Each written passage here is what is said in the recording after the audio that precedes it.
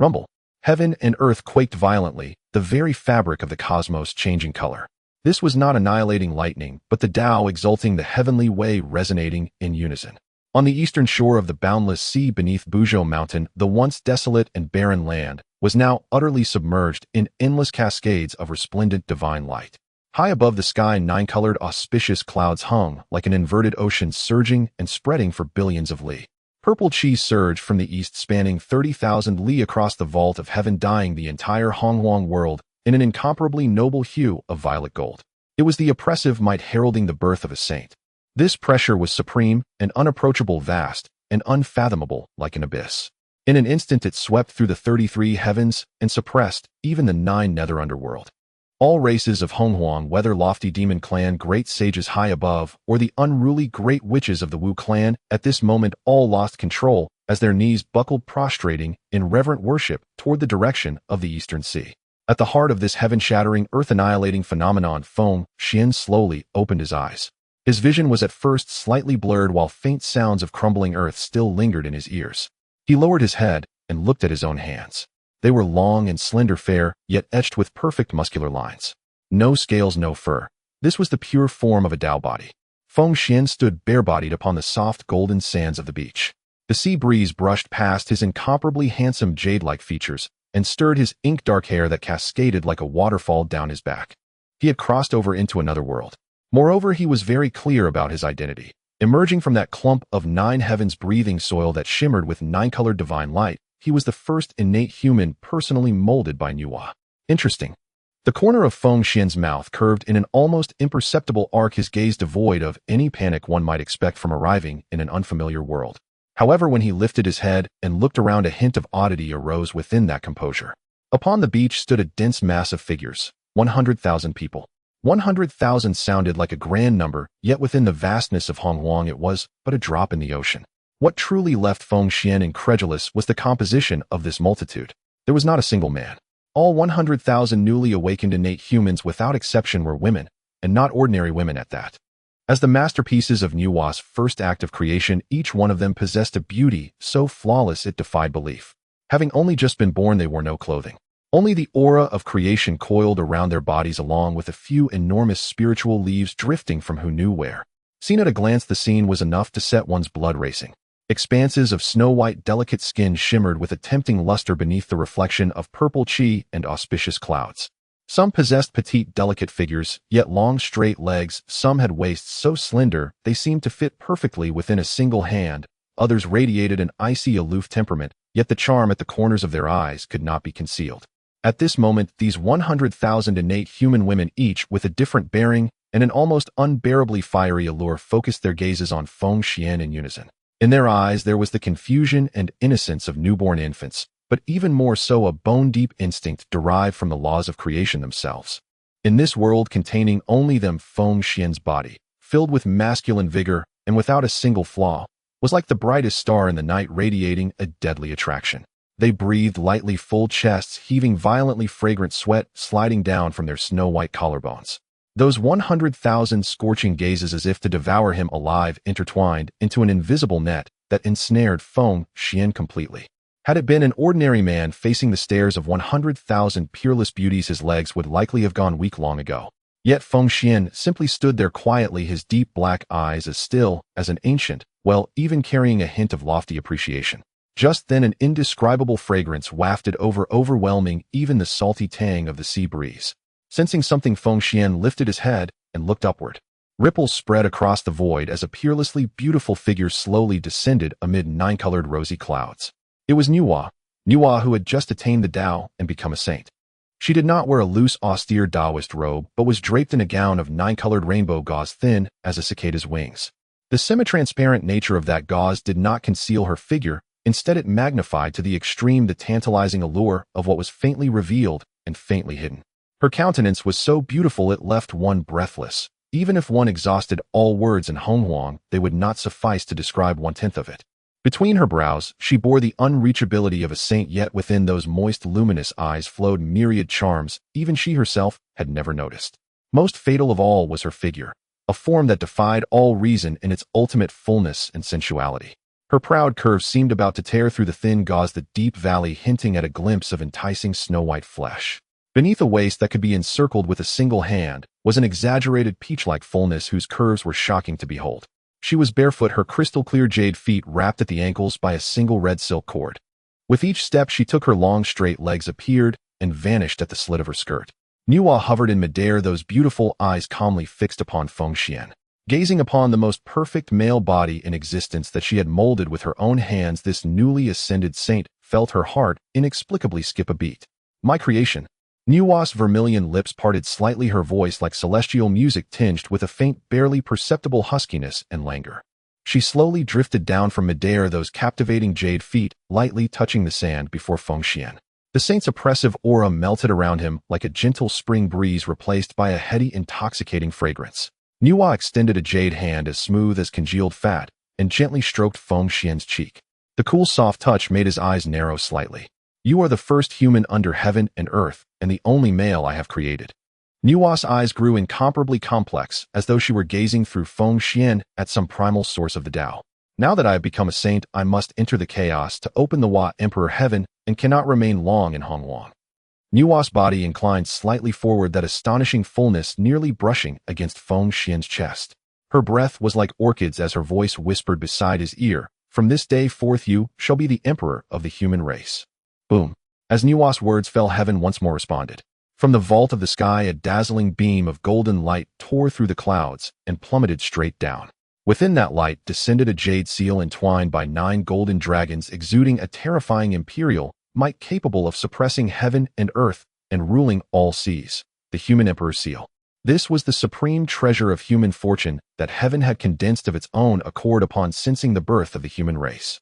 The human emperor seal hovered steadily before Feng Xuan, issuing joyful dragon roars as though paying homage to its master. Feng Xuan's expression remained indifferent as he casually reached out and grasped the seal that would drive any great power of Honghuang mad with envy.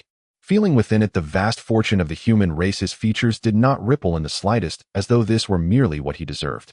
Witnessing Feng Xuan's composure, unflustered even if Mount Tai collapsed before him, Nuwa's eyes shone with an even brighter light. Suddenly this lofty, immaculate saint, Yao Clanshi Emperor and Holy Mother of Humanity, rose slightly on tiptoe, closed her beautiful eyes, and gently pressed her luscious red lips on a Feng Xuan's forehead. A soft kiss. In that instant, Feng Xuan felt an unimaginably vast stream of information surge into his mind, carried upon the power of creation. My child, I entrust the human race to you. Nuwa gave Feng Xuan one last lingering look. Then she turned away, her graceful figure stepping onto the 9-colored clouds. I am Nuwa. Today I created humans and achieved sainthood. I shall open the Wa Emperor Heaven in the chaos. Those fated may come to hear the Tao. Her holy voice resounded throughout Honghuang. Nuwa's figure gradually vanished at the edge of the sky, yet the residue of a saint's might and the lingering, enchanting fragrance in the air continued to ripple across the surface of the eastern sea for a long time. Feng Xuan still stood where he was, letting the sea breeze sweep over him. It seemed as though the soft touch of Nuwa's lips remained upon his forehead. He gently closed his eyes, beginning to digest the torrent of information that had just flooded his mind. Part of this information was the inheritance Nuwa had left him before departing. The other part was the innate understanding of the Tao that he possessed as the leader of the innate human race. This world was called Honghuang, boundless and immeasurable, riddled with peril. It was a terrifying realm where great power resided in oneself, and where the strong could grasp the sun and moon and pluck the stars. A mighty being could, with a single thought, transform seas into mulberry fields and determine the birth and death of all things. Of all this information, the core was the structure of power in this world. The path of cultivation was long and cruel. The most basic realm was the mortal realm, divided into 4 stages: refining essence into chi, refining chi into spirit, refining spirit to return to the void, and merging the void with the Tao. In this perilous Honghuang, cultivators of the mortal realm were not even fit to be cannon fodder. They could only become food for demonic beasts. Surviving the tribulations of the mortal realm allowed one to shed the mortal shell and step into the immortal realm. The hierarchy of the immortal realm was exceedingly strict: earth, immortal; heaven, immortal; true, immortal; profound, immortal; and golden, immortal. Upon cultivating to golden, immortal, one could claim to be undying and at last possess a sliver of ability to protect oneself in Honghuang. Above golden immortal stood the Tai, golden immortal, capable of reigning supreme within their own domain. Beyond that were the De Luo golden immortals, who gathered all timelines into one, transcended the river of fate, remained unique throughout past and future and were indestructible through myriad calamities. Beyond Deluo were the quasi-saints who had to sever 3 corpses or prove the Dao through laws, and beyond even that was the level Nuwa had just attained. The saint the Honghuang Deluo golden immortal, undying through endless culpas, untouched by karma, eternally existing through infinite tribulations. Aside from realms, cultivation arts and magical treasures were even more crucial in determining combat strength. Magical treasures from low to high were divided into magical artifacts, spiritual artifacts, acquired spirit treasures, acquired supreme treasures, and then innate spirit treasures and supreme innate treasures born from chaos itself. Refining essence into qi. Feng Xuan opened his eyes and sensed the utterly empty meridians within his body, unable to help but let out a muted chuckle. As a newly born innate human, though his physique defied the heavens, and he possessed a Dao body from birth, his cultivation at this moment was truly zero. He had not even reached the stage of refining essence into qi. On the eve of the Great Lich Tribulation, when Deluo roamed everywhere and golden immortals were as common as dogs, a human mortal carrying 100,000 peerless yet utterly powerless women. This was a hell-level beginning among hell-level beginnings. Yet Feng Xuan did not panic in the slightest. Since fate had decreed his birth here, this Honghuang would sooner or later fall into his hands. Just as Feng Xuan's thoughts were stirring, a crisp, icy mechanical chime suddenly exploded in the depths of his mind. Ding! Detected absolute fortune vessel. Human emperor has been born. Highest level authorization verified. Human race system officially activated. Feng Xuan's brow lifted slightly, the corner of his mouth curving into a smile that seemed to say, as expected. The standard equipment of a transmigrated late, but arrived all the same. The mechanical voice in his mind carried no hint of emotion as it directly engraved a long set of rules and protocols into Feng Xuan's consciousness. Core directive of the system: assist the host in propagating and strengthening the human race and in ascending to the supreme height of Honghuang. Core function: 1. Many blessings, many people. Each time the host recruits a blessed one who meets the system standards, a person bearing great fortune, the system will directly refresh 100,000 innate humans among the race. Note: all refreshed innate humans will be female with age fixed at a mature state of 18 years and above with no upper limit. All will possess innate Dao bodies. Hidden critical bonus: should a blessed one become pregnant with the host's offspring, the refresh quantity will soar to 1 million, and the host will obtain double critical rewards. Core function: 2. Divine demon augmentation blind box. While recruiting blessed ones, the host has a chance to trigger blind box rewards, ranging from cultivation infusions that ignore bottlenecks to max-level divine cultivation arts to unclaimed innate supreme treasures. There is also a chance to summon famous women from later eras into this world or refresh historic generals' immortal character cards from future generations, such as Ghost God Lu Bu or Azure Lotus Sword Immortal Li Bai. Character cards are divine demon augmented versions. Once used by the host, their talents, skills, and laws will merge perfectly with him. Hearing the system's introduction, the smile at the corner of Feng Xuan's lips gradually widened. No messy missions, no need to scramble desperately for opportunities, just. Feng Xuan let out a soft laugh. This system suited his tastes perfectly. He lifted his head once more, his gaze sweeping ahead. By now, after a brief moment of reverence, those 100,000 innate human women could no longer suppress the fervent instinct surging within them. They moved toward Feng Xuan like an incoming tide. 100,000 peerless beauties closing in at once. The pressure generated by so many supreme bodies converging was enough to make any man suffocate. Yet Feng Xuan's gaze, like a radar, pierced through layers upon layers of snow-white skin and locked unerringly onto a single figure at the very front. Among these beautiful yet still somewhat bewildered women, this one's aura stood out especially. She was not as completely bare as the others. Her body was artfully wrapped with wide green blades of grass. Yet rather than serving as modest covering, their particular pattern only created an extraordinarily lethal allure. The result resembled a grass skirt in the style of a high-slit cheongsam from later generations. Her figure was the very embodiment of the golden ratio, and thoroughly ripe. Her skin was not a sickly pallor, but a warm jade-like tone brimming with life. Voluptuous was Feng Xuan's first impression upon seeing her. Each time she moved those long, shapely legs, the slit of her grass skirt revealed broad stretches of incendiary whiteness. The astonishing sense of softness that accompanied her steps quivered faintly, and the twist of her handspan waist seemed capable of shattering all of a man's reason. She had a gentle, watery face with a tear mole at the corner of her eye, a visage that carried both maternal radiance and a pure, tantalizing charm enough to drive men mad. She walked up to Feng Xuan and stopped a single step away. Her dewy peach blossom eyes gazed up at him, unable to conceal the admiration and longing in their depths. "My king." Her voice was soft and numbing, laced with an innate coquettishness. "Hi, my name is Ziyishi." Hearing this name, Feng Xuan's heart stirred slightly. Ziyishi, the very same Ziyishi who in later myths taught humans to make clothing against the cold, received heavenly merit and became one of the 3 ancestral mothers of the human race. No wonder she instinctively used blades of grass to weave such a tempting cheongsam.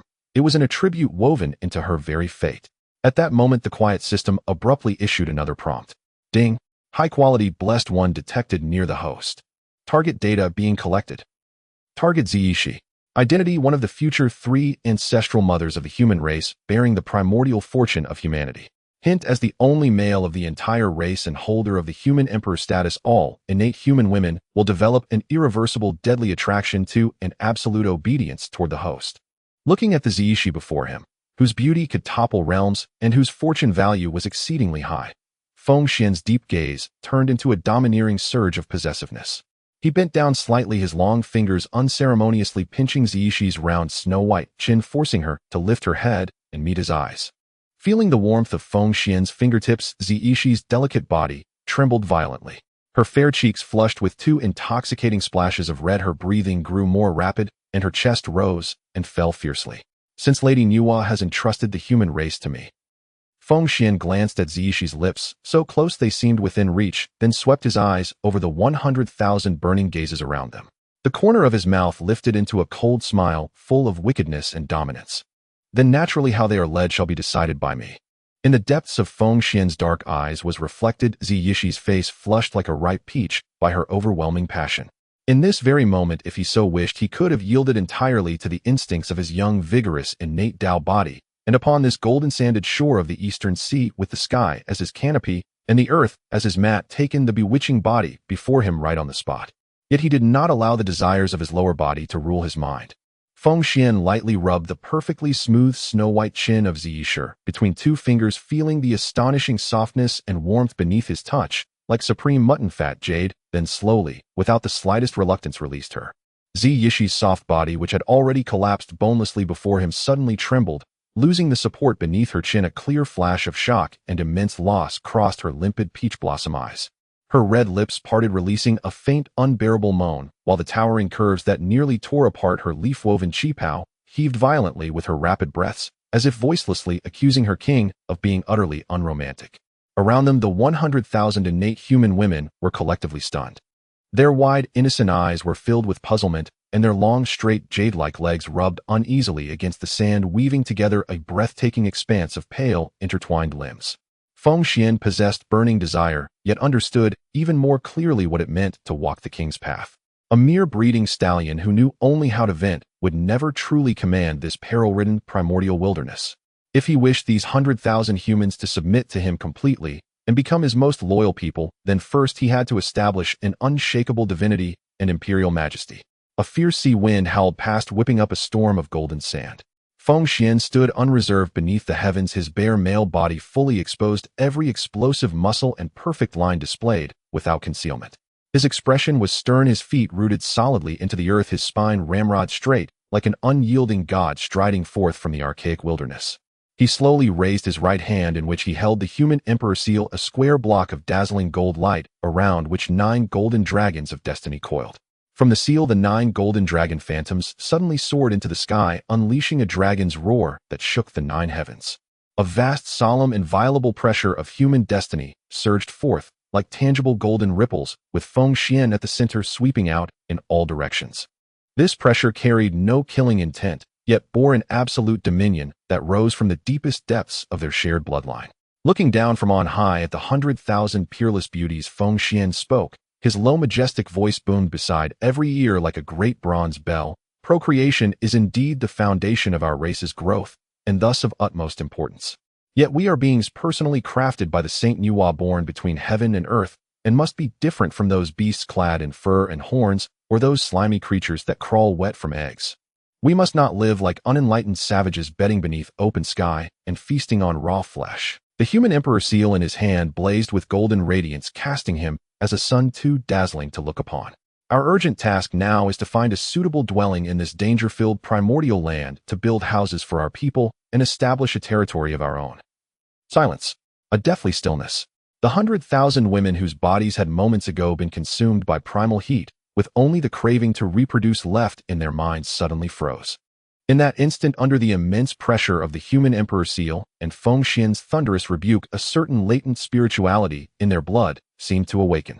The wild burning desire ebbed away like a receding tide, replaced by a profound reverence, and without rehearsal or command, the 100,000 innate human women of varied appearances and astonishingly alluring figures dropped to their knees before Feng Xuan, like a field of grain felled in unison. "We shall obey the king's decree." Kneeling in the foremost, Rosie Escher's supple waist arched into a breathtaking curve. She nodded with innocent yet exceedingly docile obedience. Though her voice still carried a trace of lingering sultriness, it was filled through and through with absolute submission. Seeing this soul-stirring scene before him, a faint, satisfied smile flickered in the depths of Feng Xuan's dark eyes. This was the taste of absolute power. "Rise," Feng Xuan said lightly. His voice shed some of its earlier sharpness, taking on the composure of one born to rule. "Follow me." Without looking back, he set his long, powerful legs in motion, striding away from the shoreline toward a vast expanse at the foot of the outlying ranges of Buzhou Mountain. Escher scrambled up from the sand, ignoring the golden grains clinging to her pale knees, and followed closely at Feng Xuan's heels like the most loyal of personal guards. Behind her, the army of 100,000 peerless beauties rose in unison, surging forth like a rolling white tide as they silently followed in the human emperor's footsteps. Before long, Feng Xuan halted. Stretching out before him was a stone forest of colossal boulders extending for dozens of li. Gray stone pillars soared into the sky one after another, accompanied by ancient giant trees so thick it would take dozens of people linking arms to encircle them. The terrain here was relatively level, backed by mountains with a clear river winding past. "An ideal place to here," he said, pointing to a stretch of open ground, his voice carrying clearly to every ear. "Here we shall stack stone to form walls against the wind and use timber to build roofs that shelter from the rain." The women exchanged looks of confusion. With their newborn, unformed minds, they could not yet truly grasp what walls and roofs were. Yet out of absolute trust in Feng Xuan, they opened their wide, limpid eyes and stared at their king.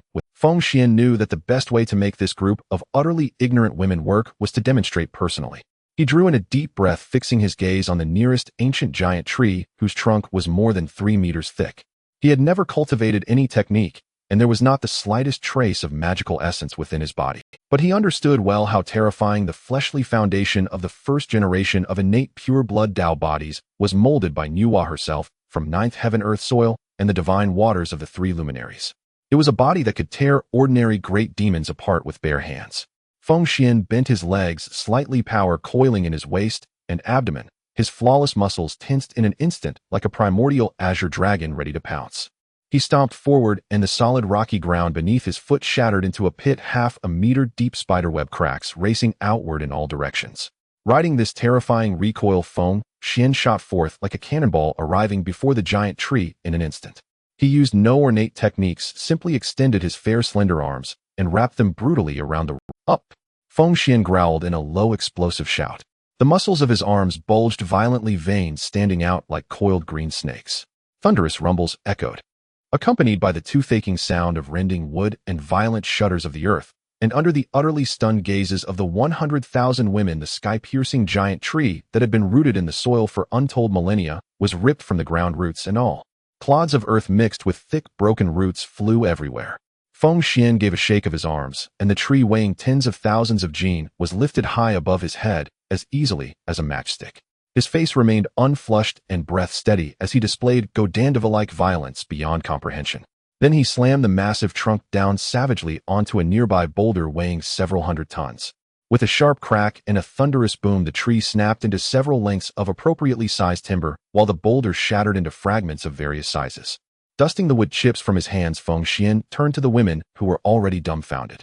"Have you understood?" Pointing at the stones and timber on the ground, he continued, "Like this. Move the stones and stack them together using the wood as supports."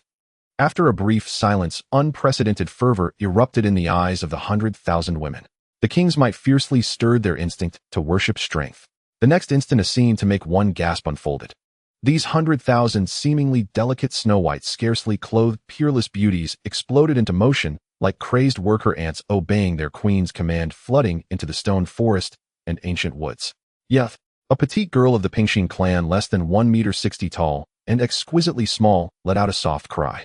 Her slender, seemingly powerless white arms wrapped directly around a cyan boulder 3 to 4 times larger than herself and weighing tens of thousands of jin. She lifted it high above her head with ease, and with light, quick steps her thin legs unbent beneath the crushing weight jogged all the way to the center of the camp with the stone in her arms. Nearby, several tall, hot-bodied beauties with exaggerated explosive curves were teaming up against a giant tree so thick 10 people would be needed to encircle it. Lacking tools, they simply slammed their crystalline fists into the trunk. Each punch landed with a dull thunder as splinters of wood flew. The ancient giant, was sturdy enough to withstand the strikes of ordinary magical artifacts, proved as fragile as tofu beneath their pale, tender fists. In no time, the tree collapsed with a crash and was violently torn into even planks. In that moment, the power of the innate Dao bodies was displayed to the fullest. Their skin was as fine as the highest grade silk, bruising red at the slightest pinch, yet within their bones surged a ferocious blood and chi more violent than that of primordial beasts. Hands clasped behind his back, Feng Xuan stood upon the highest rock in the camp, personally directing this construction work that could be called a miracle of the primordial era. Over there, stack the stones more tightly, leave no gaps. Yes, place the planks in a crisscross pattern so they can bear the weight. Feng Xuan's voice echoed over the camp from time to time. It was a strange yet addictively satisfying experience of being a foreman. Imagine a construction site with no coarse, sweaty men and no choking clouds of dust. Only 100,000 unclothed, breathtakingly shaped, peerless beauties. Under the blazing sun, their snow-white skin took on a tempting flush. Crystal sweat slid down their smooth foreheads, traced the deep, alluring lines of their chests, and finally dripped onto the dirt below. Each time they moved, a great stone, full curves shook in heart-stopping waves. Each time they bent to lift a plank, the astonishing lines of waist and hips were laid bare in Feng Xuan's gaze. This scene, brimming with wildness, strength, and ultimate beauty, caused ripples of heat to rise, even in Feng Xuan's heart, which was usually as tranquil as a still well. Especially Xianxia. As a candidate to be one of the future 3 ancestors of the human race, her fate was not only vast, she was also the most diligent worker.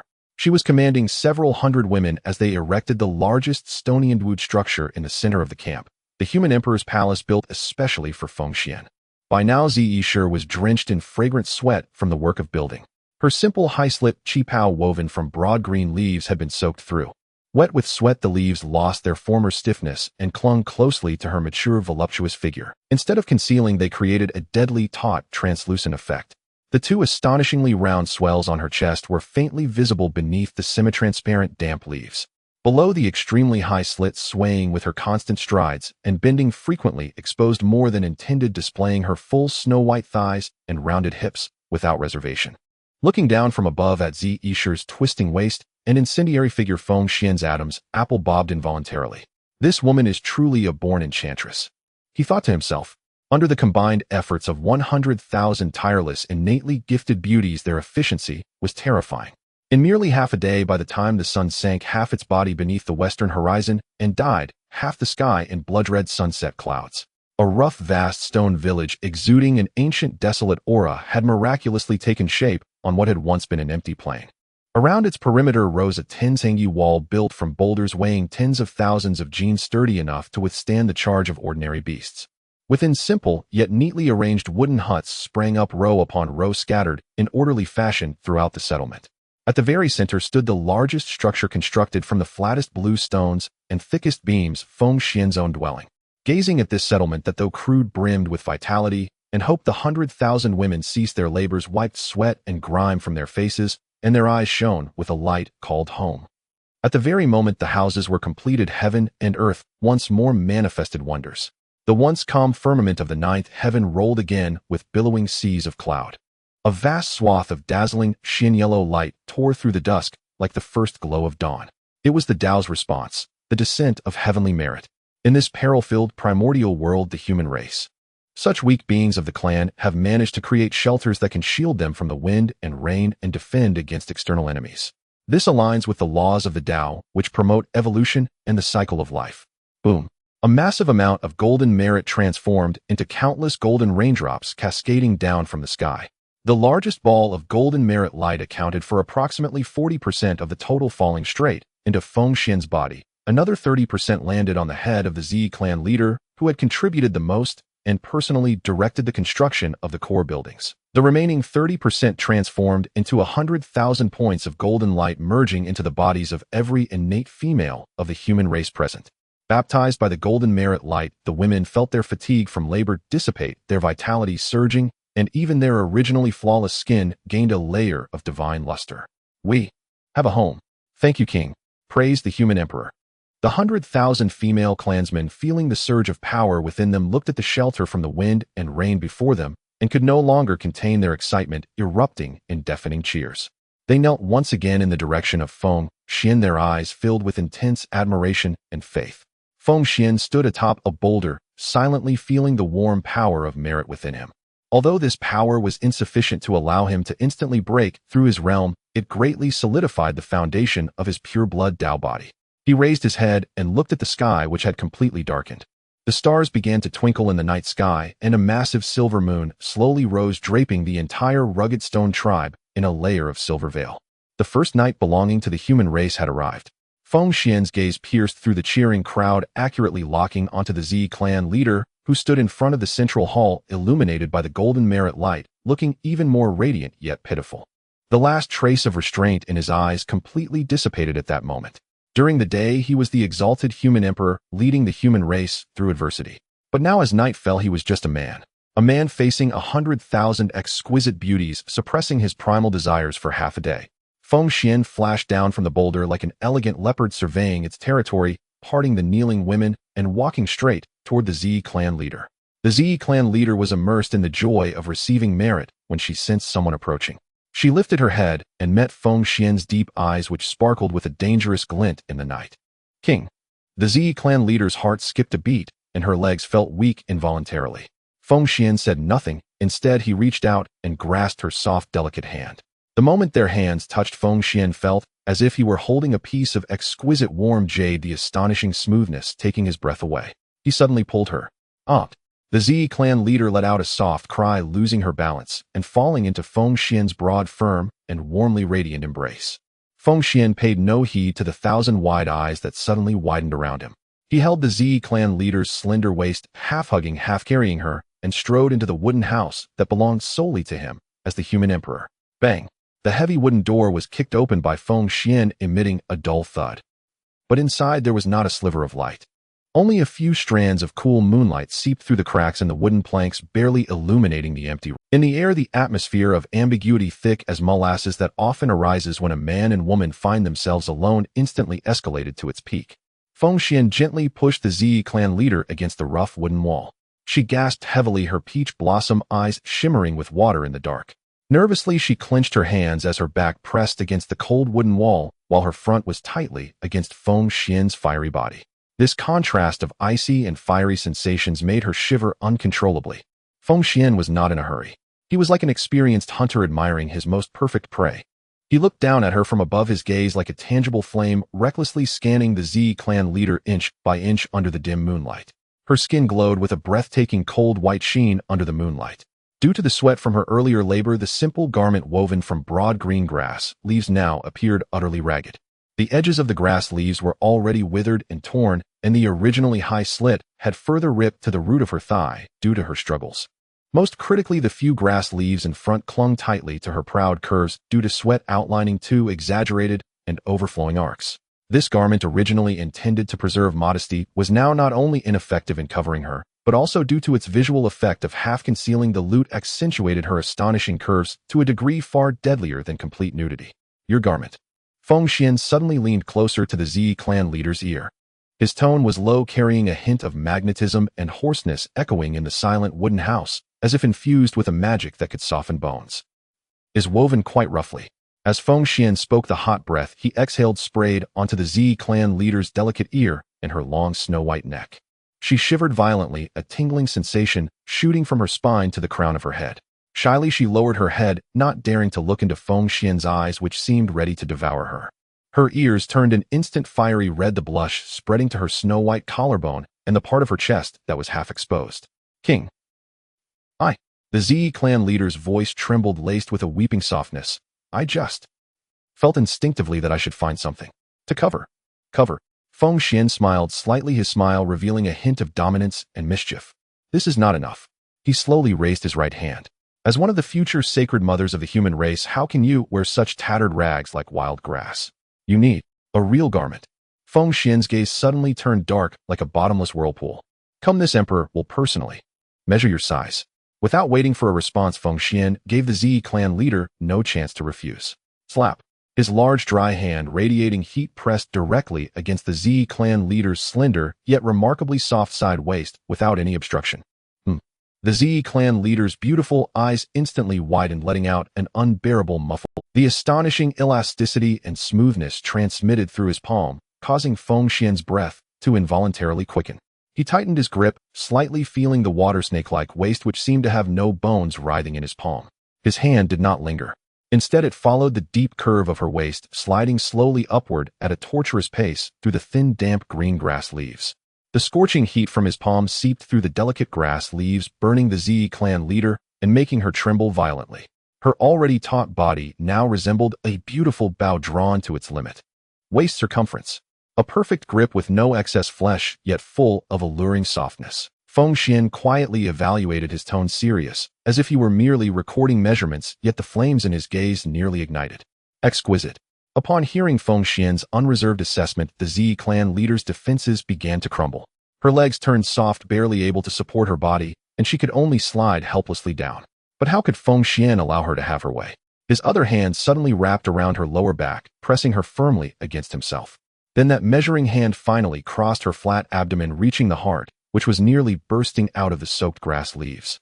Feng Xuan showed no courtesy through the damp grass leaves. His hand pressed down fiercely, and then, this pressure was like the last straw breaking the camel's back.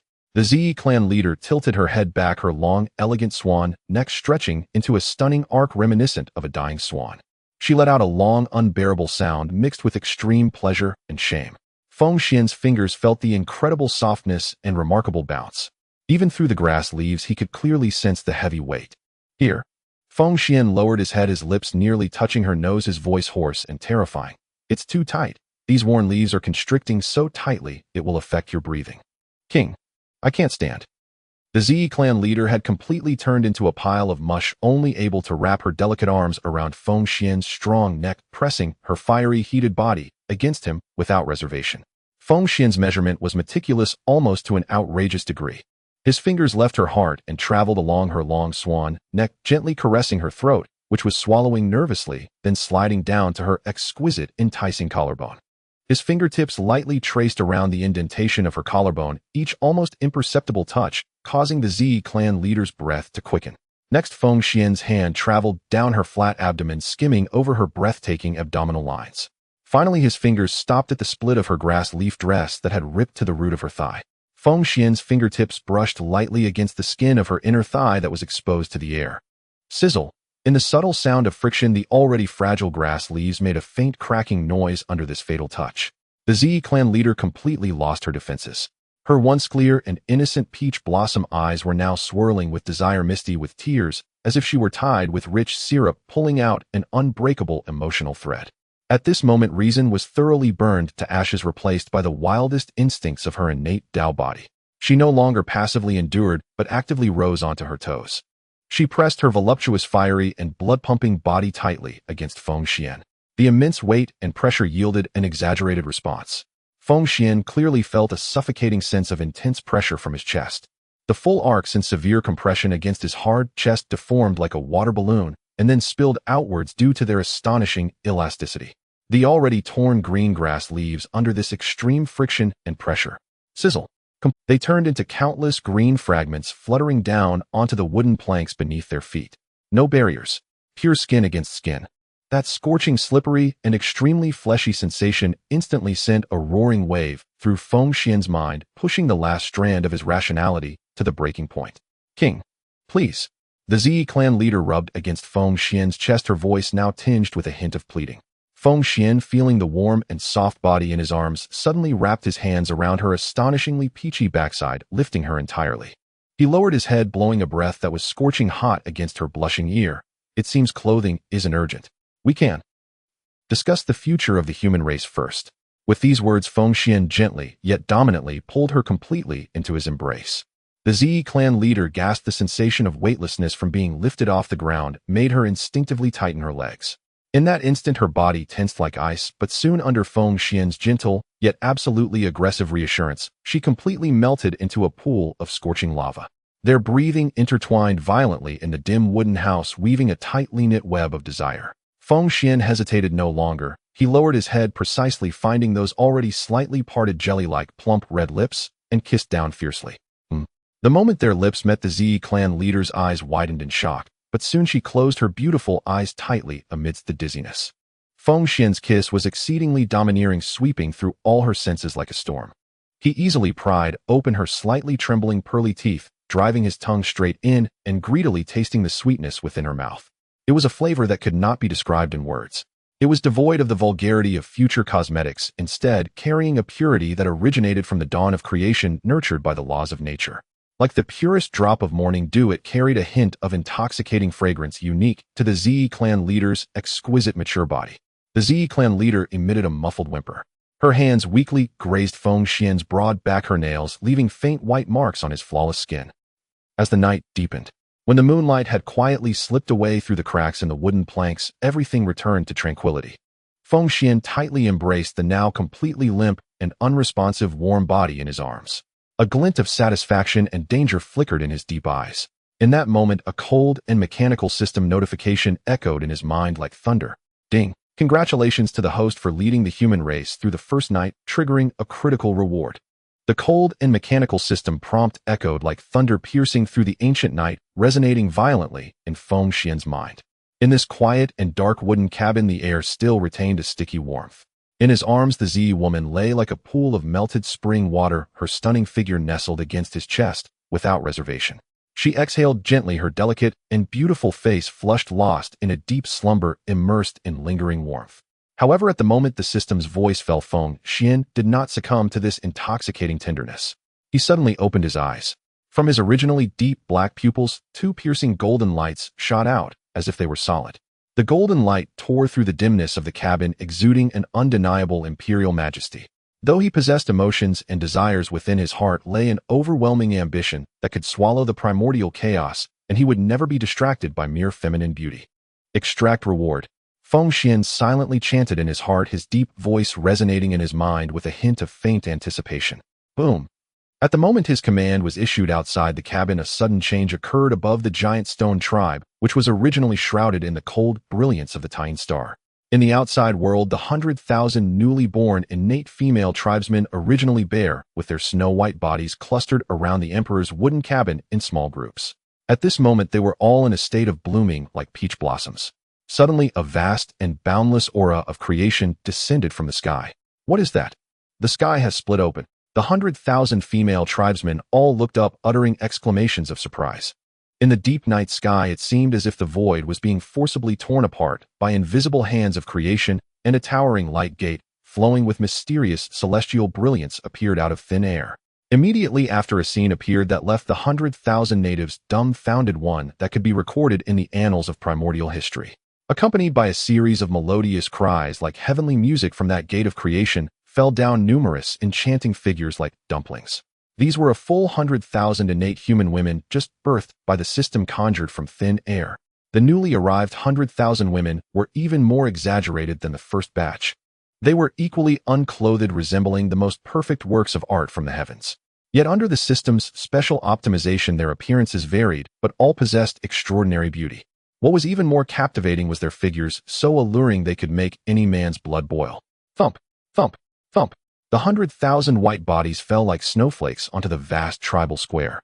Some were tall and slender, with long jade legs gleaming under the moonlight. Others were petite and delicate, exuding a charm that made one want to hold them close and play with them freely. So many sisters. The original 100,000 female tribesmen stared blankly at these suddenly appearing companions, their minds blank. The originally spacious giant stone tribe was instantly filled with a total of 200,000 exquisite bodies radiating an enticing fragrance. That vast scene of whiteness, if seen by those male cultivators in the primordial world who lacked self-control, would likely cause them to collapse in their Dao hearts and vomit blood on the spot. Meanwhile, Feng Xuan, who was in the cabin, focused all his attention in his mind. Buzz! A dazzling golden torrent surged in, directly ignoring the barriers of space and forcefully pouring into the depths of Feng Xuan's sea of consciousness. It was the profound essence of the Renhuang Zhenshi. Feng Xuan felt as if a golden emperor's phantom was practicing supreme techniques in his mind, with countless obscure golden runes swirling and reforming within his memory. Renhuang Zhenshi, a unique growth-type technique of the mixed origin level saint level. This technique is an unparalleled gateway tailored for the emperor. Cultivating this technique does not require one to laboriously absorb the spiritual energy of heaven and earth or comprehend the laws of the Dao. Core secret: gather the luck of the human race to stabilize the heavens and earth. The more people of the human race, the greater the host's power will be, the higher the quality of the human race, such as subduing women of exceptional fortune or giving birth to prodigious offspring. The upper limit of the host's cultivation and physical foundation will experience an endless surge. As long as the human race does not perish, the emperor will be immortal through the ages. With a single punch, he can unleash the vast momentum of the entire human race and suppress all laws of the heavens. What a domineering technique! Feng Xuan's lips curled into a satisfied arc.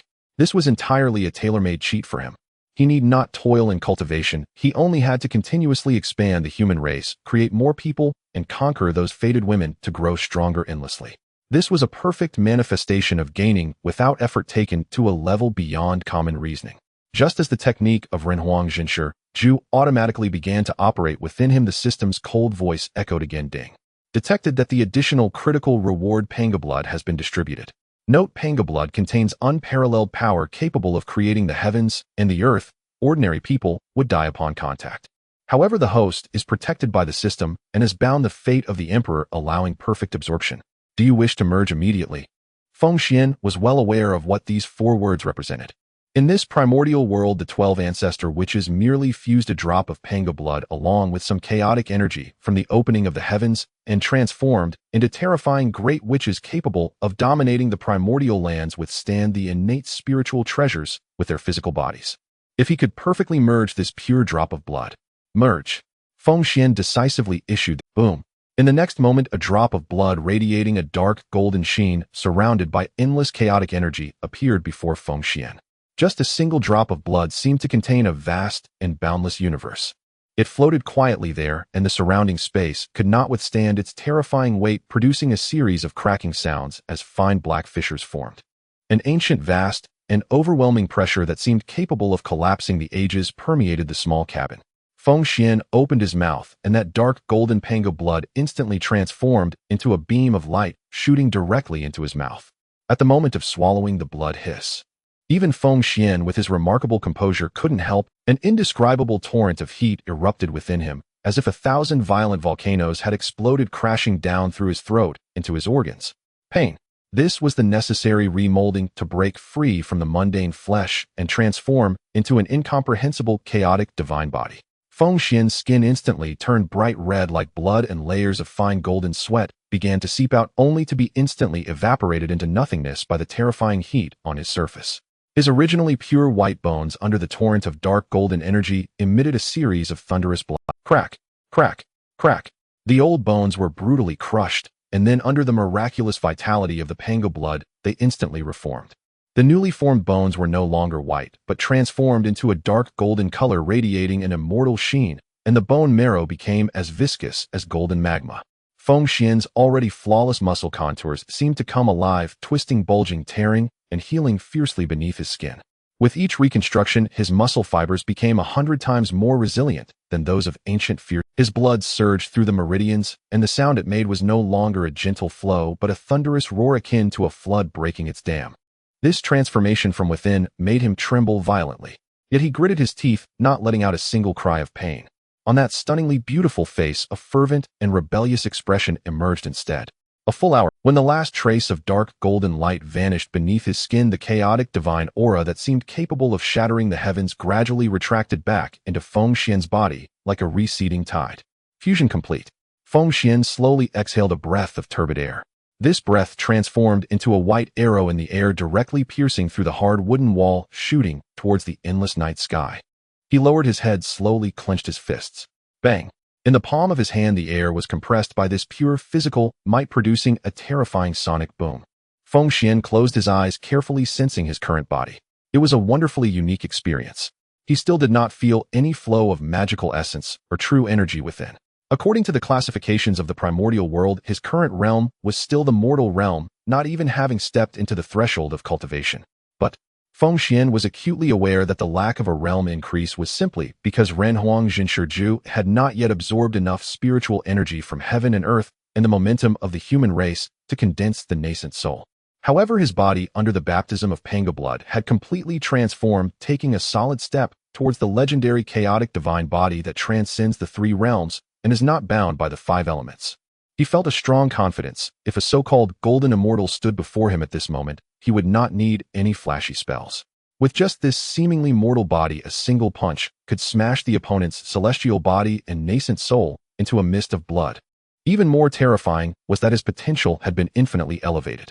This body was like an unfathomable black hole. As long as there were sufficient resources and women, he could endlessly accommodate more. Open the panel.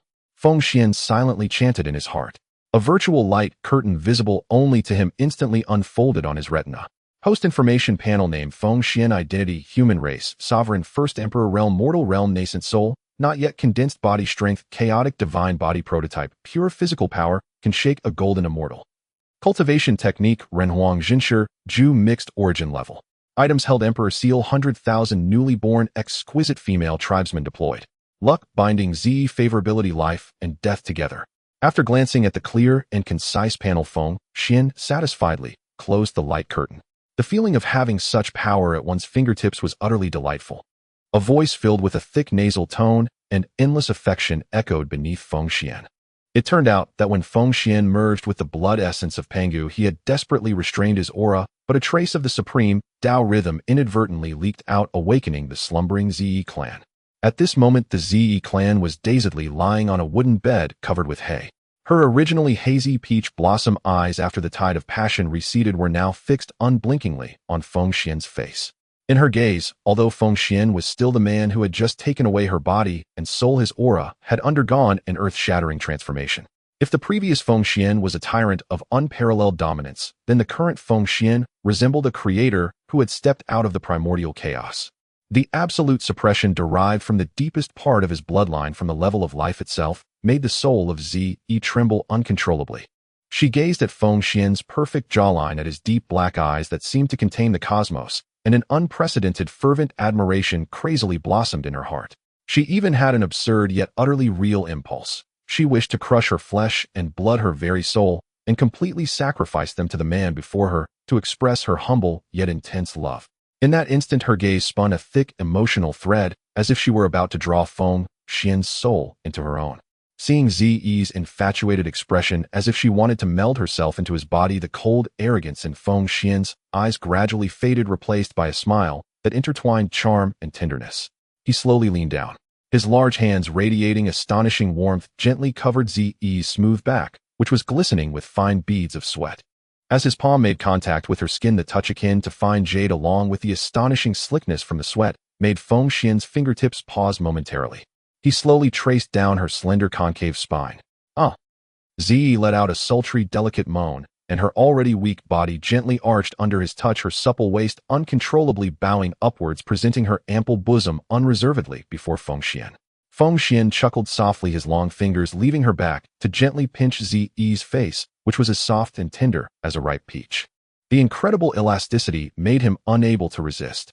"Did I wake you, Feng Xuan's voice was low and magnetic, like a feather gently brushing against Ze's heart. "No." Ze gasped hurriedly, even forgetting her current unguarded and vulnerable position. She lifted her delicate arms, as soft as vines, tightly wrapping around Feng Xuan's broad shoulders, which were cast in steel. She pressed her burning cheek against Feng Xuan's chest, listening to his strong heartbeat that rang like ancient war drums, her voice filled with uncontainable infatuation. "As long as I can be by the king's side awake, it's better than in dreams." Gazing at the exquisite mature woman before him, who was utterly devoted, Feng Xuan's smile broadened. "You have just received grace and your body is already weary. The disturbance from my practice has disrupted your rest, and that is my fault." Feng Xuan lowered his head slightly, his profound gaze locking onto Ze's collarbone that rose and fell with her intense breathing. "As your man, I apologize to you." Hearing the exalted emperor apologize to her, Ze's beautiful eyes widened in surprise. A mix of bewilderment and an indescribable sweetness surged in her heart. "Your Majesty, you flatter me.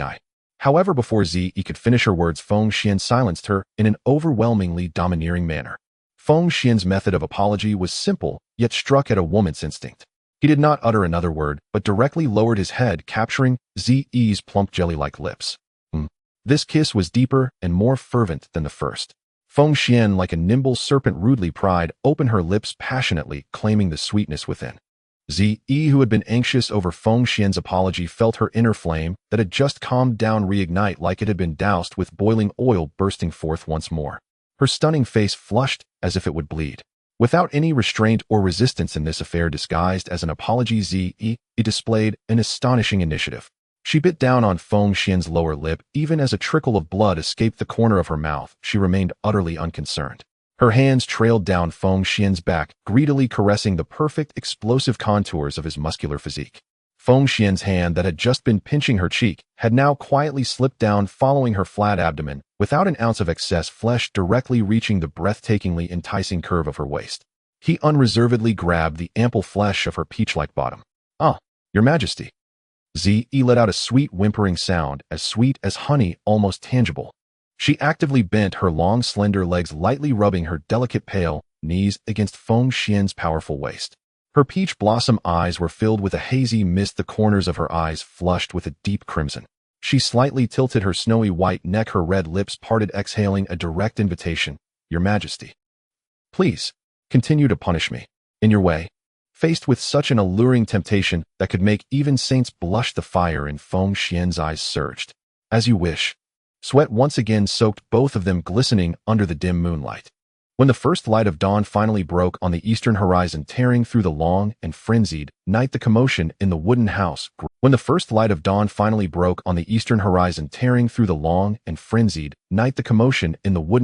gradually subsided. Zi had completely lost the ability to move. Like a cat that had exhausted all its strength, she lay languidly on Feng Xuan's broad, solid chest, not wanting to move even a finger. On her stunning face, tear streaks mingled with the charming flush of ultimate satisfaction, a hint of a blissful smile still lingering at the corners of her lips. Feng Xuan gently stroked her long black hair that flowed like seaweed across his chest, a rare tenderness flashing in his eyes. At that moment, Feng Xuan, who had been meditating with his eyes closed, suddenly furrowed his brows. Even though he had not yet cultivated divine, since his body infused with Pangu's blood essence had developed an astonishing perception of the external world. He sharply sensed that outside the wooden house, above the once quiet giant stone tribe, an immense energy filled with a peaceful yet grand aura was wildly gathering. This aura was familiar to him. It was the same energy that descended from the heavens during the construction of the tribe last night. Another one. A trace of doubt and amusement flickered in Feng Xuan's eyes. He gently moved Zi from his body and pulled over a remaining large leaf to cover her alluring figure. Then Feng Xuan rolled out of bed. Still without any clothing, he boldly strode toward the wooden door, his flawless, imposing physique on full display. Creak! The heavy wooden door was pulled open by him. The first ray of morning sunlight, mixed with the freshness of the sea breeze, instantly flooded into the wooden house, filled with an ambiguous atmosphere. Feng Xuan squinted his eyes and looked outside. Even for one as composed as he, the scene before him caused him to momentarily pause. Before him, the expansive square of the giant stone tribe was densely packed with fully 200,000 naked innate human women. The 100,000 exquisite beauties that had newly arrived last night had already completely merged with the original 100,000 female tribeswomen. Though they had stood for an entire night, their innate Dao bodies were so robust that they showed no signs of fatigue. On the contrary, the morning's chilly dew made their large areas of snow-white skin appear even more translucent, as if a gentle pinch would cause them to drip with water. At this moment, these 200,000 women, each with distinct appearances and incredibly alluring figures, were gazing at Feng Xuan, who emerged from the door with an almost reverent fervor. When they saw Feng Xuan's unguarded masculine physique, the breaths of the 200,000 women quickened simultaneously. However, what truly caught Feng Xuan's attention was not these dazzling beauties, but the sky above them. Rumble. The clouds above the 9 heavens rolled, and myriad golden rays pierced through the firmament.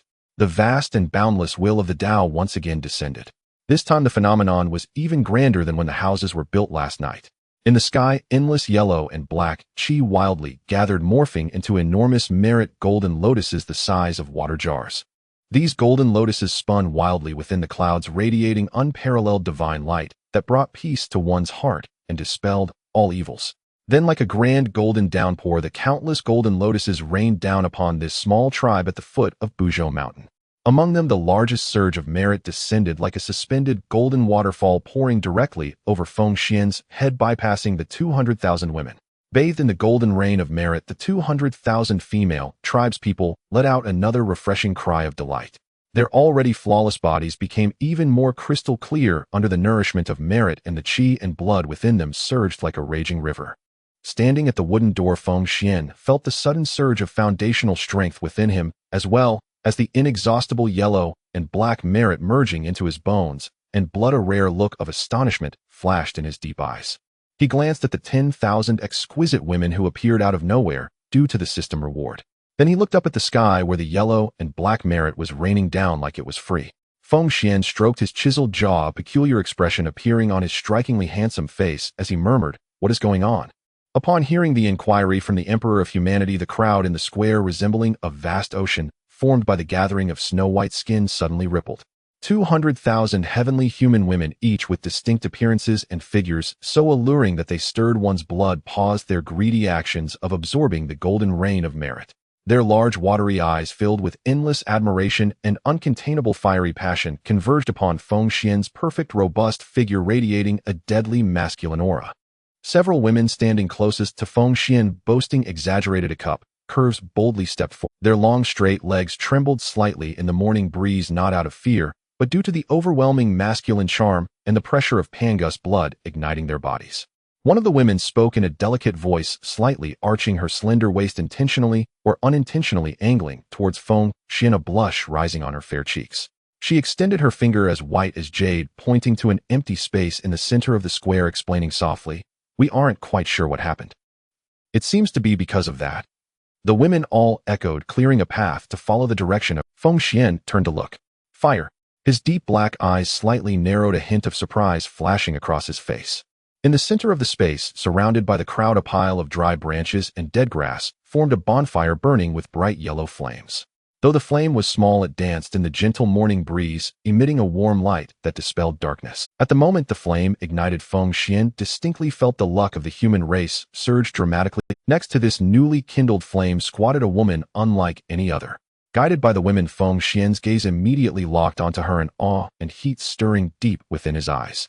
If the Zi clan represented the gentle essence of mature women, then the woman before him was a wild and fiery blaze capable of igniting any man's primal desires. Unlike the other women, she was not completely naked, but had tied a piece of mottled beast skin around her waist in a very wild manner, barely concealing her mysterious allure. Yet this rough covering was even more lethal than complete exposure. Her skin was not the cold white of crystal, but a honeyed hue radiating a wild beauty and healthy glow. She had a mane of thick red hair flowing like flames, cascading over her slender shoulders.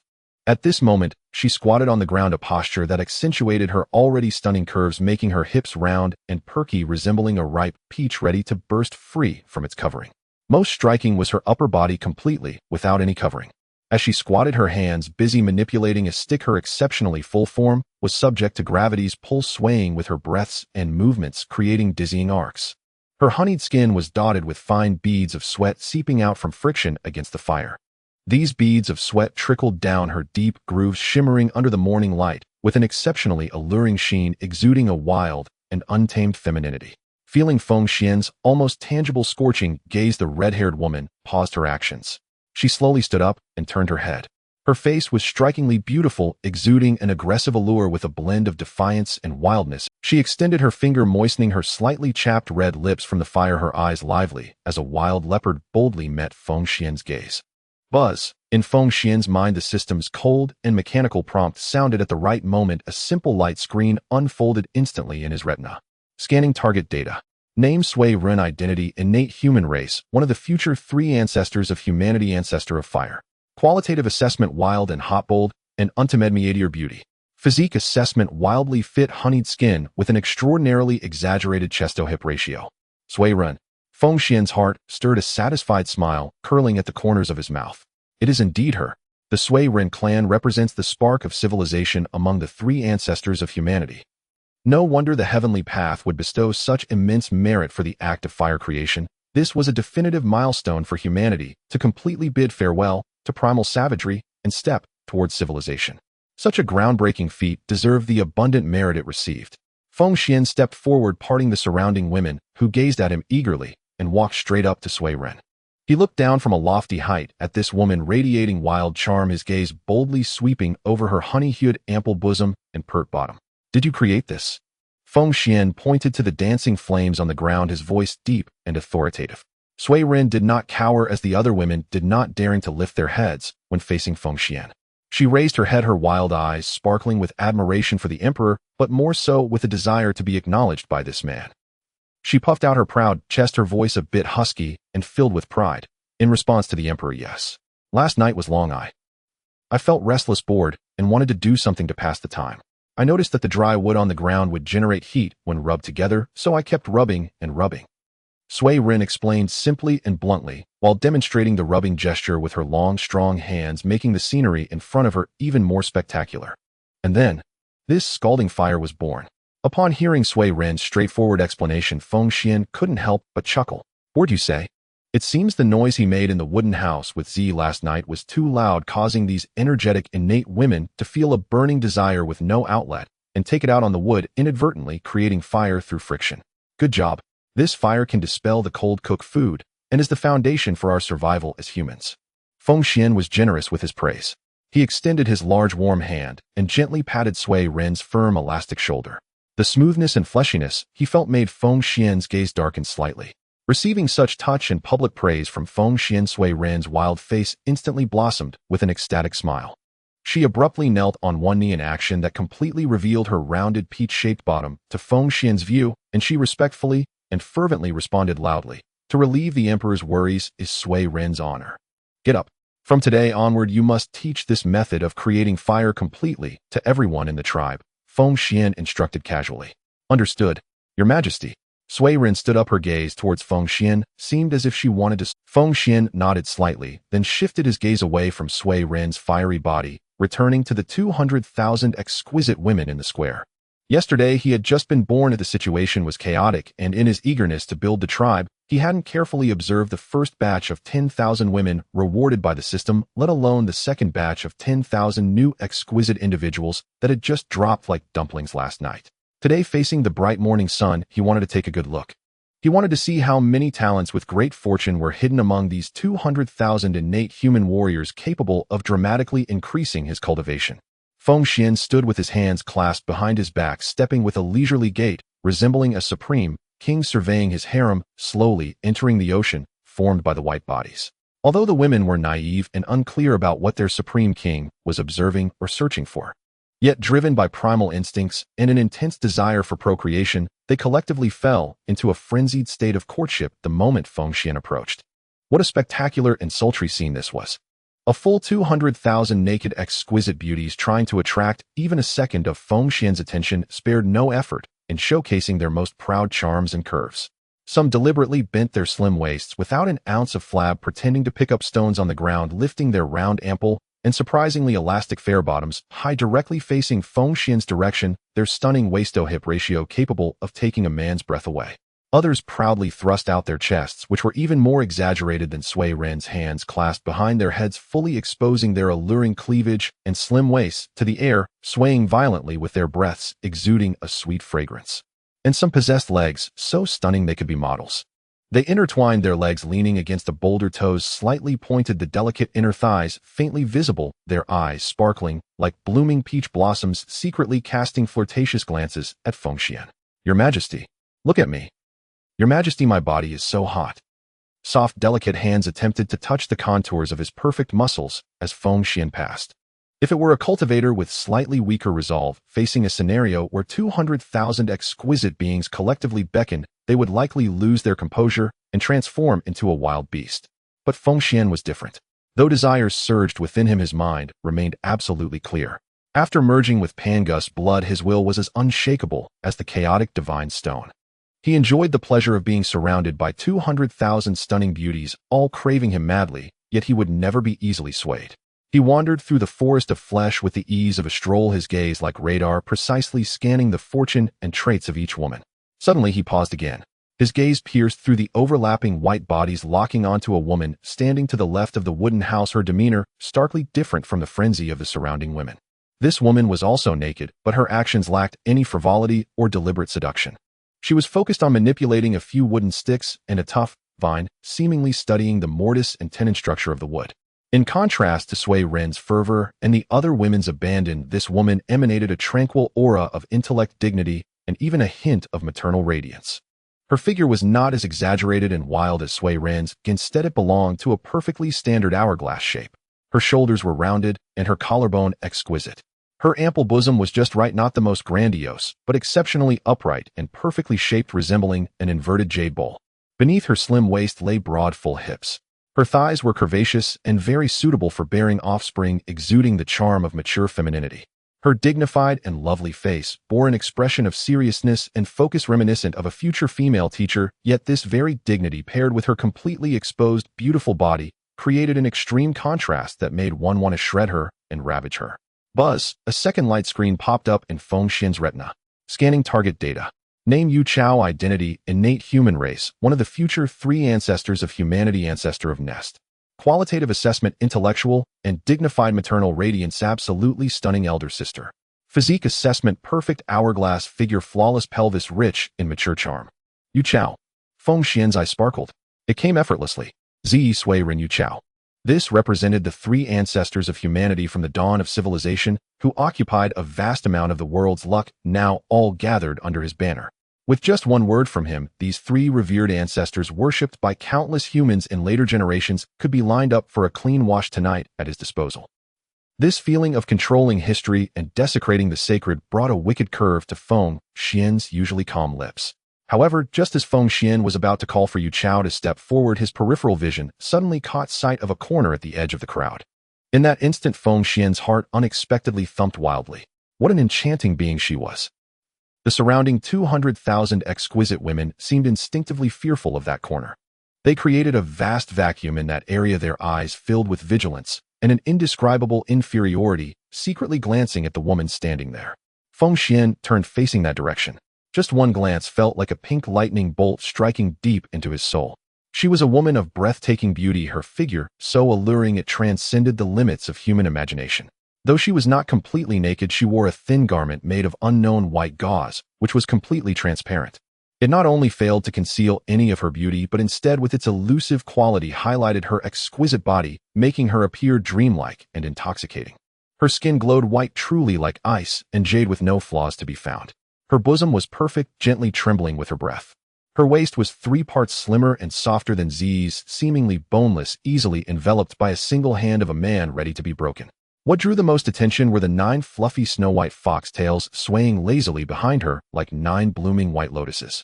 Each tail emitted a faint pink glow containing a terrifying charm that could directly affect the soul. On her head were a pair of fluffy white fox ears that occasionally twitched, adding a touch of adorable charm. She had a face that could bring ruin to nations, with eyebrows like distant mountains and eyes like peach blossoms. In her gaze there was not a hint of innocence, only pure, captivating allure. As her eyes twinkled, it seemed as if there were a bottomless spring ready to drown all men in its depth. She stood quietly, her entire being radiating an enchanting aura of the 9-tailed fox, causing not only the innate human women around her to feel a shiver, but even the air around her to become thick and ambiguous. Buzz. The system's light screen blinked with an unprecedented glaring red light, flashing wildly in Feng Xuan's mind. Alert. Detected a special myth. Target data scanning in progress.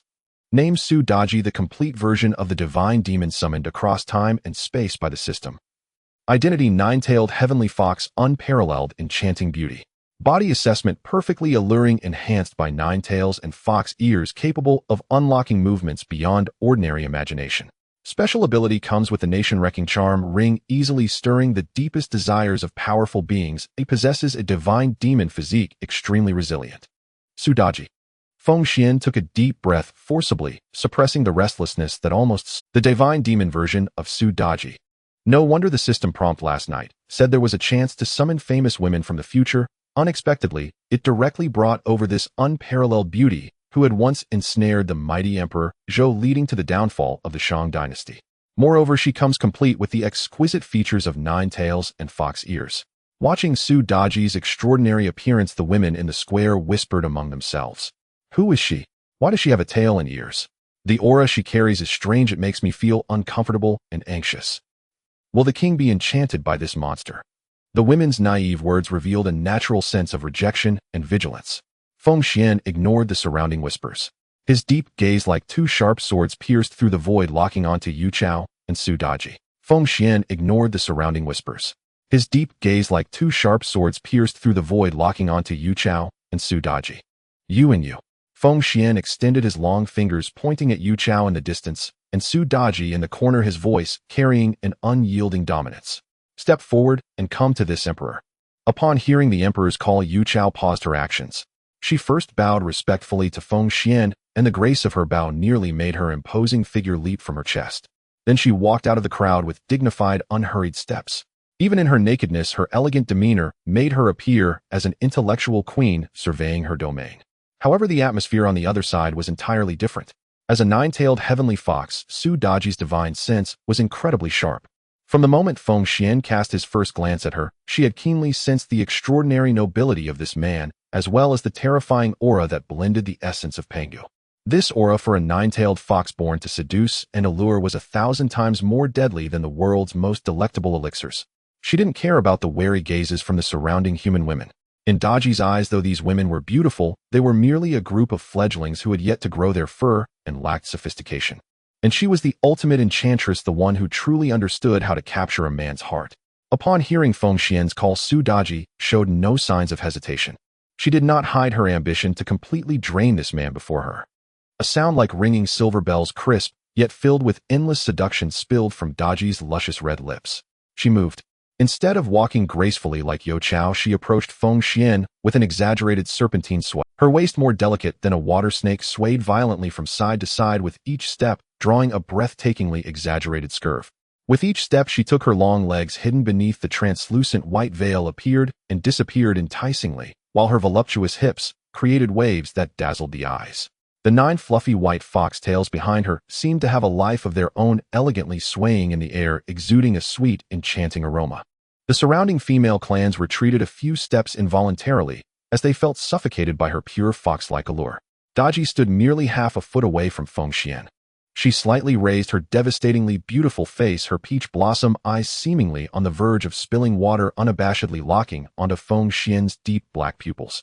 Then, under the gaze of 200,000 astonished eyes, Daji extended her delicate pink tongue along her full, luscious lips, slowly and seductively licking a circle. "My king." She spoke, her voice soft and sweet as if it could weave threads in the air, causing a tingling sensation that pierced the soul. "I, your servant Su Daji, wish to serve you for all eternity." Saying this, she even slightly lifted her toes, lightly pressing her perfectly full bosom against Feng Xuan's firm chest. At the same time, a fluffy white foxtail behind her, like the most nimble arm, reached out from below, gently brushing up Feng Xuan's strong side, waist finally circling on his chest. Such blatant seduction. Such shameless allure. If it were an ordinary person, they would probably have bled from the nose and lost all reason. But Feng Xuan's eyes merely darkened slightly, a flash of brutal possessiveness flickering in his profound pupils. He did not push Daji away. Since the system has sent such an unparalleled enchantress as the overbearing emperor, how could he not dare to accept her? Feng Xuan's lips curled into a wicked smile as he suddenly extended his powerful hand, wrapping it around Daji's soft, almost boneless waist. "Ah, you made it painful for me, my king," Daji exclaimed in a delicate voice, but her body obediently melted against him like a boneless beauty snake, wrapping around Feng Xuan and offering her astonishing softness to his chest. Feeling the smooth, scorching body in his embrace and the delightful touch of the fluffy foxtail, Feng Xuan was very satisfied. He raised his head and looked around at the women whose faces were filled with vigilance and hostility due to Daji's actions. "No need to be alarmed." Feng Xuan's authoritative voice echoed throughout the area. "Su Daji, although born with an anomaly, she is still a member of the human race, blessed by creation. From now on she shall be my woman, and you shall not harbor hostility towards her, understood?" Upon hearing the emperor's declaration, the previously wary women instantly fell silent, bowing their heads in agreement. In their hearts, the king's words were absolute truth. However, at that moment, creak, the wooden door behind Feng Xuan was pushed open once more. Clad in red marks and barely covered by a few tattered leaves, she trembled as she leaned against the door frame, struggling to step out. She originally came out to check on the loud noises outside, forcing her weary body to see. But as soon as she stepped outside, she saw Feng Xuan embracing an extraordinarily alluring woman with a tail and ears who was looking at her with a challenging gaze. Ji Yi's gentle face instantly stiffened. An indescribable bitterness and jealousy surged within this future matriarch of the human race. She knew she shouldn't expect to monopolize the king, but seeing that woman who was 100 times more enchanting than herself clinging to him, she couldn't help but bite her red lip, her eyes turning slightly red. "My king." Ji's voice had a hint of nasal grievance. Hearing her pitiful call, Feng Xuan turned his head. Looking at the woman who had been thoroughly exhausted by him the previous night, now struggling to stand, but still making an effort to see him, Feng Xuan's domineering demeanor softened slightly. He could certainly see the jealousy in Ji's eyes. For someone in his position, the occasional jealousy among the beauties of the harem was not a nuisance, rather it was an excellent seasoning to increase the flavor. Feng Xuan chuckled softly, not releasing his hold on Su Daji's slender waist, but stepped forward, bringing Daji along directly in front of Ji. In the astonished gaze of Ji, Feng Xuan extended his other strong arm, pulling her into his broad, warm embrace with a gentle force. With one arm around the enchanting Su Daji and the other embracing the gentle and voluptuous Ji, the two stunning beauties pressed their ample bosoms against Feng Xuan's chest. The contrasting icy and fiery skin textures and astonishing elasticity made Feng Xuan's breathing grow slightly heavier. Ji gasped and instinctively wanted to struggle, but sensing Feng Xuan's undeniable strength, she immediately softened. She shot a disgruntled glare at Daji, who was smirking next to her, then obediently pressed her face against Feng Xuan's chest, no longer moving. Feng Xuan lowered his head, his magnetic voice resonating in both women's ears simultaneously, carrying a blend of overwhelming dominance and romantic allure. "No need to be jealous. You are all my wings, the indispensable foundation for my ascent to the supreme throne of the primordial." As these words left his lips, Ji's small grievances instantly evaporated, replaced by sweet satisfaction and unwavering loyalty. In Su Daji's peach blossom eyes, a glimmer of intrigue also flickered. After enjoying the embrace of two beautiful women for a moment, the tenderness and fire in Feng Xuan's eyes suddenly receded. He slowly released the two women, gently pushing them aside. When he turned back to face the 200,000 bewildered, naked, and disorderly human women, his aura had undergone a tremendous transformation. He was no longer the man indulging in beauty, but the supreme emperor holding the universe and embodying the heavenly decree. Feng Xuan gazed at the group of women who possessed exquisite bodies, yet had not established even the most basic sense of shame or order, fully aware that merely relying on reproduction was insufficient to survive in this cruel primordial world filled with mighty beings. Absolute rules must be established. The spark of civilization must be ignited. Feng Xuan's right hand slowly lifted. Boom! A dazzling golden light exploded in his palm. The imperial seal of humanity, entwined with 9 golden dragons of fate, manifested once again. It hovered in midair, spinning round and round. The 9 golden dragon phantoms howled at the sky, a terrifying imperial pressure capable of suppressing the heavens and earth and ruling over countless beings surged like a tangible golden tsunami, sweeping across the entire Boulder tribe. Under this pressure, the 200,000 female clans, including the recently summoned Yu Chao and Su Run, even the notoriously unruly Su Daji, trembled as an irresistible shudder echoed through their souls. Whoosh! 200,000 pure white bodies like cut wheat uniformly knelt on the ground. Feng Xuan's expression was stern, his eyes like stars containing the sun and moon as he raised the imperial seal, speaking indifferently. The human race, newly born, knows not the rules, unaware of the celestial order like ants. His voice was not loud, yet bolstered by the aura of the imperial seal, it resonated in the depths of every woman's soul. The sound transcended the space, echoing in the ears of 200,000 people simultaneously. In this world of the survival of the fittest, ants are only fit to become others' prey. Feng Xuan's gaze sharpened, 2 piercing golden rays shot from his deep pupils. He raised the imperial seal high, the brilliant divine light on the seal surged tenfold, shooting towards the clouds, forcibly parting the clouds above. With a voice like a bell containing the heavenly decree, every word he uttered carried the supreme power to invoke the laws of the great Dao. Today I shall act as heaven's agent to punish and establish rules to determine order. Thus I decree you all as the 4 ancestors of humanity. Feng Xuan's gaze was sharp as a sword, his finger pointed decisively. Ji, kneeling below, trembled all over and lifted her head. I decree you to oversee the clothing and attire of the human race, teaching the clansmen to cover themselves and keep warm, to understand shame, and you shall be known as the ancestral figure of clothing. Su Ren. The red-haired Su Ren stood straight with fervor. I decree you to oversee the passing of fire among the human race, teaching the clansmen to expel darkness and cook their food, and you shall be known as the ancestral figure of fire. Yu Chao. The dignified Yu Chao knelt with her hands on the ground, listening respectfully. I decree you to oversee the construction of dwellings for the human race, teaching the clansmen to build houses and shelter from wind and beasts, and you shall be known as the ancestral figure of dwellings. Lastly, Feng Xian's gaze fell on the mesmerizing Daji. Sudaji. Sudaji was slightly taken aback, seemingly not expecting to be included among them. She quickly concealed her charm and gracefully knelt. I decree you to oversee the food and nourishment of the human race, teaching the clansmen to recognize grains and cook delicious meals, and you shall be known as the ancestral figure of food. With Feng Xian's thunderous words echoing like the thunder of the heavens, the entire primordial world seemed to fall into a brief silence. Then came a roaring sound that shook the 33 heavens, reaching down to the 9 underworlds. The heavenly way sensed it. In the original mythological trajectory, the human race had to endure suffering and bloodshed, crawling through countless cycles of reincarnation, experiencing numerous life and death struggles before the 3 ancestors could comprehend the mysteries of clothing fire and dwellings over long ages. But now, Feng Xian, relying on his supreme status as the emperor and his foresight of future trend, directly enforced a domineering decree igniting the fire of civilization, represented by clothing fire and dwellings prematurely and thoroughly on the 2nd day after the human race's birth. This was equivalent to reversing the heavenly Dao, saving the human race from countless years of suffering and torment. The heavenly Dao is just: those who contribute to the evolution of heaven and earth shall receive immeasurable rewards. Ao. Atop the heavens, the originally almost absorbed yellow and black merit clouds by the 200,000 women began to swell and gather at an unbelievable speed. The boundless yellow and black aura cloaked the entire eastern seashore in a sacred golden sea of. Then, under the astonished gazes of the 200,000 women, the vast yellow and black merit actually solidified into a tangible form, transformed into 5 long, vivid, golden dragons of merit, each scale shimmering with the symbols of the great Tao.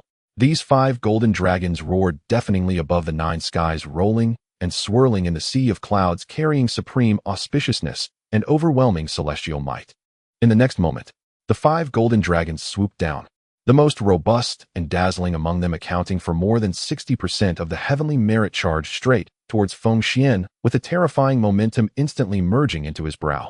With a roar, the mightiest of the dragons, the main dragon that consumed fully 60% of heaven and earth's merit, surged like a mountain-crushing tidal force and struck straight into Feng Xian's brow. Boom! Feng Xian felt an earth-shattering concussion erupt deep within his spiritual sea. Endless strands of ochre chi immediately coursed through his wondrous meridians and every sinew of his body. His body, already fused with Pangu's essence and gleaming with a dim golden luster in its nascent demonic form, was now illuminated as if forged from pure gold. A dazzling ochre radiance poured from every pore of his skin, and the flawless contours of his musculature were so perfectly sculpted that they humbled every man and drove every woman to madness. The entire Donghai coast for millions of miles around was bathed in the light of this vast ember of human civilization. The laws of heaven and earth trembled. The entire Donghai coast for millions of miles around was bathed in the light of this vast ember of human civilization. The laws of heaven and earth trembled and resonated violently as humanity's fortune skyrocketed in that instant. The surge was so immense that ripples brushed even the chaotic expanse beyond the 33 heavens. At the edge of chaos, where earth, water, fire, and wind raged, and the violent chaotic currents could shred an ordinary golden immortal without effort. There at the violent center, a newborn heaven thrummed with life and 9-hued immortal light. Honghuang, Nuwa, having just attained sainthood and returned from the primordial wastes to consolidate her Daofrit, sat cross-legged on a 9-colored auspicious cloud. Her face remained breathtakingly beautiful beyond any mortal word or comparison. A gossamer 9-hued robe clung to her like cicada wings, failing to conceal her luxuriant curves. The pose pressed forth a deep, entrancing valley of snowy white cleavage. Beneath, her slender waist bloomed an exaggerated peach-like curve. Even seated, it flared outward in a breathtaking arc. Her jade feet, pristine and unsullied, rested one against the other, the red thread around her ankle flickering faintly in the chaotic chi, emanating an intoxicating blend of sanctity and decadence. Suddenly, Nuwa's closed eyes flew open. In those starry depths, there was a flash of incredulous, "What is this? The fortune of the primordial world has tilted so wildly." Her voice, like celestial music, carried a note of startled doubt. As a saint of the heavenly Tao, a single thought revealed shifts across the 3 realms and 6 paths. She sensed clearly that the human race's fortune, once as faint as a candle, had swelled several-fold within a single day. It even felt as if it were catching like a prairie fire. Only yesterday, I fashioned those first fragile lives from earth. Like ants, how could they have drawn down such immense merit? Nuwa's brows knit with curiosity. She extended a jade hand, her pale fingers tapped the void. Honghuang mirror. With the hum of saintly laws, an oval water mirror edged with inscrutable runes slowly condensed before Nuwa. Ripples spread across the mirror's surface, leaping the endless chaotic void to lay its gaze upon the Donghai shore below. As the image in the Honghuang mirror cleared, Nuwa expected to witness humans beset by calamity or perhaps granted some celestial treasure. But when the scene resolved, this primordial Dao saint, who had passed innumerable eonic cycles and cultivated a Dao heart as still as a bottomless well, found her breath stall for half a beat. In the image, the golden rain of merit still hung in the air. At the center of that rugged stone tribal plaza stood the first human she had shaped, the only male she had made, Feng Xuan. He was shamelessly bare, flaunting a body perfected to the utmost extreme. Every inch of him was unveiled, chiseled abs like carved stone, a broad virile chest, and long, powerful thighs brimming with explosive strength, all gleaming under the merit gold light with an allure one could not look away from. His aura was no longer the naive innocence of a newborn. It had become that of an unchallenged tyrant, a sovereign whose words carried life and death. What made Nuwa's mouth go dry and the scene verge on the absurd was what surrounded Feng Xuan across that vast plaza of tens of miles. Were only women. 200,000 of them, all nude, a sea of flesh that cupped Feng Xuan like stars orbiting their sun. Those 200,000 pairs of eyes, as if wet with dew, stared unwaveringly at Feng Xuan. Closest to him were four beauties, each a ruinous kind of charm in her own manner. One was gentle and voluptuous with spring in her face, one wild and honeyed, defiant and scalding, one dignified and intellectual with long legs and ample hips. The last bore 9 fluffy pink foxtails, emitting a fox-like allure so potent Nuwa could feel it even through the mirror. Nuwa stood stunned. Her moist, luminous eyes widened and her red lips parted. What a brazen, domineering, heart-throbbing tableau this was. Where did the extra 100,000 women come from? She had intended for Feng Xuan to lead humanity in propagation, but never imagined that a single day apart would yield such a grand, exaggerated selection of brides' spectacle. Seeing those women gaze at him with devouring hunger and Feng Xuan's composed, kingly demeanor as if choosing lionesses for his domain. For some reason, a rare flush crept across Nuwa's sacred, untouchable cheek. The blush ran from the pale curve of her ear down the swan-like length of her neck and disappeared into the depths of her 9-hued robe. Her heartbeat quickened and the proud form pressed tight within her robes rose and fell with a breathtaking This wretched spawn. Nuwa bit her lip and mentally spat the insult, yet her gaze seemed ensorcelled by the mirror, unable to tear away from that lethally attractive form. Below in the primordial lower world on the Donghai shore, Feng Xuan bathed in the merit gold light, with his eyes closed, sensing the titanic transformation of power within his body. Fused with Pangu's blood, his flesh had reached a potency beyond mortal comprehension. At this moment, his sensory acuity surpassed that of many godsends, cultivating golden immortals by orders of magnitude. Suddenly, Feng Xuan's brow lifted. Amid the tranquil aura of merit, he sharply detected a subtle, yet supremely lofty fluctuation. The ripple bore no malice. Rather, it carried a lofty scrutiny and a barely perceptible hint of shyness. Someone is spying on me. Feng Xuan's deep black eyes snapped open. 2 shafts of gold like tangible blades shot from his gaze and pierced the boundless void above the heavens. Blessed by Pangu's blood and crowned by humanity's favor as the first human emperor, he instantaneously locked onto the source of that fluctuation and even hazarded a guess at its owner. Across the primordial wastes, who could silently span the endless void to observe him while bearing the laws of creation in their breath. Aside from the Holy Mother, who had only yesterday kissed his brow, who else could it possibly be? If any other mighty being of the primordial world, Nuwa's saint, watched them while they stood naked, they would likely cower, prostrate themselves, and scramble for leaves to cover their shame. But who was Feng Xuan? He was a man with an external system graft who acted on whim and regarded every exquisite female role across the primordial wastes as his possession.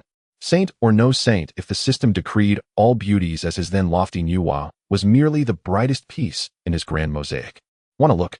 Then look all you like. A wicked, invasive grin curled at Feng Xuan's mouth, brimming with He had no intention of hiding his virility. Instead, he performed an act so brazen it almost dropped Nuwa's jaw from the heavens. Feng Xuan suddenly spread his powerful arms. With his left hand like iron pincers, he seized Su Daji, who was tracing circles on his waist with her foxtail. He crushed that supple, boneless waist in his palm with a fierce squeeze. "Ah, my lord," Su Daji cried out, saccharine and devoted, and like a serpent without backbone slithered her burning, snow-soft body tightly against his left side. Feng Xuan's right hand was not idle. He greedily hauled the smitten Zi into his embrace. Zi's voluptuous form struck his right side with a provocative thud. Left and right, two peerless beauties sandwiched Feng Xuan between them. Before him Swearin writhed with wild honeyed motion. Yu Chao looked up with dignified knowing eyes, and beyond them stretched an army of 200,000. Feng Xuan stood thus, in an arrogant, overbearing posture beneath heaven. He slowly lifted his head. That deep, defiant gaze seeming to devour everything met the trace of divine intent in the void and struck with full force. Even across the boundless chaos and the 33 heavens above, Nuwa could feel that man's gaze as if it had solidified, piercing the water mirror and scorching her heated cheek. His expression was not reverence from creation to creator, but the assessment of an exalted sovereign sizing up his most noble, most coveted quarry. Just as Nuwa, flustered by his brazen stare, moved to sever the spiritual connection Feng Xuan acted, he parted his lips and mouthed a silent shape toward the void. Simultaneously, his Honghuang Renhuang Xianxia Ju thundered to life within him. He condensed the vast fortune of the human race into a single thread and wrapped it in a magnetic, teasing, and wicked spiritual thought. Riding Nuwa's probing intent, he brazenly hurled it back through the void and into Hua Huang Tian beyond the 33 heavens. In the chaos, a man's voice suddenly whispered in Nuwa's ear. The voice seemed to breathe against her earlobe, hot, with virile force, staining the translucent curve of her ear with a swift dusk of color. Holy Mother! Feng Xuan's light chuckle echoed in Nuwa's spiritual sea. Why do you keep watching me? At that blunt inquiry, the exalted heavenly Dao saint felt her mind strike a bell. Her once placid Dao heart was shattered as by a boulder, sending towering waves through her being. Her spiritual sense violently fluctuated. The rose on her cheeks had already spread to her throat. She meant to scold this audacious wretch, yet found herself momentarily at a loss for words. After all, why had she, a saint, been staring at a naked man? Before Nuwa could craft an excuse, Feng Xuan's magnetic, wicked voice traversed the fortune channel and answered brutally for her, because he's handsome. Those 4 words struck Nuwa like a pink lightning bolt across her heartstrings. Through the mirror, she plainly saw the man in the midst of beauty smile, more fiercely, more unashamedly. Then a phrase profane enough to make the primordial world blanch, and startled gods and Buddhas erupted in a devilish whisper in Nuwa's ear. If your majesty likes to look, why watch from so far away? Come down to the lower world. Feng Xuan lengthened the trailing sound laden with brazen flirtation and possessive hunger. I, the sovereign, will personally help you change your robes. The word change sealed it, the final straw that snapped Nuwa's composure. Crack. In the chaos, the Yuanguang mirror before Nuwa, suffused with saintly laws, emitted a crisp snap, as if some internal string had been cut. Spiderweb cracks raced across its surface. In a blinding flare, the spellbound water mirror shattered and dissolved into a scattering of light in the raging chaotic currents. The Donghai vision abruptly cut off. Nuwa sprang to her feet. Her sumptuous form, wrapped in 9-hued silk and absurdly lavish, trembled uncontrollably. She raised the jade hand and clapped it over her wildly beating proud heart, as if restraining a wayward drum within her chest. A frantic heartbeat. This audacious little thief. A myriad of colors flashed across Nuwa's stunningly beautiful face.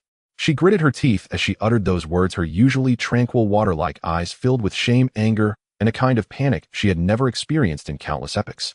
He dared to personally assist me in changing clothes. How dare he speak such lewd and shameless words to a celestial saint? Nuwa felt her cheeks burning as if they were about to catch fire. She could even feel that the divine sense from Feng Xuan, which had just flowed with the fortune, seemed to transform into an invisible hand forcefully squeezing her skin that had never been touched by the opposite sex. However, after the initial rage and humiliation, when the Empress Nuwa fell silent once more, Nuwa slowly lowered her hand from her heart, but in her watery eyes a strange ripple began to stir, one that even she herself had not noticed. In the long and monotonous prehistoric years, those so-called powerful beings would bow to her with the utmost respect, not daring to lift their heads. Who would dare to look at her like that man did, with an intense gaze, as if he wished to devour her whole? Who else would dare to tease her saintly heart with such domineering and wicked words? That figure of the supreme ruler, naked and perfect, embracing and dominating, was like a poisonous seed deeply rooting itself in the depths of this saint's Dao heart at that moment. By the eastern sea, Feng Xuan maintained his arrogant posture, gazing up at the heavens. Moments later, he distinctly felt that the saintly aura that had been locking onto him like a startled rabbit suddenly withdrew, disappearing without a trace. Heh! A low chuckle escaped Feng Xuan's throat. He knew that the audacious words he had just spoken had successfully torn a wound in the heart of that lofty, holy mother that could not be healed. To conquer a saint, one must not treat her like an ordinary woman. One must first shatter her unattainable divinity, making her feel the shame and emotional fluctuations of being a woman. As long as she starts to feel angry, blush, and become unsettled because of you, it will only be a matter of time before she completely succumbs. Feng Xuan withdrew his gaze, redirecting his attention back to the battlefield before him. After the awe-inspiring baptism of virtue and the consecration ceremony, the 200,000 innate human women had their physical functions and intelligence opened to a certain extent. However, the awakening of their intelligence did not make them modest. On the contrary, understanding more made their desire to be favored by this supreme human emperor and to bear his offspring more direct and fervent. Your Majesty. The fluffy fox ears of Su Daji in his arms twitched slightly as she lifted her captivating face, her pink tongue gently licking Feng Xuan's chest, bringing a wave of tingling sensation. Her voice was soft and sweet as if it could drip with water. What was Your Majesty looking at just now? Am I not beautiful enough? My king, it's still early. Why don't we return to the wooden house first? On the other side, Zi was equally unwilling to be outdone. She rubbed her impressive curves against Feng Xuan's arm, her peach blossom eyes shimmering with moisture. Your Majesty, I also want to serve you. Below, Xuan stepped forward with a wild spirit, shouting, Your Majesty, let me do it. Feng Xuan, however, took a deep breath, forcibly suppressing the surging blood and desire within him. Although he was an unabashed rogue, he was also an emperor with grand ambitions. As the saying goes, to do a good job, one must first sharpen the tools. This 200,000-strong human army was his capital for survival and future resistance against the witch and demon races in the wilderness. He absolutely could not let it fall into disarray. Be quiet, all of you. Feng Xuan suddenly withdrew his hands, his handsome face displaying an undeniable authority. Accompanied by his cold shout, the imperial seal erupted with a faint golden light once more. The royal pressure that came from the depths of his bloodline instantly silenced the previously tumultuous 200,000 women who obediently restrained their movements, akin to a group of stunning female soldiers awaiting inspection. Matters of reproduction have plenty of time ahead. However, if the human race wishes to stand firm on this prehistoric land, we must each perform our duties and establish order. Feng Xuan's deep gaze swept over the 4 human ancestors before him, beginning to allocate tasks. He pointed at the 100,000 newly born women who had only just arrived and were still clueless about tribal construction. Zi. Yes. Zi quickly stood upright, her voluptuous waist slightly arching. Select 50,000 skilled and intelligent individuals from these 100,000 newborns. Form a clothing department. Using the surrounding vines, leaves, or the animal skins we hunt in the future, quickly produce clothing that can cover our bodies for the human race. Understanding shame is the first step towards civilization. Understood, Your Majesty. Zi acknowledged the order and turned, leaving behind a fragrant breeze as she went to select personnel from the 50,000 fair-skinned women. Feng Xuan then looked toward Xuan, who had wild charm radiating from her red hair. Xuan, Your Majesty, I am here. Xuan proudly flaunted her assets as she responded loudly. You two will select 50,000 women to form the fire department. Your task is to gather all the dry firewood within 100 miles and teach them how to create fire using the method you know hand in hand. I want the tribe to be completely illuminated by firelight tonight, so that the beasts hiding in the dark will not dare to approach even a step. Yes, we will ensure the task is completed. Xuan excitedly accepted the order and left her curvaceous figure swaying with exaggerated arcs as she walked. Feng Xuan's gaze fell upon Yo Chao, who stood gracefully to the side, with a perfect hourglass figure. Yo Chao, you contributed the most to the construction of the house yesterday. Today you will lead 50,000 people to form the construction department. The current wooden houses are still crude, and the city walls are not sturdy enough. You must mine more giant stones, cut down thicker giant trees, and ensure that this tribe is expanded and fortified in the shortest time possible, creating a stronghold capable of accommodating 200,000 people. Rest assured, Your Majesty, Yu Chao will not disappoint you. Yu Chao slightly bowed, a reassuring strength emanating from her intelligent demeanor. She turned to direct those stunning worker ants with terrifying, innate strength. Finally, Feng Xuan's gaze lingered on Su Daji, who was still wrapping her foxtail around his calf, her eyes filled with deep yearning. Looking at Su Daji's enchanting appearance, a hint of amusement flashed in Feng Xuan's eyes. Daji, I'm here, Your Majesty. Daji responded sweetly, her pink tongue unconsciously licking her. You possess the bloodline of the 9-tailed celestial fox with sharp senses and incredible speed. The remaining 50,000 women will be led by you to form the exploration department. Feng Xuan pointed at the dense primitive forest and vast plains surrounding the tribe. Your task is the heaviest and the most dangerous. Lead them to explore the terrain nearby, searching for edible wild fruits and grains. If you encounter low-tier wild beasts, directly use your innate physical strength to hunt them. I want all humans to eat enough food tonight. Upon hearing this task, Su Daji initially pouted. As a dignified nine-tailed celestial fox, her specialty was extracting everything from men in bed, yet now she was asked to lead a hunt for food. But when she saw Feng Xuan's deep, undeniable eyes, she immediately tucked away her discontent. She giggled, her water snake-like waist twisting sharply, whispering like an orchid by Feng Xuan's ear, "Your Majesty, rest assured, I will take good care of this group of fledglings. However, if I bring back a bountiful haul tonight, Your Majesty must reward me well." After speaking, she deliberately brushed Feng Xuan with her full bosom, before reluctantly turning away, swaying her 9 majestic tails as she led the last 50,000 women out of the tribe's gates. With the emperor's command, this massive stone tribe, along with the surrounding dozens of miles of plains and forests, completely transformed into a high-speed, operating, alluring machine. Throughout the entire day that followed, Feng Xuan stood as the most content overseer on the largest stone platform at the center of the tribe, overlooking his domain. What a breathtaking scene! It was one that would be recorded in the most incredible annals of the prehistoric era. To the south, Yuchao led 50,000 stunning women carrying enormous stones weighing tens of thousands of pounds. They were sweating under the blazing sun, their originally snow-white skin turning a tempting shade of pink. Every time they bent to lift a stone, their mesmerizing curves and overflowing beauty shone unabashedly in the sunlight.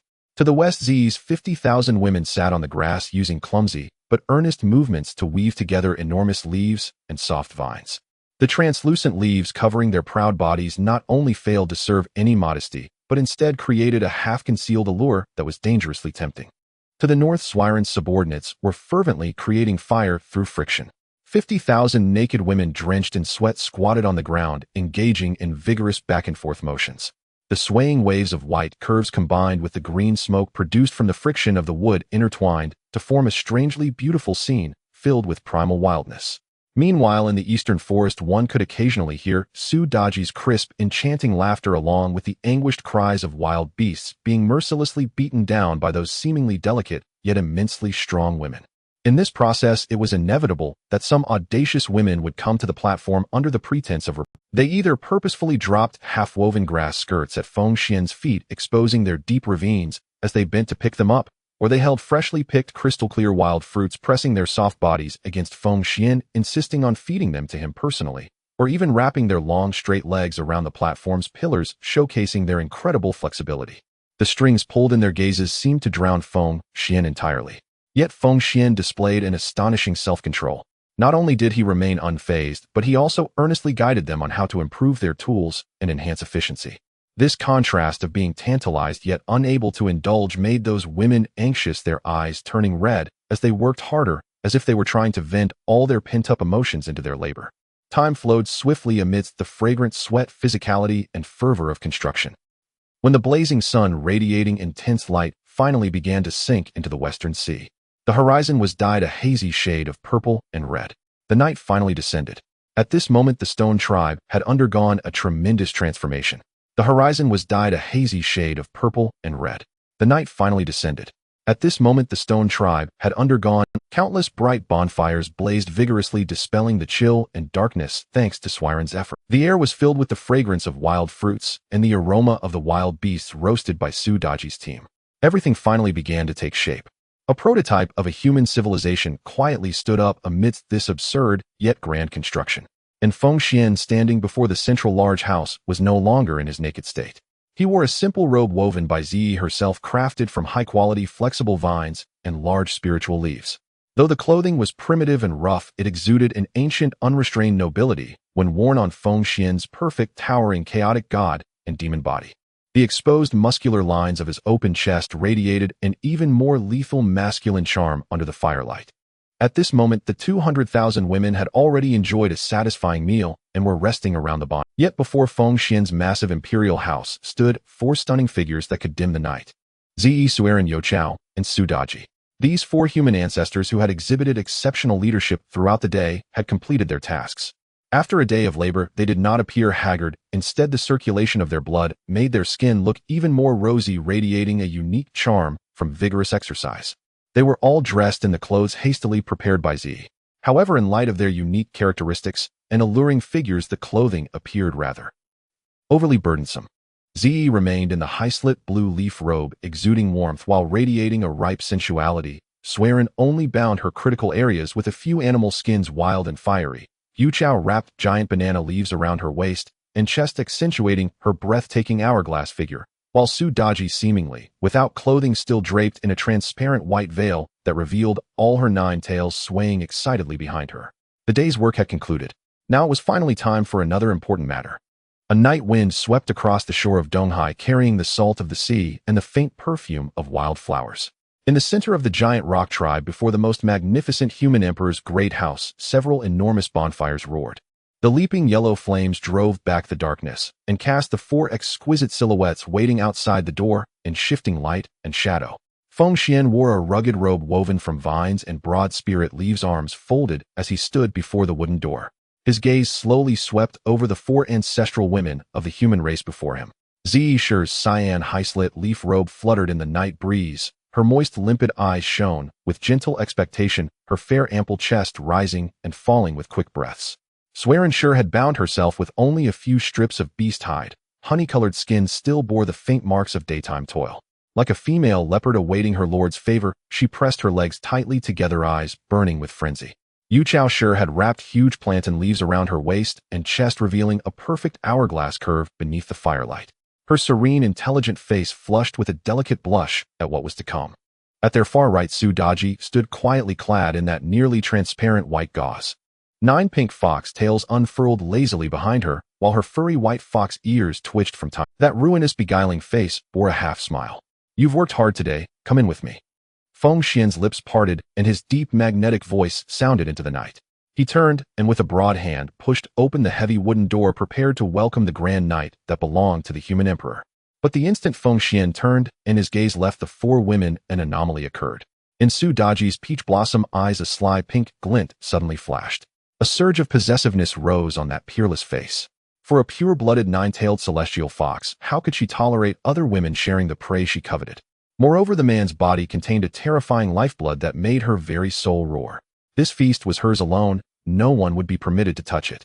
Her 9 pink tails, previously draped, naturally fanned the air in a few secret swift sweeps on a colorless, scentless clan-secret fragrance. Tianhu Mixiang, the heavenly fox bewitching scent, rode the night wind and quietly spread across the courtyard. This scent was not a physical poison and inflicted no bodily harm. Its effect was singular and devastating. It acted directly on the soul, plunging those who inhaled it into the deepest, sweetest of dreams. Even a Tai golden immortal might be caught unawares. Feng Xuan's step faltered. Having fused Pangu's essence blood, his senses were exceedingly keen. Though the mist carried no odor, he still detected an unusual fluctuation of law in the air. He did not turn back nor speak to stop them. Instead, a teasing amusement flickered in his deep black eyes.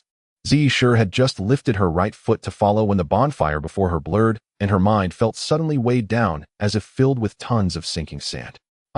I'm so sleepy," she murmured, and before the words had finished, her ample fleshly form lost all strength and collapsed forward like a rag. Close on her heels fell Xianxia and Yu Chao. They did not even manage a sound. One sprite vigorous bodies went limp like overripe fruit and thudded onto the sand-strewn ground. The 3 future progenitors of the human race lay in a tangled heap, sunk into unguarded slumber. Only when the faint thuds reached him from behind did Feng Xuan slowly turn.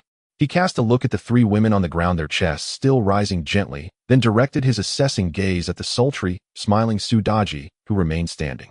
Surveying her handiwork, Su Daji showed not a shred of guilt. A soft, tinkling laugh escaped her. Her laugh sounded like silver bells, yet carried a syrupy sweetness that seemed to stretch into silk. She stepped forward on jade-white feet, swaying with a seductive grace, her water-snake waist twisted as if stealing every man's soul. Without reservation, she wrapped those lotus-like pliant arms, boneless as a serpent, around Feng Xuan's strong right arm. She pressed her flawless face to his shoulder. Her pink lilac-like tongue brushed the exposed skin at his neck as her breath smelled of orchids.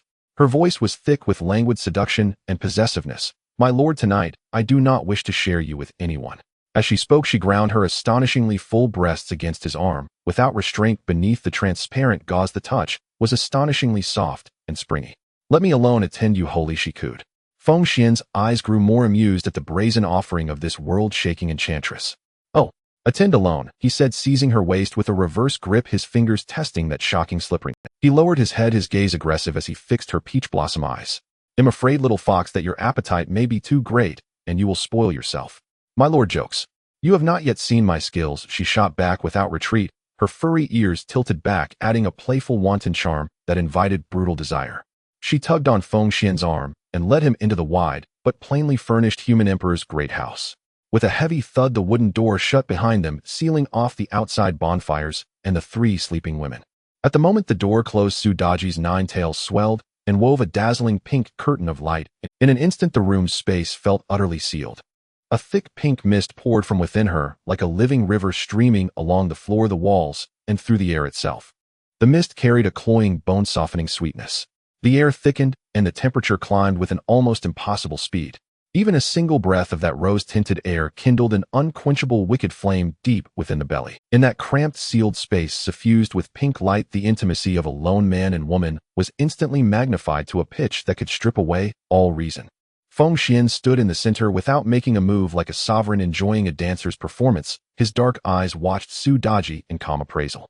Su Daji understood he was no ordinary mortal. The terrifying lifeblood emanating from him testified to a corporeal might unmatched. But what of it? No matter how strong a man, he is still a man. When it came to handling men, her 9-tailed clan admitted second place. No one in the primal wilds would claim first, though this was her first time. Yet as a 9-tailed fox, she had confidence. Su Daji fully unleashed the divine demon facet of her nature and prepared to use the long-lost supreme art, Tianhu Duoyang, Dafa, heavenly fox, sun-usurping great art.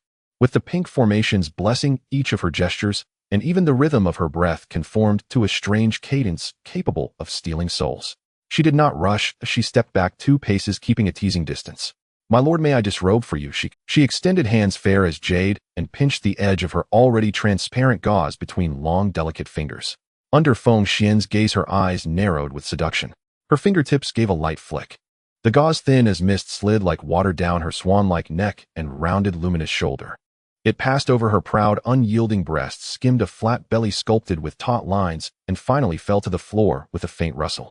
A body flawless to the point of finding no flaw, ice skin and jade bone, was presented without reserve amid the pink haze. Her skin, lit by the rosy glow, shone with the luster of the finest mutton fat. Jade, bereft of veil, the dramatic curve from waist to hip struck the eye with startling impact. 9 pink tails spread behind her like a blossoming lotus. Su Daji moved like a lithe cat barefoot upon the soft pink vapor, stepping toward Feng Xuan. Rather than use her hand, she rubbed a furry, perfumed ear against his hardened chest. Her ruinous face lifted, her peach blossom eyes flowed with a seduction so intense it had reached its... She slipped her hands into the coarse vine robe at his chest, traced up his chiseled abdomen, and pushed the garment from his broad shoulders. "My lord, your body is so hot," she breathed, her tender lips brushing his jaw. While she executed her secret art, she watched Feng Xuan's reactions with keenness. She saw his once clear black eyes grow faintly clouded beneath the pink fog and her invasive reek. His breath deepened and roughened, and that godlike powerful frame radiated astonishing heat. "He's hooked," Su Daji exulted inwardly. Any man would lose clarity under this soul-eroding technique. She brimmed with confidence that she would make this peerless human emperor melt in her arms and willingly surrender the pure, wondrous lifeblood within him. Within that melting pink maze, her movements grew bolder and wilder. She no longer contented herself with teasing touches. Her boneless body arched and lunged, knocking Feng Xuan down onto the broad wooden couch padded with dry straw. He fell with a heavy thud, as if truly bereft of resistance. The thick pink mist flowed through the room, its cloying scent enveloping them both. Only a few tattered strips of the white gauze clung to Su Daji's immaculate form. Her furry ears tilted back from excitement. From this high vantage, she looked down upon the man pinned. Her peach blossom eyes shone with the triumph of a plotted snare and the fox prince's confident pride. She pantingly felt her bosom heave. "My lord, give me all of you," she whispered like a victor. She bowed her noble head and closed her eyes to kiss his lips, intending to complete the first step of her siphoning art, drawing yang qi. But the moment froze. Her full gel-like lips hovered less than half an inch from his, their hot breaths. All slap. 2 iron-forged powerful hands clamped her slender waist like immovable pincers, leaving... Ugh! Su Daji snapped, her eyes open, astonishment and disbelief wide in her peach blossom gaze. She found to her shock that the black eyes beneath her were not clouded at all. Those deep cosmic black eyes held no confusion. Only absolute lucid reason and the cruel ruthlessness of a predator watching its prey in the throes of dying struggle. How could this be? She trembled. The Tianhu Duoyang Dafa could enthrall even golden immortals. How could he remain unaffected? She had miscalculated, fatally. The blood within Feng Xuan was no common essence, but the primal, tyrannical, inviolable lifeblood of Pangu. That furious, chaotic god-demon, Qi slept in him like an ancient volcano. The moment Feng Xuan ceased to restrain it, its terrifying pressure erupted like an apocalyptic tide. Boom. The mere upheaval of his Qi whipped up a fearsome storm within the cramped wooden room. The once viscous pink mist and the seductive laws it carried were crushed before that power like snow beneath a scorching sun, instantly pulverized and swept away. Feng Xian's hand still held her waist, the corner of his mouth pulled into a cruel, predatory smile. He looked into her frightened eyes like an overbearing sovereign and pronounced each word deliberate. "Little fox, you know nothing of power." As his voice fell, his hips surged. A monstrous burst of raw physical strength spilled forth. Without even invoking magic, by pure muscle, he flipped the straddling Su Daji a full 180 degrees in midair. Without even invoking magic, by pure muscle, he flipped his warlike towering body descended with the weight of a mountain, pinning her soft, boneless form to the boards so she could not move an inch. The hunter and the hunted reversed in the cruelest instant.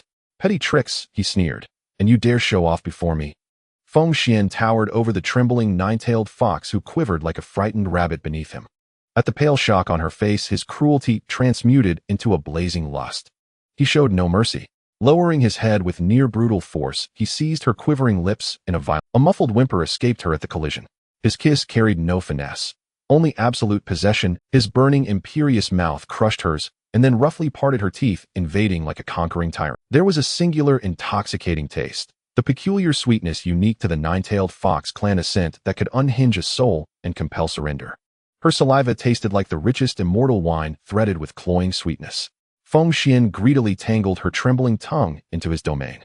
The touch was soft and chilling, slick beyond imagining.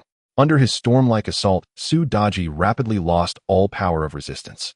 What had been a body tense with shock softened under that violent kiss into a heated, yielding pool. Her hands, which had tried to push him away, could only feebly clutch at his broad back fingertips, leaving faint pale marks on his hardened muscles. "Ugh, my lord. No, my lord. Please. I beg you. I know I erred." Time lost meaning. For Su Daji, it felt like an ordeal spanning countless eras. Crack. The pink barrier formed from her clan's natal magic could not withstand the savage upheaval and shattered, dissolving into a scattering of pink motes. Silence finally returned to the couch. Su Daji lay collapsed like trampled spring mud on the sweat-soaked, nearly disintegrating boards. Feng Xuan slowly rose to a seated position. His broad chest streamed with sweat, bronzed skin glinted under the firelight with the domineering sheen of a demigod.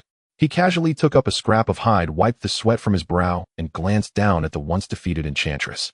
A cold, satisfied smile flickered in his eyes. In the quiet wooden house filled with a sense of decadence, Feng Xuan had just sat up from the nearly collapsing. His chest still bore faint scratches left by Su Daji during her struggles, but his bronze skin, nourished by the blood of Pangu, almost instantly returned to its original state, radiating a breathtaking masculine charm akin to an ancient demon god. Ding. Congratulations to the host for collecting fortune. The reward is being calculated. In the depths of his mind, that cold mechanical system prompt sounded, but at this moment it was more melodious than any celestial music in the world to Feng Xuan. Reward 100,000 new innate human beings, all exquisite adult women, over 18 each, possessing innate Dao bodies. Notice 100,000 new tribespeople have arrived at the host's human territory square.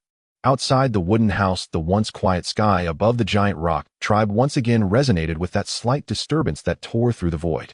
Following that were the sounds of fabric brushing like a gentle breeze and the murmurs of women awakening. Feng Xuan didn't need to look to know that the vast square outside must now be filled again with 100,000 white, fragrant, exquisite bodies. Including the previous numbers, the current population of the human race had reached a terrifying 300,000. 300,000 absolutely obedient, fervently devoted innate Dao body beauties. However, Feng Xuan's attention did not linger on the newly added 100,000 beauties outside, because the next prompt from the system was the main event. Reward 2. Congratulations to the host for successfully drawing a historical general character card from later generations, Divine Demon Lu Bu. A dark golden light exploded in Feng Xuan's retina. A card edged with intricate Azura magic patterns and radiating overwhelming battle intent, and a sense of destruction slowly emerged and rotated in his consciousness. The front of the card depicted a towering, ghostly figure crowned with a purple gold tiara and draped in a crimson robe adorned with flowers. This phantom had blood-red eyes, wielding a Feng Tianhua halberd entwined with endless laws of destruction, as if it were about to cleave through the primordial world at any moment.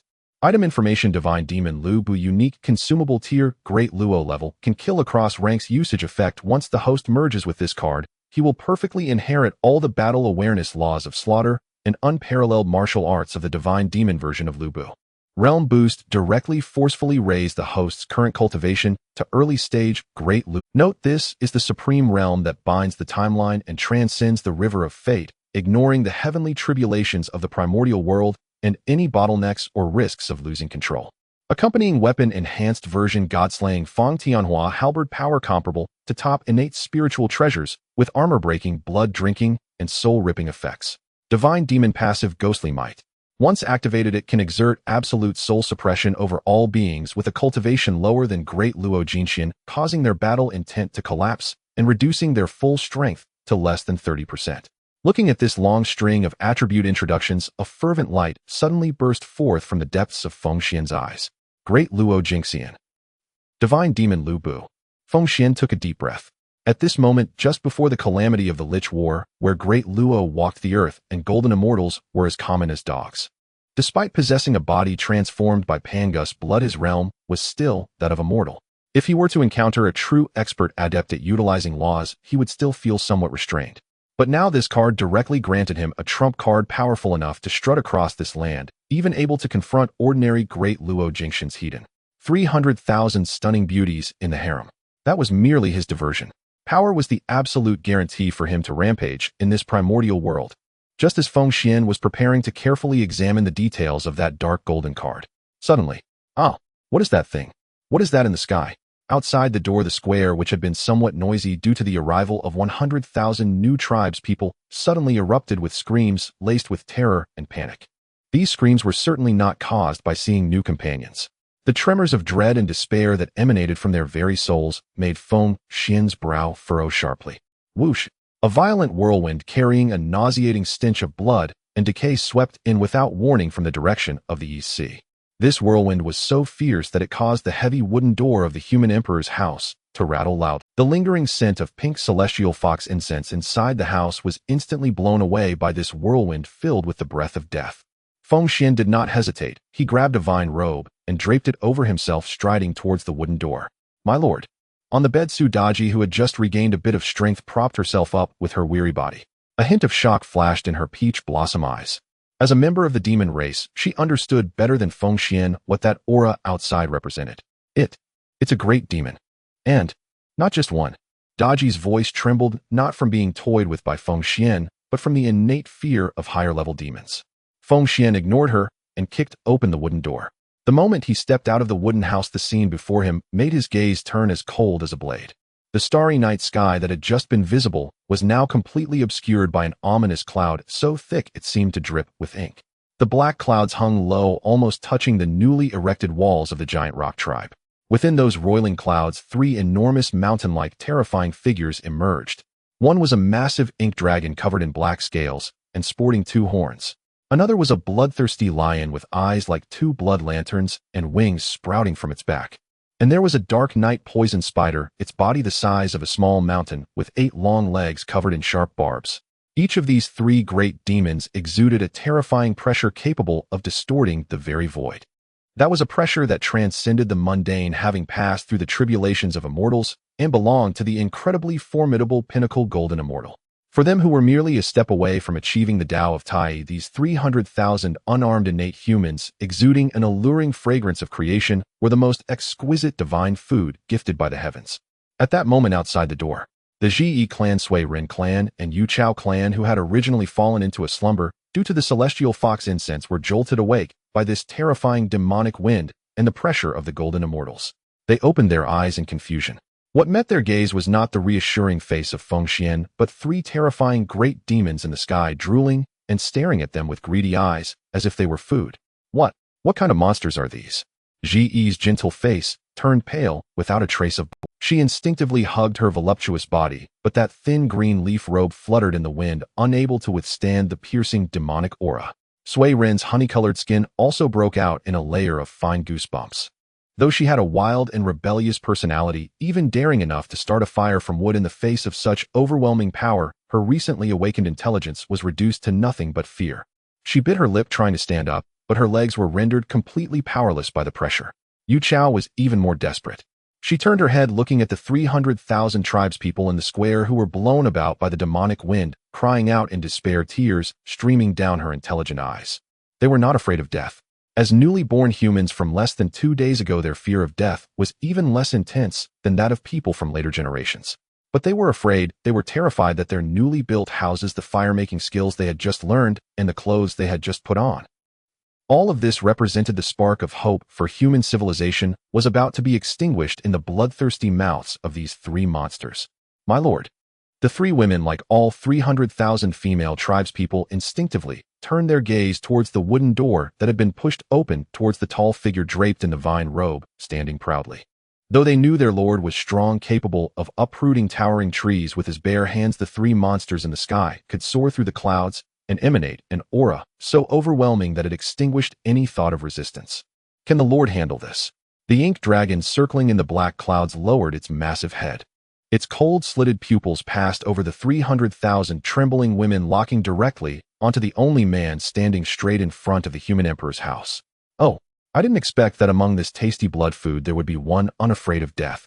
The ink dragon spoke human words, its voice grating like rusty iron scraping together, extremely harsh. It flicked its crimson tongue greedily, sniffing the air. Tisk, not only unafraid of death, but the aura of creation contained in this flesh is 100 times richer than that of all these dozens of thousands of females combined. Eating you, this king can definitely break through to Tai golden immortal in one go.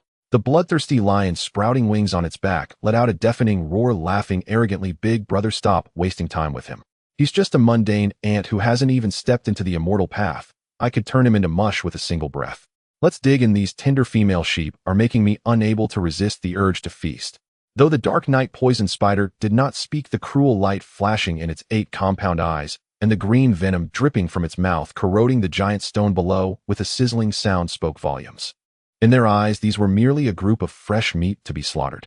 That man draped in vines was just a slightly stronger grasshopper, not worth mentioning. Yet in the face of the mockery and death threats from these 3 pinnacle golden immortal demons, Feng Xuan did not panic, nor did he feel anger. He simply stood there quietly, his deep black eyes devoid of any warmth. The corners of his mouth slowly curled upward, forming a chillingly cruel arc. Want to die? I will fulfill your wish. Hearing these extremely arrogant words, the 3 great demons in the sky were first taken aback, then erupted into an even more unrestrained, sky-shaking laughter. Huh! An ant dares to speak of bravery. What arrogance! The ink dragon let out a thunderous roar, its massive body suddenly diving down from the black clouds. It opened its blood-sucking mouth large enough to swallow a small mountain, bringing the destructive power of golden immortal directly towards Feng Xuan. It aimed to swallow this ignorant human along with the pitiful wooden house in one bite. Despair spread among the 300,000 humans. Ji Yisui Ren and Yu Chao had even closed their eyes, unable to bear witnessing their lord being devoured. But just at this critical moment, Feng Xuan's right hand, hidden within his robe's sleeve, suddenly clenched tightly. Crack! In his consciousness, that card radiating overwhelming battle intent, divine demon Lu Bu, shattered with a resounding crash. In the next moment, time seemed to come to an absolute standstill. In that instant, the colossal body of the ink dragon halted abruptly in midair, less than 100 feet away from Feng Xuan's head. In its cold, slitted pupils, the greed that had been there just moments before was instantly replaced by an ultimate fear that originated from the depths of its soul, even from its very bloodline. Not just it.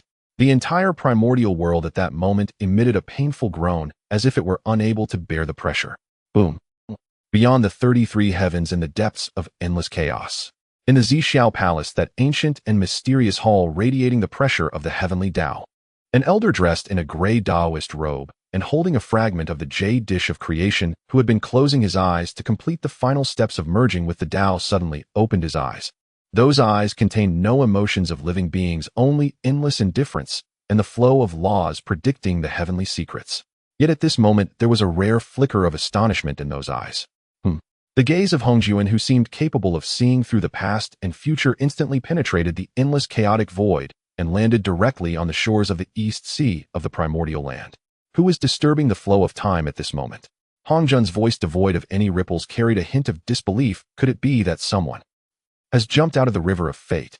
And it's not one of the 3,000 guests in the Xiao Palace, but that newly born human who was just born yesterday and is akin to an ant.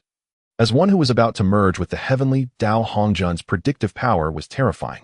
He immediately activated the laws of the heavenly Dao, attempting to deduce Feng Xuan's fate and the source of this sudden terrifying power. However, crack! The fragment of the jade dish of creation in Hongzhen's hand emitted a slight trembling sound. The heavenly secrets before his eyes were completely obscured by a thick and inextricable chaotic fog. Even he, if he forced the deduction, would suffer backlash from this fog. Anomalous. Hongzhen took a deep breath and closed his eyes once more. Yet the previously calm process of merging with the Dao stirred slightly because of this sudden variable. Returning to the shores of the East Sea. At this moment above the giant rock tribe, an incomprehensible, terrifying anomaly had occurred. Countless innate spiritual energies from all directions, crossing millions of miles, surged crazily towards the giant rock tribe. These visible multicolored spiritual energies formed a gigantic spiritual energy funnel in the sky, so suffocatingly large. At the very center of the funnel stood the wooden house. Before him, Feng Xuan's realm, under the influence of that divine demon card, began a reckless, unrestrained surge, refining the void and merging with the Dao. Break. Earth immortal. Celestial immortal. Break, break, break. True immortal. Xian immortal. Golden immortal. In merely a few breaths, the aura emanating from him had already surpassed that of the 3 trembling peak golden immortals in the sky. But this was far from over. Tai golden immortal. Boom. A beam of golden light piercing through heaven and earth shot straight from Feng Xuan's body. His realm, at a speed that made even the primal heavenly Dao tremble, directly shattered the threshold that had blocked countless mighty beings for billions of years, forcefully stepping into the unparalleled realm of transcending the timeline, achieving the singularity of past and future indestructible through eons. Initial stage of the great Luo golden immortal. No terrifying world-destroying tribulation struck down, nor did any inner demon calamity descend. Because this was a forceful bestowal by the system, an utterly domineering enhancement that completely disregarded the rules of the primal heavenly Dao. Feng Xuan's body still stood there, but his soul, the level of his life at this moment, had completely transcended the 3 realms, no longer within the 5 elements. A battle god's law not belonging to this primal world, yet filled with an unparalleled slaughterous aura akin to a mountain of corpses, and a sea of blood instantly enveloped him. Roar! Feng Xuan slightly tilted his head back, emitting a low, deep roar reminiscent of an ancient demon god awakening. Accompanying this roar, his form underwent a tremendous transformation. On his bronze, flawless skin, intricate, mysterious scarlet Shura demonic patterns began to appear. These demonic patterns moved across his body like living entities, each flicker accompanied by intense distortion of the surrounding space. His originally casually scattered black hair now moved without wind, transforming into a dark red, as if soaked in blood. An ethereal yet oppressive battle armor, exuding the pressure of a supreme, innate spirit treasure, coalesced upon him. Wearing a trident purple gold crown and a Western Sichuan red brocade robe adorned with flowers, he was secured by a delicate lion belt. Behind him, a towering, ghostly figure shrouded in dense demonic mist roared into shape. The figure's eyes emitted long crimson demonic light. In its hand, it grasped a massive halberd entwined with endless rules of destruction. Divine Demon Lu Bu. Descend. What is this power? In the sky, the once invincible Mo Jiao was now oppressed by the aura belonging to the great Luo golden immortal emanating from Feng Xuan, alongside the passive pressure of the divine demon Lu Bu's divine might, rendering it unable to even twitch a finger. Its massive body convulsed violently in midair. It felt it. The aura of killing emanating from the man below was not aimed solely at it. Rather, it was directed at all living beings in this primal world. It was a terrifying will born purely for slaughter and destruction. Flee. Quickly flee. The bloodthirsty lion let out a pig-like scream. Its once proud wings felt as heavy as lead. Under the suppression of divine might, it could barely muster even a third of its peak golden immortal strength. It desperately attempted to turn around, wanting to escape this place already locked by death. Flee. Feng Xuan slowly raised his right hand. With his movement, the towering divine demon figure behind him also slowly lifted its massive hand holding the halberd. A cruel, bloodthirsty smile blossomed on Feng Xuan's face, covered in demonic patterns. His voice, seemingly emanating from the depths of the 9 nether hell, carried a chilling aura that froze one's soul. All shall die. Feng Xuan's outstretched right hand grasped the void. Buzz. A dark golden solidified halberd with a blood dragon carved on its shaft instantly appeared in his palm. The enhanced version of the god-slaying halberd, upon its emergence, exhaled black fissures that ripped through space. A fierce desire to drink the blood of strong enemies surged skyward. Die. Feng Xuan's eyes were icy with no unnecessary words or flashy moves. He merely held the halberd, casually sweeping it towards the nearest and largest Mo Jiao in the sky. Swish! In an instant, the towering divine demon figure behind Feng Xuan synchronized perfectly with his movement. The massive halberd's phantom carved a horrific aura blade in the air, stretching for tens of thousands of miles, resembling a blood-red crescent moon. This blood-red aura blade not only contained the terrifying powers of the great Luo Golden Immortal, but also bore the halberd's own domineering effects of armor-breaking and soul-rending. Time and space seemed to lose meaning before this aura blade. No, Mo Jiao could only emit a shrill cry filled with endless fear and despair. There was no room for resistance. The hard black scales capable of withstanding attacks from supreme spirit weapons crumbled like the weakest paper before this blood-red aura blade. The blood-red storm swept past. That powerful Mo Jiao, measuring hundreds of feet long and possessing peak golden immortal cultivation along with its indestructible demon core, was directly split in two by this divine demon power in the blink of an eye. Then, bang! The remains of Mo Jiao exploded, transforming into a massive blood-red mist spanning thousands of miles. A peerless great demon on the brink of touching the threshold of Tai Golden Immortal was effortlessly slain by Feng Xuan, as if slicing through melons and vegetables. Not even a drop of intact bone blood was left, completely evaporated into blood mist. Silence. An absolute silence. The 300,000 originally panicked female tribespeople now all gaped, forgetting to breathe. The recently awakened Zi Yisui Run and Yu Chao stood frozen in shock. Their brains could no longer process the exaggerated scene before them. The man who had just shared warmth with them and assigned tasks the king they revered in the wooden house, at this moment had transformed into an unmatched killing god who could block the heavens and slay deities with a single strike. As for the two remaining great demons in the sky, the bloodthirsty lion and the night venom spider were now terrified to the core. Mo Jiao's horrific death completely shattered the last line of defense in their hearts. They no longer cared about blood food. They now wished their parents had given them 2 more legs. Monster. He is the real monster. The bloodthirsty lion frantically burned its demon core essence, trading it for an unparalleled speed, transforming into a streak of blood light as it desperately fled towards the depths of the East Sea. The night venom spider directly spewed out a massive cloud of venom, attempting to conceal itself, its 8 long legs dashing through the void like phantoms. Can you escape? Feng Xuan looked at the 2 figures fleeing like headless chickens, a mocking cold smile curving at his lips. Since they dared to come to his territory, daring to covet his 300,000 beauties, then there was only one outcome: to become the nourishment of this land. Break the void. Feng Xuan slightly bent his legs, then, boom. The giant stone ground beneath him instantly collapsed, creating a deep pit several dozen feet in diameter. Using this terrifying recoil, Feng Xuan's figure shot forth like a blood-colored missile that had torn through space, vanishing from the original spot. In the next instant, Feng Xuan's figure appeared like a ghost above the fleeing bloodthirsty lion, which was hundreds of miles away. The bloodthirsty lion sensed the deadly threat from above and was about to look up, but Feng Xuan gave it no chance to respond. He gripped the halberd tightly, his body in midair like a taut bowstring. Then, with the might of a great Luo Golden Immortal, he struck down fiercely at the lion's massive head. Force splits wash on. Boom. The blade of the halberd, carrying earth-shattering power, crashed down onto the lion's head. Ow! The bloodthirsty lion's scream came to an abrupt halt. Bang! Its head exploded like a watermelon struck by a hammer, red and white fluid splattering across the sky.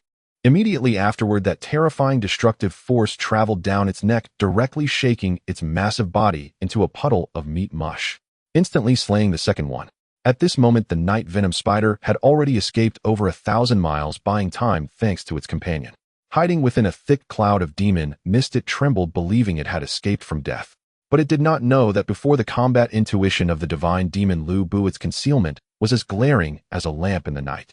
Feng Xuan hovered in midair.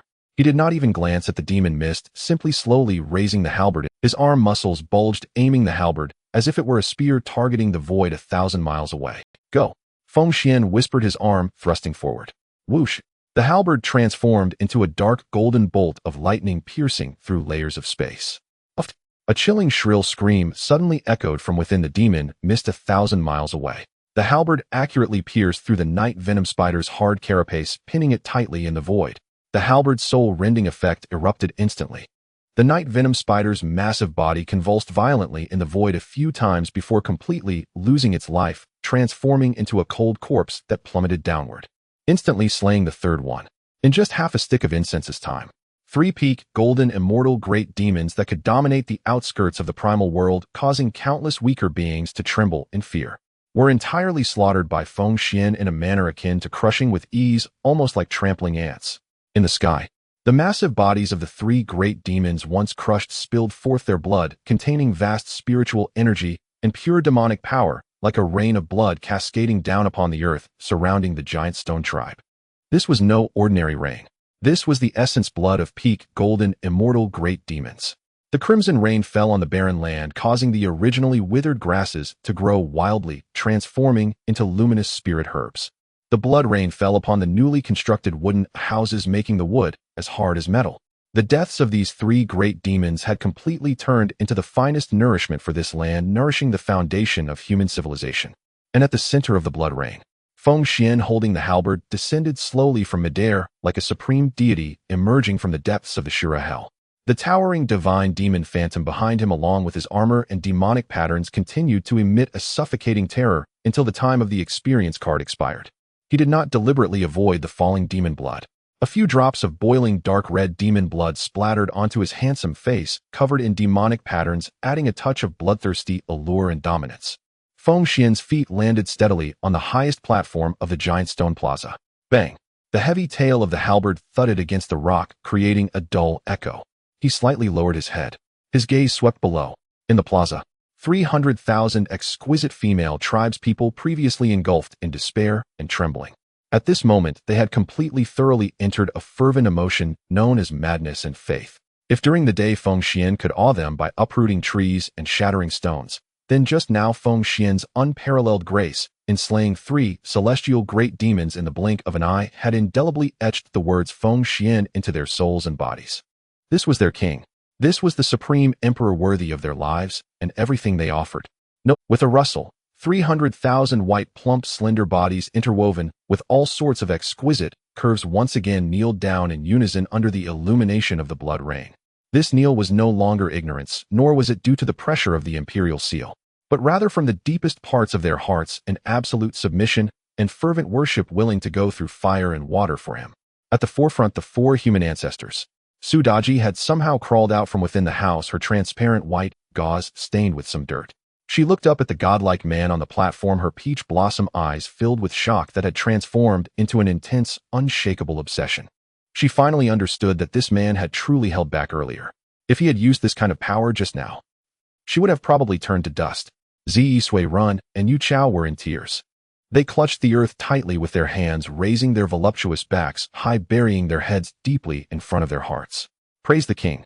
The king is invincible.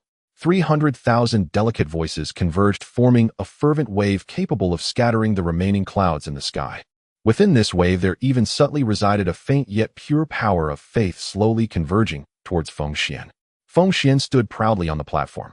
The night wind stirred his dark red hair. He slightly raised his left hand, gently wiping away the warm drop of demon blood from the side of his face.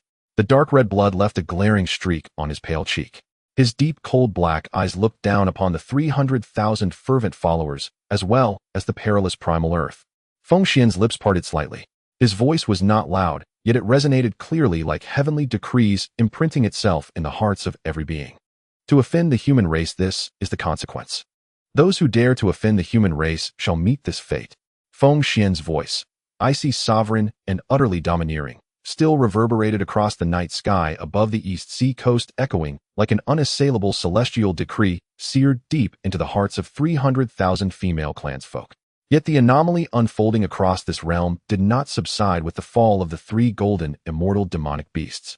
On the contrary, a far more desolate, infinitely vaster terror was now gathering with frenzied intensity high above the ninth heaven. The tattered clouds, only just parted from the shroud of demonic chi, had scarcely allowed the pale radiance of the Taiyin star to spill once more upon the earth. In less than a tenth of a breath, the cloudless night sky was suddenly swallowed whole by a suffocating viscous layer of violet-black tribulation clouds. So dense and heavy were these violet-black clouds that they seemed poised to crush the entire firmament beneath their weight. Boom! A muffled thunderclap detonated deep within the cloud layers. Not ordinary thunder, but the supreme punishment of heaven, the Zishao divine lightning. A celestial verdict summoned by the primordial Tao itself to eradicate anomalies defying cosmic order and seal breaches in universal law. Feng Xuan's fused divine demon Lu Bu character card transcended temporal boundaries entirely, and permanently elevated his cultivation to the rank of Great Luo Immortal without time limit or condition. Such a power unmoored from the preordained chronicle of the primordial world leaping across cosmic thresholds without precedent finally triggered the self-defense mechanism of the primordial Dao. Ziziziki. Countless violet lightning veins writhed and coiled through the black clouds like colossal thunder dragons bearing fangs and claws, exuding an aura of absolute annihilation. The will of heaven is inscrutable and inviolable. Before this overwhelming divine pressure, 10,000 times more terrifying than the combined might of the three demonic beasts, the 300,000 innate female clansfolk kneeling on the plaza below sank instantly into a deeper, more profound despair. Thud, thud. It was a primordial visceral suppression, instilled at the very source of bloodline ordained by the Creator's immutable laws. 300,000 exquisitely delicate snow-white bodies collapsed, in unison utterly beyond their control. They trembled violently like quails shivering in a biting gale. Zi Yishi's gentle, serene countenance had drained entirely of color. Her lips were clenched tight, her hands clutching her head, her courage to even lift her eyes toward the heavens utterly extinguished. Sui Renshir's honey-hued skin glistened with cold sweat. The wild fervor she so proudly embodied was pulverized beneath the sheer magnificence of heaven's wrath. Her proud bosom pressed flat against the icy ground as helpless whimpers escaped her lips. Yu Chao Shi and Su Daji likewise buckled under the strain. Especially Su Daji, born of the demonic race, her dread of heavenly tribulation ran bone deep. Her 9 rose-hued fox tails curled tightly beneath her as though desperately seeking to vanish from existence. Under heaven's awe-inspiring might, these 300,000 women had become a forest of pliant, defenseless flesh. Yet atop the high dais, the robed man performed an act that incited heaven's very fury. Feng Xuan stood alone at the apex of the dais. Fierce celestial winds whipped his dark red hair into wild torrents, while the crude robe, woven hastily from vines and colossal spirit leaves, flapped fiercely about his frame. He raised his head. His eyes, deep, fathomless black orbs resembling cosmic voids, pierced straight upward, locking onto the violet-black tribulation clouds above the 9th heaven. No fear, no retreat. Only the ultimate rebellion, the exhilarating joy of defying heaven itself, and a haughty warlike resolve that trampled all cosmic law beneath his feet. Heavenly tyrant, you grow jealous because I've slain but a few mangy birds. A low savage laugh rumbled from Feng Xuan's throat. He erected no defensive barrier, nor did he summon the human sovereign seal to withstand the pressure. Instead, with sudden ferocity, he seized the cumbersome vine robe with his thick, powerful left hand. Ryup. With a sharp fabric-tearing crack, the robe shattered into countless fluttering fragments, scattering into the wind. Feng Xuan's upper body, bronze-hued, flawlessly sculpted, and etched with intricate azure demon runes, was fully exposed to the air, thick with destruction. His chiseled pectorals, sharply defined 8-pack abdomen, and broad mountainous back gleamed with peerless dominance, illuminated by the eerie glow of the demonic runes. His Pangu blood essence boiled within, the fundamental laws of the Great Luo Immortal shimmered across his skin.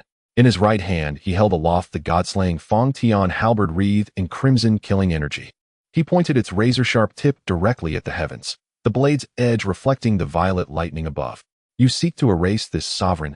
A cruel, defiant smirk twisted Feng Xuan's lips. His voice boomed like a bronze bell, its resonance so potent it churned the dense tribulation clouds overhead. Then strike me down, if you dare.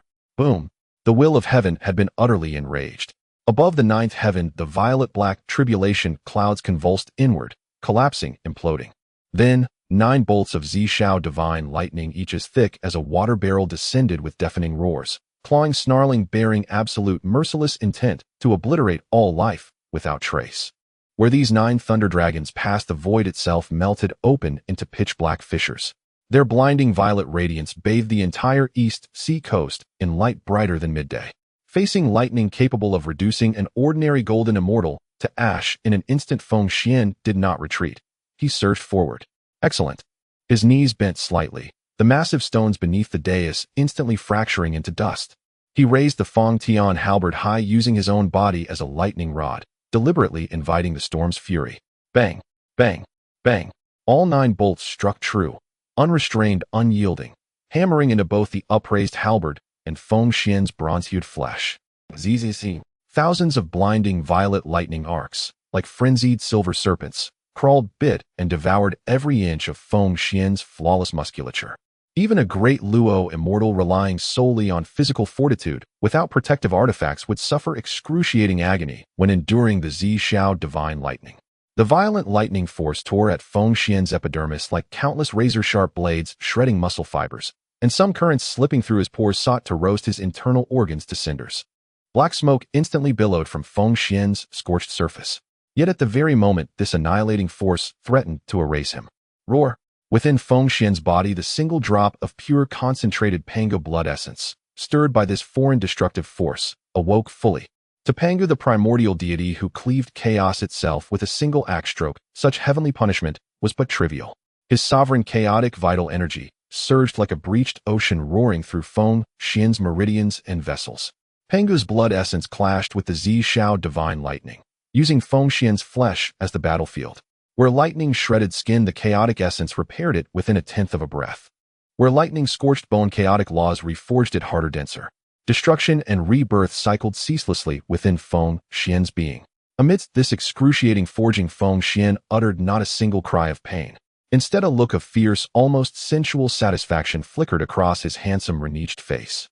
He felt clearly. His previously unstable system-bestowed Great Luo immortal cultivation was now being solidified grain by grain under the searing heat and crushing pressure of heaven's tribulation. Was this Xiao divine lightning truly a punishment meant to erase him? No, it was heaven's own supreme crucible sent to temper his demonic physique and seamlessly fuse the system's eternal power into his very soul. Boom, boom, boom. Sensing Feng Xuan's intent, heavens will grew more furious. The tribulation clouds churned violently. The 10th bolt, the 20th, the 50th. Violet lightning poured forth like endless rain, transforming into a torrential cascade that wholly submerged the dais where Feng Xuan stood. Its searing brilliance blinded the 300,000 prostrate women below. They could not even open their eyes, yet in the thunder's deafening roar they silently prayed for their sovereign. At the heart of the lightning cascade, Feng Xuan stood motionless. Eyes closed, the Feng Tian halberd planted firmly in the shattered stone beneath his feet, letting the tempest scour every fiber of his being. His azure demon runes drank in fragments of heavenly law from the lightning, growing deeper, more enigmatic, more arcane. His marrow had transmuted entirely into a dark golden hue of primordial chaos. The sound of his blood surging echoed like great rivers roaring through mountains. Then, the 81st bolt descended, the thickest, most colossal of all, faintly tinged with wisps of chaotic violet mist. Crash! The dais, built from colossal timber and azure stone, could no longer bear the shockwave. It exploded into a cloud of fine glittering dust. After enduring 81 world-shattering Xiao divine lightning bolts, the vast, impenetrable violet-black tribulation clouds above appeared to have exhausted their stored energy. Their inner lightning dimmed, the fringes of black mist churned restlessly as if reluctant, preparing to recede back into the void. You arrive unbidden, and depart as you please. A voice, magnetic, untamed, suddenly thundered from the ruins. Having struck your blow, you think to simply leave your power behind, for this sovereign. Boom. A towering figure wreathed in violent lightning erupted from the swirling dust like a meteor defying heaven, soaring straight toward the dissipating tribulation clouds. Feng Xuan's legs unleashed terrifying recoil force against empty space, ripples visibly distorting the air beneath his feet. He pierced the 10th Sanshang heights, then swung the Feng Tian halberd with devastating force. Slash. Its edge, wreathed in laws of annihilation, sliced through the remnants of the tribulation clouds like a primordial axe, cleaving the heavens, splitting the entire expanse, tens of thousands of li wide, clean in two. Then Feng Xuan opened his mouth wide, his chest cavity swelling like an infinite bottomless void. The Feng Tian halberd spun wildly in midair, churning like a leviathan drawing in water, shattering and compressing the sundered clouds and the residual Xiao divine lightning energy trapped within. Gales howled. Heaven and earth recoiled. The thunder and clouds, consumed by Feng Xuan's monstrous suction, condensed into a single pulsating sphere of violet radiance brimming with pure primordial thunder essence. Swallow.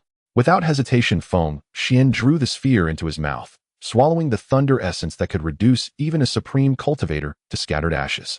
Gulp. At the instant the tribulation essence entered his belly, a deep, thunderous boom resonated from within his core. Suspended in midair, his bronze-hued skin shimmered with arcane demonic runes. Countless tiny violet arcs danced wildly across his hair, his eyes, his fingertips. He stood in stillness, yet radiated the awe-inspiring majesty of a true thunder deity, compelling all beings to kneel and worship. The tribulation had ended, not faded away of its own accord, but devoured, consumed, and utterly erased by this human sovereign. Feng Xuan slowly exhaled a breath of scorching heat. Within that exhalation flickered threads of violet lightning fire tracing a long luminous arc across the night sky. He lowered his gaze, his profound, unfathomable eyes sweeping over the east sea coast now calm once more. They gasped greedily, like fish flung ashore suddenly returned to water. They struggled to rise, to bow before the sovereign who had descended like a god. They gasped greedily, like fish flung ashore suddenly returned to water. They struggled to rise, to bow before the sovereign who had descended like a god, and triumphed over heaven's wrath. The king expressed the most fervent admiration. However, as Feng Xuan gently descended from high above, the lightning around him gradually faded, and his eagle-like sharp eyes caught sight of a rather awkward turn of events. When the purple clouds of divine thunder struck moments ago, although most of the power was blocked by Feng Xuan's physical form, the residual waves of high temperature still swept over the square like an invisible furnace. The 300,000 women of the tribe, though strong enough due to their innate Dao bodies to withstand the scorching heat without suffering burns, were still affected. The crude grass skirts and coverings hastily crafted by the Z clan's clothing department from broad leaves and fragile vines were now in jeopardy. Under such terrifying high temperatures, they disintegrated in an instant, turning into fine black ashes without even burning. A gentle breeze blew by, scattering the black ashes. At this moment in the square, the 300,000 women, each with distinct appearances and incredibly alluring figures, returned to their innocent and open state as if just born. And at the forefront, Zi Sui, Ren Yu Chao, and Su Daji, these four primordial ancestors of the human race, were equally unprotected. Their already tight and heavy garments were now completely gone. For uniquely styled yet perfectly exquisite bodies radiated a deadly feminine allure in the night, gazing eagerly at the descending Feng Xuan. Feng Xuan's feet landed steadily on the scorched earth, transformed by the thunder tribulation. Looking at the 300,000 fair-skinned, fragrant beauties, their confusion and shyness from their grass skirts turning to ash melted away as they opened themselves to him in worship. The brutality and fighting spirit in Feng Xuan's eyes gradually receded, replaced by an appreciation tinged with dominance and wickedness. It seems the clothing department needs to work overtime. A playful smile curled at the corners of Feng Xuan's mouth. Just as he was about to speak to calm the frightened beauties, a cold, mechanical, yet exquisitely beautiful system notification echoed abruptly in his mind. Ding!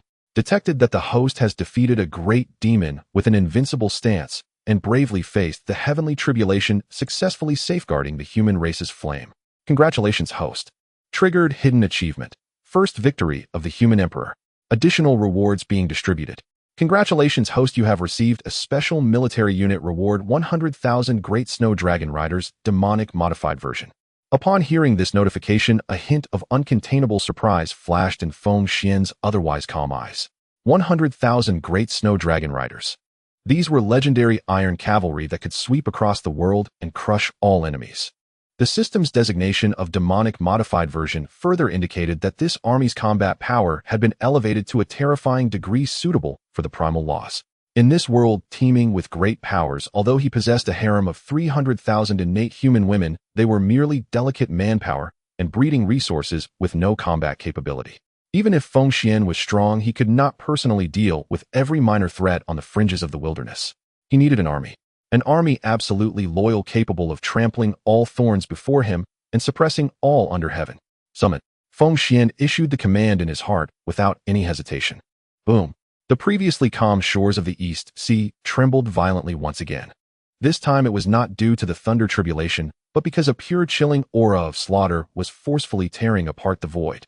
Under the astonished and puzzled gazes of the 300,000 women, the vast plain in front of the square shattered like a giant mirror, revealing a deep, dark space passage. Crack, crack, crack. A series of synchronized, thunderous hoofbeats resounded from the depths of that dark passage. The sound carried a terror that could crush the hearts of enemies, growing closer and louder. Then, an icy frost aura surged forth, instantly cooling the scorching air caused by the thunder tribulation. In the mist woven from frost and killing intent, rows upon rows of 10,000 cavalrymen leapt forth as if emerging from ancient glaciers like a legion of death. When the true form of this army became clear, everyone present, including the well-informed Su Daji, gasped in astonishment. The mounts of these 10,000 cavalry were all pure white unicorn Pegasi. These Pegasi were extraordinarily majestic, covered in scales that resembled ice crystals, their hooves igniting blue flames of frost, and each breath emanated a chilling vapor. The knights seated astride these unicorn Pegasi were even more captivating. They were all women, and they were 10,000 stunningly beautiful, coldly exquisite female knights unmarred by mortal noise. Instead of wearing fragile grass leaves, they were fully armored in silver dragon scale, heavy armor, exuding the aura of top-tier artifacts. The cold, hard metal armor fit perfectly against their tall, graceful bodies, tightly enveloping their stunning curves, slender waists, and powerful legs. The contrast produced by this cold metal combined with the feminine beauty was even more visually impactful than that of completely naked women. Each of them held tightly a long silver spear over 10 feet long with a gleaming and chilling tip. When the 10,000 long spears were raised simultaneously, their tips converged in the moonlight, forming a cold, dazzling silver sea capable of tearing apart any foe. Though their faces were stunningly beautiful, their eyes, akin to cold stars, betrayed no emotional fluctuation. There was neither fear of death nor longing for life. What remained was only an absolute fervor that disregarded life and death, and an unwavering loyalty to the man ahead. These 10,000 great snow dragon riders surged forth like a silver storm sweeping across the plain, ultimately rein in. At 100 steps distance from Feng Xuan's platform, the 10,000 beautiful female knights uniformly pulled the reins. The 10,000 unicorn Pegasi reared their front hooves, simultaneously releasing an earth-shattering neigh, then came to a steady halt. Throughout the process, the formation of 10,000 remained impeccably intact, like a single entity. Swish! Without unnecessary words or hesitation, the 10,000 female knights clad in silver dragon scale, heavy armor, dismounted in perfect synchronization. Bang! 10,000 knees encased in metal boots simultaneously crashed heavily against the hard rocky ground. The ends of 10,000 silver-long spears thudded in unison against the ground. The clanging sound produced by the violent clash of metal armor struck like a heavy hammer on the pulse of the prime. They lowered their proud, cold heads, gazing fervently up at Feng Xuan on the platform, and together shouted with a crisp, icy voice that carried an endless aura of slaughter, "We bow to the human emperor. We willingly serve the human emperor, paving the way through the wilderness." This collective roar of 10,000 voices surged into the heavens, shattering the remnants of cloud that had just gathered in the sky. This sudden aura of slaughter and iron-blooded military might silence the 300,000 women who had just been elated by Feng Xuan's successful defiance against the thunder now standing bare. They stared blankly at the iron flood that had appeared out of nowhere. They gazed at those who shared their femininity and stunning beauty, but who were clad in heavy armor, wielding sharp blades, exuding an aura of terror that even great demons would avoid. In the eyes of the 300,000 women, a complex chemical reaction unfolded. It was a mixture of fear towards the strong and an instinctive aversion to iron-blooded slaughter. But more than that, it was a deep shock and longing. For the first time, they realized that women could be more than just a means of reproduction, that they need not tremble in the face of calamity and beasts waiting for rescue. Women could don armor, wield spears, and become the sharpest blade in the hands of the human emperor, severing the heads of enemies. Feng Xuan quietly observed the 10,000 breathtaking female knights kneeling below, feeling the pure essence of slaughter and absolute loyalty emanating from them. He was very pleased. This was the kind of display his Feng Xuan's guard should have. He slowly raised his right hand, which held the Fantian Huangji. Buzz! With a thought, the weapon, emanating a breath of destruction, transformed into a stream of light, vanishing back into his sea of consciousness.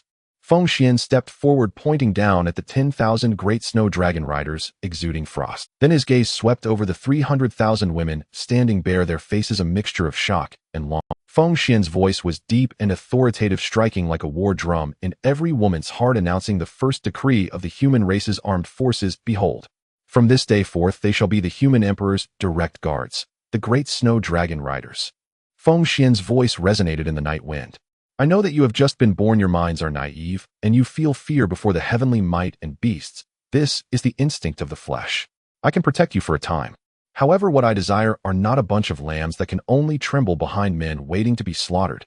Among you, Feng Xuan's voice suddenly rose. Whoever has the courage, whoever does not wish to be fodder, can follow them, learn the battle formations and techniques of slaughter, and temper your bodies. I want the myriad tribes of the wilderness to know that even a single woman of our human race can instill fear in them. His words were like a spark thrown into a barrel of dry tinder. The 300,000 women who had previously only known reproduction and labor felt the remnants of the innate Dao body from Pangu's blood awaken within them.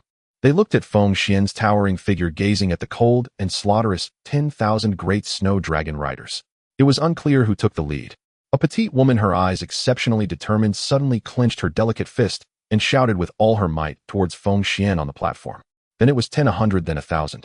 Even though they stood there naked, their skin slightly flushed in the night wind. Their gazes were no longer merely weak and dependent. The 300,000 stunning beauties, along with the 4 primordial ancestors, Zi Sui, Ren Yu Chao Daji, standing at the forefront, all straightened their backs in unison. They roared with a voice filled with unprecedented fervent faith and indomitable battle intent towards their king, shaking the East Sea.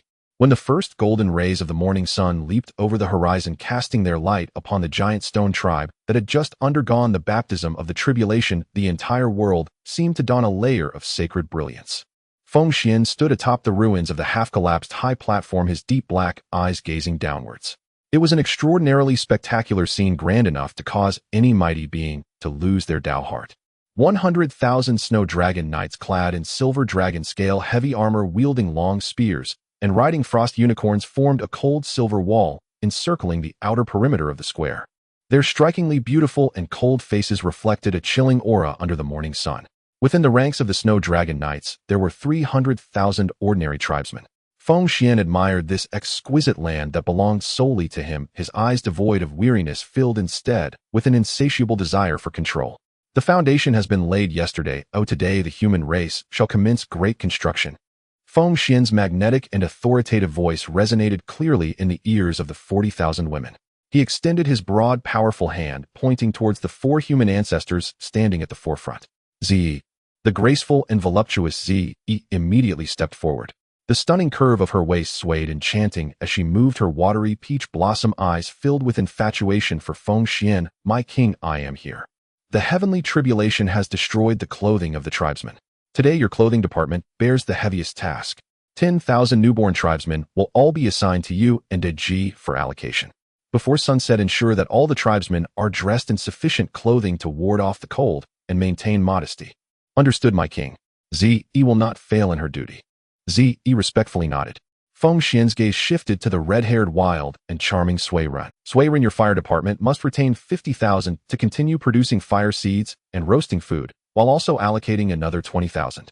You are to search the surrounding mountains for any combustible black stones or exotic wood. Ordinary mundane fire is insufficient to support our future forging and alchemy. Sui Ren puffed up her honey-colored full bosom, her wild eyes sparkling with determination. Leave it to me, my king. I will definitely bring back the most vigorous fire seeds. Yu Chao. The dignified and intelligent Yu Chao slightly bowed, her perfect hourglass figure appearing particularly enticing at that moment. Please command me, my king. Your construction department must not only repair the buildings damaged by last night's tribulation. I command you to lead 100,000 tribesmen expanding outward by 100 miles from this giant stone tribe, quarrying stones and cutting timber to build houses. I want to establish the first truly magnificent city belonging to the human race on the shores of the East Sea. Yu Chao took a deep breath, feeling the weight of this responsibility, yet her eyes were filled with determination. Yu Chao takes command and will build an unfalling city for the king.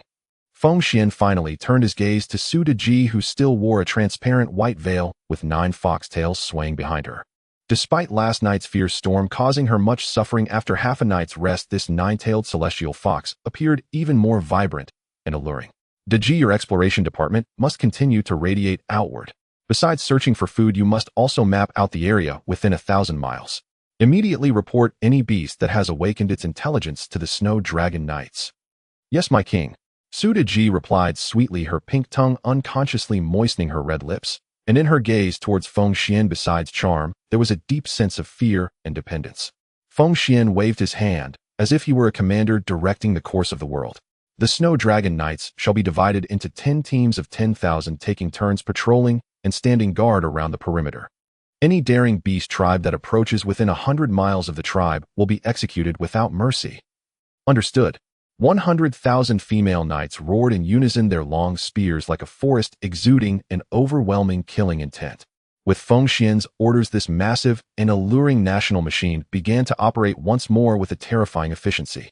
The innate Dao body female tribesmen, originally incredibly strong, seemed to be infused with boundless energy after witnessing the unrivaled majesty of the human emperor last night. Groups of 3 to 5, not caring about the risks of exposure, rushed into the mountains bareskinned. They pulled trees, carried stones, foraged and hunted. with an additional 100,000 newborn humans and another 100,000 snow dragon knights. Maintaining order, the overall workload of the tribe became larger, yet it appeared more orderly and manageable. Watching the breathtaking female workers drenched in sweat across the mountains and fields, Feng Xuan turned and entered the human emperor's great hall that had already been repaired. Inside the hall, it was very quiet. Feng Xuan sat cross-legged on a large wooden couch covered with soft alien beast furs, slowly closing his eyes.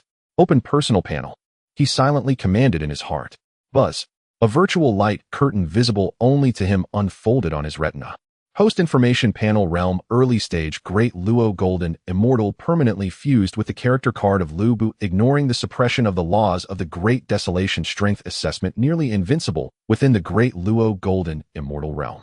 Relying on the defense-ignoring properties of Pangu's essence, blood, and the god-slaying Feng Tianhua halberd, he could confront initial stage Quasi-Saint's Hedon. Cultivation, profession, human emperor, Dao, gathering the luck of the human race, purely physical martial arts. Technique, skills, human emperor's suppression of the world technique, Huan Yuan, level, the full set of battle and slaughter laws of the god and demon Lu Bu, and the great might heavenly dragon battle technique, passive dual enhancement.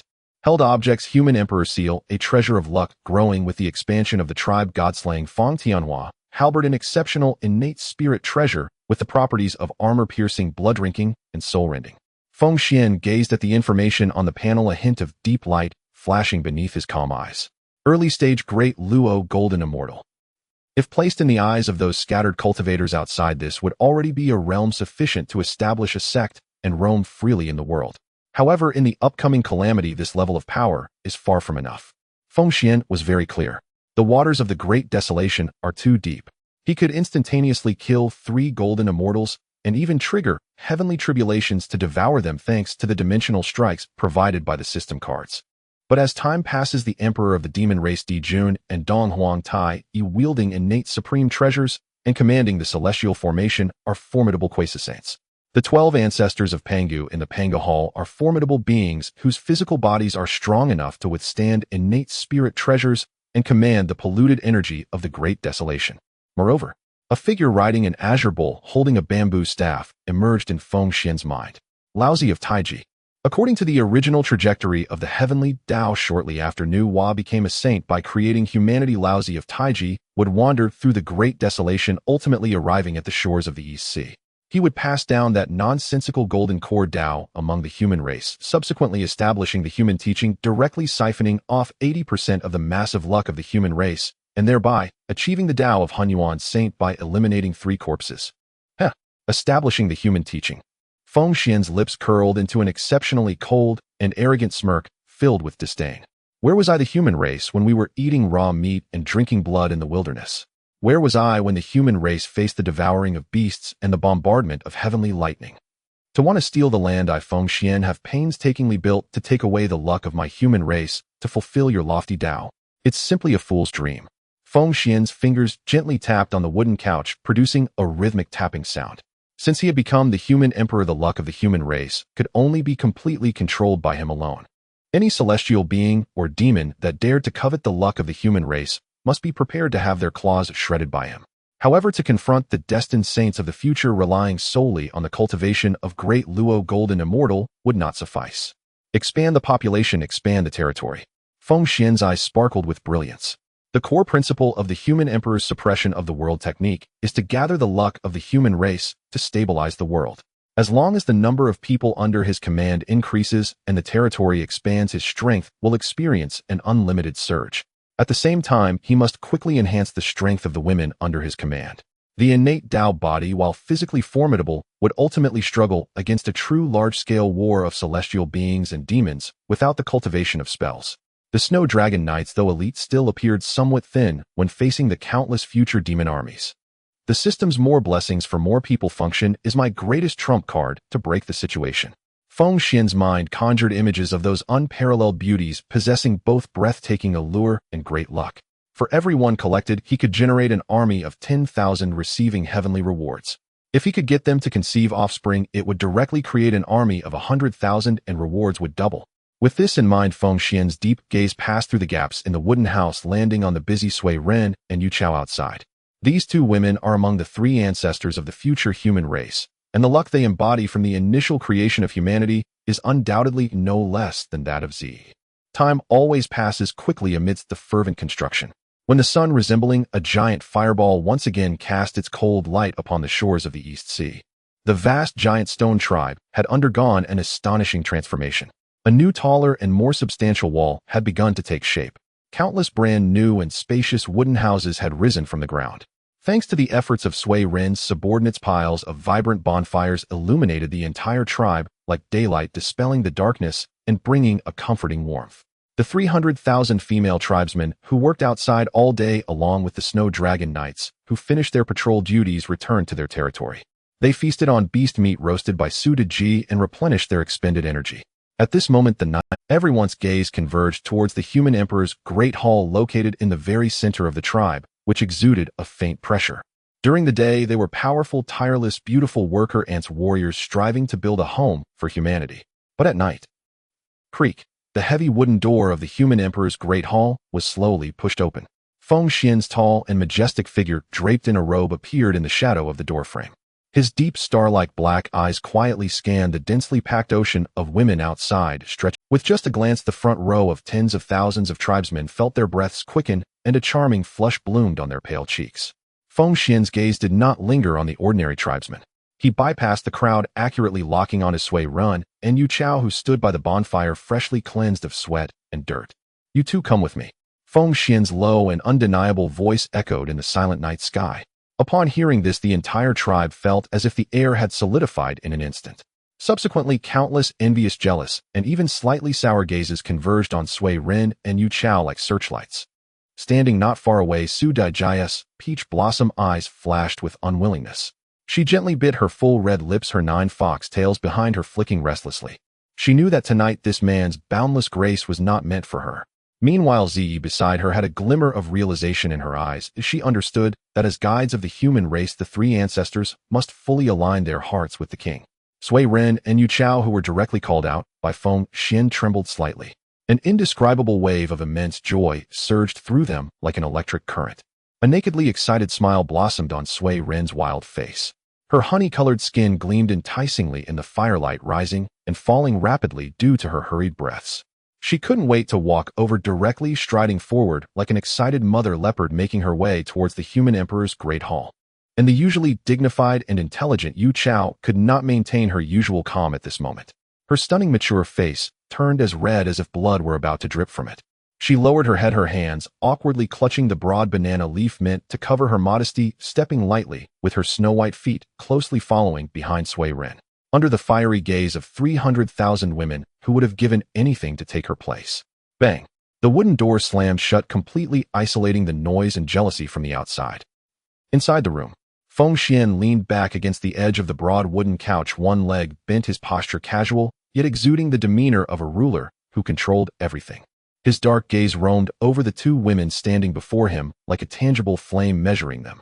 The wild beast skin tied around Sui Ren's waist and Yu Chao's banana leaf, which only covered her chest and hips, were rendered utterly insignificant under such an aggressively scrutinizing gaze. "My king." Sui Ren's knees buckled, kneeling at Feng Xuan's feet. Her petite water snake waist arched forward, presenting her honey-colored fullness without reserve at Feng Xuan's knees, lifting her rebellious, yet spring-infused face, gazing at him with longing eyes. Yu Chao lightly bit her lower lip, her intelligent and dignified eyes clouded with moisture, waiting pitifully for the emperor's judgment. At this moment, a cold mechanical system prompt sound, tinged with a strange Dao rhythm, echoed in Feng Xuan's mind, like celestial music, precisely at the right time. Congratulations to the host for advancing further in the development of the human race, earning rewards.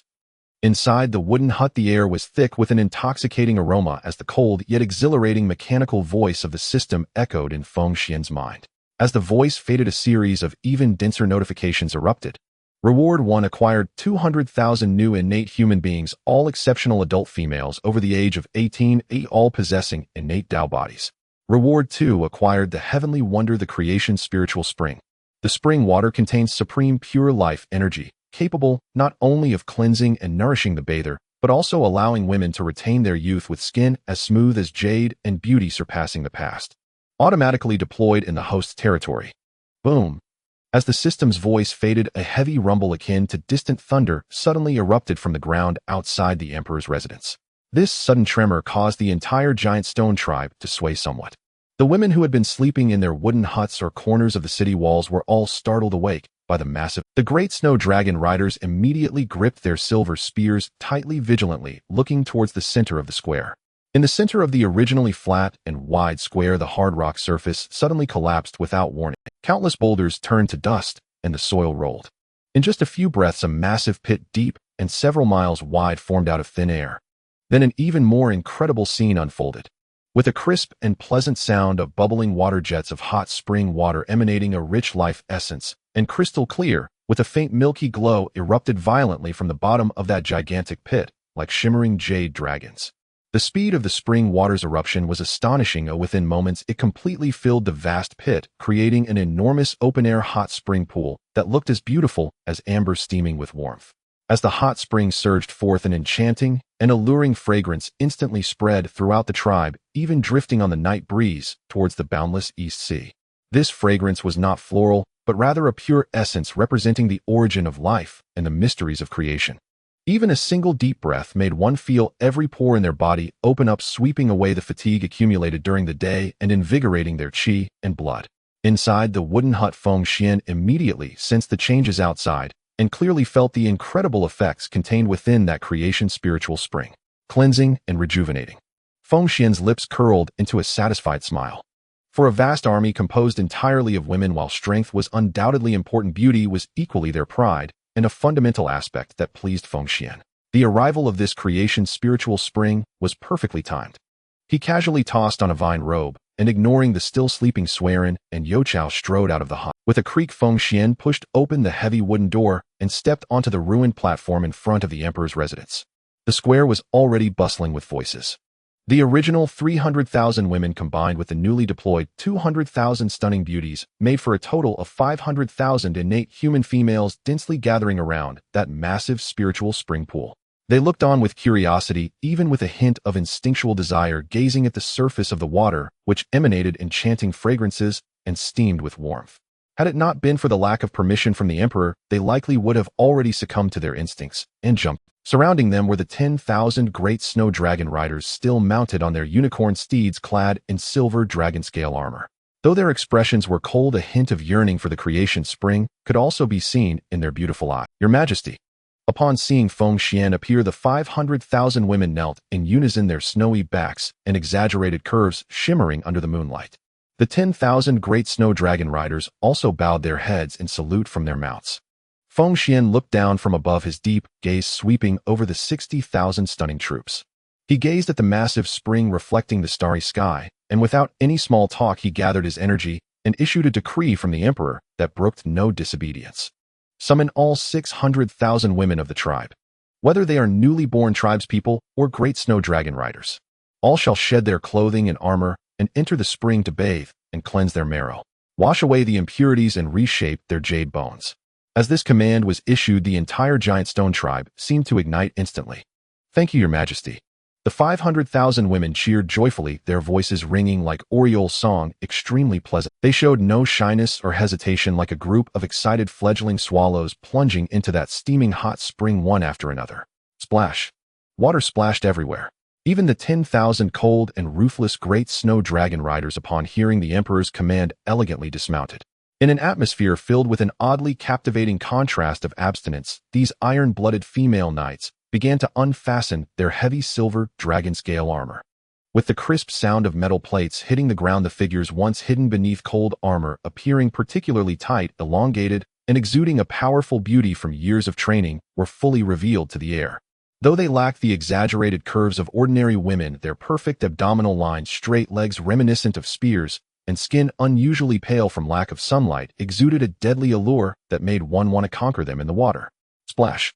Splash! The 100,000 unarmored dragon-riding female soldiers leaped into the spring like agile silver. The enormous open-air hot spring pool, several miles wide, was instantly filled to the brim with 60. A thin layer of mist enveloped the water surface, within which lay an incredibly breathtaking scene that could ignite the blood and even cause a saint to lose their Dao heart.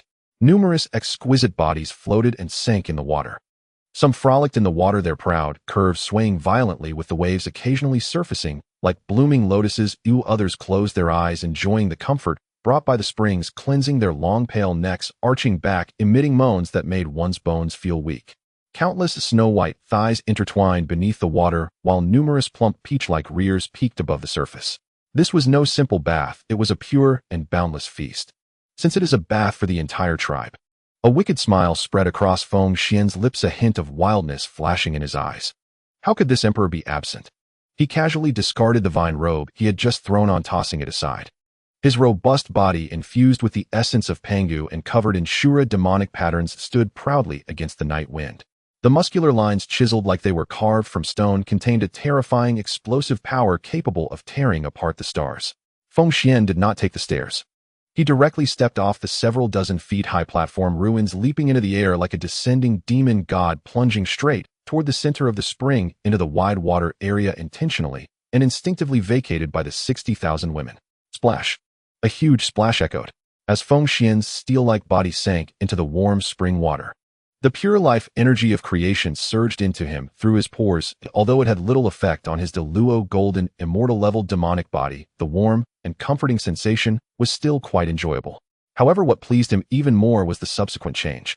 As soon as he entered the water, the women who had initially been somewhat reserved and only dared to observe from a distance surged forth like sharks that had caught the scent of blood, or mother wolves spotting the world's most exquisite prey. The emperor has come down, Your Majesty, accompanied by a chorus of delicate and soft calls. Splash! The water churned violently. Hundreds and thousands of the boldest and most voluptuous women broke through the surface like a group of fervent devotees crazily rushing toward the spring where Feng Xuan was. With the buoyancy of the hot spring, their already graceful and delicate bodies appeared even more agile. In just a few breaths' time, Feng Xuan found himself completely surrounded by layer upon layer of soft, warm bodies. Above the water's surface, countless beautiful faces adorned with water droplets leaned in close to him. Their sparkling eyes filled with unrestrained desire and admiration fixated on his handsome face. With a furious roar, the once tranquil surface of the East Sea was suddenly stirred into tumultuous. A terrifying tsunami towering hundreds of feet high surged forth like a black wall of water obscuring the sky, sweeping madly towards the nearby Boulder tribe with the might to shatter everything. Enemy attack. Within the Boulder tribe, the 100,000 snow dragon riders, having just donned their armor, reacted almost instantaneously as the tsunami rose. The 100,000 female riders mounted their horses in unison, their silver spears pointing directly eastward. A chilling aura of death freezing the air for miles around even caused the oncoming tsunami to momentarily halt. Yet ultimately it was still too late. Splash! The torrents of seawater poured down like a violent rain, although much of it was blocked by the boulder walls and the frosty aura of the dragon riders. The entire tribe was nonetheless drenched to the bone. In that watery mist hanging in the air, a massive azure dragon thousands of feet long and covered in blue scales twisted and turned through the clouds. Then the azure dragon let out a deafening roar, transforming in midair into a fearsome figure that was half human, half dragon. With twin horns atop its head, clad in chainmail, and wielding a trident that shimmered with cold light, it looked down from above with an imposing gaze. When Ao Bing's eyes pierced through the mist and beheld the scene below in the square, his arrogant countenance instantly froze. Then an uncontrollable ecstasy and wickedness surged within him, flooding all his rationality like a tidal wave. Heavens! So many! Ao Bing's narrow dragon eyes nearly bulged out of their sockets. A staggering 600,000. 600,000 females, their skin like jade and beauty unparalleled, exuding pure and enticing feminine energy. Ha ha! Ao Bing could no longer contain the wild joy inside him, emitting a thunderous laugh. Heaven bless me, Ao Bing. I have discovered such a bountiful source of blood and a supreme cauldron. He pointed with his scaled claw at the 600,000 female tribespeople below, his eyes filled with unabashed wickedness and greed. Listen. All the females here belong to this prince. Kill all the males.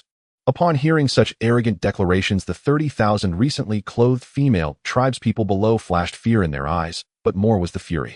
The 100,000 snow dragon riders had their murderous intent solidify, gripping their spears tightly, preparing to form an ice formation to pierce the dragon above. In this tense moment, bang! The heavy wooden door of the human emperor's grand hall was not pushed open. Instead, it was brutally shattered by a single foot infused with boundless fury. Wood splinters shot out like hidden weapons in all directions. Feng Xuan, draped casually in a vine robe, revealed his bronze skin covered in magical patterns.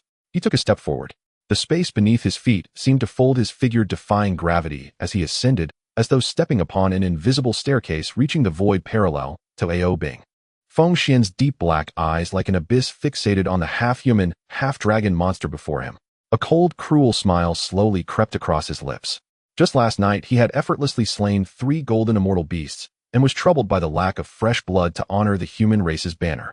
Yet this morning an unseeing mudfish had the audacity to come to his territory and spout nonsense, even daring to covet his 600,000 beautiful tribespeople in his presence. A filthy mudfish.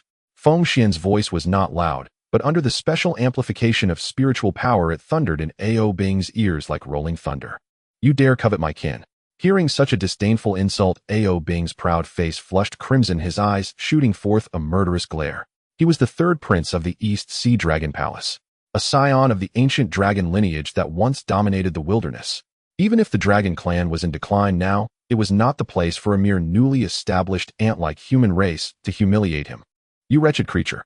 You seek death. Ao Bing let out a furious roar, no longer maintaining his half-human, half-dragon form. Roar, accompanied by a resounding dragon roar that shattered the heavens. Ao Bing's body instantly surged in the air, transforming into a pure-blood azure dragon 10,000 feet long, covered in scales the size of grinding wheels, with 5 claws protruding from its belly. The colossal azure dragon rolled through the clouds, its massive shadow enveloping the entire boulder tribe.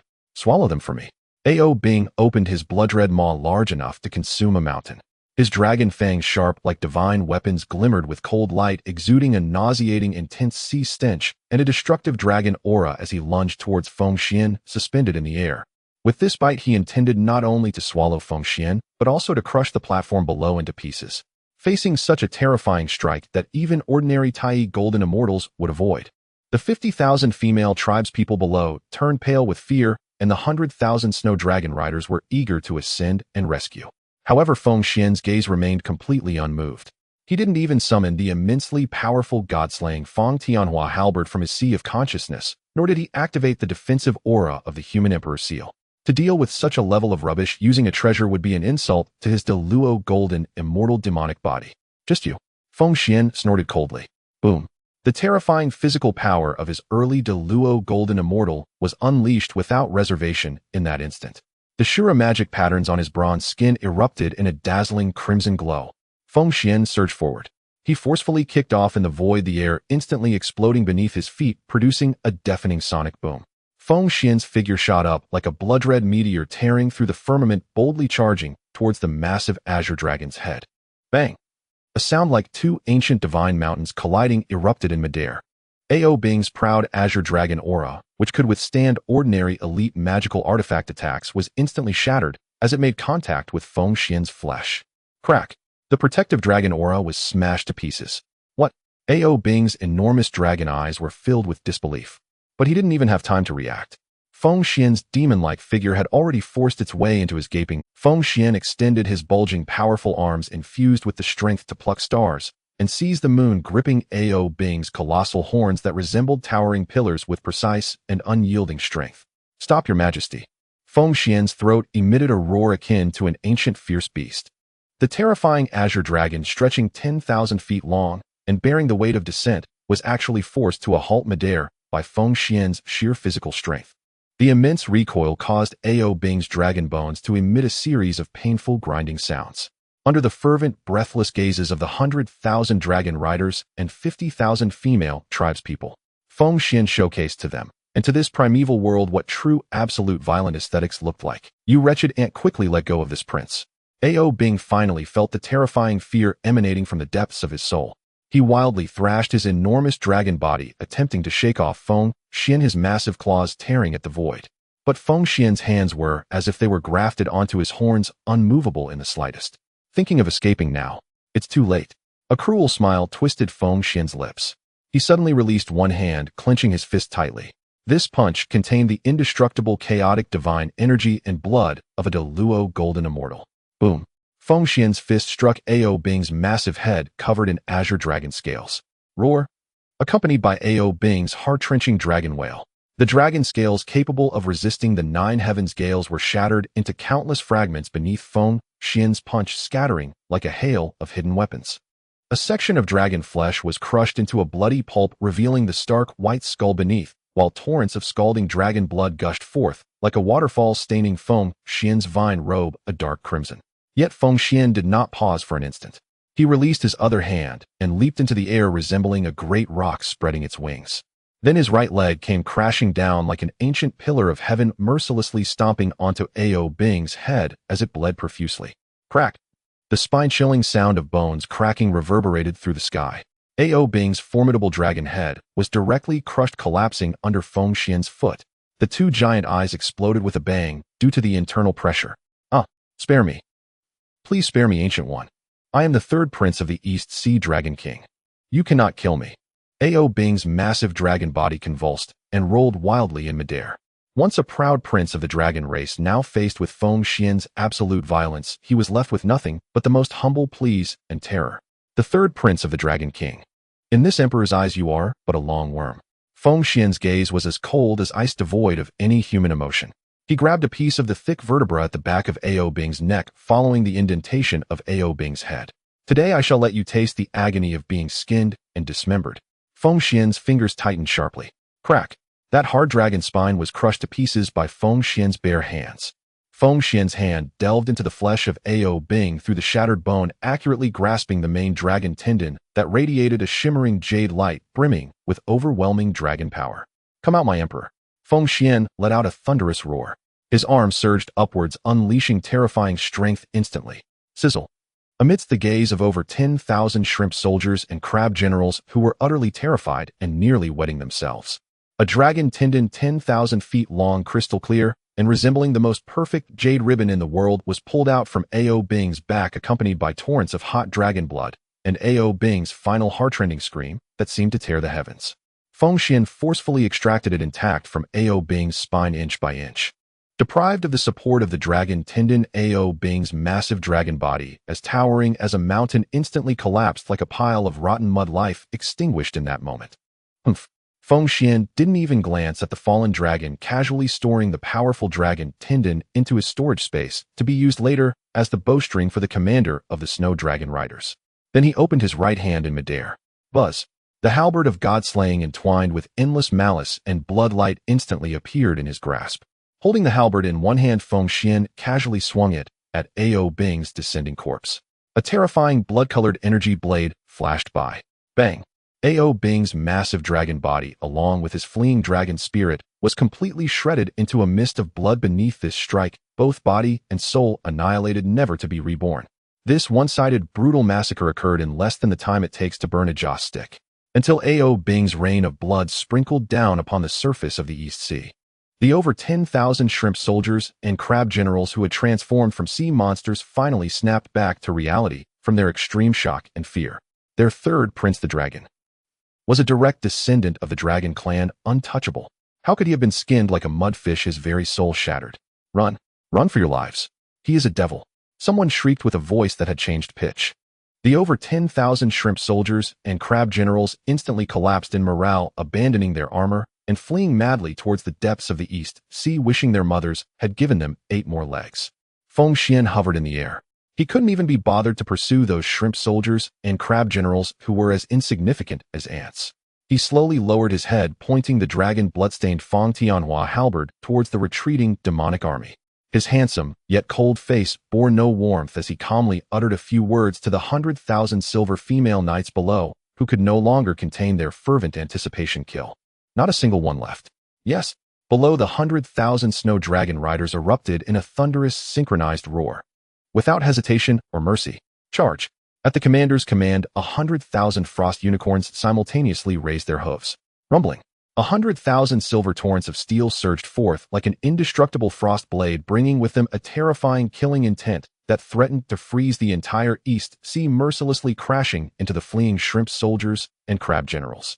The cries of pain, the sound of blades slicing through flesh, and the crisp sounds of ice freezing blood intertwined instantly, composing a bloody symphony belonging to the rise of the human armed forces. Not a single one shall be spared.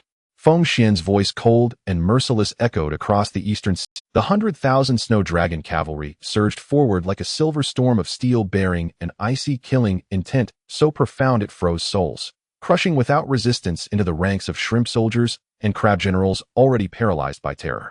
This was no battle. It was a one-sided massacre, a harvest of lives.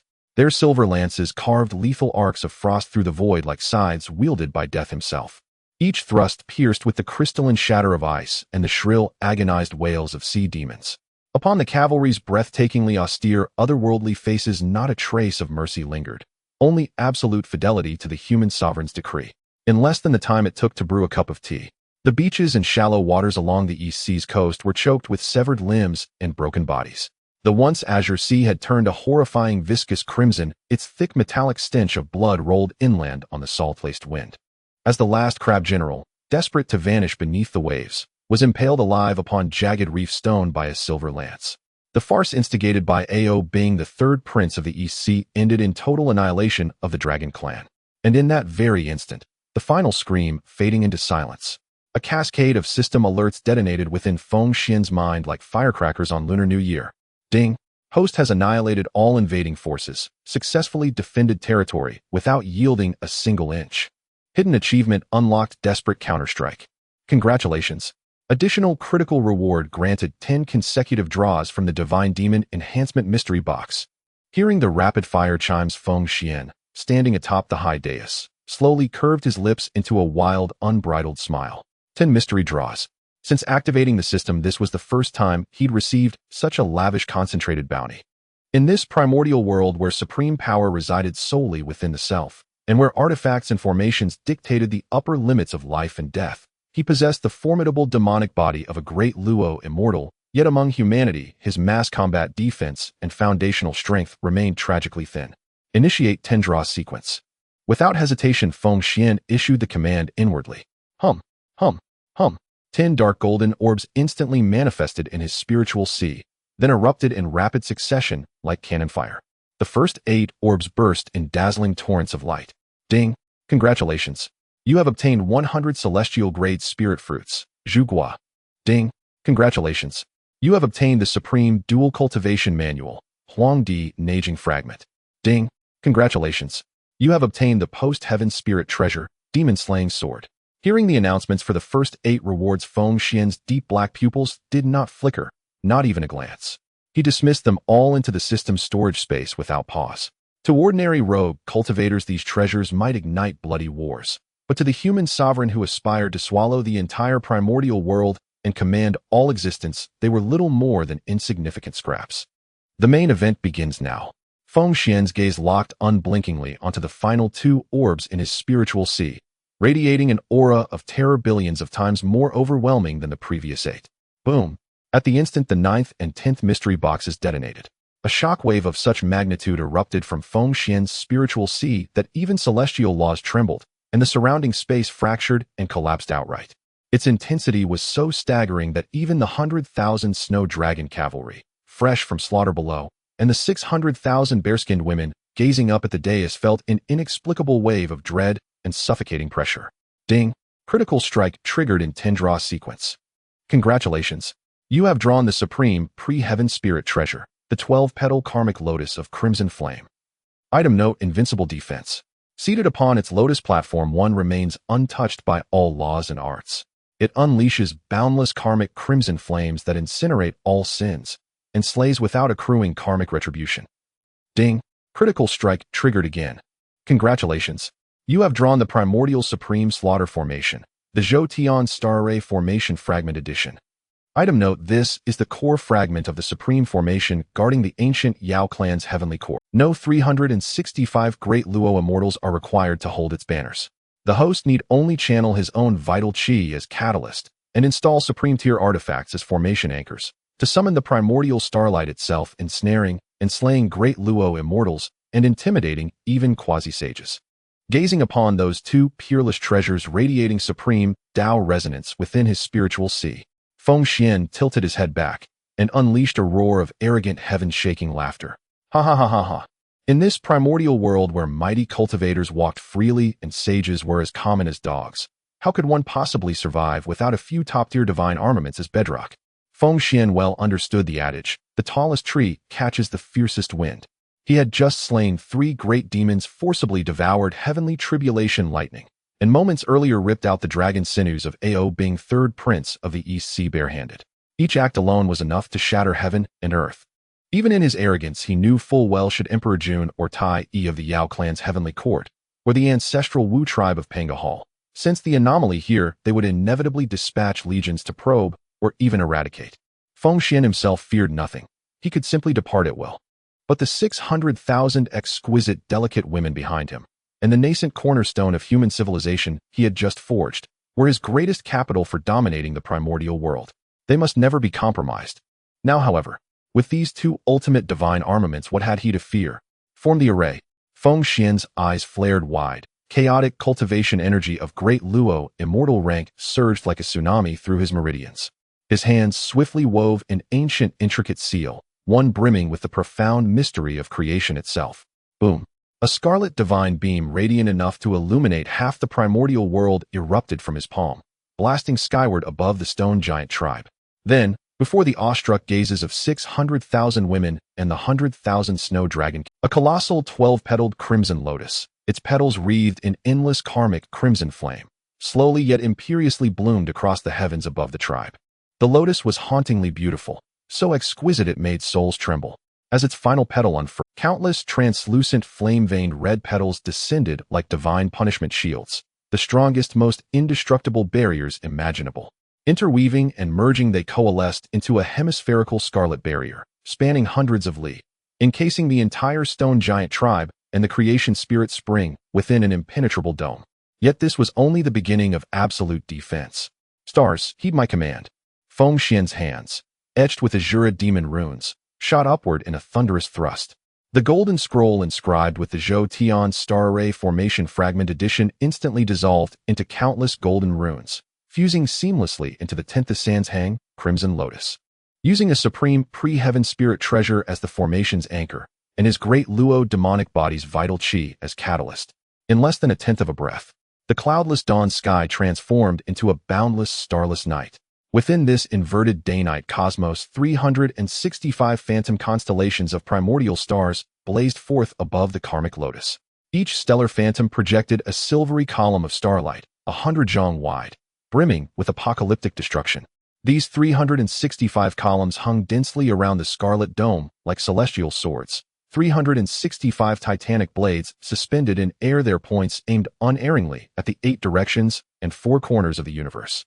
The invincible karmic lotus of crimson flame, the peerless Zhou Tian star array formation, fused flawlessly under Feng Xuan's command. They transmuted this once fragile human domain into the first forbidden zone in the primordial world, where even great Luo immortals dared not tread lightly and quasi-sages paused to weigh the consequences. Feng Xuan hovered at the heart of the karmic lotus, gazing downward, feeling the absolute safety of invulnerability, and beholding the 600,000 women, their skin gleaming snow-white and alluring beneath the scarlet glow, gazing up at him with fervent worshipful awe, as if beholding the Creator himself. Feng Xuan exhaled a long, slow breath of turbid qi. All external threats were utterly sealed away in this moment. With this ultimate defensive arsenal safeguarding his home, he could finally unleash himself, unrestrained, unchained, upon the primordial world to indulge in unrestrained, glorious freedom. Yet fate seldom bows to mortal will. Or rather, the backlash from Feng Xuan's recent deeds struck faster than he anticipated. Just as Feng Xuan completed the formation, preparing to descend and soothe the frightened women, perhaps selecting a few pleasing ones to explore life's deepest truths. A terrifying dragon's roar, piercing, grief-stricken, yet seething with infinite feral wrath, suddenly erupted from the crystal palace deep within the East Sea, tearing through leagues of water to boom across the entire ocean like distant thunder. Honghuang, the Dragon King of the East Sea, a great Luo immortal of early cultivation stage bearing the ancient bloodline of dragons. Half an hour earlier in his crystal palace he had watched, helpless, as the soul tablet of his beloved third son Ao Bing shattered with a crisp, brittle crack into dust. This ancient Dragon King, who had ruled the East Sea for countless eons, had descended into utter madness. Who dares kill my son Ao Bing? His roar shattered coral reefs spanning 10,000 li. His once majestic golden dragon eyes were now wholly veined with crimson, oozing tangible malice and murderous intent. He immediately mobilized the 4 seas' combined might, and struck the war drum buried deep within the East Sea's abyss. Within moments, 1 million elite aquatic warriors, fully armored, highly cultivated, surged forth from the sea surface like a black suffocating cloud. And Ao Guang himself transformed directly into a 5-clawed golden dragon, 10,000 zhang long, each golden scale shimmering with the primal laws of thunder and water. Bearing the million-strong army and the 4 seas' accumulated resentment, he forcibly raised the seawater off the East Sea's coast. Rumble. The East Sea's shore, just calmed moments before, now bore against the low sun. A monstrous Tentasanshang tsunami, towering sky-obscuring, collapsing down like a black celestial curtain formed at the horizon. Its scale dwarfed Ao Bing's earlier tidal wave by a factor of millions, carrying the apocalyptic pressure to submerge half the primordial continent's coastline and crush every living thing. It surged toward the stone giant tribe with unstoppable mountain-moving force. I shall bury you wretched insects beneath the sea for eternity, to serve as my son's eternal burial companions. Ao Guang's massive golden dragon head emerged atop the Tentasanshang wave. His roar, dripping with bottomless hatred and savage fury, blasted through the deafening crash of waves echoing across the heavens.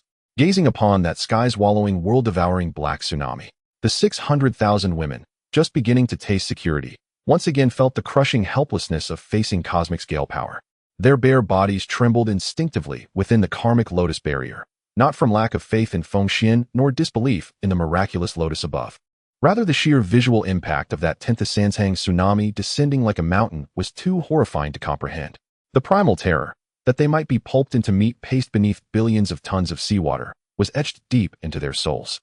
Yet, amidst this suffocating despair, below the 100,000 snow dragon cavalry, fresh from their slaughter, not a single rider stepped back. Their commander, a female knight of chilling beauty, her face still streaked with the blood of shrimp soldiers, raised her blood-dripping silver lance high. Form ranks, repel the enemy. Her voice glacial and utterly devoid of emotion cracked across the plaza. Yes, the 10,000 female cavalry exploded with sky-rending frost-kill intent. 10,000 unicorn sky horses reared and shrieked, spewing torrents of sapphire-blue frost flame. They sought, mere 10,000 strong, to freeze that world-ending Tentasanshang black tsunami, to stand against a great Luo immortal of early stage and his million-strong army. What indomitable valor! What magnificent moth-to-flame resolve! Floating midair, Feng Xuan gazed down upon the women, shivering yet clinging tightly together, and upon that cavalry knowingly marching towards certain death, yet choosing defiance. A flash of unreserved admiration lit his deep black eyes. These were the women Feng Xuan desired. This was the army worthy of bearing the title human sovereign's elite guard. Yet, with an unsurpassed human sovereign present, how could he ever allow his women to face the wrath of such a filthy, ancient mudeel? Feng Xuan's eyes. The admiration transformed in an instant into a chilling, bone-piercing, terrifying killing intent. He did not activate the newly arranged great array of the celestial bodies above his head, for such a world-destroying formation once unleashed would devastate heaven and earth. Using it against an old dragon seemed to be overkill. He also refrained from summoning the mighty god-slaying halberd. With a thought, Feng Xuan's right hand suddenly grasped the void. A flash of light passed. A long object 10,000 zhang long, crystal clear, and resembling the most perfect jade belt in the world appeared in his hand. It was the length of the azure dragon's sinew that he had just pulled from Ao Bing's back with his bare hands. On this dragon's sinew there still lingered traces of Ao Bing's warm blood, as well as the wretched, vengeful aura of his dying soul. You beat the small one, and now the old one comes. Feng Xuan's lips curled into a cruel, even twisted smile. He made no defensive moves, nor did he hide within the barrier of the fiery red lotus. Feng Xuan's bronze body covered in demonic patterns stepped forward, shifting the ground, space traversing. In the next instant, Feng Xuan, resembling a demonic god, disregarded the overwhelming water pressure and instantly teleported right in front of the 10,000 zhang black tsunami. His seemingly tiny figure appeared as nothing more than a speck of dust before the towering tsunami and the massive golden dragon head. Yet the ferocious aura of the great Luo golden immortal emanating from him acted like a stabilizing needle, forcefully pushing back the tsunami pressure surrounding him for hundreds of miles. Feng Xuan slightly raised his chin, his deep cold black eyes unwaveringly meeting the bloodshot enormous golden dragon eyes atop the tsunami. Old mud eel. Feng Xuan held the still blood-dripping azure dragon sinew in one hand, his voice laced with a teasing mockery that could drive one mad. You came here with such a grand display. He suddenly raised his right hand, casually swaying the azure dragon sinew in the air, allowing Ao Bing's residual aura to emanate without reserve. Is this what you were looking for? This light phrase. The familiar crystalline dragon sinew swayed in the moment Ao Guang recognized what it was. Boom. The old dragon king Honghuang felt as if 1,000 thunders exploded simultaneously in his mind. That was the life sinew of his beloved third prince Ao being seen as the future hope of the East Sea Dragon clan. At this moment, it was being waved around like a broken rope by this killer of flagrant humiliation. Binger's sinew. Who? The extreme sorrow and furious rage intertwined in an instant as Ao Guang's massive golden dragon mouth suddenly opened wide, directly spewing a mouthful of boiling golden dragon blood into the air. As the old blood was released, Ao Guang's originally majestic golden scales dimmed slightly. 2 streams of blood tears flowed from his enormous dragon eyes. He roared in madness, his voice piercingly sorrowful like a cuckoo crying blood. You demon who strips flesh and sinew. This king will grind you to dust. I will suppress your soul beneath the sea, suffering for 10,000 years in the sea fire. Grind to dust. Facing the old dragon king's frenzied vicious curse, Feng Xuan not only showed no fear, but instead threw back his head and let out a raucous, unrestrained laugh. Ha ha ha. Old mud eel, your son came to my territory coveting my woman and boasting. I pulled out his sinew, that is. Feng Xuan's laughter suddenly ceased, his eyes bursting forth with 2 palpable blood-red lights. Since you old thing couldn't wait to come to your death, just right, my 600,000 clan members still need some true dragon blood for medicinal baths. Before his words fell, Feng Xuan gave Ao Guang no time to react or to command the tsunami. The great Luo golden immortal level chaos power within him erupted like a violent volcano, pouring unreservedly into the azure dragon sinew in his right hand. The originally soft and crystalline dragon sinew instantly stiffened straight under the infusion of the chaotic power, transforming into an unparalleled long whip that flickered with glaring thunder and terrifying blood-red killing intent. Feng Xuan's legs abruptly pushed off in the void. He actually charged directly into the overwhelming world-ending 10,000 zhang black tsunami. Break for this emperor. Feng Xuan let out a thunderous roar that felt like the opening of heaven and earth. With a fierce heave of his waist and abdomen, he moved the azure dragon sinew, transformed into an unparalleled long whip in midair, tracing a trajectory that shattered the sound barrier and even tore through the laws of space. A simple yet immensely powerful sweep. Snap! A crisp sound terrifying enough to shatter the eardrums of a golden immortal exploded in the skies above the East Sea. The 10,000 zhang azure dragon sinew long whip tore open a pitch-black ink-like space, cracks stretching for tens of thousands of miles in the void. With the supreme power of the great Luo golden immortal and the lingering endless resentment of Ao being, the whip manifested in indomitable form, ruthless and unreasonable. It struck heavily, forcefully, on that towering 10,000 zhang high black tsunami water wall. Boom. A miracle, or rather a divine event, unfolded before the eyes of 600,000 female clansmen and a million aquatic army. The tsunami gathered with Ao Guang's power from across the seas, capable of submerging half of the primordial wilderness under the might of this unparalleled whip. It actually split cleanly in two like a fragile piece of tofu. Hundreds of millions of tons of black seawater under the terrifying aftereffects of the whip were directly evaporated into a sky full of white mist. The enormous water wall, which was originally connected, now had a wide vacuum gap several hundred miles across. The tsunami was forcibly severed. What a... Ao Guang, standing atop the tsunami, saw his blood tears streaming dragon eyes shrink to the extreme. He could not comprehend how a newly emerged human could possess such terrifying, even surpassing his ancient great Luo golden immortal physique. But this was far from over. The azure dragon sinew whip that had severed the tsunami had not diminished its might even by 1/10. Under Feng Xuan's exquisitely refined control, the whip in midair twisted like a spirited venomous snake, crossing the spatial distance with a screaming sound that could tear everything apart. It darted straight toward Ao Guang's massive golden dragon head. No! Ao Guang exclaimed desperately, trying to summon the power of the dragon pearl for defense. However, it was too late. Snap! Another ear-piercing crack resounded. The azure dragon sinew pulled from his own son's back landed solidly and fiercely against his golden-scaled dragon face. Azo! Ao Guang let out a wail 10 times more sorrowful than before. His protective dragon scales, capable of withstanding attacks from innate spiritual treasures, were brutally torn apart under this whip, blood and flesh mangled. A large chunk of golden dragon scales mixed with scalding dragon blood fell like raindrops from the sky. The immense force caused Ao Guang's massive dragon body to lose balance in midair. This was not merely a physical injury, using his son's sinew to slap his father's face. It was a complete shredding of the dignity of the East Sea Dragon clan, throwing the respect of this ancient, powerful clan into the mud and trampling on it. Dizzy and in excruciating pain, Ao Guang's massive dragon body, like a kite with a broken string, was irretrievably falling from the severed cloud-top tsunami. And how could Feng Xuan miss this perfect opportunity to strike a falling dog? Feng Xuan's figure, like a demonic god, transformed into a blood-red flash in the void. He was even 10 times faster than Ao Guang's descent. Go down for this emperor. Feng Xuan appeared above Ao Guang's falling massive golden dragon head. He lifted his right foot clad in rugged vine shoes, accumulating the might of a great Luo golden immortal, like a mountain pressing down. Boom. Feng Xuan's foot heavily and unreservedly stomped down on Ao Guang's head, which had just been carved with a blood groove. Crack, accompanied by the unbearable sound of Ao Guang's skull shattering. Feng Xuan was like an indomitable meteor falling from the heavens, crushing this ancient great Luo golden immortal once feared across the four seas directly ferociously into the muddy mire of the East Sea. Boom! The earth trembled and the sea water surged back. A massive meteorite crater several hundred miles in diameter and bottomless was formed on the beach of the East Sea. Countless mud and seawater were blasted into the air, resembling a mudslide in a storm. In the center of that gigantic pit, Feng Xuan stood tall and proud, his body adorned with Shura demonic patterns.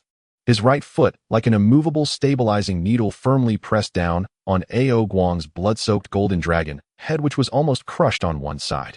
No matter how Ao Guang's enormous dragon body writhed and struggled outside the pit, that foot on his head remained unmoving, pinning him firmly in this mire of humiliation. Silence. A deathly silence. Those aquatic soldiers, once following Ao Guang with fierce momentum ready to drown the human race with the tsunami, now floated in a stupor like ducks with their necks squeezed, suspended in the waters of the Half-Dal tsunami.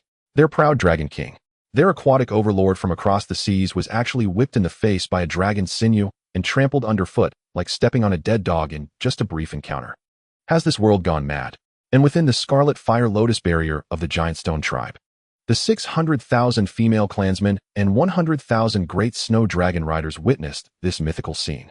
If Feng Xuan's instant kill of the three monsters had been shocking, then at this moment Feng Xuan, stepping on the old dragon king of the East Sea with the most violent, humiliating, and unreasonable demeanor, directly pushed their faith to a peak that even the collapse of the heavenly path could not shake. In their eyes, the man standing on the golden dragon was the only truth in this world, the only supreme deity.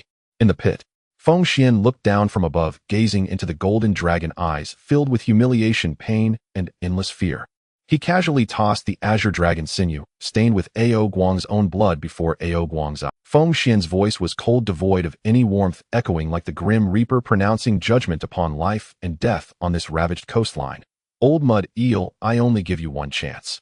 Submit, or... Feng Xuan exerted slight pressure with his foot, and Ao Guang's skull again produced a sound of unbearable cracking. Annihilate your clan. These two words, like 10,000 years of ice, made the million aquatic beings in the pit and sky tremble as if they had fallen into an ice cave. No one doubted this man's determination and strength. He dared to swallow heavenly tribulations and rip sinews from the dragon prince. Annihilating an East Sea dragon clan seemed to be a mere trifle. The old dragon king Ao Guang, whose skull had been half-crushed and face-bloodied, felt the terrifying killing intent above him that promised instant annihilation if he dared utter a word of defiance. Once exalted dragon clan dignity finally crumbled before the absolute fear of death. Old man, am willing to submit. Ao Guang, under the terrified and desperate gaze of a million aquatic beings, forced his noble golden dragon head to press tightly against the stinky mire. He emitted a cry filled with endless humiliation, devoid of any dignity. Though we could announce that from this moment onward the vast East Sea would welcome a new, even more terrifying master. However, just as Ao Guang's lowered blood-soaked dragon eyes were filled with despair, in his right dragon claw deeply sunk in the mire and hidden by his massive body, the old dragon king Ao Guang, with half of his skull crushed, emitted a mournful wail devoid of dignity under the terrified gaze of millions of aquatic creatures. Yet his dragon claw quietly crushed a jade slip that connected to the heavenly court of the demon clan. A faint ripple of demonic energy flickered and vanished in the muddy pit.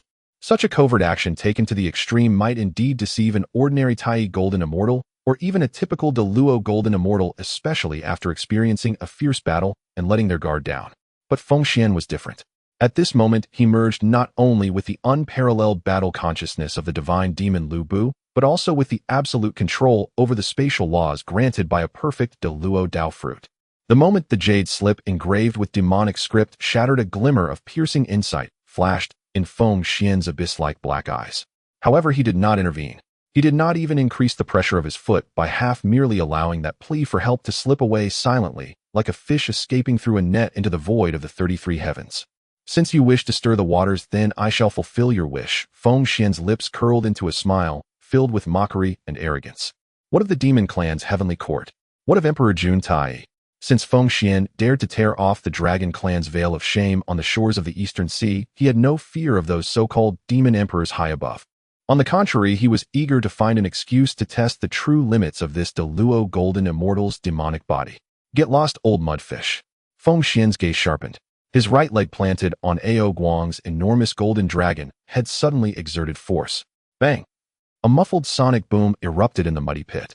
Ao Guang's massive golden dragon body, stretching thousands of feet, was kicked away by Feng Xuan's foot as if it were a dead dog blocking the road.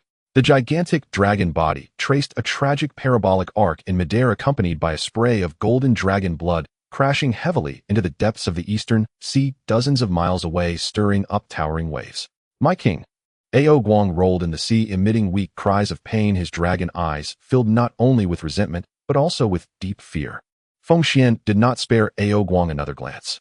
He turned around, facing the 100,000 snow dragon riders who had just finished their massacre, their silver armor still stained with the blood of sea demons. Feng Xuan's arm swung forward, sharply pointing towards the vast and deep surface of the Eastern Sea, like a supreme tyrant issuing a decree filled with the logic of a bandit. Snow dragon riders, heed my command. Yes, the 100,000 female riders shouted in unison, their voices soaring to the heavens. Follow me into the sea. Feng Xuan's voice carried an infectious fervor. Since this old mudfish dares to provoke, he must go kill your way into the Eastern Sea Dragon Palace's treasury and bring everything back for me, even the floor tiles. At your command. Flatten the Dragon Palace. A trace of fervent determination flashed across the cold, beautiful faces of the 100,000 snow dragon riders. Charge!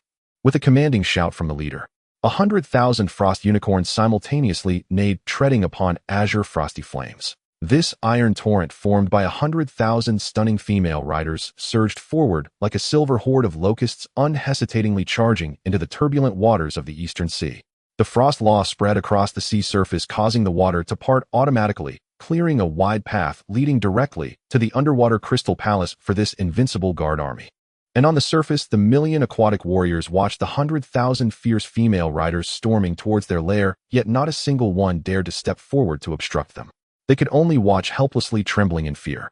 For the next several hours, it was a catastrophic plunder for the Eastern Sea Dragon clan. For the 600,000 female members of the Stone Tribe, however, it was a dazzling and mind-blowing feast of plunder. Splash! The surface of the near sea of the Eastern Sea was continuously breached by the Snow Dragon riders emerging from the water. Their originally cold and austere silver dragon scale armor was now adorned with various rare treasures. Bang! A towering red coral exuding rich, innate water spiritual energy was hoisted out of the water by dozens of female riders, crashing heavily onto the plaza of the Stone Tribe. Splash! Countless top-tier innate spiritual materials, deep sea pearls the size of small hills, and magical artifacts shimmering with colorful brilliance were carelessly transported by the Snow Dragon riders, piled up in front of the Emperor's Great Hall like free trash. In just half a day's time, the plaza of the Stone Tribe was completely filled with these Dragon Palace treasures, emanating astonishing spiritual energy fluctuations. The dazzling treasure light even suppressed the morning sunlight.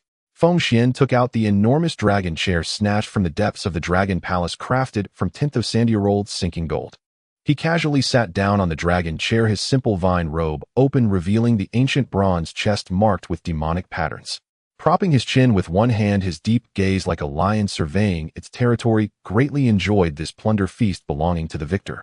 Meanwhile, Ao Guang, who dared to only stick his dragon head out from a distance in the sea, watched as his dragon clan's accumulated wealth over countless generations was carried away by a group of women like moving ants. Even the two sandier luminous pearl pillars at the entrance of the Crystal Palace were forcibly pried away by those female riders. Ao Guang's heart bled as his dragon body trembled in the water. Thieves! This shameless band of thieves! The old Dragon King wished to weep without tears, only able to place his hope on the Heavenly Court's rescue. At this moment in the plaza of the Stone Tribe, Feng Xuan's gaze suddenly stopped on two piles of treasures resembling small mountains. There were 300,000 sets of interconnected armor radiating a faint water blue glow as well as hundreds of thousands of sharp long spears crafted from the bones of deep-sea serpents. Water Jade Light Armor. These 300,000 light armors were painstakingly prepared by the Dragon Clan to equip an elite dragon female guard. This armor, made from deep-sea water jade mixed with extreme cold ice silk, not only possessed incredible defense capable of withstanding a full strike from an ordinary Xian immortal, but it was also exceptionally light and form-fitting without hindering the wearer's movements. This saves the Z clan a lot of trouble. Feng Xuan gazed at the plaza where 300,000 female tribesmen, still bare-skinned from the previous tribulation, stood. Convey my decree. Feng Xuan's voice echoed in the plaza. Distribute these 300,000 sets of water jade light armor immediately. Upon hearing the emperor's command, the 300,000 voluptuous female tribesmen's eyes sparkled with excitement. They had long coveted the stylish attire of the snow dragon riders. When those sets of water jade light armor radiating a water blue glow were donned over their perfect, innate Dao bodies, a breathtaking visual impact was born. The design of this water jade light armor was originally meant to highlight the dragon women's flexibility. The armor clung tightly to their skin, accentuating their slender waists and exaggeratedly ample chests, leaving nothing to the imagination. The lower half of the armor was designed like a high-slit battle skirt, fully exposing their long, straight, and dazzlingly white legs to the air. The cold metallic texture combined with the translucent haziness of the water jade did not conceal their femininity, rather it amplified the allure of abstinence and armament tenfold. They were no longer those delicate beauties in need of protection. 300,000 Armatatheteeth, extraordinary female soldiers wielding their snow-white dragon bone long spears lined up in formation in the plaza. Alongside the 100,000 silver-armored snow dragon riders, they totaled 400,000 female. A terrifying aura mixed with astonishing feminine charm and iron-blooded killing intent surged into the sky, even tearing apart the cloud layers above the eastern sea. As Feng Xuan looked at this grand army entirely under his control, embodying both charm and combat prowess, he let out a satisfied chuckle while seated on the dragon chair. However, just as Feng Xuan reveled in this splendid dominion that belonged solely to him, a storm targeting him was quietly brewing far above in the 33 heavens. In the 33 heavens, within the grandiose and magnificent Lingxiao Palace, the power center of the demon clan's heavenly court, hundreds of massive dragon columns on either side of the hall burned with eternal golden solar true fire. The scorching heat was enough to reduce an ordinary Tai golden immortal to ashes. In the very center, a figure clad in an embroidered robe of the three-legged golden crow radiating unmatched dominance and combat intent stood, with a face full of fury at the lower part of the hall. In his hand, he tightly clenched several shattered fragments of a jade slip. This was the message slip Honghuang had desperately sent out. Bang! Tai suddenly crushed the jade slip fragments into powder, letting the golden dust slip through his fingers. Just a mere human ant newly born in the lower realm. Tai's voice rumbled like a great bell, causing the entire Lingxiao Palace to tremble slightly. How dare he trample the Eastern Sea Dragon King, a mere early Deluo golden immortal, and seek to annihilate my demon clan's nominal subordinate aquatic species. He raised his head sharply, his eyes burning with solar true fire, staring at the highest point of the hall. Elder brother, if such a madman is not severely punished, what dignity does my demon clan's heavenly court have? How shall the myriad clans view us? Let me take the chaos bell and personally descend to crush that Feng Xuan into meat paste, turning those hundreds of thousands of human beings into blood food. To Tai, even if Feng Xuan demonstrated the combat power of a Deluo golden immortal before him, the Eastern Emperor, who wielded innate supreme treasures at the Quasi-Saint level, he was still just a slightly stronger ant. However, seated upon the Demon Emperor's throne wearing the Tian crown and exuding an innate majesty without anger, Emperor Jun did not let rage cloud his mind like Tai. In Emperor Jun's star-like, deep eyes, a glow of exceptional rationality and calculation flickered. He slowly raised his hand, halting Tai's impulse to rush down to the lower realm. Wait! Emperor Jun's voice was deep and penetrating. Tai, you only see the human's arrogance, but you neglect the underlying causes behind it. Elder brother, what is there to be cautious about? Tai asked, puzzled. That human is a creation personally molded by Empress Hua. Emperor Jun stood up, walking to the edge of the hall. Moreover, according to the images transmitted from Honghuang's, that Feng Xuan not only possesses Deluo magical power, which even we cannot fathom, but above his tribe there even appears a phantom resembling our clan's Zhou-Tian Star Do formation. How can this be possible? Tai exclaimed in shock. The Zhou-Tian Star Do formation was an absolute secret of the demon clan. There is nothing impossible. Emperor Jun scoffed. In this wilderness, bestowing Deluo combat power upon a human in silence while arranging such a grand formation. Who else could it be but those exalted sages? Daijin's gaze turned unervingly deep. He murmured that the human clan's fortune was abnormally flourishing, plainly revealing a pawn set by some mighty power. If we rashly strike and crush Feng Xuan with a single palm, it would be satisfying. Yet it would also be tantamount to slapping Nuwa herself in the face and enraging a sage. Such an outcome would prove far too costly for our grand scheme against the Wu clan. Tai, proud though he was no fool. The moment he heard the word sage, the fury in his eyes calmed somewhat, though his resentment did not subside. Could they simply let it pass? Of course not. Daijin's eyes flashed with canny calculation. He turned toward the right side of the hall and fixed his gaze on the silent demon strategist, the chief of the 10 demon commanders, Baze. Baze responded, fanning himself and stepping forward.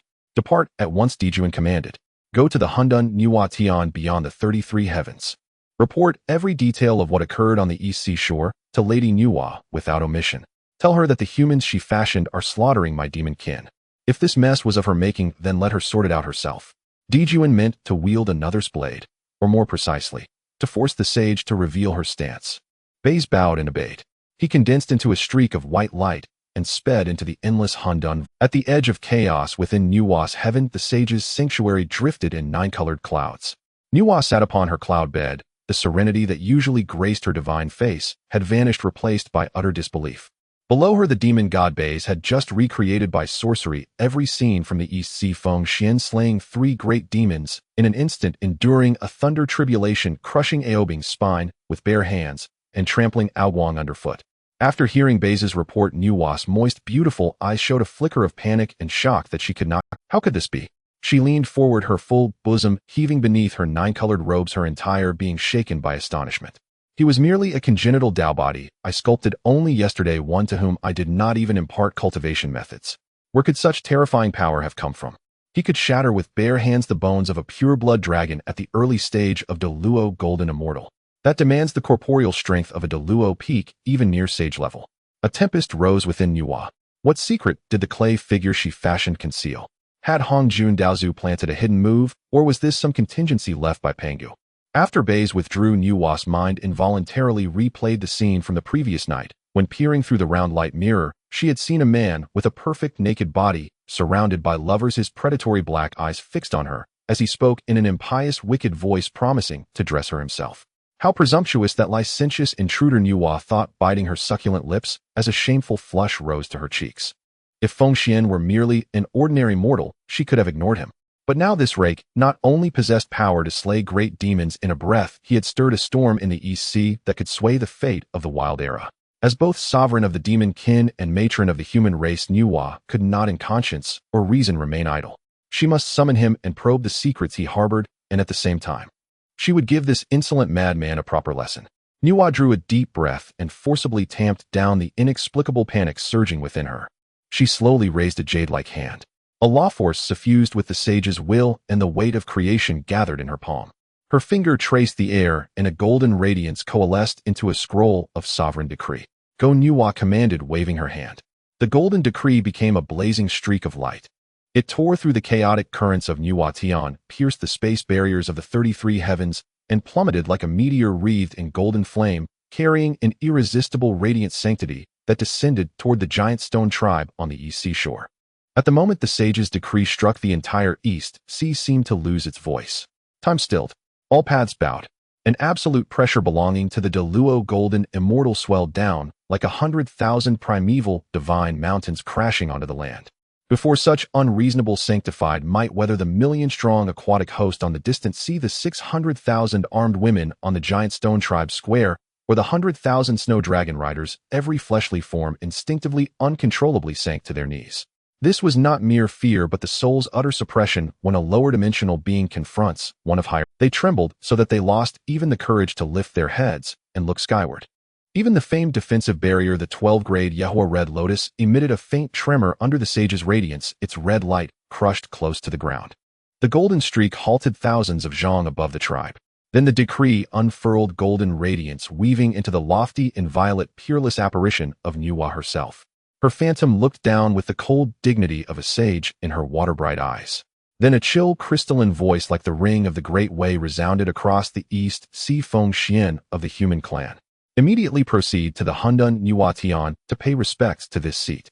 The decree brooked no negotiation. It was the absolute command of the high over the low. Under that pressure, all breath was held, expecting that the human emperor would tremble and accept the edict with piety. Yet Feng Xuan, seated upon the great dragon throne forged from Chunhai gold essence, did not kneel as the others did. Instead, he laughed, a brazen, unrestrained roar tinged with a touch of wickedness. That laugh cut across the stillness of the East Sea like a sword, piercing through the suffocating sanctity as if it were nothing. Go to Nuwa Tian to pay respects. The smile at Feng Xuan's lips turned dangerously sharp. He sprang from the dragon throne. At that moment, the chaotic god-demon Kiblood of a Deluo golden immortal in him erupted without reservation. Pangu's unyielding, irreverent will surged wildly through his limbs and marrow. The Azura runes on his bronze skin flared with a blinding dark red light. Facing the sage's pressure that would crush an ordinary Deluo golden immortal's bones, Feng Xuan straightened his spine like iron. He did not rely on the Yehua Red Lotus or brandish the Fengtian halberd. He relied solely on this tyrannical, overbearing, demonic body. With a violent kick from the dragon throne, he stamped down. The indestructible Chunhai gold dragon throne yielded 2 deep dents under his force. Feng Xuan's figure rose like a blood meteor, defying the heavens, bursting through the Yehua Red Lotus barrier and soaring upward, washed by millions of aquatic folk and 700,000 women with eyes nearly popping from astonishment. He shot up to the radiant sage decree and did not even glance at Nuwa's manifested phantom. With a coarse rune-covered right hand, he snatched at the golden edict like an eagle seizing a chick, brutal and uncouth. He clutched the sky-born decree, the embodiment of the heavenly Tao and sage will, firmly in his. The decree's creative pressure sizzled as it collided violently with Feng Xuan's chaotic Kiblood sparks flying, yet it could not break free of his iron-like grip. Honghuang on the sea watched in horror. He felt his remaining life force ebb. Even his dragon's soul convulsed at the sight. What madman would dare snatch a sage's decree with bare hands? Feng Xuan cared nothing for the opinions of such ants. He held the golden edict in one hand, hovering midair, meeting the Nuwa phantom eye to eye. There was no reverence in his abyssal black eyes, only a burning predatory gaze, as if he beheld prey or an imminent beauty to be seized. A dangerous, wicked smile curled Feng Xuan's lips. He looked at Nuwa's apparition on the decree, and in a teasing, magnetic tone one might use when flirting with a peerless beauty, he spoke with arrogant amusement that carried a sharp provocation. He deliberately emphasized the word invitation, his eyes glittering with undisguised flirtation. Why should it trouble him to go? He lifted his chin as if he were not about to pay respects to a sage, but attend a rendezvous of romance and pleasure. Then his voice turned cold and domineering, carrying the presumption of total control. I am very particular in my tastes, he said. I hope the tea Lady Nuwa brews will satisfy me. The words hung in the air like a blade. The world fell into a dead silence. Every creature who grasped the meaning of his remark felt their mind. This Feng Xuan was insane. Not only did he seize a sage's decree with his bare hand, he dared before all beings to mock and taunt the lofty Nuwa with such speech. Feng Xuan paid no heed to the terrified stares below. As casually as discarding scrap paper, he folded the decree, still glowing with residual gold light, twice and tucked it into the open bosom of his vine-woven robe. Then he turned his head. His deep, cold gaze pierced the boundless firmament and fixed on the direction of the unfathomable Hundun void beyond the 33 heavens. That was the way to Nuwa Tian. The wicked, possessive smile at Feng Xuan's lips intensified into something more voracious. Far beyond, at the edge of chaos, beyond the 33 heavens, Nuwa sat upon her 9-colored cloud bed. Through the divine intent attached to the decree, she had heard Feng Xuan's insolent wish that her tea please him, and she had clearly seen his predatory, wicked grin. In that instant, Nuwa's sage's Tao heart, hardened by countless eras and rock-solid, skipped a beat in an unprecedented way. Her sacred and violet face flushed not merely with anger, but with a blush she herself could not comprehend. A fluttering, inexplicable unease stirred within her. Her composure wavered, a strange, unfamiliar fluster gripped her heart. For a moment, Nuwa felt an unfamiliar, disquieting panic. Feng Xuan did not set off immediately. As the absolute ruler of a human territory that had just established order and housed countless breathtaking beauties, he would not allow any disturbances to occur in his private garden during his absence. Feng Xuan turned around, his profound gaze sweeping over the ground like a tangible force. This emperor is heading to the heavens. Feng Xuan's voice was deep and calm, yet carried an authority that made everyone involuntarily hold their breath. Zi, Yisui Run, and Yu Chao. Present. The 3 primordial ancestors of humanity stepped forward, immediately adorned in water jade light armor, their proud curves shimmering in the morning light, their eyes filled with fervor and obedience towards Feng Xuan. All affairs within the tribe shall proceed as usual. Major infrastructure must not pause and tasks of clothing and fire must not be neglected, Feng Xuan instructed. Where is the commander of the great snow dragon riders? This subordinate is here.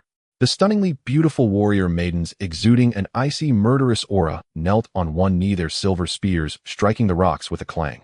100,000 great snow dragon riders keep the four corners of the tribe secure for this emperor. Activate the first layer of the Inferno Red Lotus defense barrier. No one may enter or exit without this emperor's command. Should any hostile enemies, be they demons or other beings, approach, they are to be killed without question. Understood. We will fight to the death for the human emperor. The great snow dragon riders roared in unison, their voices shaking the eastern sea. Having arranged the defenses, Feng Xuan's gaze finally landed on the enchanting and alluring nine-tailed celestial fox beside him. Su Daji was looking at him with a longing and reluctant expression. Her ice-like skin draped in transparent white gauze swayed gently in the breeze, and her 9 pink tails hung limply on the ground, appearing pitiful. She knew that Feng Xuan was going to meet the lofty sage, and her heart was filled with both a natural fear of the sage and a sense of loss at her man's impending departure. Feng Xuan chuckled softly. He stepped forward to stand before Su Daji, his broad warm hand firmly grasping her delicate chin and gently lifting it upward. In front of hundreds of thousands of female tribesmen and 100,000 great snow dragon riders, Feng Xuan did not shy away, lowering his head to seal his lips against Su Daji's full moist lips akin to ripe cherries. Su Daji let out a soft, sweet moan, her peach blossom eyes instantly closing, her hands instinctively wrapping around Feng Xuan's strong neck. It was an exceptionally deep kiss. Feng Xuan easily pried her lips apart, greedily savoring the sweet, fragrant essence that belonged solely to the nine-tailed celestial fox. The slippery sensation intertwined with the sweet nectar stirred the wicked fire within Feng Xuan's heart. After a long while, when Su Daji trembled all over her legs, weak, nearly collapsing into Feng Xuan's embrace, he slowly released her. "Behave and guard the house while I am away," Feng Xuan whispered near Su Daji's flushed earlobe, then boom. Feng Xuan no longer suppressed the chaotic demonic body within him at the level of a great Luo golden immortal. A terrifying force of vitality erupted. His entire being transformed into a streak of dark red blood light that pierced the heavens. The speed of this blood light was so fast that it could not be described in words. In merely a fraction of a moment, it broke through the cloud layer above the primal world and tore through the 9 heavens' violent wind layer that could shred ordinary golden immortals. Above the 9 heavens was an endless chaotic void filled with raging disorder. Here there were no distinctions of up or down, only earth, water, fire, and wind rampaging wildly. If an ordinary Tai golden immortal entered this place without a formidable spiritual treasure for protection, they would be instantly assimilated and torn apart by the violent chaotic currents. However, when Feng Xuan charged into this gray expanse, he did not even frown. On the contrary, for him who possessed pure Pangu blood, this chaotic void capable of annihilating all things was not an obstacle. Instead, it felt unusually familiar. The great god Pangu was born from the chaos, the first demon god. As the chaotic currents washed over Feng Xuan, the azura demonic patterns surrounding him did not fade. Instead, they shimmered with a deeper, dark golden luster. Those violent earth, water, fire, and wind, upon touching his indestructible body, parted like Dao. He did not even need to discern direction. The decree of Nuwa, which he had casually tucked away, emitted a faint aura of creation amidst the chaos. Guided by this aura, Feng Xuan strolled leisurely through the boundless chaos. Just a moment later, the violent chaotic currents ahead suddenly calmed, revealing a vast arena radiating 9-colored celestial light, flowing with boundless creation and peaceful energy, appearing at the edge of Feng Xuan's vision.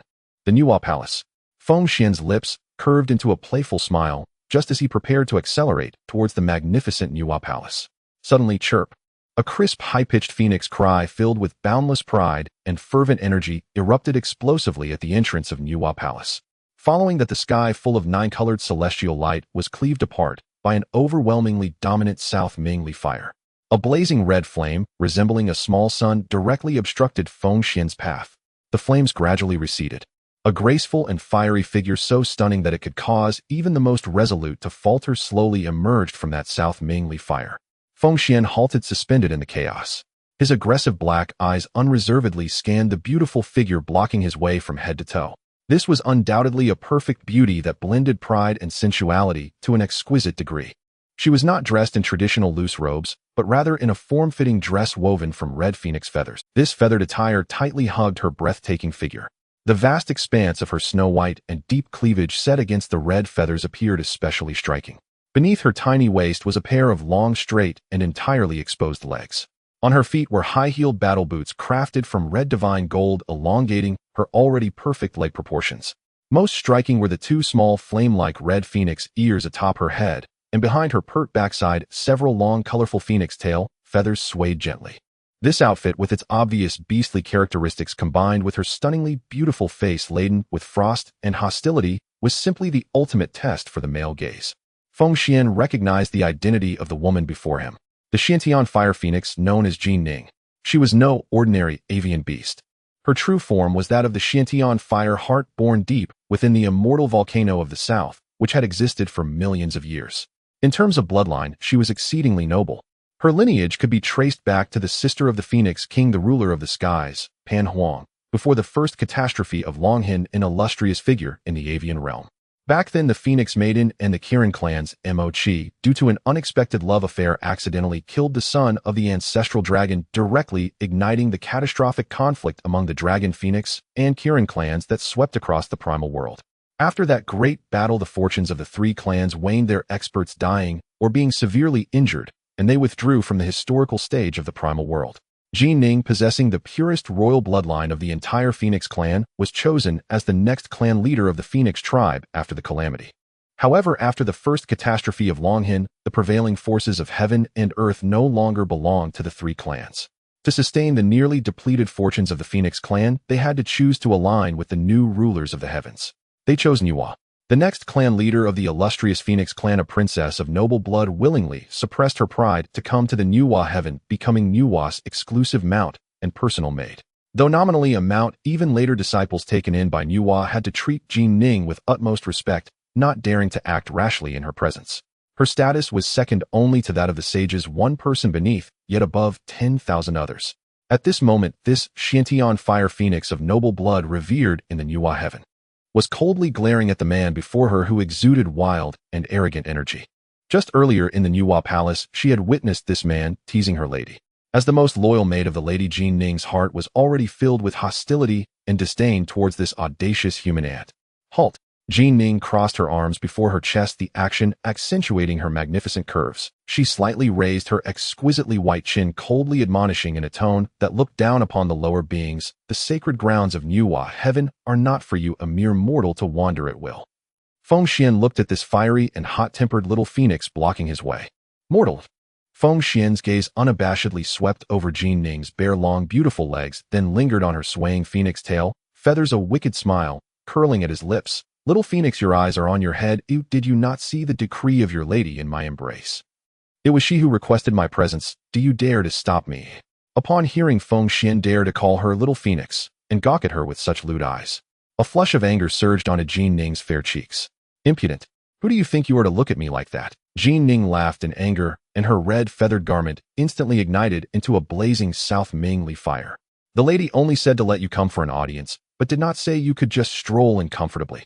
Today I shall teach you, this arrogant fool who knows not respect, a lesson on how difficult it is to enter the gates of Nuwa heaven." As her words fell, Jin Ning did not give Feng Xuan any chance to retort. Chirp! A piercing phoenix cry resonated through the chaos. Jin Ning's fiery and graceful figure exploded into a sea of blazing flames. The next moment, a gigantic divine bird, hundreds of thousands of feet long with wings wide enough to cover half a star domain, was reborn from that sea of fire. The true form of the Xianxia fire phoenix. This phoenix was so beautiful that it could not be described with ink and brush. Her feathers were crafted from the finest red divine gold, and each feather flowed with mysterious flame law runes. Her long tail feathers trailed through the void, resembling 7 splendid rainbows, and wherever she passed, even the violent chaotic currents were burned to nothingness. The terrifying pressure of a mid-level great Luo golden immortal descended like a fiery storm upon Feng Xuan. "Oh, are you going to make a move?" Facing this divine bird that blotted out the sky and radiated terrifying, not only was there no sign of panic, but instead a wild smile of delight appeared on his face, as if he had found a worthy opponent. "Since you little phoenix have come to seek punishment, I shall oblige you." The divine weapon, the god-slaying Fang Tianhua halberd wrapped in endless malice and bloodlight, instantly materialized in his palm. Holding the halberd with one hand, he stood unshakable in the chaos like a godly needle stabilizing the seas. "Arrogant ant, prepare to die." The Xianxia fire phoenix let out an angry cry, and her massive wings suddenly flapped. A torrential rain of south bright leaving fire filled the sky, each flame resembling a burning star, with a terrifying heat capable of incinerating everything raining down towards Feng Xuan. Such a scope of attack, if unleashed in the primordial continent, could instantly turn mountains and rivers within 100,000 miles into scorched earth and magma. Faced with this overwhelming south bright leaving fire meteor shower that sealed all escape routes, Feng Xuan did not even budge an inch. He merely raised the god-slaying Feng Tianhua halberd slowly. The chaotic divine power from his early-stage Daojin surged into the halberd like a mighty river. The originally dark golden halberd suddenly erupted with blinding blood-red light.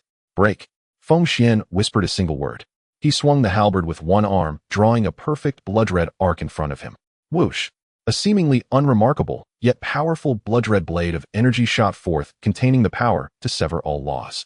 As soon as the blade appeared, it swelled in the wind, instantly transforming into a blood-red canopy that cut through the void. The moment the torrential south bright leaving fire capable of burning Daojin collided with this blood-red canopy, there was no earth-shattering explosion, nor a stalemate of equal power. The raging flames struck an impenetrable wall of size, and as they made contact with the blood-red blade, they were ruthlessly and completely severed into nothingness by the terrifying laws of slaughter. One strike, just a casual strike. The full-force attack from Jin Ning, which could vex even opponents of the same rank, was effortlessly dissolved by Feng Xuan as if brushing off dust. How is this possible? The Xian Tian fire phoenix floating high in the air felt an overwhelming shock and dread surge in her enormous phoenix eyes. She is a mid-stage Daojin. She cultivates the world's top-grade south bright, leaving fire. How could this man who emits only the fluctuations of an early-stage Daojin so easily dismantle her offense, without even breaking a sweat? Do you think this feeble flame can stop me? Feng Xuan's voice, laced with endless mockery, pierced through the remnants of the flames, and clearly reached Jin Ning's ears. It's only polite to return the favor. Little Phoenix, let me test you with a move. Boom. As soon as Feng Xuan's words fell, his figure vanished from the spot. Even Jin Ning's mid-stage Daojin divine sense could not capture the trajectory of Feng Xuan's movement at that moment. Not good. A deadly sense of crisis stemming from the depths of her bloodline instantly enveloped Jin Ning's heart. She had no time to think, instinctively retracting her wings and attempting to retreat backwards. But it was too late. Too slow. A whisper like a ghost echoed above Jin Ning's massive phoenix head. Feng Xuan, his body adorned with azure demonic patterns, had appeared above the Xian Tian fire phoenix's head, as if teleporting. He gripped the halberd tightly with both hands and raised it high. The terrifying Pangu blood power coalesced into a pitch-black singularity at the edge of the halberd. No fancy spells, only a pure and utterly brutal strike. Down you go.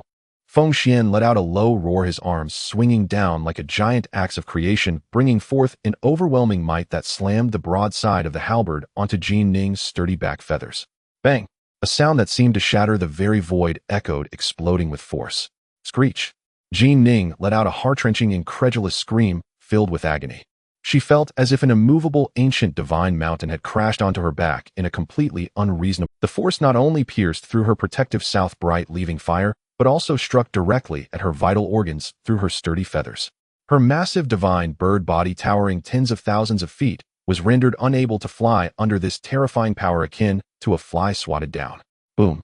The enormous fire phoenix plummeted like a burning meteor, tumbling awkwardly from the sky. It only came to a stop after crashing heavily onto a giant meteor floating in the chaos, shattering it into pieces. Cough, cough. Jin Ning struggled to lift her head from the rubble, a trickle of golden phoenix blood oozing from her sharp beak. Her phoenix eyes fixed on the man above her, who loomed over like a demon god, the shock in her gaze transforming into profound fear. How can this be? Is this truly the newborn creature molded from clay by the goddess just yesterday? This pure and untainted terrifying physical power, this completely crushing battle intuition, this is clearly an ancient chaotic demon god disguised in human form. Is this all you've got? Feng Xuan, holding the Feng Tianhua halberd upside down, floated down like a feather, finally, standing firmly in midair, less than 10 feet away from Jin Ning's massive head.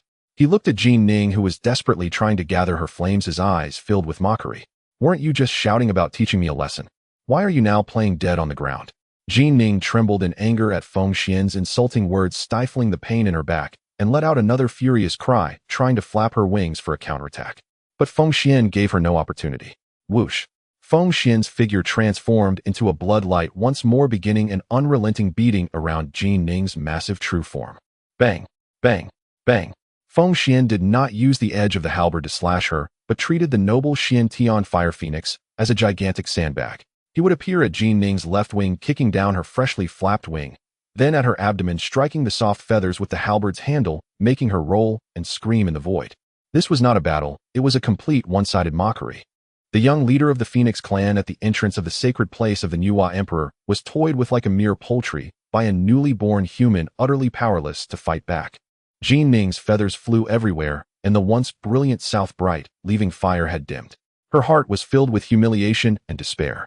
Just as Feng Xuan was enjoying himself preparing to fly over Jin Ning's head to pluck a few of her prettiest tail feathers for the Ji clan's fan. Enough! A cold and authoritative voice containing endless laws of creation suddenly emanated from deep within the magnificent Nuwa palace. This voice surged through the chaotic void like a mighty wave impossible to resist. Feng Xuan, who was ready to strike, suddenly felt the surrounding space thicken like iron, forcibly halting his violent movements. Meanwhile, the bruised and battered Xianxia fire phoenix, Jin Ning, upon hearing that voice, felt as if she had heard the voice of heaven letting out an extremely aggrieved whimper. In a flash of light, she transformed back into the stunning demoness clad in crimson feathers. However, at this moment, she no longer possessed the pride and arrogance from earlier. The feather robe that once clung closely to her body had several large tears, revealing large patches of pale skin marred with bruises. She clutched her chest and limped over to the massive white jade staircase beside the Nuwa palace, her eyes filled with deep fear and dread as she looked at Feng Xuan. "Let him in." Nuwa's cold voice rang out once more, though this time there was a hint of gravity beneath her lofty tone. Upon hearing Nuwa's command, Feng Xuan complied and sheathed the Feng Tianhua halberd. He brushed off imaginary dust from his hands and adjusted his open vine robe. He glanced at Jin Ning, who was hiding by the staircase like a frightened quail. A wicked smile crept across Feng Xuan's face as he suddenly leaned and closed, inhaling deeply near her bruised cheek. "Little Phoenix, you smell quite nice. If you dare to block my path again, I'll strip you bare, pluck all your feathers, and roast you over a fire." Hearing this extreme and threatening remark, Jin Ning trembled in fear, her legs giving way as she fell onto the white jade steps, not daring to utter a single word in retort. Feng Xuan laughed heartily, ignoring the now completely subdued mount. He turned around, taking long strides up the 999 white jade steps leading to the Nuwa palace.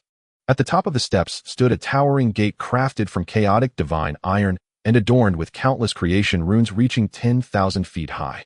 This gate weighed billions of pounds and could only be opened with Nuwa's permission and a special incantation from Jin Ning.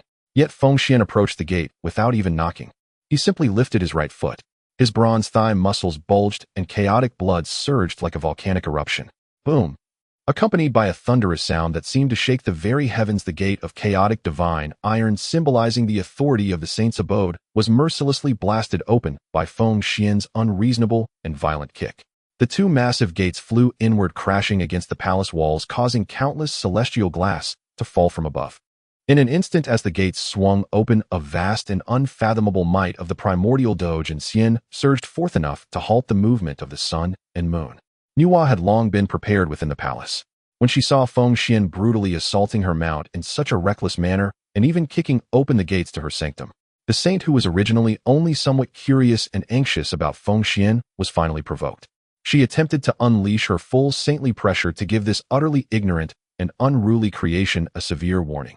She wanted this man to kneel before her, prostrating himself at the threshold of the palace, fully understanding his. What does the majesty of the Creator truly mean? Yet in the face of this terrifying holy might, that even the unyielding spatial laws within the great hall could not withstand collapsing and distorting under its pressure. Feng Xuan's right foot, which had just kicked open the great door, landed steadily on the jade floor inside the hall. "Do you think you can suppress me, eh?" Dark red bloodlight, as tangible as reality, erupted from Feng Xuan's deep black eyes. Roar! The drop of Pangu's essence blood within him, provoked by the pressure of the saints, burned and boiled like an enraged ancient dragon. Pangu, what kind of existence is that? It is the supreme Dao that opened the heavens and transformed all things. How could a mere pressure from a heavenly Dao saint hope to bend Pangu's bloodline to submission? Crack! Crack! Under the oppressive holy might, the bones in Feng Xuan's body emitted a sound that sent shivers down the spine. Yet his back, adorned with azure patterns, remained as straight as a spear piercing the heavens. He did not fall to the ground. He did not kneel. Bearing the terrifying weight that could crush an ordinary great Luo golden immortal into pulp, his steps grew heavy, each footfall leaving a deep imprint on the hard jade floor. Yet he continued to step forward step by step, steadily entering the grand and spacious Nuwa hall. At the deepest part of the hall, Nuwa sat on her colorful cloud bed, watching the imposing figure approaching her steadily, as if navigating against the current. Her shocked, watery eyes reflected the raging blood and energy surging within Feng Xuan. Instinctively, Nuwa activated her saintly divine power, attempting to deduce and analyze what had transpired with this man through their close proximity. Buzz. The flow of the laws of creation flickered in Nuwa's eyes. However, when the result of her deduction was revealed in that fleeting moment, Nuwa's flawless face instantly drained of color. How is this possible? A storm of indescribable shocks surged within her heart. In her deduction, the physical blood and energy that Feng Xuan had just unleashed to resist the holy might contained not a trace of the essence she had crafted from 9 heavens essence soil and 3 light divine water. Instead, what replaced it was a Pangu bloodline so pure it surpassed even the 12 ancestral witches of Pangu Palace by 100-fold. Not only that, she also sensed a killing law that completely did not belong to the established rules of the Honghuang, heavenly Dao, as well as his bizarrely high cultivation level of a great Luo golden immortal that seemed to have appeared out of nowhere. And that fearsome Feng Tianhua Ji, which even her saintly eye could not fully perceive. Everything proved one thing. This man before her, who should have been grateful to her as a mere creation of clay, had completely and utterly escaped. He was simply an anomaly that could not be measured by the common reasoning of the Honghuang. Just as Nuwa found herself in extreme shock and panic. Thud. Feng Xuan's heavy footsteps had arrived before Nuwa's lofty colorful cloud bed, less than 3 zhang away. He stopped. Feng Xuan lifted his head. His eyes turned crimson from the burning Pangu essence, blood filled with an intense and unrestrained desire fixed unabashedly on Nuwa's extraordinarily beautiful face, then carelessly roved lower, audaciously examining her proud bosom, tightly wrapped in colorful attire, which heaved violently with each breath. Impudent. Feeling Feng Xuan's crude gaze, which seemed intent on stripping her of her clothing, Nuwa was overwhelmed with embarrassment and anger springing up from her cloud bed. She pointed at Feng Xuan with an imposing air, her voice trembling slightly, a tremor even she did not notice, as she scolded loudly. "You vile creature! Why do you not bow before me?" Bowing. Hearing this reprimand, Feng Xuan not only showed no signs of retreat, but instead let out a wild, sinister laugh. Ha ha! He did not gaze up from below the steps. Feng Xuan directly took long, powerful strides, boldly stepping onto the colorful cloud stairs that belonged solely to the saints. 1 step, 2 steps, 3 steps. Feng Xuan completely disregarded the chasm of identity and status between them, approaching Nuwa with an overbearing and aggressive stance, standing less than a foot away from her. The two were almost face to face. Feng Xuan's towering and robust demonic figure loomed over Nuwa, casting her shapely form fully in his shadow. "Your Majesty." Feng Xuan lowered his head, his deep black eyes locking onto Nuwa's watery gaze, which widened slightly in panic. He intentionally lowered his voice, infused with a magnetic and suggestive tone. "Can our relationship be the same as others?" "You? What do you mean?"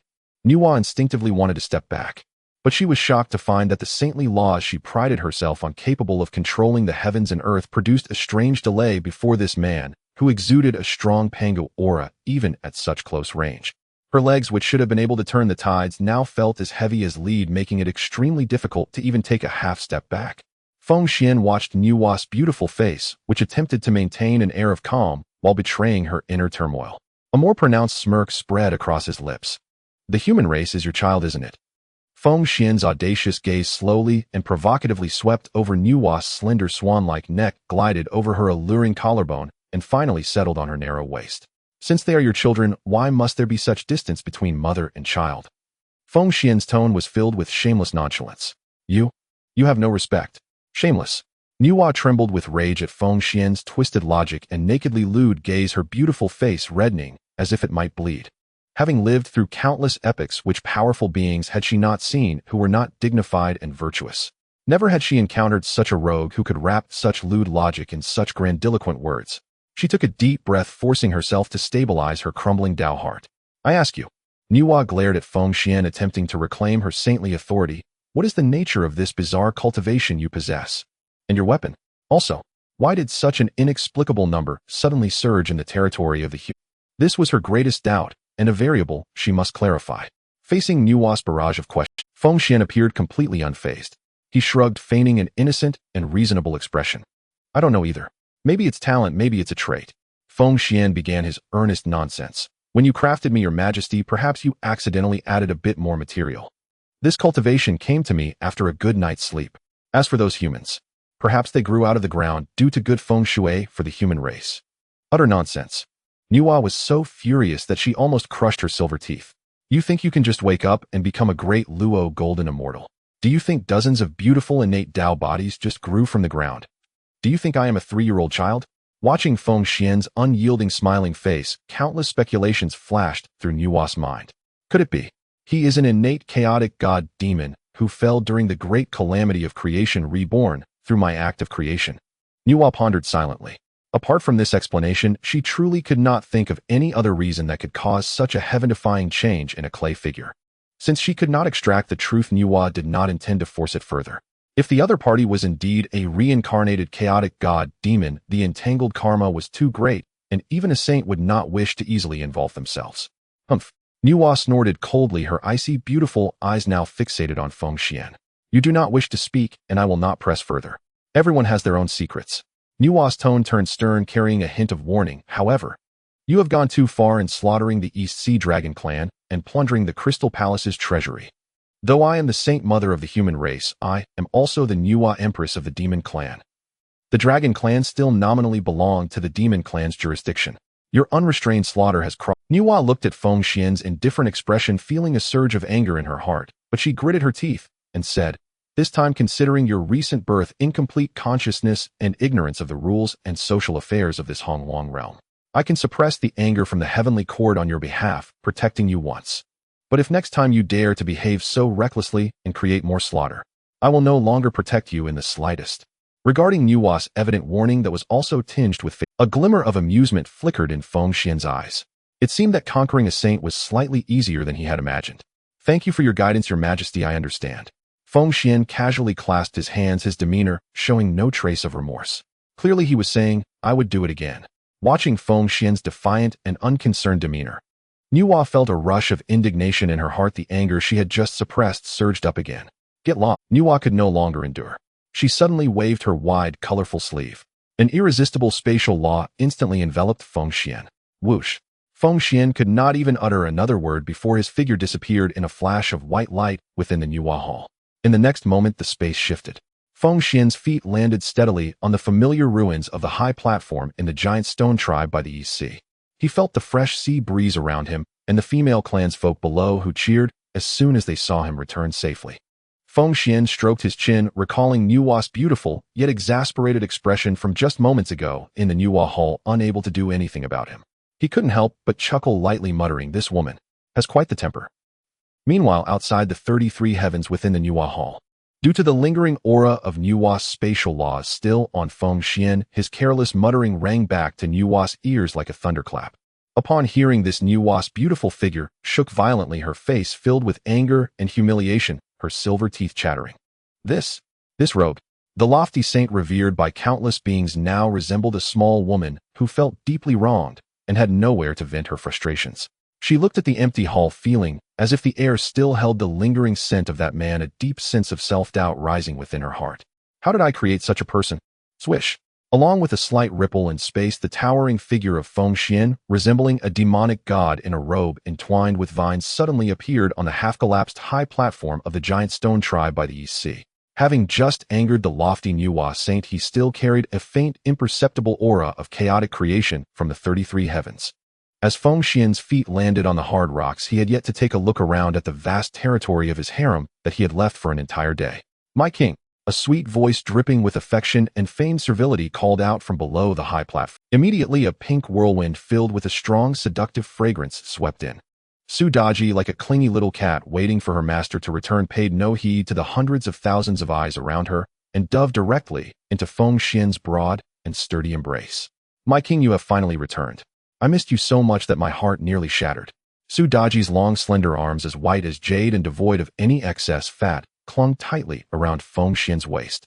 She tilted her beautiful, heart-stopping face upward, her peach blossom eyes shimmering with waves. Most strikingly, her transparent white veil draped over her voluptuous figure, unabashedly rubbing against Feng Xian's ancient bronze-skinned chest covered in magical patterns. The astonishing softness and elasticity of her body created breathtaking shapes as she playfully clung to Feng Xian's chest. The 9 pink foxtails behind her swayed excitedly, like 9 blooming lotuses dancing around Feng Xuan's legs. Faced with such an embrace that could make any man in the world have a surge of blood. A flicker of mischievous fire passed through Feng Xuan's eyes as he naturally reached out, wrapping his large hand around Su Daji's slender boneless waist, giving it a firm squeeze. "Oh, how much did you miss me?" Feng Xuan asked with a half-smile at the enchanting beauty in his arm. Not far below the high platform, the 3 ancestral figures of the human race, Zi Surin and Youqiao, had just completed directing the labor of the Clothing Division, Fire Division, and Construction Division for an entire day. Watching Su Daji's shameless display of seduction, a wave of sourness surged in the eyes of the 3 human ancestors. Zi bit her gentle red lip, holding a handful of ice silkworm silk used for sewing clothes. Surin, with her honey-colored figure, was so incensed that she could hardly contain herself, almost wanting to kick that lewd fox. Youqiao stood there elegantly, yet her eyes were filled with resentment, as if accusing Feng Xuan of having tormented her all night, only to embrace another upon his return. However, due to Feng Xuan's supreme authority as the emperor and the fact that Su Daji was indeed appointed as the food ancestor by him, the 3 women, though bitter, dared not express their grievances publicly. As a 9-tailed celestial fox, Su Daji was extremely sensitive to the emotions around her. A quick glance with her peripheral vision instantly captured the jealousy and unwillingness of the 3 women. "You want to compete for my favor? You girls are still a bit too young for that," Su Daji thought smugly. To solidify her position as the first concubine in this vast harem, she decided to take some bold measures. Her peach blossom eyes twinkled slightly, a glint of cunning flashing in her watery gaze. She stood on tiptoe, bringing her delicate red lips close to Feng Xuan's ear, exhaling like orchids, and sweetly proposed, "My king has just returned from the heavens. If facing such lofty beings must have been exhausting for you. Tonight, to celebrate your triumphant return, I am willing to perform the Heavenly Fox Prayer Dance, a secret tradition of the Fox clan, to relieve your fatigue. I wonder if my king would grant me the honor." Upon hearing the words Heavenly Fox Prayer Dance, a strong interest immediately flickered in Feng Xuan's deep black eyes. He had already experienced the prowess of this 9-tailed fox on the bed, and now she wanted to offer a dance.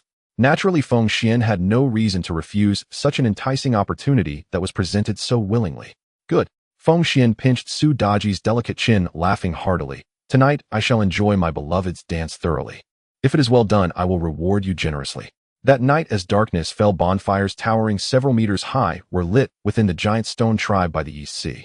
The bright yellow flames illuminated the massive city, which had just established order as if it were daylight. In the center of the tribe, a vast open space had been cleared in the enormous plaza. Feng Xuan sat regally on a large dragon chair crafted from ancient sea gold. He held a cup of rough fruit wine brewed from unknown spiritual fruits by Suerin, reclining lazily against the chair's back. Surrounding him were 60,000 female clansmen dressed in light and revealing fairy uniforms made from dragon palace ice, silkworm silk, and deep-sea fish scale fabric, eagerly gazing at him with fervent admiration. In the center of the plaza, an unparalleled banquet of dance that could dim the sun and moon and shatter the hearts of celestial beings was about to commence. Su Daji had spared no effort for tonight's competition for favor. Not only did she lead the dance herself, but also used her authority as the leader of the exploration division to select a full 10,000 from the 60,000 female clansmen. Boom, boom, boom. As several snow dragon riders struck the massive beast skin drums with dragon bones, a primal, yet strangely enchanting boom, boom, boom. As several snow dragon riders struck the massive beast skin drums with dragon bones, a primal, yet strangely enchanting rhythm of music gradually rose into the night sky. In the glow of the fire, the 10,000 female clansmen dressed in skirts as thin as the wings of cicadas and barefoot, like white jade, danced gracefully like a rolling wave of snow. Though they had not received professional training under Su Daji's temporary guidance, each movement was synchronized. 10,000 water snake-like waists twisted together, and 10,000 long, straight, jade-like legs alternated gracefully in the firelight. The sheer visual impact brought by such a multitude of exquisite female bodies was like a tsunami crashing into Feng Xuan's eyes. Yet the true focal point remained the enchanting Su Daji, who stood at the center of the 10,000 dance. Tonight, Su Daji transformed into the most deadly and seductive pink poison in the world. The originally transparent white veil she wore was cleverly torn into several long, flowing ribbons, merely wrapping around the most critical areas of her heart and waist. The vast expanse of her flawless ice-like skin shimmered with a breathtaking glow in the firelight. The rhythm of the music suddenly accelerated. Su Daji began to spin. She resembled a pink demon lotus blooming in flames. With each rotation, her slender, curvaceous legs traced stunning arcs in the air. Her 9 pink fox tails swayed rhythmically with her dance, extending and undulating like 9 ethereal serpents in midair. Suddenly, the drumming paused. Su Daji exaggeratedly bent backward at the waist.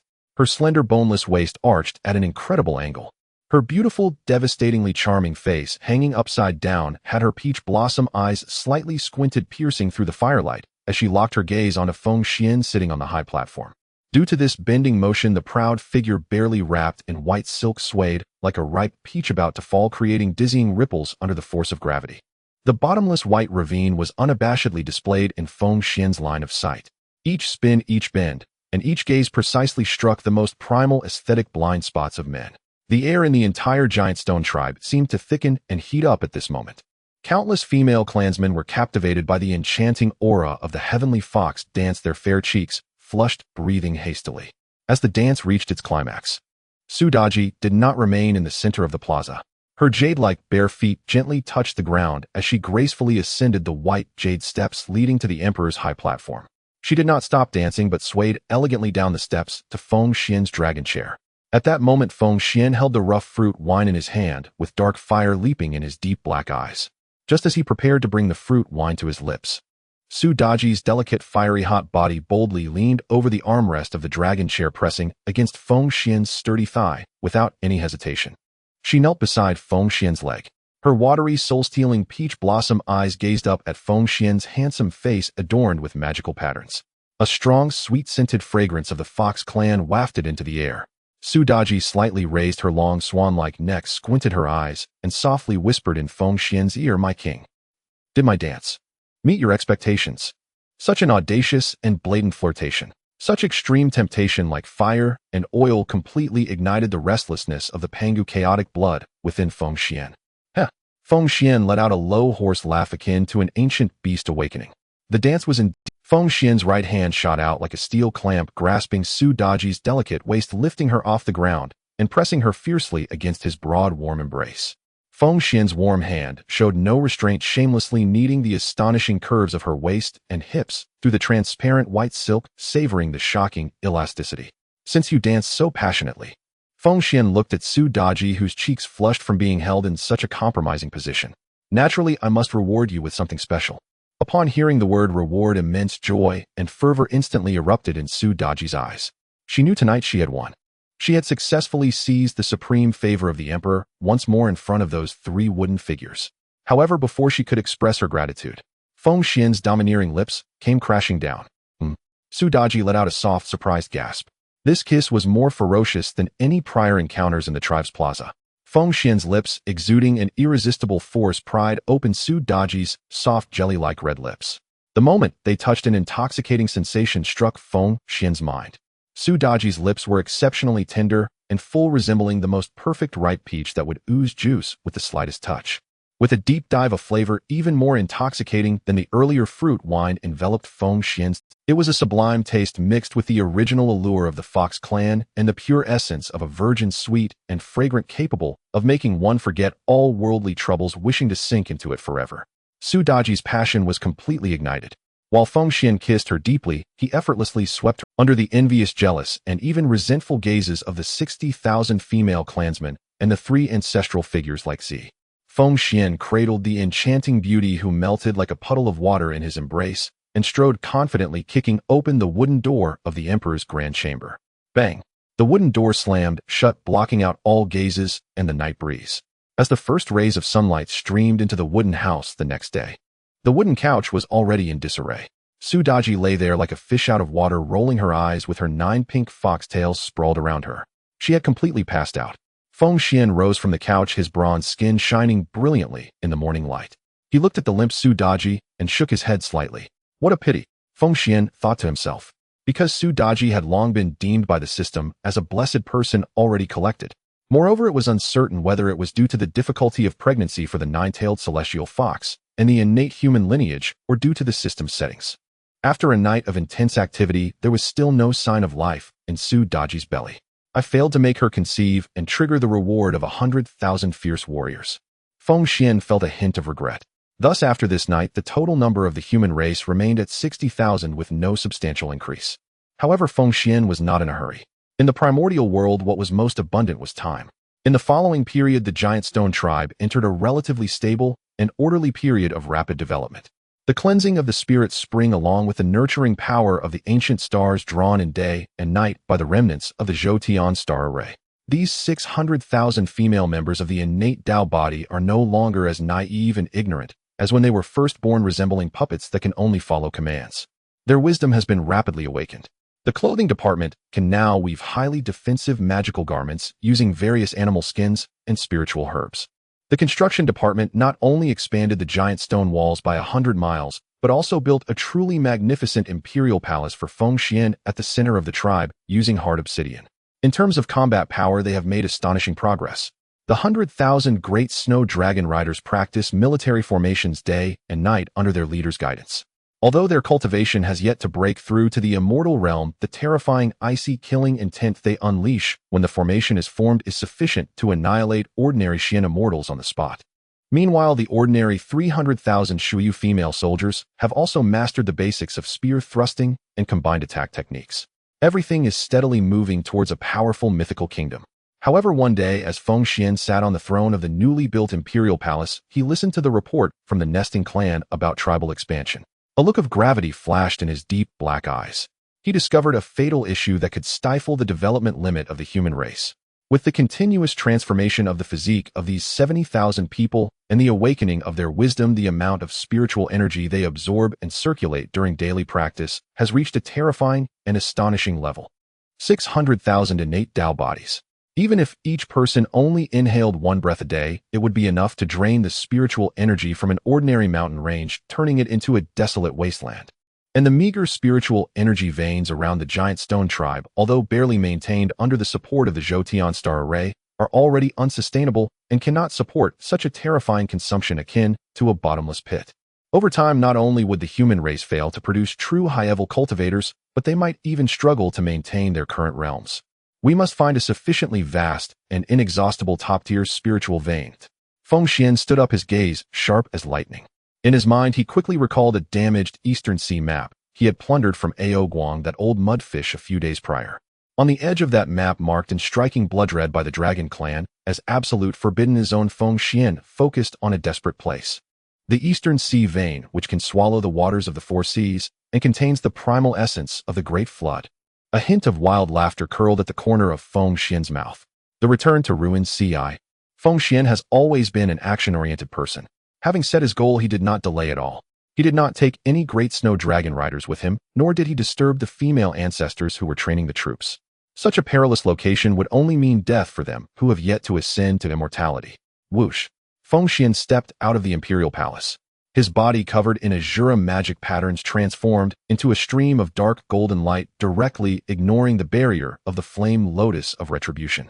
Like a meteor, he plunged into the turbulent depths of the Eastern Sea. Glub glub. The deeper he dived, the darker the surroundings became. The terrifying water pressure brought by the seawater was enough to crush a low-grade, postnatal spiritual treasure into a pancake.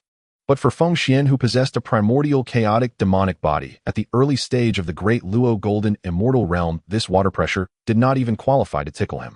He ignored the gigantic, deep-sea beasts lurking in the darkness, heading straight down at an incredible speed towards the direction marked on the map. Not knowing how many thousands of miles he descended, the surrounding seawater had already turned into pitch-black, stagnant water, the temperature so cold it could freeze a soul.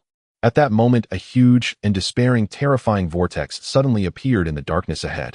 The diameter of this vortex was as wide as several thousand miles. Countless waters of the Eastern Sea, carrying the destructive power of annihilation, were crazily devoured by this vortex, as if connecting to another unknown dark universe. This is the drainage outlet of the primordial world. The return to ruined Ci. In the dark currents surrounding this sea, as Feng Xuan's figure filled with the vitality of the living approached. Awoo!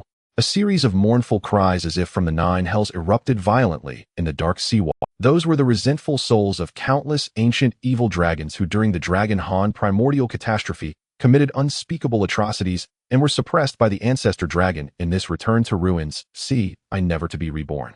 These resentful souls had soaked in the dead energy of the sea, for millions of years, long having lost their reason, leaving only an extreme yearning for the flesh and blood of living beings. Sensing Feng Xuan's aura, thousands of evil dragon resentful souls, each over 1,000 feet long and emanating dark green corpse energy charged at him like frenzied great white sharks opening their illusory jaws wide. A bunch of dead long worms that should have long since been obliterated dare to be a nuisance before this emperor. Facing this army of resentful souls that could tear apart an ordinary Tai golden immortal, Feng Xuan, suspended in the pitch-black deep sea, did not even glance at them. He snorted coldly. Boom. At that moment, the drop of purest Pangu blood within him erupted violently. A terrifying chaotic essence representing the origin of life in the primordial world erupted from Feng Xuan's body, like a blazing sun suddenly rising in the deep sea. Sizzle, sizzle, sizzle. The evil dragon resentful souls that had just pounced within 1,000 feet. Upon contact with this pure yang essence, they did not even have time to let out a scream, as their illusory dragon bodies formed from endless resentment were instantly evaporated and burned into nothingness under this yang energy. With just one burst of essence and blood, thousands of ancient evil dragon resentful souls turned to dust like flying ashes. Clearing away these hindrances, Feng Xuan did not pause at all. His figure transformed into an arrow diving straight into the center of the vortex that spun with terrifying, annihilating power. Buzz. As soon as he entered the center of the sea, Feng Xuan felt the spatial laws around him become extraordinarily violent. Here contained the purest laws of the water path of the primordial world, repelling all foreign beings and trying to crush Feng Xuan, this foreign object, down to the most basic particles. That terrifying annihilation power would grind even the finest innate spiritual treasures to dust in an instant. Yet Feng Xuan let out a proud laugh at the center of the vortex. Huh, you think you can crush this emperor? This broken spring eye is simply not qualified. Enduring the terrifying pressure that could tear the void, Feng Xuan forcefully gripped the air with his right hand. Clang!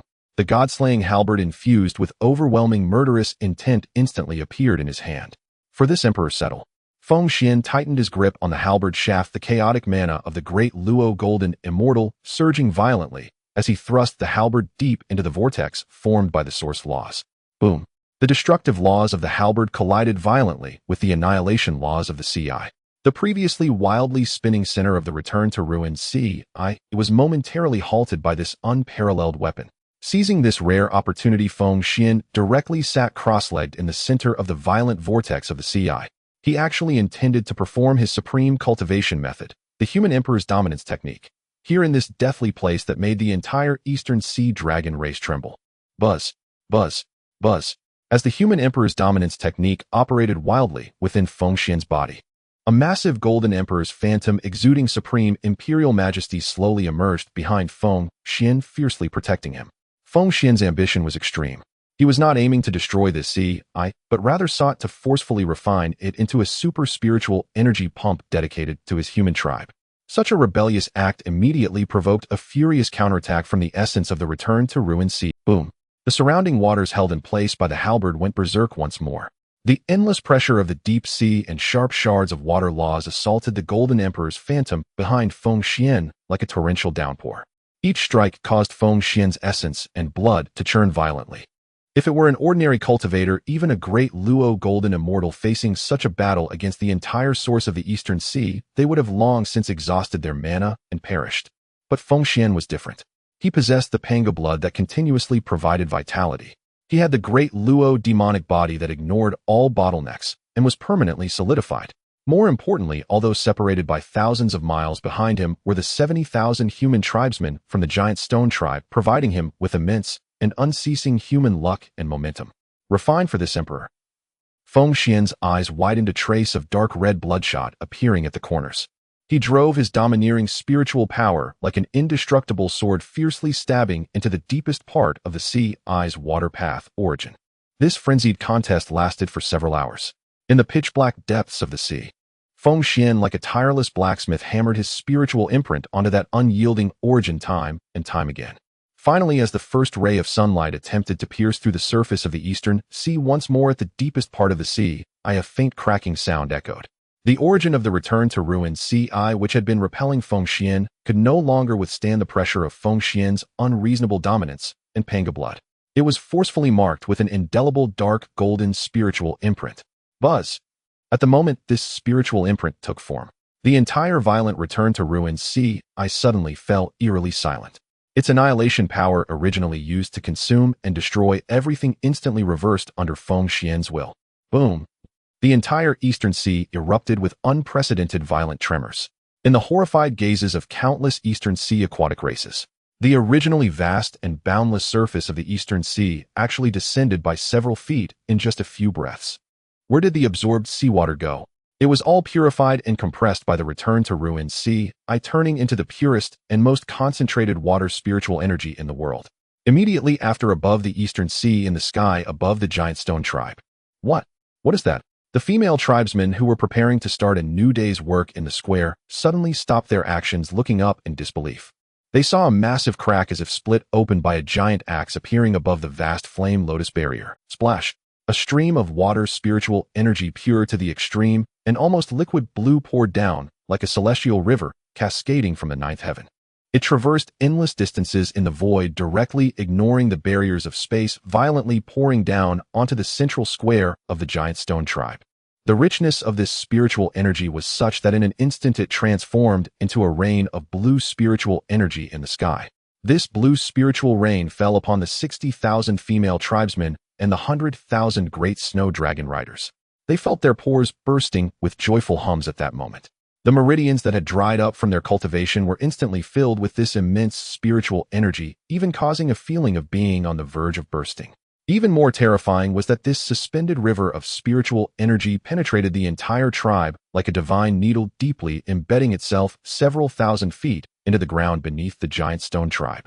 Boom, boom, boom. Accompanied by a slight tremor of the earth, a top-tier water spiritual vein extending for hundreds of miles and radiating astonishing fluctuations of spiritual energy miraculously took form beneath the tribe. From this moment on, the spiritual energy concentration of the giant stone tribe even surpassed those occupied by major blessed lands and immortal mountains, becoming a true supreme cultivation treasure. Feeling the surrounding spiritual energy as substantial as reality, the 70,000 human tribesmen in the square first fell into a brief confusion and bewilderment. Such a force of nature existing only in myths completely surpassed their current understanding. But as they felt the rapidly surging power within them, when they saw the river of spiritual energy spanning across the void from the direction of the Eastern Sea, their not-so-dull minds instantly understood everything. This was their king, the supreme human emperor, once again creating a miracle for them. In an instant. Whether it was the dignified nesting clan, the cold great snow dragon riders, or the 30,000 unparalleled female soldiers clad in Shuayu light armor. The exceptionally pure azure spiritual energy, refined and compressed by the sea, transformed into an inverted river of the nine heavens, pouring unreservedly onto the central square of the giant stone tribe. This was not merely spiritual energy, it was the primordial gift of the great wilderness waters path. Bathed in this rain of blue spiritual essence, 600,000 innate Dao bodies of female tribespeople and 100,000 great snow dragon riders welcomed the most significant celebration of their lives. Such abundant spiritual power. My meridians are about to burst. A female tribesperson clad in water jade light armor let out an uncontrollable delicate moan. The blue spiritual rain fell upon their snow-white delicate skin, instantly penetrating into their bodies through. The terrifying aspect of the innate Dao body was fully revealed at this moment. They resembled 700,000 insatiable black holes, crazily devouring and absorbing this vast spiritual energy throughout the night. The water jade light armor emitted an even more enchanting glow under the influx of spiritual energy, accentuating their delicate waists and breathtaking curves. The 100,000 great snow dragon riders closed their cold eyes, the frost-killing aura within them perfectly merged with this water spiritual energy, causing their blood to surge like a roaring river throughout their limbs. Refining essence into chi, refining chi into spirit, refining spirit into emptiness. In the face of such a heaven-defying opportunity, the ordinary gap that normally required hundreds or even thousands of years for regular cultivators to cross was as simple as drinking water for these women with innate Dao bodies and modified god-demon physiques. Time flowed second by second, as the first ray of dawn just peeked out from the clouds on the eastern horizon. Boom, boom, boom. Suddenly, without warning, the giant stone tribe erupted with dazzling pillars of energy soaring into the sky. The first, the 100th, the 10,000th. Refining emptiness into unity. Break. A once delicate newcomer among the female tribespeople suddenly opened her peach blossom eyes wide. Her beautiful gaze sparkled with divine light, as the mundane impurities within her were completely expelled, revealing a transcendent light essence. The threshold of the earth immortal. Break.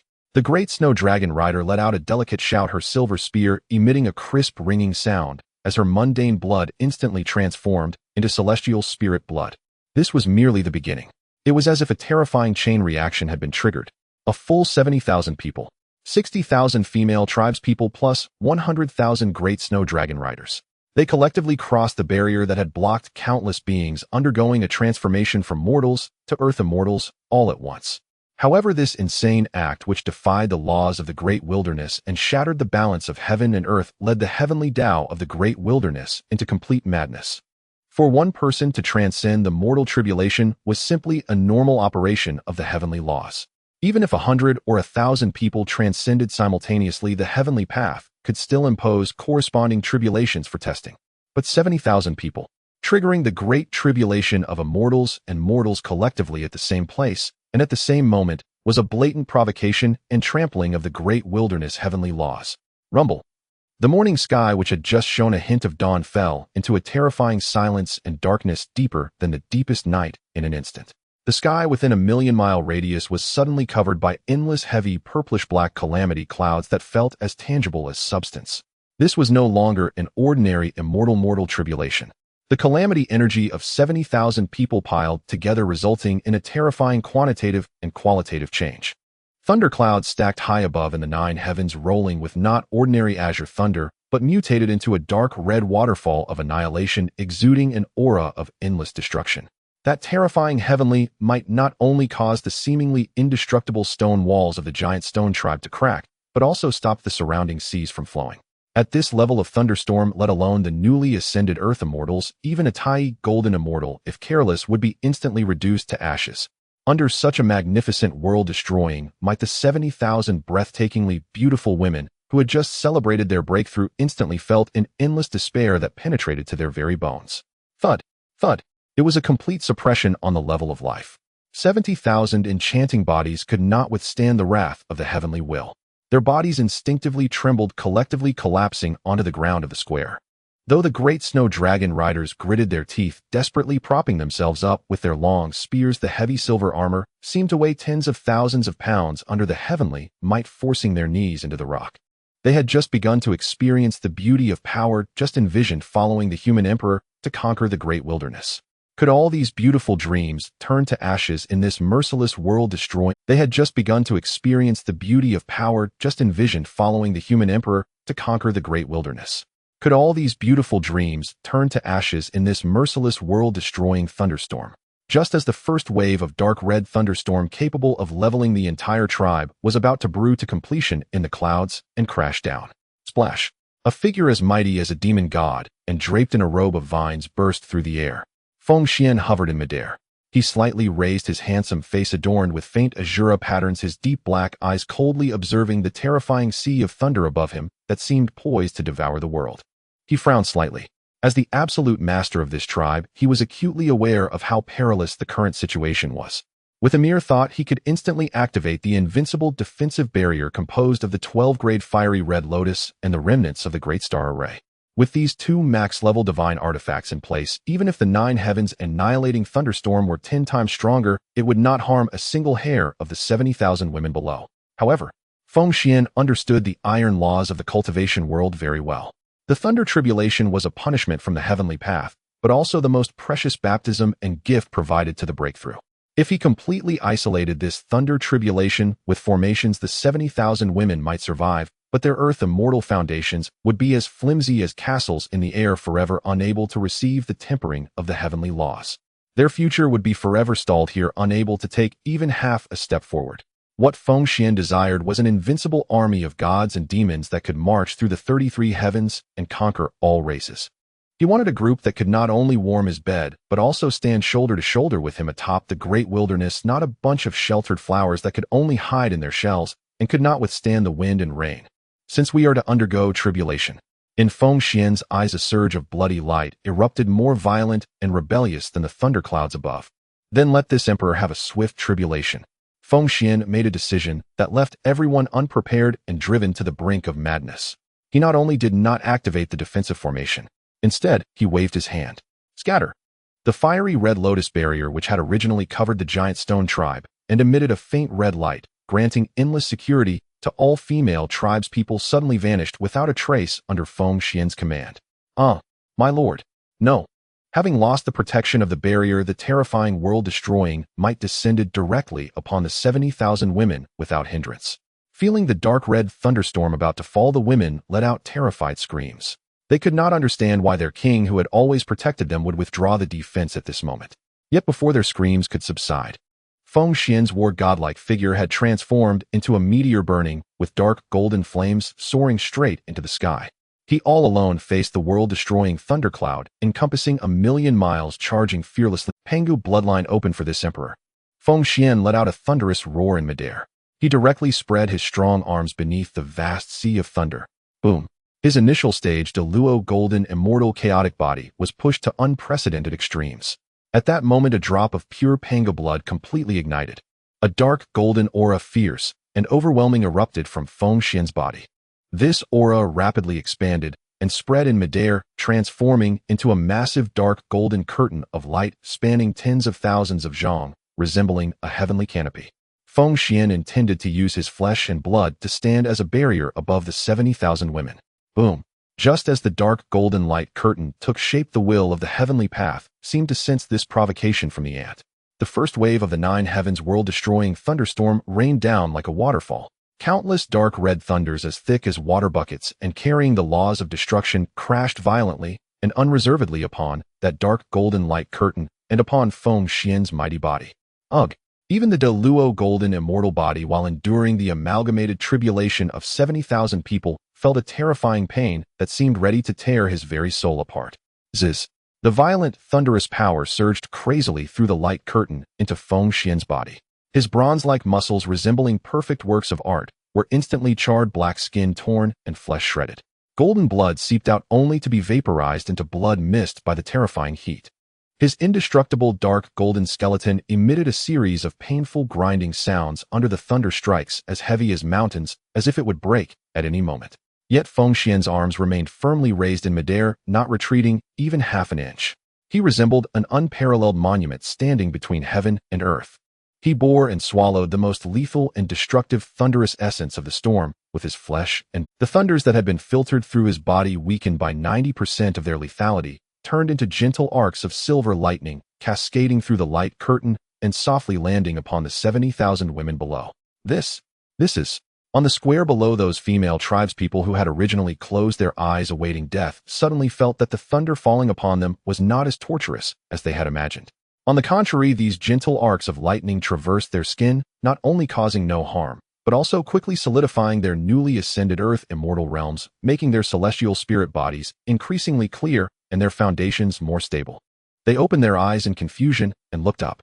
Through that dark golden light curtain, they saw the man. The man whose body was charred black, continuously coughing up golden blood, yet still held his arms wide open, shielding the entire deadly tribulation behind him. My lord. Z covered her red lips, tears falling like a string of pearls. My lord. Su Daji's enchanting peach blossom eyes, which usually only knew how to bewitch, found no trace of distraction at this moment, only deep shock and heartache. In the high sky, Feng Xuan suddenly spat out a mouthful of golden clotted blood, yet his bloodshot black eyes burned with a fire more violent than thunder.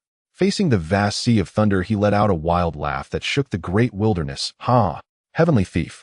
Is this thunder of yours just tickling me? Feng Xuan, holding the Feng Tianhua halberd, pointed the tip of the spear towards the depths of the sky, declaring in a wild and domineering manner to protect his wife, causing every woman below to feel their souls tremble. Want to touch my women? You must first ask whether the emperor's fists consent. Amid the blinding lightning, Feng Xuan's domineering, arrogant proclamation rang out.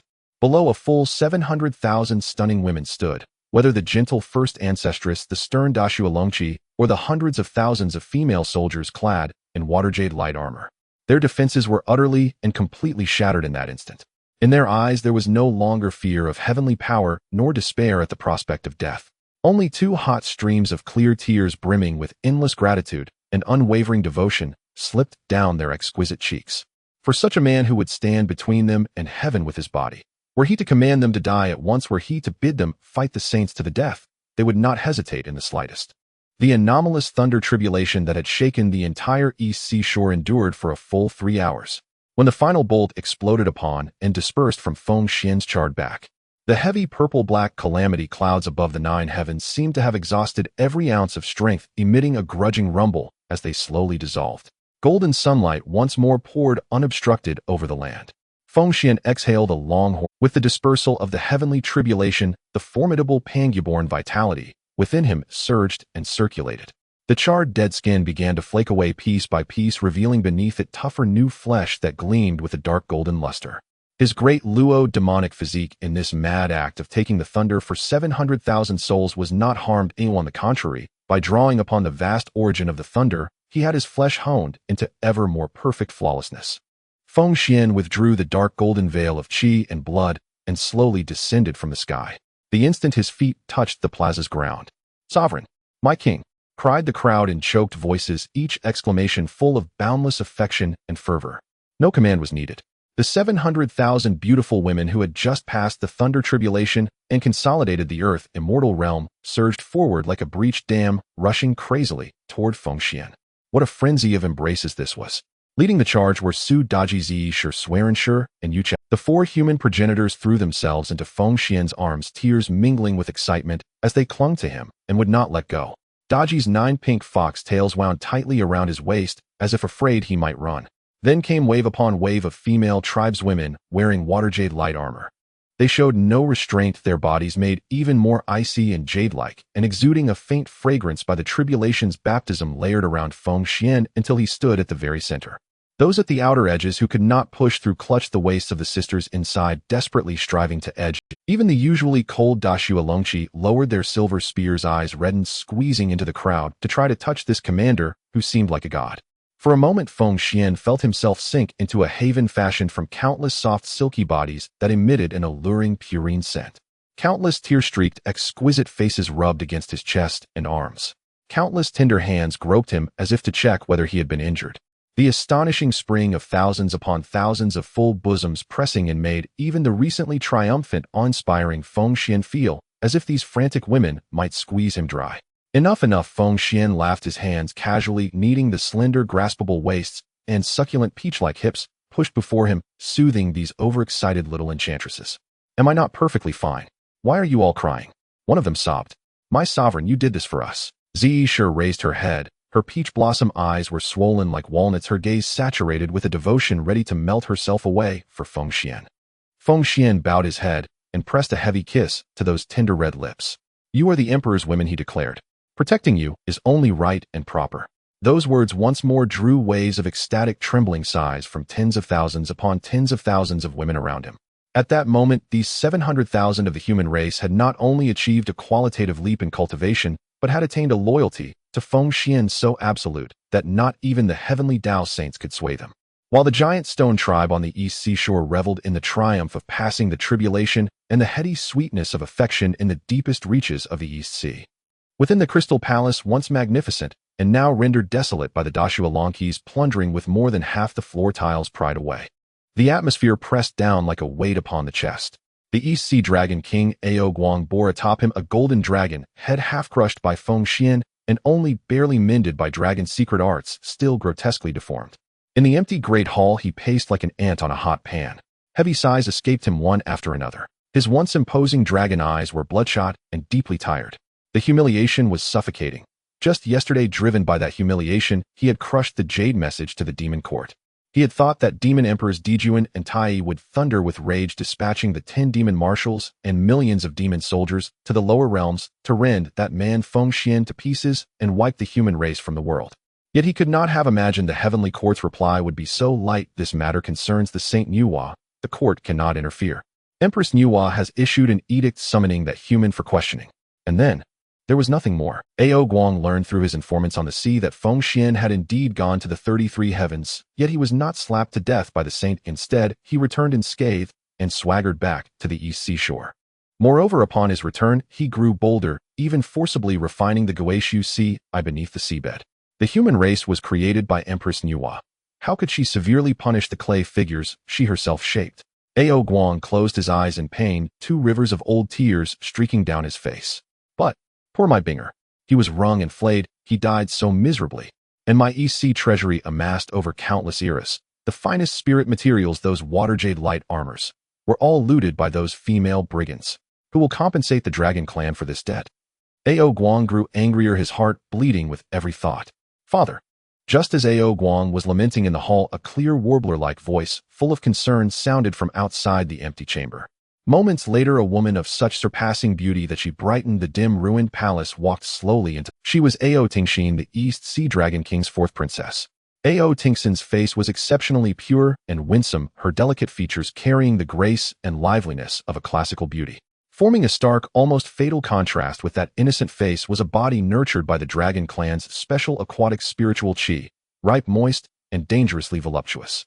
She wore a translucent aqua blue gown woven from the silk threads exuded by the millennia-old ice shark in the East Sea's depths. The dress was thin and clung tightly to her skin. As she moved, the slender, graspable waist and the exaggerated lush hips, like ripe honey peaches, formed a breathtaking arc. Her bosom was even more spectacular, pressing the neckline high. In that deep cleft hung a few crystalline droplets just condensed from the seawater. The droplets slid along her snow-white, delicate clavicle, like the finest mutton-fat jade, and vanished into that bottomless, mysterious hollow, inspiring endless imagination. Atop her head sprouted two small, coral-colored dragon horns. Her clear, large eyes were full of worry for her father.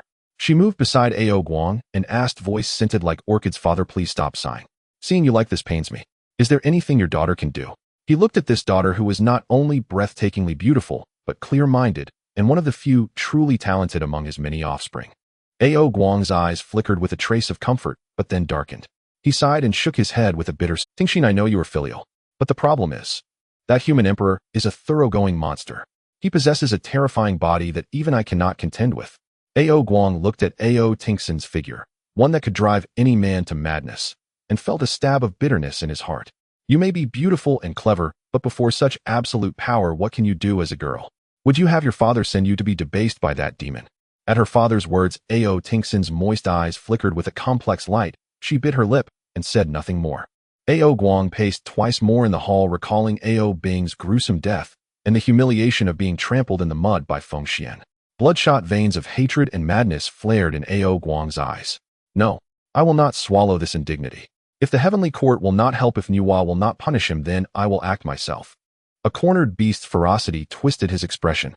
He made his decision. If the East Sea alone could not confront that monster, then he would unite the dragon clans of the four seas. Ao Guang spun and strode to the deepest altar. Without hesitation, he bit his tongue and sprayed blood suffused with the ancestral dragon's essence onto the altar. For Sea's one lineage, draw the dragon's souls. Ao Guang's hands formed seals as he invoked the highest level bloodline, secret, a method used only in extinction crises, sending an urgent summons through the night to the other three seas. In less than half an hour, three powerful early-stage Deluo golden immortal auras thundered into the Crystal Palace. Three water mirror ripples appeared before Ao Guang, each manifesting the majestic dragon-head phantoms of South Sea Dragon King Ao Qin, West Sea Dragon King Ao Run, and North Sea Dragon King Ao Shun. Big brother, what emergency drives you to use the bloodline secret to summon us? Ao Qin, the hot-tempered South Sea Dragon King, spoke first. Ao Guang looked at his three brothers' eyes red, and with gritted teeth poured out everything that had happened those past days. The rise of the human race, Ao Bing's gruesome death, the plundering of the Dragon Palace, and Feng Xian's arrogance. Every detail in a lament. When Ao Guang finished, the other three Dragon King phantoms were furious. Though each usually acted independently, the Four Seas dragons shared one bloodline. If the human emperor could trample the East Sea Dragon King today, tomorrow he could ride atop them all. This had already touched the Dragon clan's final bottom line in their primeval struggle for survival. This affront to dragons is intolerable. Ao Run roared. Big brother, if the heavenly court will not intervene, then we will. No matter how strong the human emperor is, he is still but one man.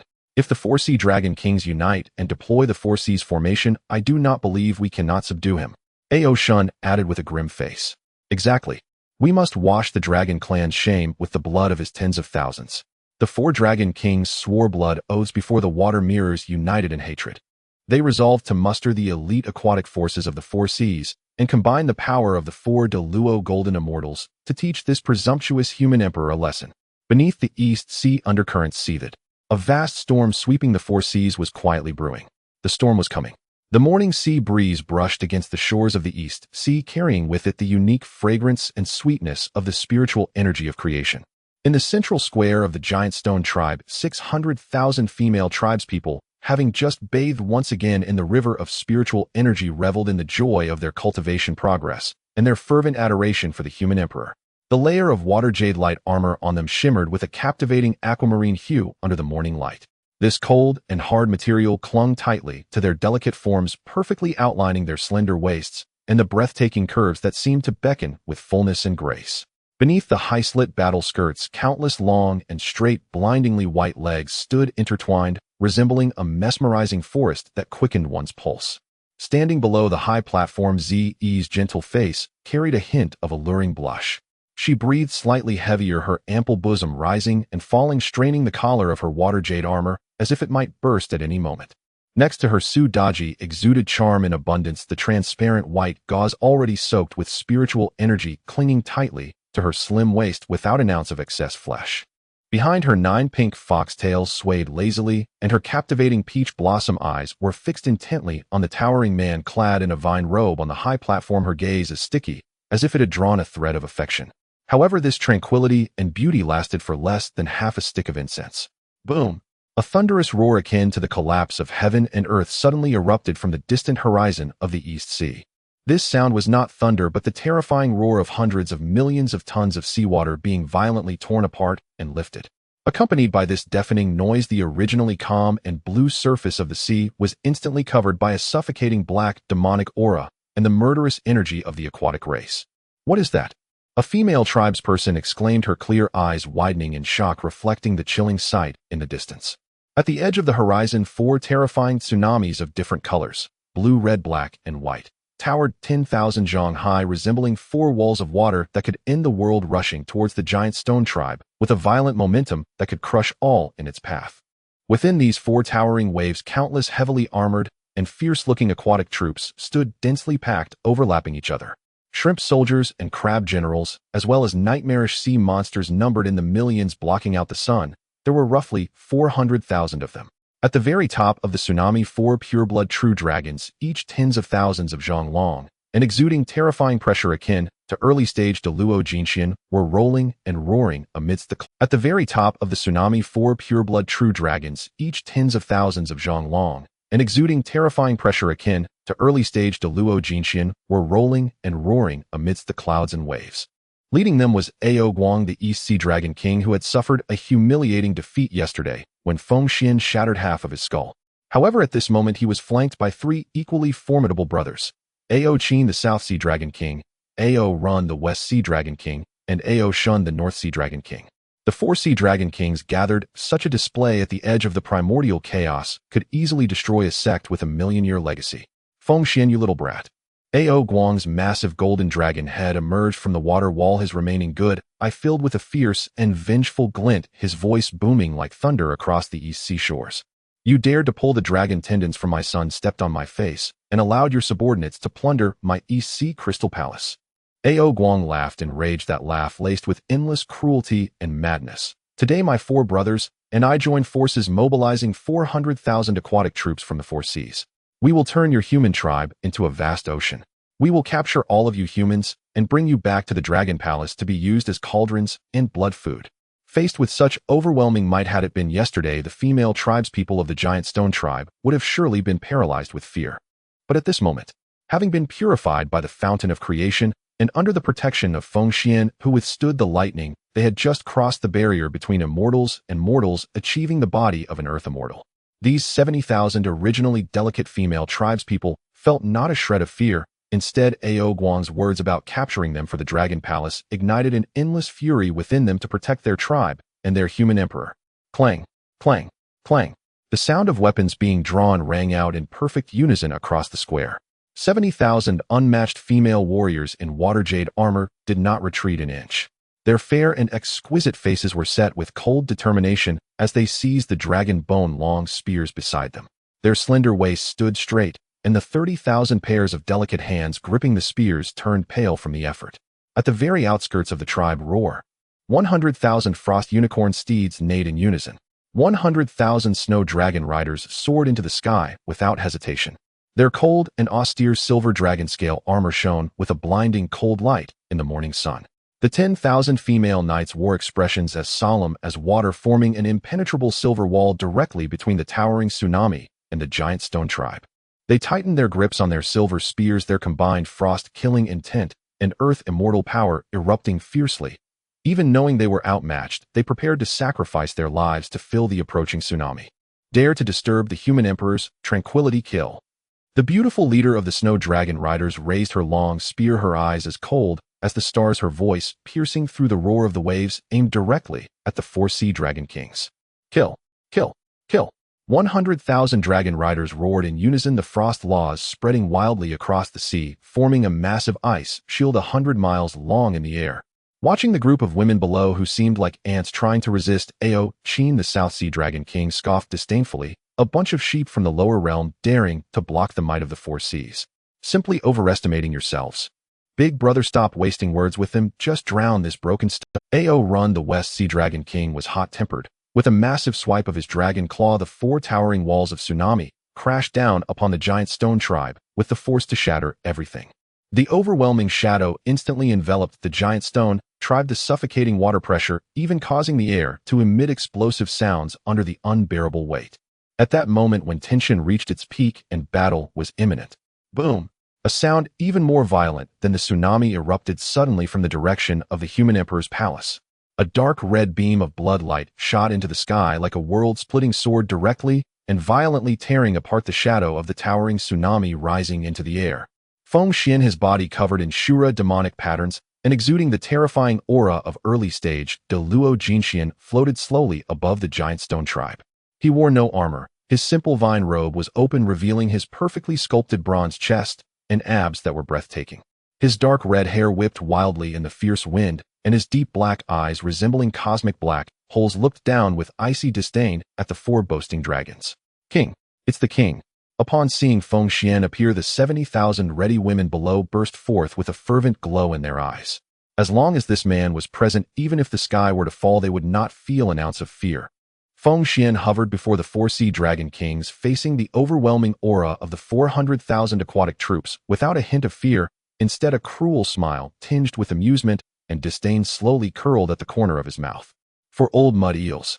Feng Xuan's voice was not loud, but enhanced by a peculiar principle of the Tao, easily drowned out the deafening roar of the tsunami, clearly reaching the ears of every being present. Instead of lying still in your filthy mud pit pretending to be dead, you insist on coming out to dirty my eyes. Feng Xuan casually dug in his ear with his long and powerful right hand, flicking his fingertip, his movements filled with utmost disdain for the rulers of the 4 seas. You. Hearing such insulting words and seeing Feng Xuan's utterly calm demeanor drove Ao Guang's already half-crushed head to the brink of explosion as new and old grievances erupted like a volcano. Human brat. Even at the brink of death you still dare to be stubborn. Ao Guang roared madly, his massive dragon eye wide open in fury. Today, even if you kneel and beg for mercy, I will still skin you alive. Drown them for me. With Ao Guang's command, boom. That tsunami suspended in midair and gathered from 400,000 aquatic powers and the laws of the 4 seas, without any hesitation crashed down like a fallen river, carrying an unimaginable pressure towards Feng Xuan and the giant stone tribe. The terrifying force caused the surrounding space to collapse, and numerous dark cracks in the space frantically roamed around the water wall. Facing such a world-ending tsunami that could instantly flatten mountains, Feng Xuan stood still, unmoved. He didn't even make a move to summon the god-slaying Feng Tianhua halberd. Instead, his deep black eyes reflected a mocking and derisive smile. Ha ha ha! Feng Xuan laughed wildly, his laughter filled with an unparalleled dominance that toyed with heaven and earth. You want to drown me with water? Old mud eel, you must have forgotten what I did at the bottom of the sea. As soon as Feng Xuan's right hand, suspended in midair, suddenly formed an ancient, intricate seal, emanating an endless essence of the Tao of water. The water laws of the East Sea had ceased to belong to the Ao family. The moment he forcibly refined the Guishu Ci. Submit to me, swallow. Feng Xuan's eyes glowed with blood light, his voice carrying the weight of heaven as he roared like thunder shattering the void. Buzz! A strange wave surged from Feng Xuan's seal, reaching the depths of the East Sea's Guishu Ci at superluminal speed. Immediately after, the vast Ci vortex, which had been steadily nurturing the giant stone tribe, suddenly erupted with a terrifying devouring power 1,000,000 times more violent than usual. This devouring force, formless and intangible, directly acted upon all the water laws of the East Sea. Splash! The four towering tsunamis which had loomed over Feng Xuan's head like a mountain less than 100 zhang away suddenly defied common sense and the Sea Dragon King's control. It was as if they encountered a huge super magnet abruptly halting midair for a moment, then rolled back. This is impossible.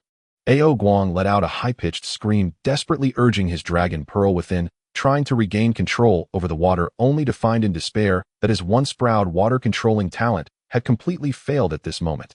Those waters seemed to recognize their true king, casting aside this old master like a piece of worn-out cloth. Dragon King, save me. Having lost the support of the tsunami, the 400,000 aquatic troops suspended within the water wall were instantly exposed to the terrifying devouring force of the Guishu Ci. They were like ragged bags caught in a hurricane, helplessly pulled into the overwhelming suction.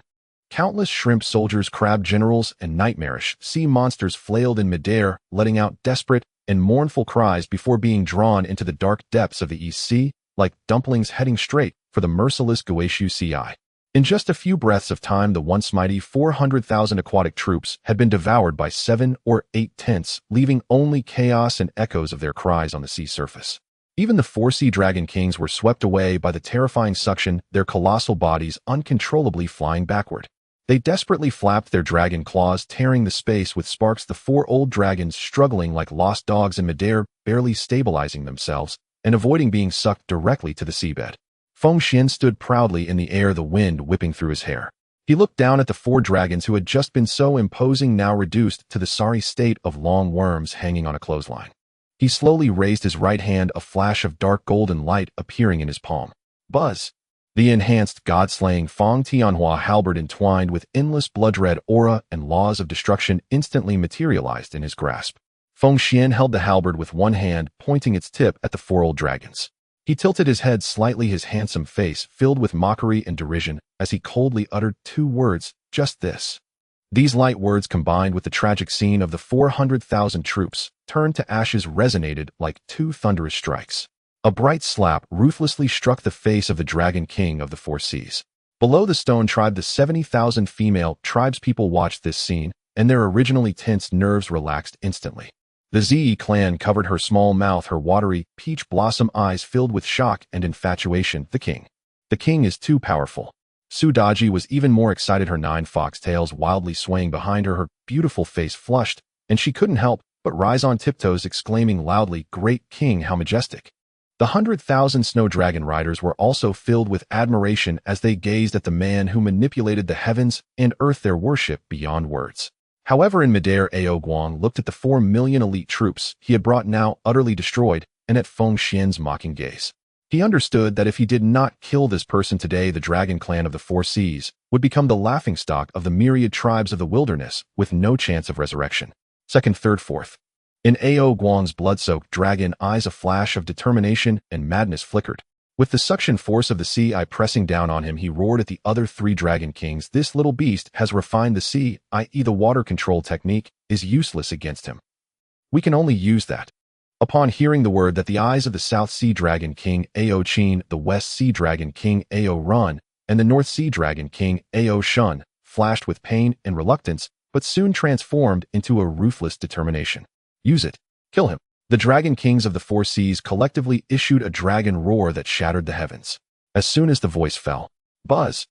Suddenly, without warning, a dazzling and blinding golden light erupted from the sea area surrounding the Stone Tribe, spanning thousands of miles. This golden light resembled pillars of gold reaching from the depths of the dark sea to the sky, instantly sealing the space where Feng Xuan stood, along with a small portion of the sea below, within a massive golden cage.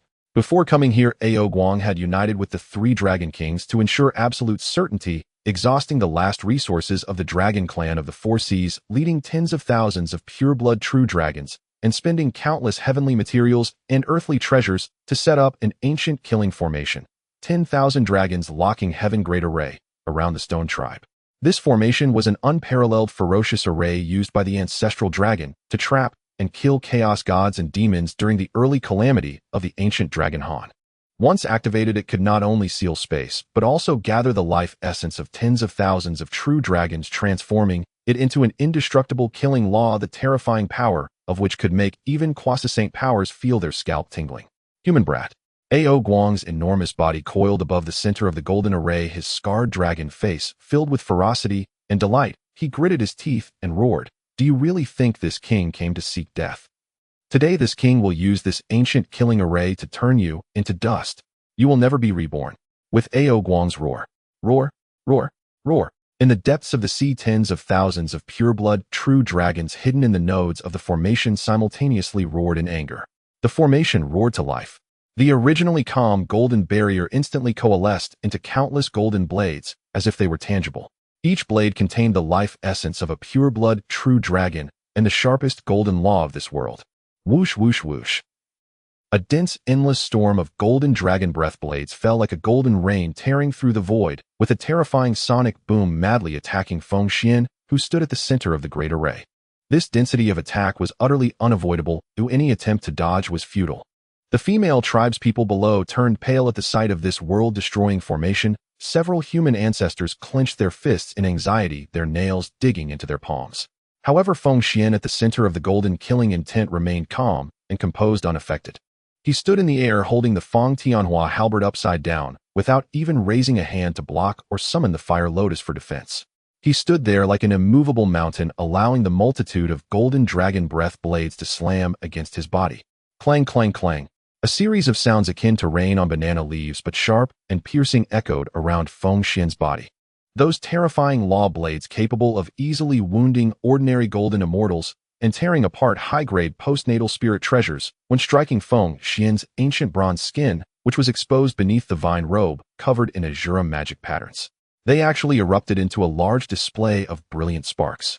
Then they shattered, turning into golden specks that dissipated into the air.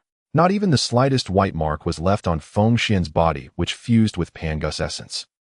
How is this possible? The South Sea Dragon King Ao Qin's eyes nearly bulged out. He could not believe what he was witnessing. This was an attack from the killing formation gathered by tens of thousands of true dragons. Even a piece of premium innate divine iron would have had its surface scraped off. Could this kid's flesh be made of the stone from the Unshauschen?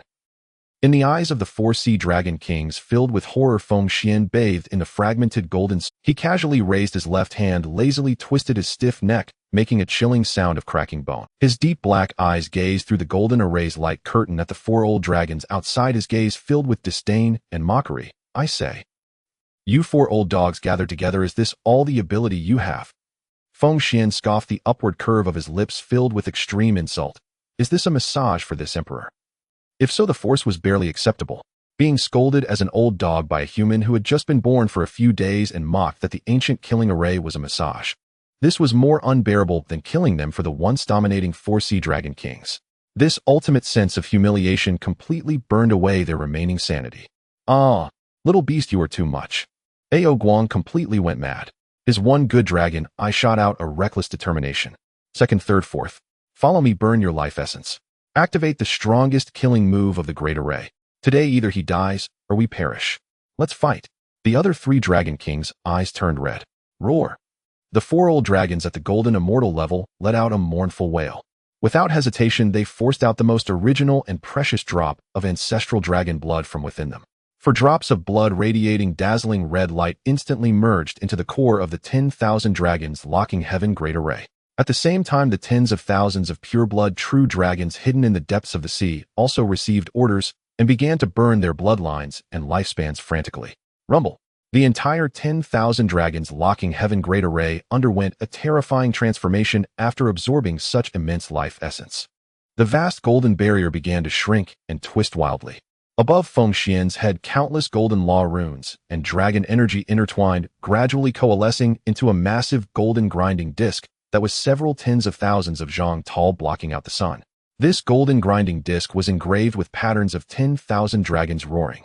With each slow rotation, it emanated a terrifying pressure capable of crushing stars and destroying vast worlds. The strongest killing move of the formation, 10,000 dragons destroying the world mill. The pressure from it descended, causing the space around Feng Xuan to begin to collapse in large areas, turning into nothingness. The female tribespeople below were nearly suffocated by this oppressive force, their faces filled with worry as they gazed at the seemingly lonely figure in the sky. "Great King." The Ho clan clasped her hands together in front of her towering heart, silently praying. Faced with this ultimate strike that condensed all the resources of the dragon clan of the four seas capable of making even quiescent powers temporarily avoid its sharpness, Feng Xuan's extraordinarily handsome face finally removed that trace of laziness. In its place was a predatory, frenzied battle intent that reached an extreme. The dark red light in his eyes surged like two blazing flames of Azura's inferno. Now this looks like something. Feng Xuan's hands suddenly stretched out, tightly gripping the robust shaft of the Feng Tianhua halberd. Boom. The terrifying power within him at the initial stage of the golden immortal fused with the battle laws of the god and demon Lu Bu and Pangu's essence erupted fully at this moment, without reservation. A dark golden aura more domineering and ferocious than the golden grinding disc, by countless times transformed into a beam of light shooting straight into the sky, instantly dispersing a large portion of the golden light. In the void behind Feng Xuan, the phantom of a towering figure adorned with a purple gold crown and three-pronged hair reappeared, its blood-red eyes syncing perfectly with Feng Xuan's movements. Fancy tricks. Feng Xuan let out a low growl from his throat, his voice imbued with absolute confidence and an invincible belief. Take this halberd. Bang. The void beneath Feng Xuan's feet was instantly shattered.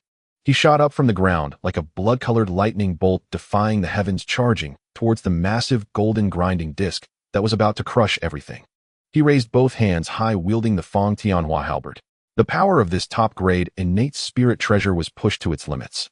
The edge of the halberd exuded a terrifying blood-red light that stretched for tens of thousands of zhang, tearing apart the concepts of time and space. Open for me. Feng Xuan resembled a Pangu demon god opening up the heavens, carrying an unstoppable momentum. That blood-red halberd light struck fiercely and accurately at the very center of the giant golden grinding disc. Boom! At the moment the halberd light collided with the grinding disc, the entire eastern seashore and even the distant 33 heavens seemed to fall into absolute silence. Immediately after, a terrifyingly bright light erupted, blinding the eyes of the powerful beings. The deafening explosion sounded as if 100 worlds were simultaneously destroyed, stirring up a violent and indescribable torrent of destruction in the sea. The core of the ancient array, 10,000 dragons locking heaven great array, which was said to be able to trap and kill chaos gods and demons. Before the Feng Tianhua halberd, which had the effects of armor breaking and soul tearing, and Feng Xuan's absolutely violent Pangu power. It lasted less than half a breath of time. Crack. A clear fracture appeared on the massive golden, then, bang. The entire golden grinding disc collapsed and shattered like brittle glass struck by a hammer, turning into a shower of golden fragments that scattered like a magnificent meteor shower. With the collapse of the formation's core, the golden barrier enveloping the surroundings also dissipated like bubbles. The formation was violently broken through, and the terrifying backlash force instantly swept over all those who set up the formation. The tens of thousands of pure-blood true dragons hidden in the sea let out piercing cries. Their massive bodies were torn apart under the backlash of the laws, with scalding dragon blood gushing out like a fountain, dyeing that deep sea a shocking dark red. And in midair, the four sea dragon kings, Ao Guang, Ao Qin, Ao Ran, Ao Shan, four old dragons at the golden immortal level, suffered the most devastating backlash. They simultaneously spat out a mouthful of blood mixed with internal organs, their once mighty dragon bodies now covered in terrifying wounds deep enough to see bone. The four old dragons cried out like kites, with severed strings being hurled back by the violent air currents crashing into the sea dozens of miles away, stirring up towering waves. Defeated. The ancient killing array that exhausted the resources of the four seas was actually shattered by this man with a single halberd. Silence. The surface of the sea and the square once again fell into a deathly silence. Only the sounds of rolling waves and the muffled thuds of true dragon remains falling could be heard. A tall and mighty figure like a god of slaughter descending to the world broke through the flood of blood and the still remaining golden light, walking out slowly. Feng Xuan held the Feng Tianhua halberd, his vine robe completely torn apart from the earlier explosion, leaving only a piece of beast skin that barely covered his vital areas. His ancient bronze perfect demonic body, adorned with Azura magic patterns, bore no scars. Only a few drops of splattered dragon blood added a chilling beauty to him. He stepped through the void, walking step by step towards the four sea dragon kings, who were barely alive on the sea surface, unable even to transform back into their human forms. Feng Xuan's figure instantly appeared before Ao Guang's broken dragon head. He reached out with his right hand, which resembled an iron claw. He tightly grasped Ao Guang's thick neck covered in dragon scales, as if lifting a dead dog, forcibly raising his massive dragon head from the sea surface. In Ao Guang's dim dragon eyes there was no longer anger or resentment, only an ultimate fear when facing an invincible abyss. Feng Xuan's deep black eyes looked at Ao Guang, and a playful, yet extremely cruel smile appeared at the corner of his mouth. His voice was soft, yet it sounded like the judgment of a messenger from hell. Since you miss your son so much, this emperor will now send you two to reunite. How about that? Since you care so much for your son, I shall reunite you two at this very moment. How does that sound? Feng Xuan's voice, laced with mockery and cruelty, echoed across the bloodstained surface of the East Sea. The voice was not loud, yet it pierced through Ao Guang's already crumbling soul like the coldest frost and sharpest blade. Upon hearing Feng Xuan's words, which were as if pronounced by the Grim Reaper, Ao Guang's battered golden dragon head suddenly stiffened. In his remaining intact dragon eye, the last shred of resentment and unwillingness was instantly extinguished under Feng Xuan's cold, lifeless gaze, akin to that of one observing a dead object. Fear, like a myriad of venomous snakes, swiftly crawled over Ao Guang's entire being within the span of a tenth of a breath, ultimately overwhelming his pride and dignity as the sovereign of the four seas and the last remnant of the ancient dragon clan. No, no. Ao Guang's massive dragon body convulsed violently in Feng Xuan's grasp like a lump of mud. Ignoring the excruciating pain from his shattered skull, his voice rang out with endless sorrow and a tragic wail. Spare me, human emperor. Spare me. I have sinned, I have been blinded by greed, and I should not have offended the majesty of the human emperor. As long as you spare my worthless life, I am willing to offer everything from the East Sea. The treasury, the territory, the aquatic races, all at your disposal. Once a high and mighty East Sea dragon king, he now resembled a dog helplessly begging for mercy, tears mingling with golden dragon blood as they dripped onto the murky sea below, falling like droplets from cracked scales. Facing Ao Guang's shameless pleas for mercy, Feng Xuan showed not the slightest hint of compassion. His bronze demon-patterned arm, as steady as forged steel, firmly gripped Ao Guang's nape, where the reverse scales lay. Feng Xuan's lips slowly curled into a cruel, icy smile. It's too late. Feng Xuan tilted his head slightly, his dark red hair danced wildly in the sea breeze. His magnetic voice delivered the sentence that filled Ao Guang with despair. The rules of this emperor never grant a second chance to trash. Go down and accompany your son. With that, Feng Xuan exerted force through his fingers. A chilling crack echoed at Ao Guang's cervical vertebrae as the old Dragon King's eyes rolled back, teetering on the brink of death. Meanwhile, hundreds of miles away on the surface of the sea, the Southern Sea Dragon King Ao Qin, Western Sea Dragon King Ao Run, and Northern Sea Dragon King Ao Shun, who had originally planned to ambush Feng Xuan, were witnessing their elder brother Ao Guang being crushed in Feng Xuan's hand like a dying snake. These three ancient dragons who had survived countless epochs were now utterly terrified, their gall and hearts shattered, their souls flying away. Run, quick run. Ao Qin let out a shrill scream, abandoning all brotherhood and dragon clan dignity, as his massive crimson dragon body twisted violently, desperately burning the last of his life essence to escape into the void back to his southern sea lair. Ao Run and Ao Shun were no different. The three great Luo golden immortal level dragons were now as panicked as pigs facing the butcher, frantically fleeing in three different directions, stirring up waves of white foam. Noticing the commotion from afar, Feng Xuan did not even glance back. His deep, profound eyes merely flickered to the side, a mocking smile creeping onto his lips. Want to leave? Did you ask the fellow in my hand? Feng Xuan's left hand gripping Ao Guang's neck remained still, while his right hand slowly raised the enhanced version of the god-slaying halberd, which was entwined with endless bloody light. The chaotic mana from the early stage of Great Luo Golden Immortal surged into the halberd like a river breaking through a dam. The originally dark golden halberd erupted with a blinding blood-red light, causing the surrounding space to collapse and emit a mournful cry under the immense weight. Go! Feng Xuan's lips parted slightly, and he forcefully hurled it backward. Whoosh! A terrifying shriek capable of tearing apart the heavens and shattering the firmament filled the air. That god-slaying halberd transformed into a blood-red long rainbow, piercing through the barriers of the void, disregarding the distance of space, sweeping across the entire surface of the East Sea in an invincible manner that transcended the flow of time. As the bloodlight flashed, the world changed color. No. Three heart-wrenching, soul-piercing dragon roars simultaneously shattered the morning tranquility from different directions in the East Sea. That blood-red light chased down Ao Qin, Ao Run, and Ao Shun, who were desperately fleeing like a precise judgment from death itself. Uft, uft, uft. The dull sound of blades piercing flesh resounded through the skies. The true dragon scales capable of resisting top-tier spirit weapons were as fragile as tofu before the halberd's edge. The blood-red halberd traced a mysterious arc in the air, brutally impaling the three colossal dragons, each measuring thousands of feet long from their abdomens, emerging from their backs, as if they were candy skewers. The powerful inertia carried these three struggling dragon kings crashing down like three massive meteors from the sky.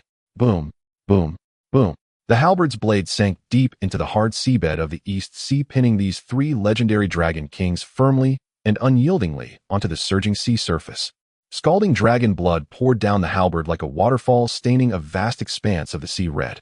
The three old dragons writhed frantically on the surface of the sea, emitting cries of pain, yet could not pull out the deadly weapon that pierced their very essence. Clean, swift, unparalleled in dominance.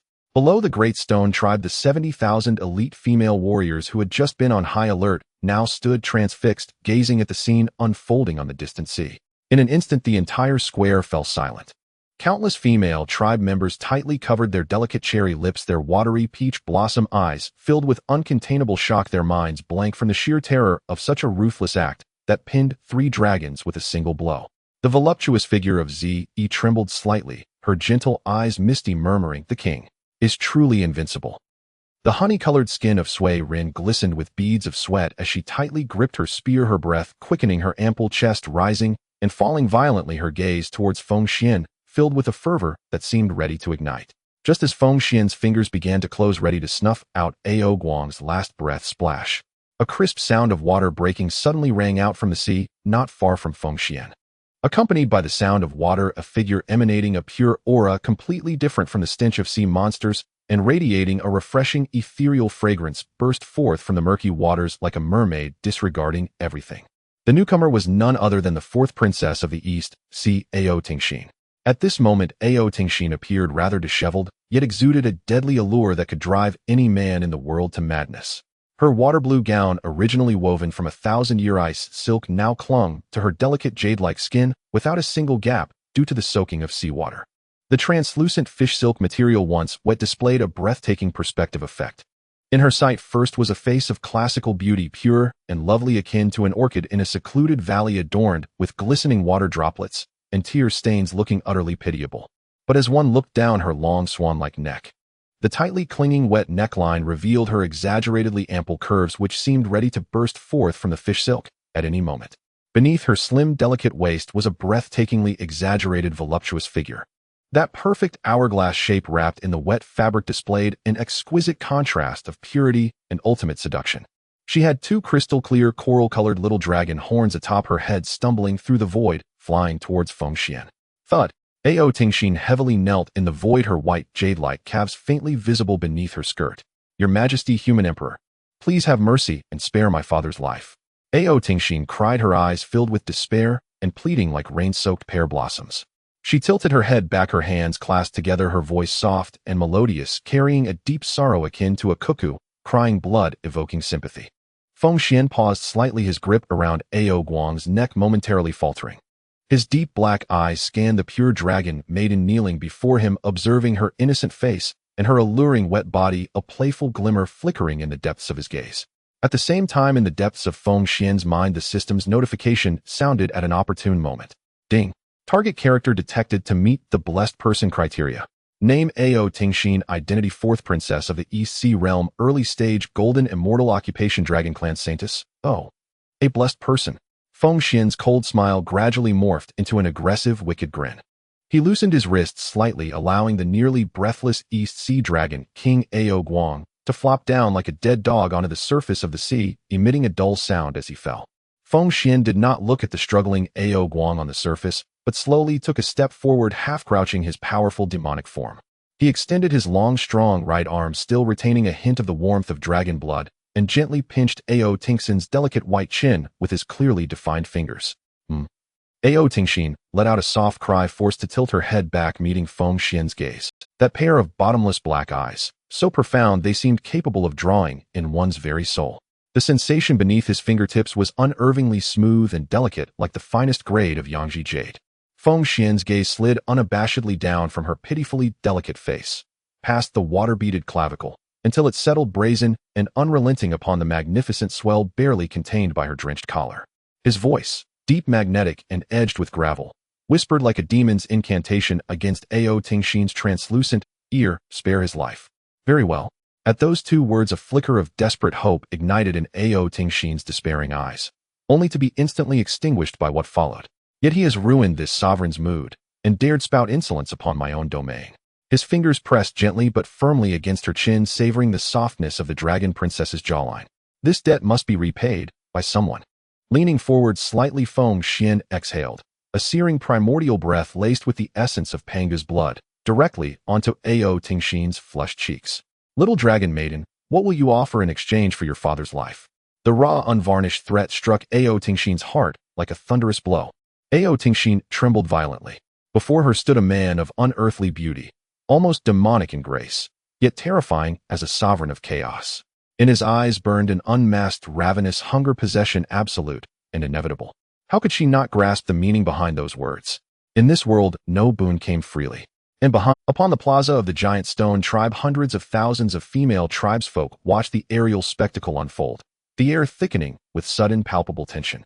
Su Daji's 9 rose-hued fox-tails, moments earlier swaying playfully, froze midair. Her peach blossom eyes narrowed, brimming with hostility as she glared at the suddenly emerged, dewy-eyed young enchantress. Grinding her teeth in silent fury, who is this wildling who dares intercept our sovereign midpath? Zi Shi and Yu Chaoshi likewise bit their crimson lips, their gazes flickering with jealousy and quiet complexity. Their sovereign shone too brilliantly. No beauty in this world could escape his gravitational pull. Ao Tingxin's soul stood at a precipice. On one side lay her father, the dragon king who had nurtured her, and the survival of 1,000,000 aquatic kin. On the other, her own pristine noble body, the sacred vessel of the dragon clan's royal bloodline. Then her peripheral vision caught sight of Ao Guang, floating lifeless upon the sea on the verge of final dissolution, and her 3 uncles impaled together upon jagged coral spires. She knew there was no choice left to her.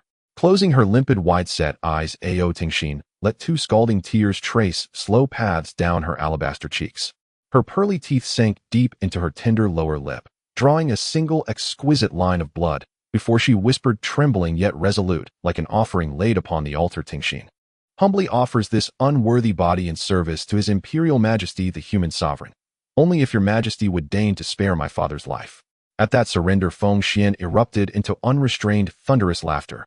Ha, ha, ha, ha, ha, rich with triumph and primal delight. Excellent. He surged upright, without a shred of tenderness, and seized Ao Tingxin's serpentine waist with an arm forged of tempered steel, hoisting her aloft, as though claiming war spoils, cradling her across his shoulder without ceremony. Oh! A sudden surge of weightlessness wrenched a soft cry from her throat.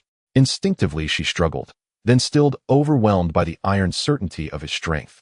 Ashamed and burning with humiliation, she buried her blazing face deep into his broad, unyielding chest, daring not lift her head. Upon the waves, the dying Ao Guang watched his most beloved daughter, snatched away like a prize bride by the human sovereign. His shattered dragon heart overflowed with boundless rage and crushing shame. Tingxin, no, release her. His ragged insect-weak cry carried no power, unable to halt Feng Xuan's inexorable stride. Feng Xuan bore Ao Tingxin, her slender frame quivering in his arms, without so much as glancing downward. In a flash, he became a streak of crimson light, disregarding every gaze below, and vanished straight into the human sovereign's palace, a towering edifice carved from obsidian radiating ancient solemn authority. Boom! The massive palace doors slammed shut behind them, sealing off the storm of the outside world, silencing all clamor beyond. Inside the human sovereign's palace, the light was subdued. Enormous luminous pearls embedded in the walls cast a soft, eerie glow. The air hung thick with Feng Xuan's potent masculine aura, intertwined with Ao Tingxin's pure virginal fragrance, transforming the vast hall into a space dense with unspoken desire and charged intimacy. Feng Xuan set Ao Tingxin down without ceremony. Her feet touched the floor, and she staggered backward, unsteady, taking 2 faltering steps. She gazed up at him, timid, vulnerable, her clear eyes shimmering with terror and utter helplessness. Her hands instinctively crossed before her chest, attempting, vainly, to conceal the breathtaking contours accentuated by her clinging azure gown. She looked like a snow-white hare willingly stepping into the tiger's maw, trapped, defenseless, trembling. Feng Xuan did not rush. Arms folded, he stood like a monarch surveying his rarest treasure, his gaze bold, unhurried, sweeping over this peerless dragon, maiden drenched in celestial moisture and grace. Truly the waters of the Eastern Sea bred extraordinary beings. In this confined, hushed space, Ao Tingxin's paradoxical allure, classical purity fused with smoldering intensity, radiated a lethal magnetism. So now you fear. A sly devilish smile curved his lips as he advanced, long legs carrying him forward with deliberate predatory grace. Driven back by his overwhelming presence, Ao Tingxin retreated, step after step, until her slender spine met the smooth, polished surface of a flat coral couch, carved from colossal red coral. There was nowhere left to go. Feng Xuan stepped closer, his towering demonic frame enveloping her entirely in his shadow. He lifted her sharp, elegant chin once more, his thumb warm and insistent gliding slowly across her velvety skin, as his voice dropped laced with infernal amusement. Fourth princess, surely you wouldn't wish your crippled father, or those aquatic kin outside, to become tomorrow's seafood stew. That blunt, brutal ultimatum shattered the last fragile wall of her resistance, and any lingering illusion of mercy. She understood with chilling clarity this man was a supreme overlord, whose word was law, whose will was absolute, whose wrath was swift and final. If she refused, the Eastern Sea Dragon clan would face true annihilation. I know what must be done. With resignation, Ao Tingxin closed her eyes, tears slipping silently down her temples. Trembling, she raised her arms, slender as lotus stalks, and began of her own volition to shed the last vestiges of royal dignity and maidenly pride. Her flawless, ethereal form, forged over 10,000 years in the deep sea's sacred spiritual waters, trembled as she pressed herself yielding and unreserved against Feng Xuan's iron-hard Reniche chest, scorching with infernal heat. The instant that astonishing softness and that intoxicating oceanic moisture met his flesh, the infernal fire in Feng Xuan's eyes roared to life, like oil poured upon white-hot embers. He showed no courtesy, no pretense of courtship. His broad palms seized her breathtaking waistline, lifted her effortlessly, and hurled her backward onto the wide, flat coral couch with commanding force. Oh! A startled cry escaped her lips as she sank into its yielding embrace. Before she could even gasp, a heavy, muffled rip tore through the silence. Her slender azure gown, woven from Tinthasandier Isigio silk, shattered instantly under Feng Xuan's irresistible might, bursting into countless fluttering fragments, like startled butterflies scattering across the marble floor. There, bathed in the cool, ghostly luminescence of the pearls, lay a body of flawless perfection, alabaster pale, radiant, fragrant, utterly, devastatingly exposed. There, bathed in the cool, ghostly luminescence of the pearls, lay a body of flawless perfection, alabaster pale, radiant, fragrant. He lowered his head and claimed her lips with savage, unrelenting force. Her eyes flew open, wide with shock, as their mouths collided. Her lips were exquisitely soft and full, like the finest confectionery. Having spent her life in the deep ocean, her mouth carried the faintest saline tang, but beneath it bloomed the uniquely refreshing sweetness and floral nectar of a dragon clan holy maiden. This unprecedented sensory assault robbed the sheltered crystalline princess of all thought, leaving only raw, trembling sensation. She surrendered passively, her hands clutching his broad, unyielding back nails, scoring faint white lines across his hardened, rune-carved flesh. Feng Xuan's hands moved without pause, large, feverishly warm palms roaming freely across her supple, aqueous form. From the graceful, swan-like curve of her neck down to the breathtaking snow-white expanse, testing the astonishing elasticity and gravity-defying weight of her magnificence. Then, tracing the taut, sculpted line of her waist, his hands drifted to the lush, exaggerated curve of her hips, kneading the firm, resilient flesh with possessive intensity. Under Feng Xuan's tempestuous onslaught, the two delicate, crystalline, coral-hued horns atop Ao Tingxin's head, playfully stroked and caressed by his hands, flushed a deep, wine-dark crimson, growing unbearably hot to the touch. How long had passed, no one could tell. Then, deep within Feng Xuan's consciousness, the system's melodious chime pierced the haze, clear, precise, and utterly untimely. Ding. Human civilization has ascended to a new tier, reward triggered. The sound of the system exploded in his mind. Ding. You have received a reward of 100,000 innate human beings. Reward character card divine, Demon Zhao Yun. You have received an additional reward for critical hits Jotian Star Array 365 Master Star Banners complete version. A series of cold and mechanical system prompts echoed continuously in Feng Xuan's sea of consciousness, like the most beautiful sound of the celestial realm. Under the soft glow of the cold night pearl in the human emperor's palace, Feng Xuan lazily leaned against the wide coral couch. The corners of his handsome face, adorned with faint dark red Shura magic patterns, widened into a wicked smile. The aura of the demon god, slightly lazy from the extreme release just experienced, instantly transformed into a sharp, violent battle intent that could tear apart the heavens upon hearing of such a staggering reward. The hand that was casually resting on Ao Tingxin's head, gently stroking her translucent coral-colored little dragon, horns involuntarily tightened. King. As this sudden increase in force squeezed her, a fleeting shiver of pleasure crossed Ao Tingxin's pure and beautiful face, which was now flushed and glistening with sweat. She let out a soft moaning sound thick with a nasal tone and lazy undertones. This once exalted princess of the East Sea now lay like a pool of completely melted spring water, utterly slumped against Feng Xuan's broad bronze chest, which was as solid as steel. Her perfect figure, nurtured in the deep sea for 10,000 years with utmost water-like softness and resilience, was fully exposed to the air. Her slender serpent-like waist tapered down to her exaggeratedly curvaceous hips, resembling a ripe peach, perfectly aligning with Feng Xuan's side. Her sparkling peach blossom eyes, seemingly washed by spring rain, gazed adoringly at the man before her with strands of emotional connection swirling in the depths of her gaze. Little did she know that her man, the one who had completely conquered her body and soul, the human emperor, had just acquired an unimaginable and terrifying power capable of dominating this chaotic world. Feng Xuan did not get up immediately. A captivating gleam flickered in his deep black eyes.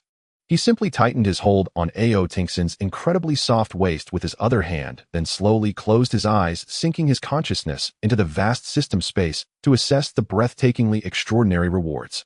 The first reward that came to his consciousness was 100,000 new innate human beings. Like before, these 100,000 beings, generated directly by the system, were all fixed as adult females over 18. They were born with the most perfect innate Dao body talents in the wilderness and possessed an irreversibly absolute loyalty and fervent devotion to Feng Xuan, the human emperor, rooted deep within their souls.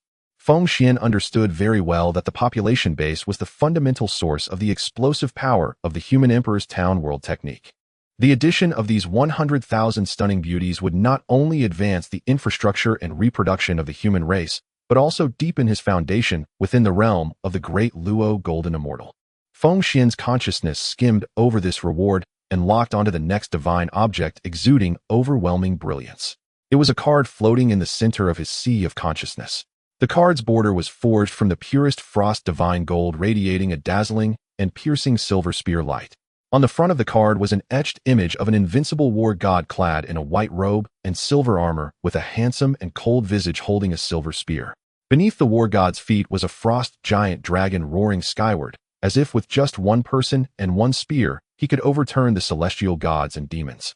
The surface of the card was adorned with 8 large characters, each imbued with a slashing aura capable of piercing the heavens. A hint of cold light arrives first, followed by the spear striking like a dragon. Divine Demon Zhao Yun. Feng Xuan gazed at this character card, radiating the peak-killing fluctuations of the great Luo level, his heart racing. The previous divine demon Lu Buchard had endowed him with a violent power akin to that of a Shura demon lord, while this Zhao Yun card evidently leaned toward another extreme, purely for penetrating everything swift as thunder and flawless brilliance. Without any hesitation, Feng Xuan issued the command within his sea of consciousness. Merge. Crack. With a crisp sound like breaking crystal, the divine demon Zhao Yun card was violently crushed in Feng Xuan's sea of consciousness. In a torrent of silver energy foreign to this chaotic world, yet overwhelmingly domineering, surged into Feng Xuan's meridians and limbs like a breached dam of the Milky Way. This was not merely a pile of power, but the gun path laws born purely to penetrate everything, and the fearless essence of the war god. In reality, within the human emperor's palace, a myriad of fine silver arcs of electricity shot forth from Feng Xuan's previously closed eyes. The surface of his bronze skin, originally marked with dark red Shura magic patterns, suddenly added a layer of silver, lightning law runes darting and weaving like a swimming dragon. Dark red destruction and silver penetration, two utterly different, yet equally terrifying powers of law, perfectly intertwined and fused upon Feng Xuan's body, which was merged with Pangu's essence. His once rock-like and bulging muscles became more streamlined under the tempering of silver lightning, embodying a terrifying initial speed and explosive power that could be visibly perceived, ready to tear apart space at any moment. In his mind, the system's analytical prompt echoed, continuously detailing the incredible enhancements Feng Xuan had gained this time. Ding! Merging the Divine Demon Zhao Yun character card is complete. Congratulations, host, for obtaining the Divine Demon exclusive talent, Dragon Gallbladder Courageous, to the core. Effect analysis. This is an unparalleled passive talent that grants both mental and physical invincibility. The host will be immune to all mental pressures, soul shocks, and illusionary traps in the wilderness. Even the pressure from saints cannot shake the host's Dao heart. Even more terrifying, when facing an enemy army far exceeding his numbers, the more enemies there are, the greater the host's battle intent. The dragon gallbladder talent will automatically draw in the wandering energies of heaven and earth, providing the host with an endless supply of vitality and magical power. Truly a case of becoming braver with each battle in the face of tens of thousands of foes, never tiring. Congratulations, host, for obtaining the Divine Demon Spear technique. 100 birds facing the Phoenix Spear Divine Demon Transformation. Effect analysis. This is a god-level single-target kill and area annihilation spear technique. One thrust sends magical power and laws evolving into countless silver spear shadows, dazzling and deadly, like 100 birds facing the Phoenix. Each spear shadow contains the ultimate sharpness, capable of penetrating spatial barriers and directly tearing apart the enemy's soul and body. This attack carries the absolute lock causality effect, leaving the enemy with no escape, only to endure. Congratulations, host, for obtaining the Divine Demon Spear technique. 7 probes snake coil spear annihilation. Effect analysis. This is a divine skill for absolute defense and counterkill. When cast, endless spear lights transform into a silver lightning divine serpent coiling around the host. It forms an absolute domain shield that even a peak great Luo golden immortal's full force strike would find difficult to break. Moreover, at the moment of bearing the enemy's attack, the shield can absorb the enemy's power and rebound instantly with double the destructive thunder penalty force, shredding any enemies attempting to close in into a mist of blood. Congratulations, host, for obtaining the Divine Demon exclusive weapon, Dragon Gallbladder Bright Silver Spear, God-killing version. Grade Supreme Innate Spirit Treasure. Effect analysis. This spear is forged from the extremely rare Chaos Stellar Silver Mother from the Abyss, indestructible and light as a feather. At the tip of the spear, a trace of the primordial law of the ancient purple skies, annihilating thunder tribulation, has been forcibly merged by the system. It comes with 3 major effects. 1. Piercing the barrier, ignore 99 of protective barriers and formations in the wilderness, unmatched sharpness. 2. Attract thunder, each thrust and swing carries paralysis and destructive damage of chaotic. 3. Bloodthirsty dragon soul. If the spear drinks the enemy's blood, it can awaken the ancient frost giant dragon soul contained within the spear, assisting the host in killing enemies. It can be dual-wielded with the host's original god-killing Feng Tianhua halberd, or switched freely, excelling in both ranged and close combat. Invincible. Feng Xuan digested this series of seemingly heaven-defying skills and equipment descriptions in his sea of consciousness, and even his calm demeanor couldn't help but take a sharp breath. If merging with the Lu Bu card granted him the frontal assault power of a bulldozer, then this Zhao Yun card completed his agility and sharpness in navigating through the throngs of enemies, while ensuring absolute defense and a kill with 1 strike. He carefully sensed within himself the barrier of his realm initially at the early stage of the great Luo Golden Immortal, although it did not directly break through to the midstage, was nonetheless expanded several times. The surging foundation and physical strength had reached a level that even he found terrifying. Feng Xuan even felt that if the Eastern Emperor Tai dared to stand before him, holding the Chaos Bell, he would have complete confidence in piercing several transparent holes through this quasi-saint powerhouse with these 2 divine demon legacies and Pangu's magic body. Feng Xuan slowly exhaled a breath mixed with silver arcs of electricity. He momentarily suppressed the impulse to summon the Dragon Gallbladder Bright Silver Spear for some practice, and turned his gaze to the system space for the final, most shocking ultimate critical reward.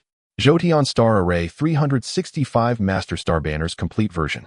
The moment Feng Xuan's consciousness arrived in this reward area, he felt an overwhelming pressure capable of collapsing the ages and suppressing the starry sky of the wilderness. In the center of his sea of consciousness, 365 enormous, dazzling with starlight array flags floated quietly, following an incredibly profound trajectory filled with the mysteries of the Tao.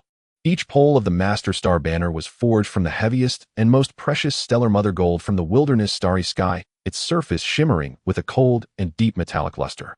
The wide banner faces were even more exaggerated. The system had actually used the hide of ancient starry sky beasts for forging intricately inscribed with the totemic origins of the 365 ancient main stars, such as the Sun Star, Moon Star, and Ziwei Star, using innate Tao runes. Previously, Feng Xuan had drawn only a fragment of the array through a blind box. Although the power was still immense, he had to expend a significant amount of his own vitality and great Luo magical power each time he set up the array, forcibly drawing in the power of ancient stars, with both range and duration severely limited. But now it was different.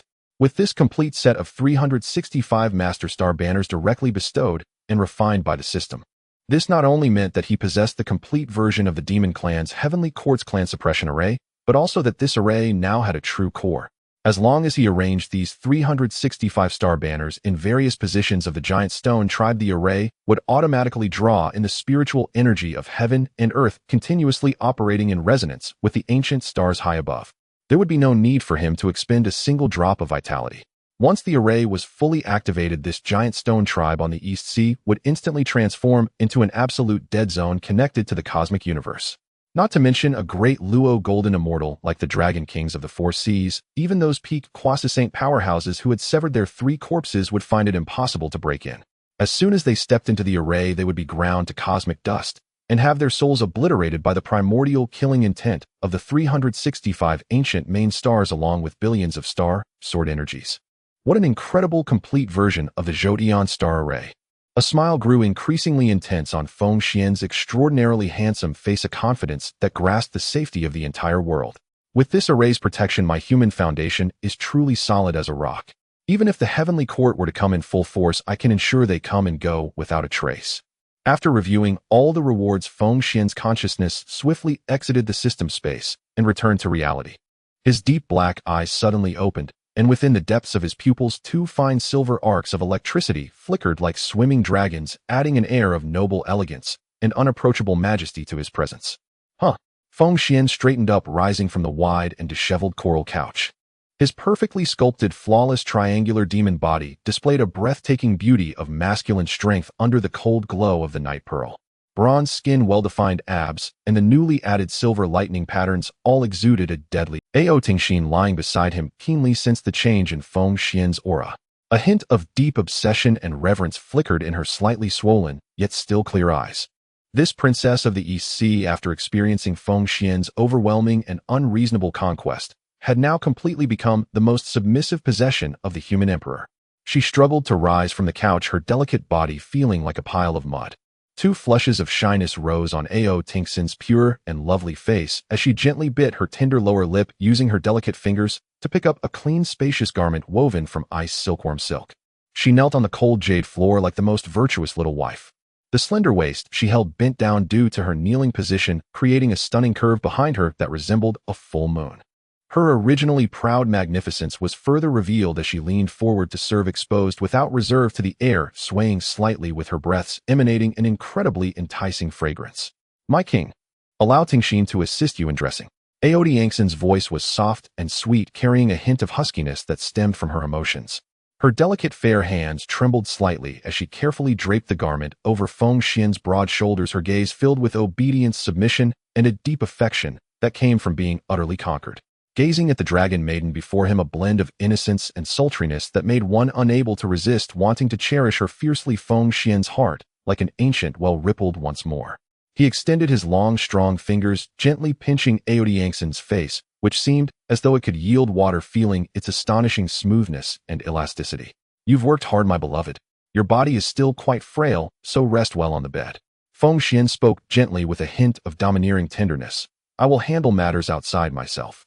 Once you regain your strength, I will come to properly check if you, my little dragon maiden, have made any progress in your..." Upon hearing this explicit flirtation that made her blush, Ao Tingxin's crystalline little dragon horns instantly flushed, a deep red spreading to her ears. She shyly lowered her head, responding in a voice as soft as a mosquito's buzz, "Yes.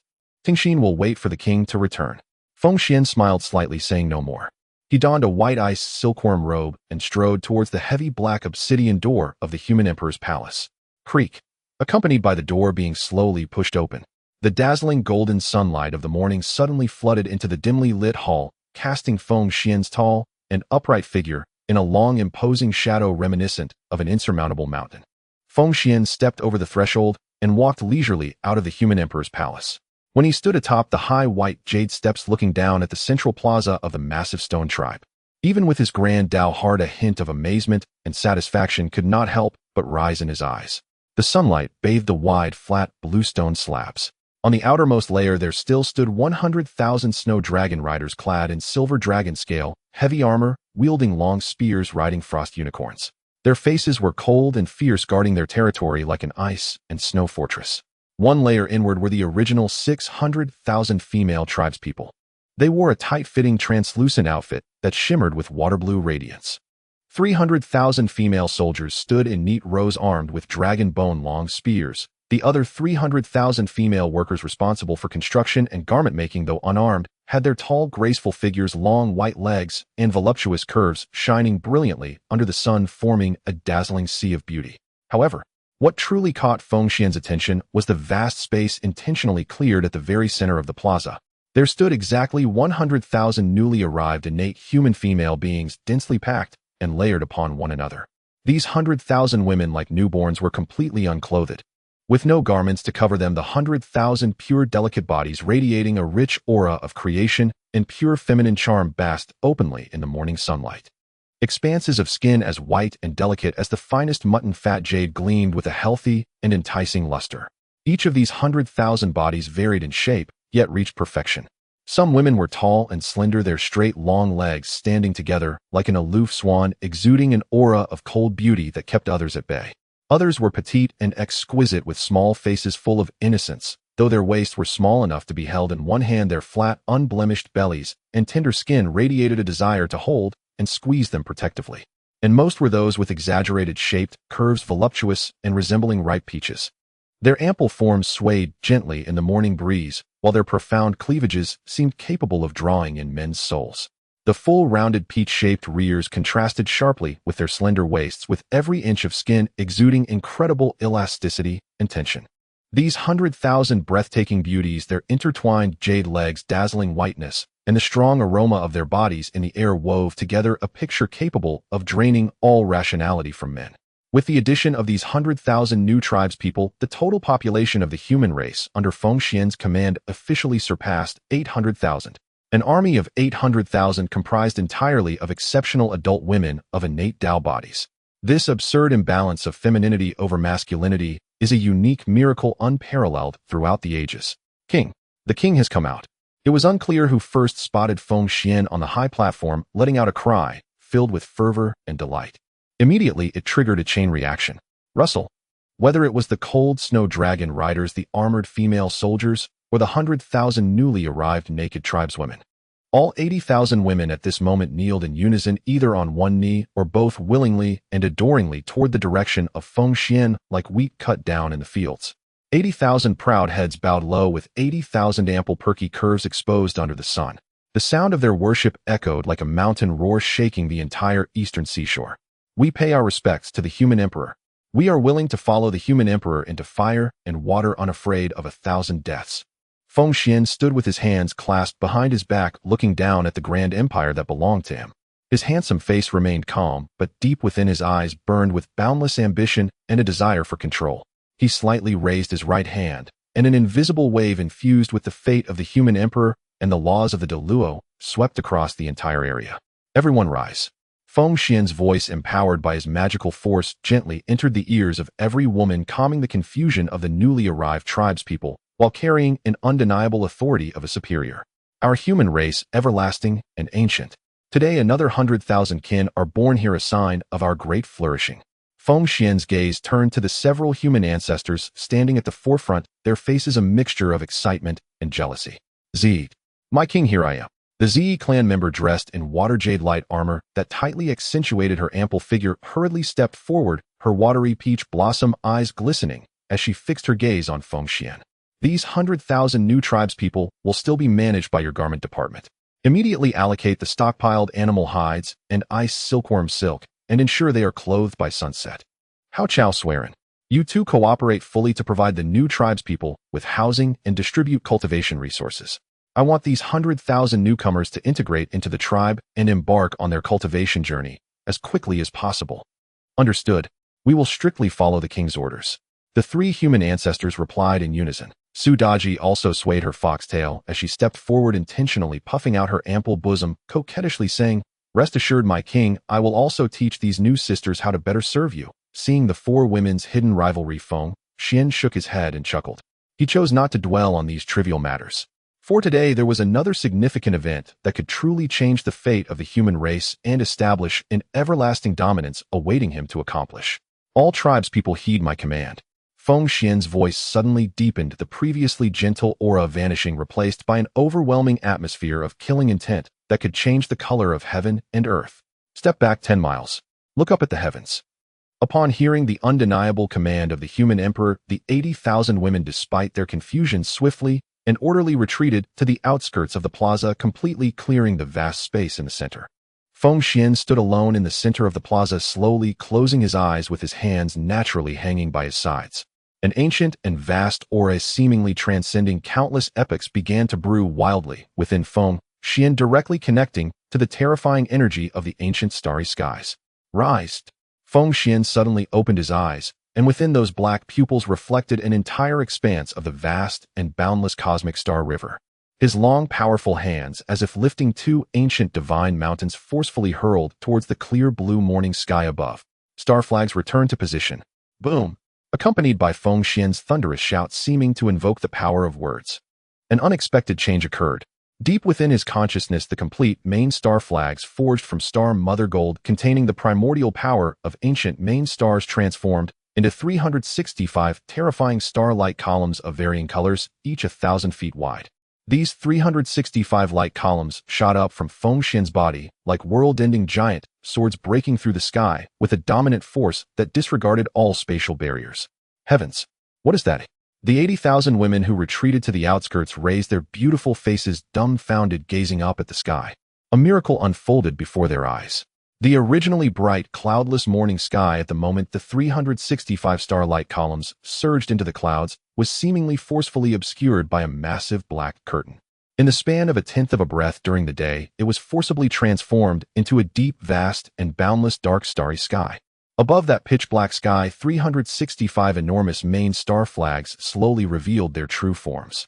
The flags' surfaces fluttered in the wind, and the star totems inscribed with innate Dao patterns erupted in brilliance a billion times brighter than the sun. Sunstar, Moonstar, Ziwei Star. These 365 star flags under Feng Xuan's will lined up in the heavens like an army, forming intricate formations that resonated with the cosmic source Dao. Each star flag successfully connected to a real ancient main star high above in the nine heavens. When the formation fully took shape and closed, an ancient, vast, and immensely powerful star-killing aura capable of instantly crushing Deluo golden immortals and making Quasi-Saints feel their scalp tingle was unleashed. Like an invisible spherical sky curtain, it abruptly descended. This star-killing aura completely enveloped the entire massive stone tribe along with the surrounding East Sea waters and inland mountains within an absolutely inviolable, invincible barrier. Under the radiance of this grand formation, the concentration of spiritual energy in the massive stone tribe surged geometrically, transforming the originally ordinary flora into spiritual herbs, and even the rocks on the ground began to exude a hint of the quality of star essence gold. This was the ultimate foundation of the ancient demon clan's heavenly court, suppressing the wilderness. The complete version, Zhou Tian's Star Do Formation. Feng Xuan stood at the center of the formation, hands behind his back, gazing up at the artificial starry sky that belonged to him. On his handsome face, an expression of sovereign arrogance surfaced. With this formation, he not only had peace of mind, but also the confidence to challenge those top-tier forces. At this moment, however, several hundred miles away from the massive stone tribe in the depths of the dark, muddy seabed of the East Sea, the East Sea Dragon King Honghuang, whose neck had been crushed and skull shattered by Feng Xuan, was barely hanging on, relying solely on the robust life force of a Deluo golden immortal to slowly mend his body. As the star-killing aura capable of collapsing heaven and earth swept through the 10,000 feet of seawater, mercilessly passing over his broken dragon body, he hissed in terror. Honghuang's enormous broken dragon eye widened in shock, his pupils shrinking to the size of a needle due to pure fear. His golden dragon scales, which had been slowly regenerating, suddenly began to shed in large patches like dry leaves under the pressure of the star aura. The wounds that had only just stopped bleeding burst open again, and scalding dragon blood gushed forth uncontrollably. Is this the Zhou Tian Star Do Formation? How could he possess the complete formation of the heavenly court? Honghuang's massive body trembled frantically in the muddy seabed like a snake thrown into an ice cellar. He had still harbored a flicker of hope to take revenge with the aid of the demon clan's heavenly court. However, upon sensing the overwhelming pressure of the flawless, fully activated Zhou Tian Star Do Formation, That glimmer of hope in his heart was thoroughly crushed into dust. He realized that the East Sea Dragon clan, not only was the East Sea Dragon clan doomed, but even if the Heavenly Court truly sent a great army facing this complete formation, they would likely suffer unbearably painful losses. That man named Feng Xuan was not some newborn ant. He was a monster dressed in human skin, a supreme demon lord who would soon overturn the entire wilderness. Extreme fear and despair completely consumed Ao Guang's rationality, leaving him to emit weak, pleading whimpers in the dark depths of the sea.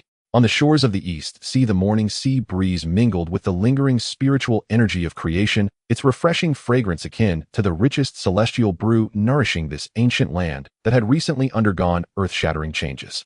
365 brilliant beams of light, each as thick as 10,000 feet, rose from the depths of the giant stone tribe directly into the clouds, piercing into the deep sky that had been forcibly transformed into a starry expanse. At this moment, the complete version of the Zhoutian star array displayed its supreme majesty enough to make the myriad realms tremble. The seemingly transparent, yet indestructible starlight barrier tightly enclosed the entire giant stone tribe, along with an area spanning 1,000,000 miles.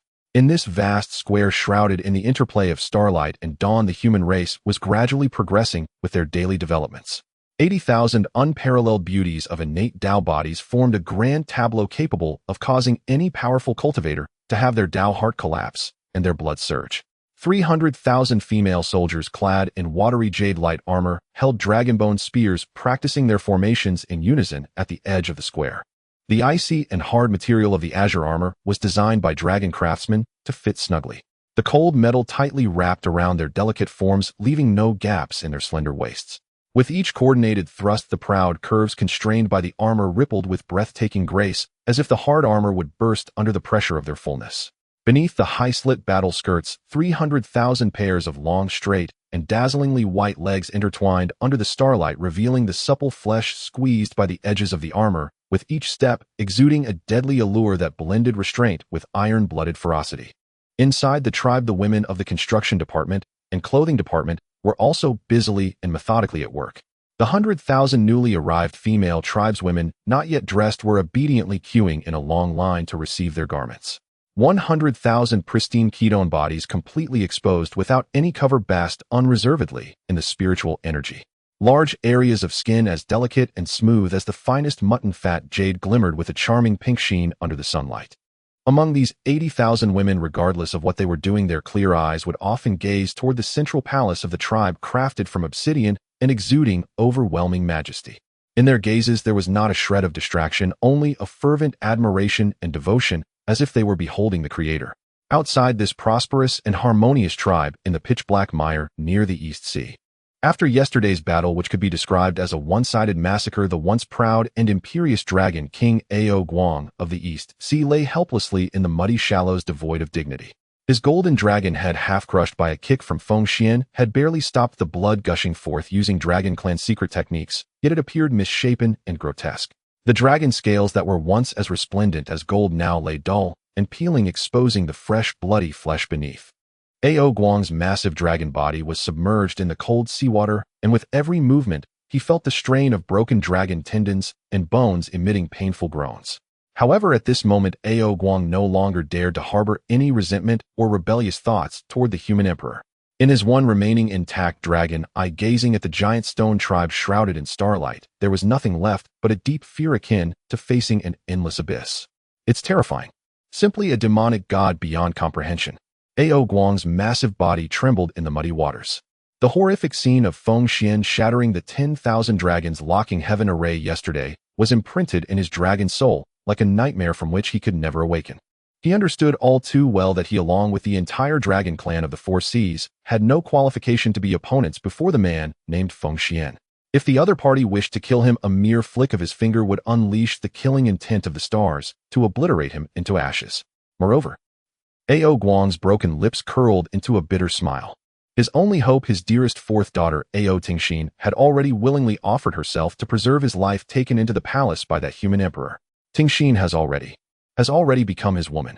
Ao Guang continuously reassured himself in his mind, trying to use this deeply twisted method to mask the humiliation within. Since my daughter has already followed him, I, the old minister, at least can be considered the father-in-law of the human emperor. Yes, I am his father-in-law, Even if he is brutal, he should consider Tingxin's reputation right. This self-hypnosis became Ao Guang's only lifeline at the moment. Even though he still harbored resentment over the loss of his son in the face of such absolute fear, he dared not show a hint of it. On the contrary, to appease this unpredictable human emperor and preserve the last thread of bloodline of the East Sea Dragon clan, Ao Guang gritted his teeth against the pain and struggled to lift his deformed dragon head from the mud. Using the last bit of his power, he opened his storage space, pulling out treasures he had secretly hoarded for several eras, even unnoticed during the Great Snow Dragon cavalry raid. Someone! Ao Guang weakly called out to the surviving shrimp soldiers and crab generals trembling behind the rocks. Bring these Tinthasandier blood Bodhi, the finest tranquil sea pearl, and this 9-colored coral tree. All of them to the shore for this king. To the entrance of the human emperor's palace. Ao Guang forced a smile more hideous than crying on his bloody dragon face, trembling as he commanded, "Tell the human emperor that this is my humble offering meant to be Tingxin's dowry. Please your majesty kindly accept it, and do not disdain my meager intentions." Several shrimp soldiers and crab generals cautiously shouldered the treasures, exuding astonishing spiritual energy, as if treading on a knife's edge, bowing with every step toward the starlight barrier of the giant stone tribe, fearing even the slightest backlash from the array would reduce them to ashes. Watching the treasures being taken away, Ao Guang's massive dragon body finally slumped back into the mud, releasing a long sigh, his eyes filled with the humility of having survived a calamity. At this moment, at the very core of the human territory within the human emperor's palace, made of obsidian, exuding a chilling aura of majesty. The dome of the grand hall was embedded with hundreds of fist-sized top-grade night pearls, their soft glow illuminating the vast hall, as if it were daylight, yet carrying an unspeakable mystery and charm. In the center of this grand hall stood a flat, wide couch carved from a single massive piece of Tinthasandier. Feng Xuan's flawless and majestic body, infused with the essence of Pangu and the path of gods and demons, languidly leaned against the soft backrest of the coral couch. He casually draped a loose white ice silkworm robe over himself, the wide collar open, revealing his chiseled bronze chest and 8-pack abs. On the surface of his skin, filled with explosive power, the dark red azura demonic patterns flowed gently, and at this moment a layer of silver arcs like tiny dragons danced across his body. The aura of the demon lord, slightly lazy from just experiencing an extreme release, perfectly intertwined with the sharp edge represented by the silver lightning, exuding a deadly masculine charm that could make all women in the world instantly weak at the knees. In Feng Xuan's broad and sturdy embrace, the East Sea's fourth princess, Ao Tingxin, snuggled against his chest like a thoroughly tamed and obedient little kitten. This pure dragon girl, renowned across the vast seas at this moment, was capable of draining the last shred of reason from any man. Her originally semi-transparent azure gown, after last night's violent baptism, had long transformed into a few pitiful fragments of fish silk barely hanging on her flawless skin. Large areas of skin as delicate and smooth as the finest mutton fat jade were exposed to the air, with a few dewdrops of sweat glistening, reflecting a charming pink sheen under the light of the night pearls. Ao Tingxin's figure was a perfect embodiment of the ultimate fusion of purity and sensuality. Her slender waist, as delicate as if it had no bones, was casually embraced by Feng Xuan's large hand, which radiated warmth. Following down from her tiny waist, one would find her exaggeratedly ample hips and curvaceous silhouette. This breathtaking contrast was enough to ensnare one's gaze, instantly unable to escape, even while her long straight legs intertwined the white tops of her feet taut, with 10 adorably curved toes painted with transparent polish, exuding a heart-melting charm. "My king." Ao Tingxin lifted her innocent and charming face, resembling that of a classical beauty. In her once clear eyes there was now no trace of resistance or despair, replaced by a haze of bewilderment, dependence, and a lingering hint of the emotional tide that was not yet completely receded.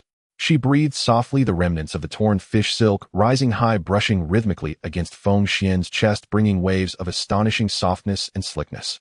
She reached out her delicate hand, resembling that of a boneless jade, and picked a translucent deep-sea purple grape from a nearby white jade plate.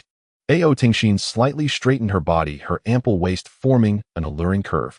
She brought the purple grape close to Feng Xuan's lips, her lips red and swollen, like ripe cherries slightly parted, as she sweetly said, "My king, try this special purple spirit fruit from the East Sea.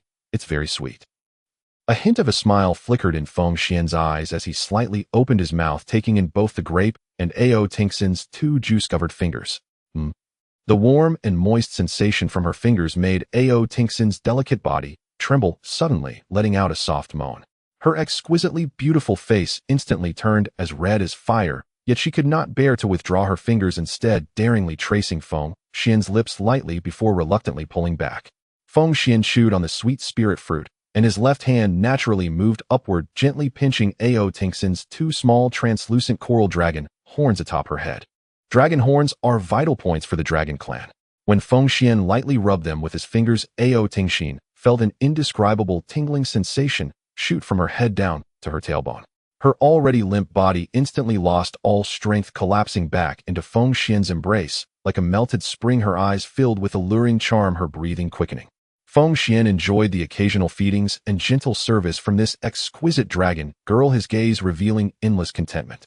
He was not completely submerged in this tender haven. While enjoying it, he focused his mind, sending out a thread of divine sense to summon his information panel that had just undergone a large-scale update. A translucent pale golden light curtain visible only to him instantly unfolded in his retina. Host information panel. Name Feng Xuan. Identity: human race, sovereign, first human emperor. Realm: early stage, great Luo golden immortal, with a foundation as deep as the sea, perfectly flawless. Cultivation: profession, human emperor, Dao, gathering the fortune of 80,000 human races into one with unending fortune and an indestructible body. Current core strength assessment: absolutely invincible within the great Luo golden immortal realm, relying on Pangu's blood and the dual inheritance of gods and demons. Able to ignore all spatial laws and defensive formations, he could clash with initial stage Quasi-Saints, currently holding top-grade artifacts: Human Emperor Seal, Treasure of the Human Race's Fortune, Fang Tianhua, Halberd Dragon, Gallbladder, Silver Spear, both are top-grade. Innate Spiritual Treasures, Creation, Spiritual Spring, already placed in the Tribe's Square, 12-grade Fiery Red Lotus, top-grade. Innate Spiritual Treasure, Absolute Defense, Jotian Star Array, 365 main star banners, complete version already activated to envelop the tribe. A deeper smile spread across Feng Xuan's handsome face. Early stage great Luo golden immortal, he mused inwardly. Although his realm did not directly break through to the midstage, he was acutely aware that his current combat power was terrifying, with the immense foundational fortune condensed from 80,000 innate human beings combined with the newly integrated Dragon Gallbladder passive and the absolute locking principle of 100 birds flying to the phoenix from the gods and demons, Zhao Yun card. At this moment, even facing the Eastern Emperor Tai wielding the Chaos Bell, he would have enough confidence to engage in a fierce battle for hundreds of rounds, perhaps even leaving a few indelible blood holes on the opponent. Just as Feng Xuan was immersed in assessing and controlling his power, suddenly his deep black eyes, which had been tinged with a hint of lazy amusement, sharpened without warning. Buzz. After merging with Zhao Yun's innate abilities, his intuition as sharp as a dragon's strike, and his ultimate sensitivity to the laws of heaven and earth were triggered in an instant. In the depths of Feng Xuan's pupils, two fine silver arcs suddenly surged, transforming into two dazzling silver storms. His gaze, akin to two unparalleled divine spears that could pierce through the ancient skies, instantly penetrated the thick obsidian walls of the human emperor's palace, cutting through layers of mist. Directly, sharply, it pierced toward the seemingly unremarkable void cloud layer high above the giant stone tribe's formation, tens of thousands of feet from the ground. In that direction, the 9 heavens howled with wind, and white clouds rolled. Deep within those layers of thick white clouds was a subtle spatial fold, imperceptible to the naked eye, and even easily overlooked by the divine sense of an ordinary great Luo golden immortal. A charming figure in white, as pure as snow, with a handsome and scholarly face, gently waving a white feather fan, was hiding there like a ghost. As the foremost among the 10 demon lords of the demon clan's heavenly court, Baizé not only possessed exceptional wisdom, but was also a divine beast capable of seeking fortune and avoiding calamity, as well as perceiving the essence of all things. His cultivation at the midstage great Luo golden immortal, combined with his innate stealth abilities, meant that as long as he wished to hide, even Quasi-Saint powers would find it extremely difficult to detect his presence without careful investigation. Baizé passed by the East Sea, thinking to himself that since he was here, he might as well take a look at this so-called human race, not expecting to be startled by what he found. His eyes, which were usually filled with wisdom and calmness, now fixed on the giant stone tribe below, enveloped in endless starlight, filled with uncontainable astonishment and extreme incredulity. This? How could this be possible? Baizé exclaimed in disbelief, within his mind, his breathing becoming frantic. Through layers of clouds and mist, he clearly saw the 365 dazzling pillars of stars piercing through heaven and earth, as well as the 365 enormous star banners arranged in a mysterious pattern across the sky. Others might not recognize such a grand formation that could reshape the world. But who is Bai Zhe? He is the chief strategist of the demon clan's heavenly court. This Zodion star formation was derived by Di Jun and Donghuang Tai Yi from the He Tu and Luo Shu, and was entrusted to Bai Zhe for calculation and perfection of foundational treasure of the heavenly court. But now, Bai Zhe was shocked to discover the formation below set up by a newly born human, its star power's flow trajectory, its alignment with fundamental laws, and even the materials and pressure of the 365 main star banners. It actually was even more flawless than their heavenly court's version, which had consumed countless resources and was still being painstakingly perfected. It was 100 times more vast and profound. This kind of flawless formation fluctuation, this pure origin of the ancient main star. Cold sweat beaded on Bai Zhe's forehead, and he forgot to wave the feather fan in his hand. This absolutely cannot be the work of that mud figure named Feng Xuan. Could it be that it is truly a trump card secretly bestowed by the Saint Nuwa? But why would the saint grant our demon clan's secret to such a weak human?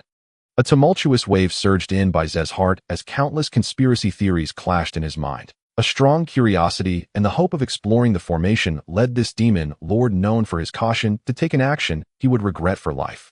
He couldn't help but extend his long pale finger, gathering a trace of pure demonic power at the level of a great Luo golden immortal, intending to gently touch the starry barrier enveloping the tribe from across the void, trying to test the reality of this formation. However, the moment Bai Zhe's fingertip made contact with that seemingly gentle, yet brimming with endless killing intent starry barrier, below within the human emperor's palace, Feng Xian's handsome face slowly revealed a smile, filled with mockery and cold cruelty at the corners of his lips. Heh! A low cold laugh echoed within the spacious hall. The demonic aura, slightly lazy due to its release, in that instant transformed entirely into a violent battle intent akin to an ancient beast about to tear apart its prey. Feng Xuan didn't even move an inch from his position leaning against the coral couch. He simply raised his right hand, covered in Shura magic patterns, nonchalantly grasping at the void above the dome of the hall, as if swatting away a bothersome fly. Since you've come, don't be sneaky. Feng Xian's cold, domineering voice, infused with endless mockery, resonated like a great bell piercing through tens of thousands of miles of void, resounding explosively in the clouds, where Bai Zhe was concealed. Come in, my emperor. Accompanied by Feng Xian's casual grasp and a roar akin to the summons of death. Boom! The entire Zodion star formation enveloping the giant stone tribe seemed to be a furious ancient celestial beast that had been thoroughly provoked, operating at its utmost limit. Above the sky, the 365 enormous main star banners simultaneously erupted with blinding light. Immediately after, under the astonished gazes of 80,000 female tribesmen, from within those 365 towering starlight pillars suddenly emerged a silver star beam as thick as a water barrel, appearing almost solid. This silver star beam, with a terrifying speed capable of tearing apart all spatial barriers, shot forth like a raging silver dragon, piercing through the void, accurately striking the white clouds several tens of thousands of feet high. Not good. In the clouds, Bai Zhe, who had been immersed in testing the formation, felt a chilling sense of death surge straight to the top of his head upon hearing Feng Xian's voice. His refined face instantly twisted in horror. Bai Zhe couldn't care less about probing the formation any longer. He desperately urged the overwhelming demonic power within him at the mid-stage great Luo golden immortal level, intending to cast the spatial escape technique to flee from this dead zone, now completely locked down by the starry killing intent. But it was too late. Too late. That silver star beam, as thick as a water barrel, wrapped around Bai Zhe's body in an unreasonable manner, like a deadly chain with absolute tracking capability. ZZ. The moment the starbeam chain made contact with Bai Zhe's body, the ancient main star's annihilating killing intent embedded within it began to frantically slice through his protective demonic light like millions of sharp steel blades. Bai Zhe was horrified. He struggled desperately, the great Luo power within him erupting like a volcano, attempting to break free from the starbeam chain. However, what filled him with despair was that his proud great Luo golden immortal demonic power appeared as feeble as an ant trying to shake a tree before this starry killing intent condensed from 365 ancient main stars.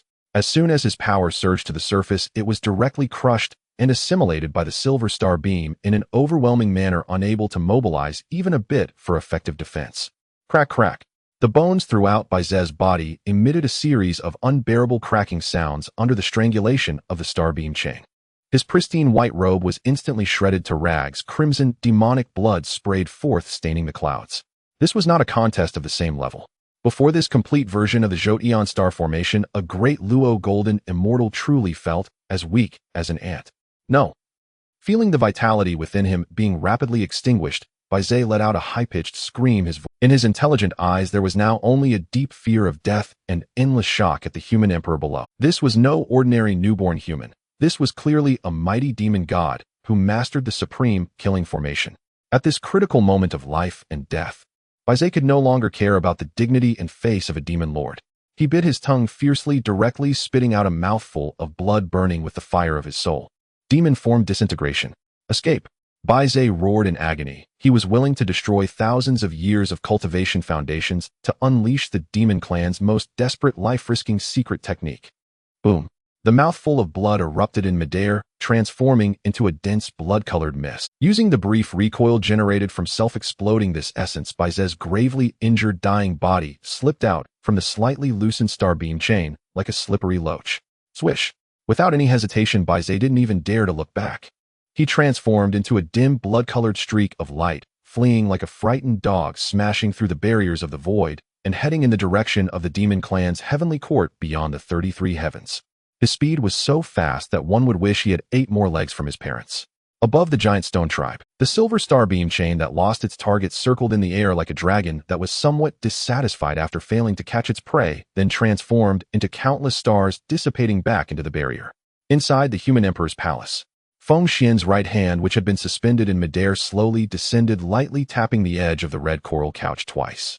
A hint of boredom flashed in his deep black eyes. Runs pretty fast. Feng Xuan scoffed, his tone laced with unhidden disdain. That grasp he just made was merely a casual exertion of 1,000th of the Zhoutian star formation's power, just to teach that hiding rat a lesson. If he truly harbored killing intent and fully activated the formation, let alone a mid-stage great Luo, Baizé, even if Di Jun and Tai Yi came in person, they would have to leave half their lives behind. Feng Xuan didn't care about Baizé's escape at all, nor did he have any interest in pursuing him.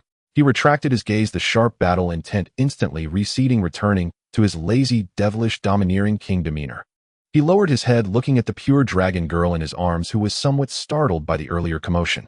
Ao Tingxin was curled up against his chest like a frightened little rabbit, her water-drenched peach blossom eyes looking at him with concern. "My king, what happened outside?" Ao Tingxin asked softly. A flicker of wicked fire flashed in Feng Xuan's eyes. "It's nothing, just a blind fly. Oh, it's already been chased away by this emperor." Feng Xuan leaned his handsome face close to Ao Tingxin's delicate ear, his voice hoarse to the point of being terrifying. "The affairs outside are of no concern to you. What you should worry about now is how to satisfy this emperor." Before his words fell, Feng Xuan did not give Ao Tingxin any chance to rebut, his lips carrying a scorching heat pressed down again on her moist, full cherry-red lips. My king." On the other side, above the 33 heavens, the demon clan's heavenly court. In the grand and magnificent Lingxiao Palace, the atmosphere was solemn and austere. Seated high on the throne of the demon emperor, Di Jun was frowning, discussing with the many demon gods below how to respond to the increasingly arrogant 12 ancestors of sorcery in the Pangu Hall. The friction between the sorcerers and demons was becoming more frequent, and the clouds of war had already shrouded the entire Honghuang continent. This was the matter that concerned Di Jun the most, and was also his biggest headache. At that moment, bang! The heavy palace door of Lingxiao Palace was violently pushed open by a great force. In the astonished gazes of the demon gods, a figure covered in blood-ragged clothes and utterly exhausted stumbled into the hall.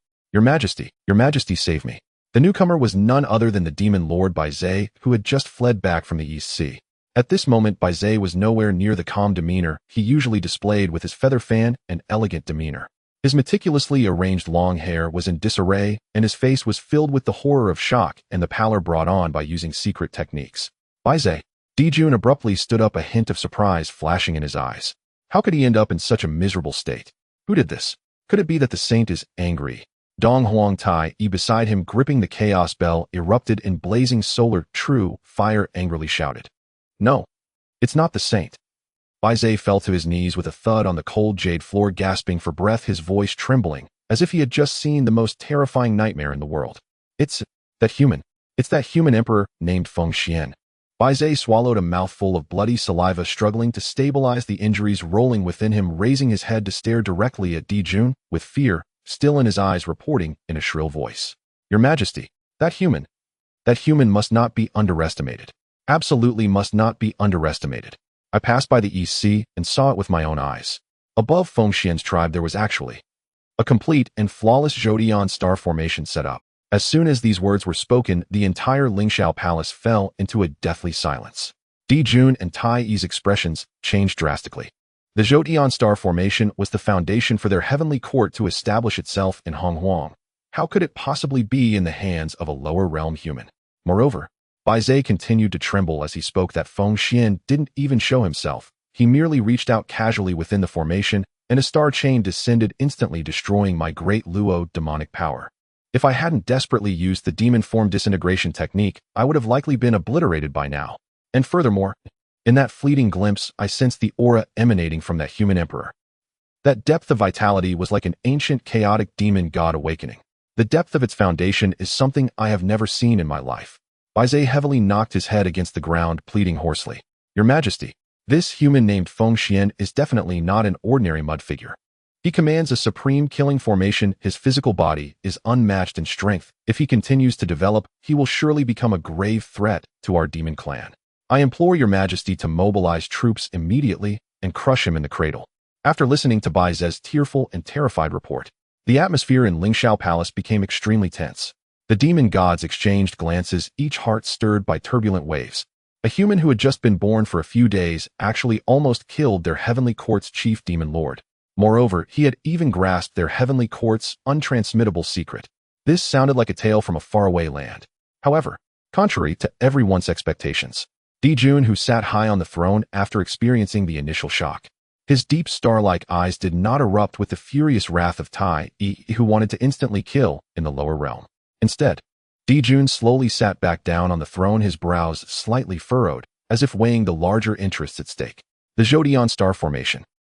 Unfathomable vitality. Di Jun's fingers gently tapped on the armrest of the throne, producing a dull thumping sound. In Di Jun's cunning calculations, a weak human, no matter how strong, even with a formation, was merely an ant occupying a small corner. Their true enemies in the demon clan's heavenly court were the billions of sorcerers led by the 12 ancestors of sorcery in the Pangu Hall. If they were to mobilize for a small human attacking that invulnerable formation, it would not only deplete the heavenly court's forces, but also directly provoke the Saint Nuwa. This would be detrimental to their upcoming war between sorcerers and demons, offering no benefits whatsoever. Moreover, a self-mocking cold smile crept onto Di Jun's lips. To lay down a Zhoutian star formation more perfect than ours. In this Honghuang, aside from the high and mighty saints, who else could do it? Di Jun looked at Bai Zhe, who was kneeling on the ground, his expression becoming exceedingly calm, even carrying a hint of nonchalance. Bai Zhe, you've been startled. Rest and heal.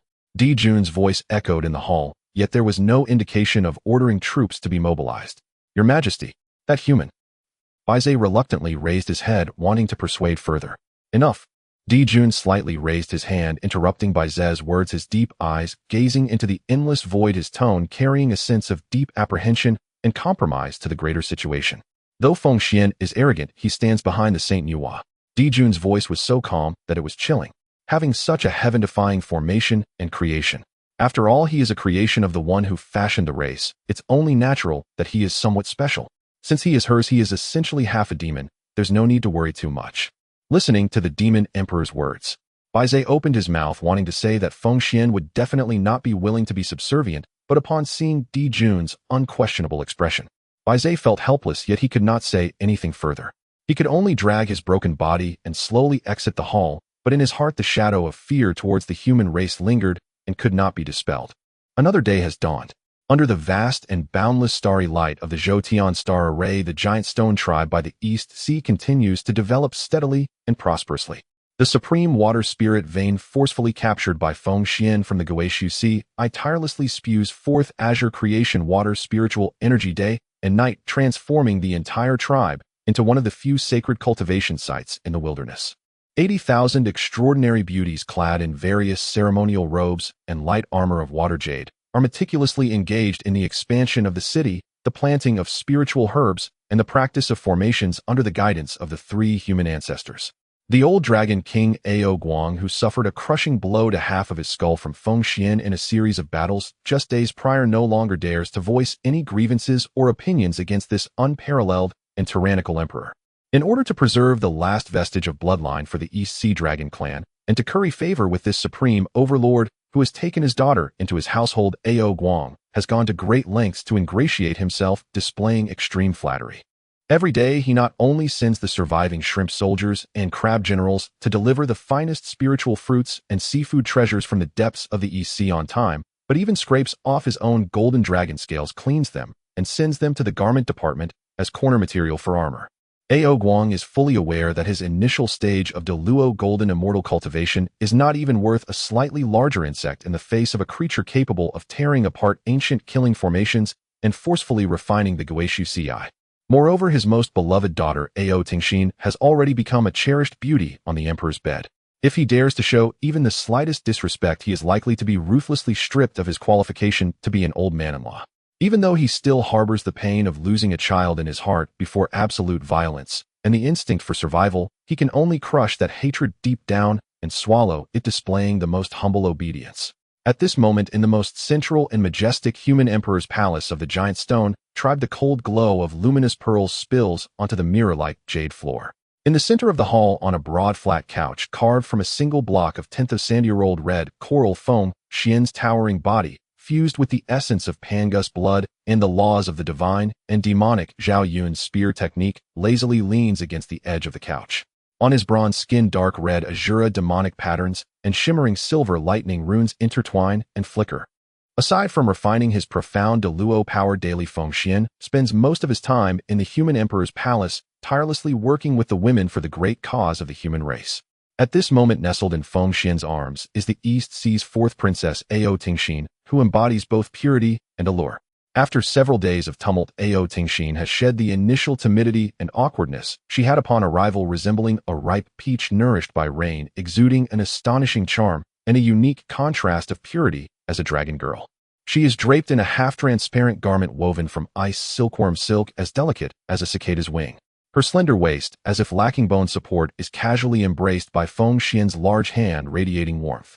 Following that delicate waist downward is an exaggeratedly voluptuous and rounded figure.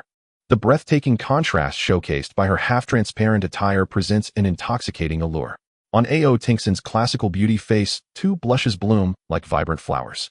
She slightly raises her snow-white elongated swan neck, her watery peach blossom-like eyes gazing at Feng Xuan in a dazed yet captivating manner. She extends her tender lotus-like arm, delicately pinching a peeled crystal sea grape with her slender fingers, gently blowing it into Feng Xuan's mouth. "My king." Ao Tingxin's soft voice carries a rich nasal tone, and the two small coral-like dragon horns atop her head gleam with a warm pink hue due to Feng Xuan's slight touch. As Feng Xuan swallows the sweet fruit, a flicker of fiery desire crosses his deep black eyes. He gazes at the exquisite dragon girl before him, a wicked smile curling at the corners of his mouth.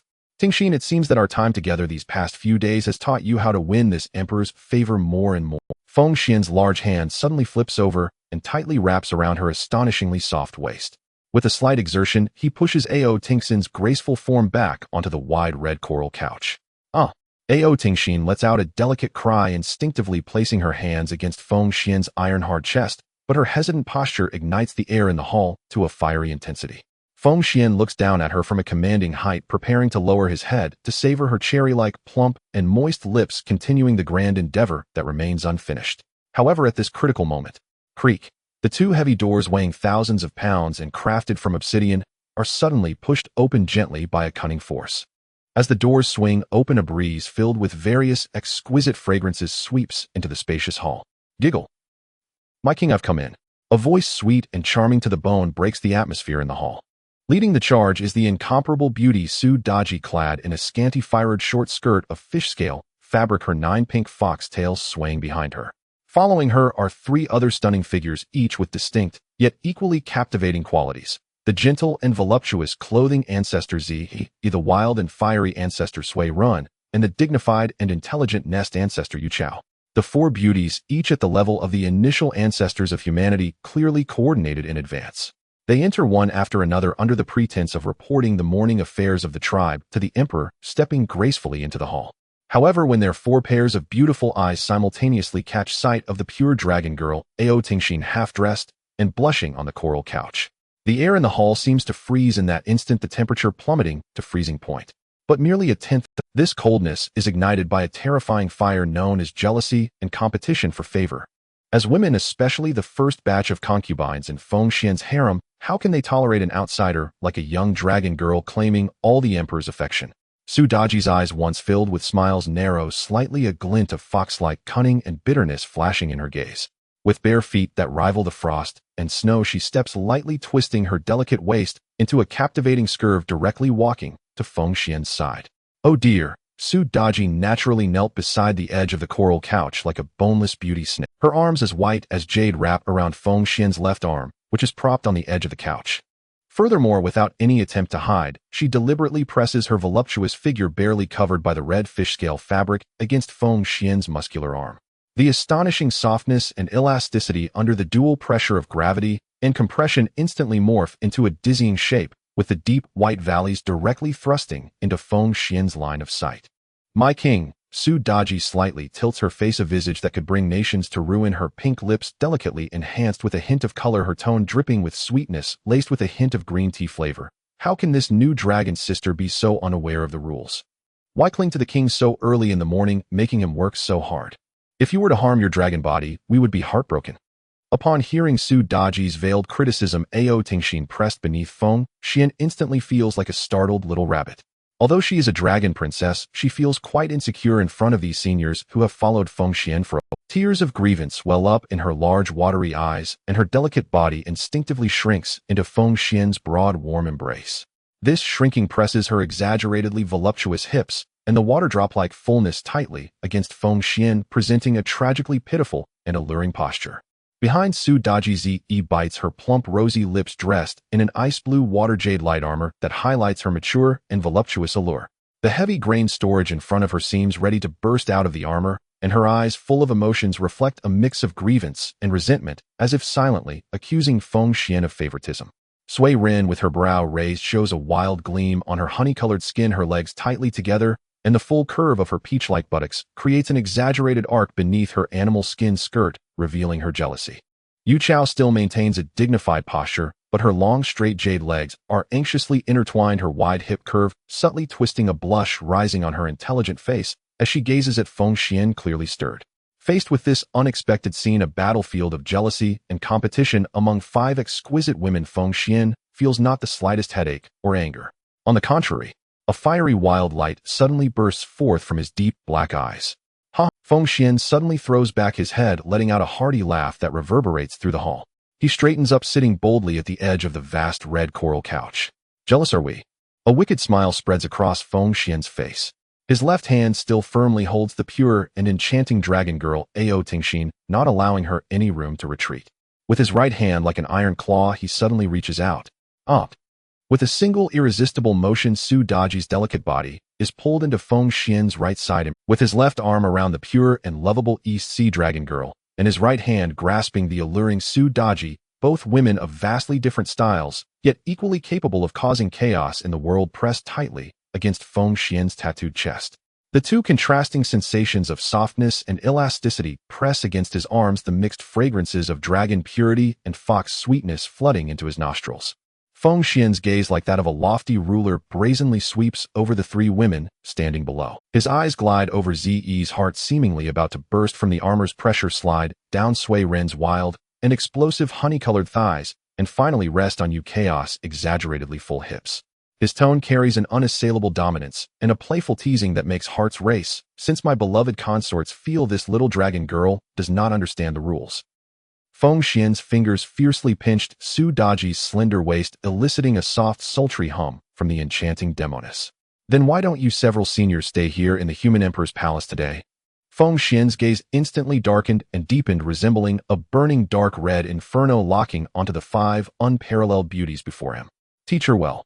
What are the rules? As soon as these words were spoken, the air in the human emperor hall seemed to be instantly charged, as if a heavy bomb had been dropped. Buzz! Su Daji, Ao Tingxin, Zi Shi, Sui Ren, and Yu Chao. These 5 were considered the most exquisite beauties in this primordial world. A blood-red flush quickly crept across their captivating faces, as stunning as a drop of blood. Their heartbeats raced like pounding drums, their ears burning, as if about to emit steam. In front of the teacher, the rules. Under the gaze of those black pupils filled with an unyielding refusal and a domineering aggression, the 5 women felt no thoughts of retreat or resistance. On the contrary, the primal competitive instinct hidden deep within their innate Dao bodies, fueled by the desire to vie for the human emperor's favor and establish their status in this vast harem, was thoroughly and frantically ignited. Since it is the king's decree, Sudaji was the first to respond.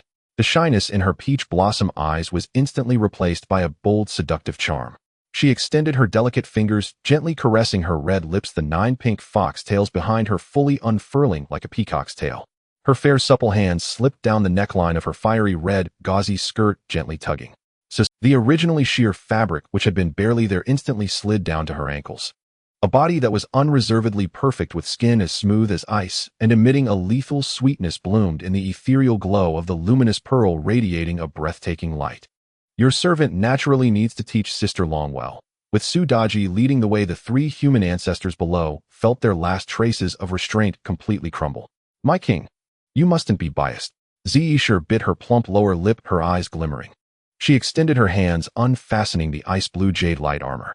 With the crisp sound of metal plates hitting the ground, the repressed voluptuousness of a mature woman was unleashed like a flood breaking its dam. Sui Rin wildly tore off the animal skin from her waist, beads of sweat instantly appearing on her honey-colored toned skin as her long legs stepped onto the coral couch. Yu Chao, with her dignified and intelligent demeanor, flushed as she loosened the bindings at her waist. The exaggerated hourglass figure radiated a contrast of temptation that made one want to ravage her in this unguarded encounter.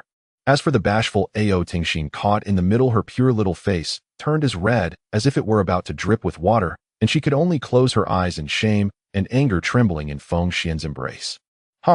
Good. Very good. Feng Xuan looked at their unreserved fervor in pleasing him. The chaotic blood within him surged explosively. In the next moment, he resembled a peerless beast charging into a flock of sheep. In the heavenly realm above the 33 layers in the Lingxiao Palace, the demon Emperor Dijuan sat high upon his throne, holding a piece of intelligence jade slip just collected by his subordinates from the lower realms. His expression appeared rather dark and complex. The complete Zhoutian star Do formation not only covers a radius of 1,000,000 miles, but can also autonomously absorb the power of the stars to counterattack the De Luo Golden Immortal. Dijuan muttered to himself, his deep starry eyes flickering with uncertain light. Yesterday, when Baze fled back to report this matter to the heavenly court, Dijuan suppressed Taiyi's fury to stabilize the morale of the army and publicly declared that it was the handiwork of the Saint Nuwa, warning against rash actions. In truth, deep within Dijuan's heart, he could only use this reason to convince himself. After all, this Zhoutian star Do formation is the supreme formation birthed from the Hichu Lushu. Besides the 2 brothers and Baze, in the entire primordial realm, only the lofty saints could possibly comprehend its mysteries and even deduce a version more perfect than theirs. Is it really, Lady Nuwa? Does the human race deserve this? Dijuan was perplexed. The demon race is the foundation of Nuwa, while the human race is merely the mud dolls she casually crafted. Did she develop an affection for those mud dolls simply because they became saints?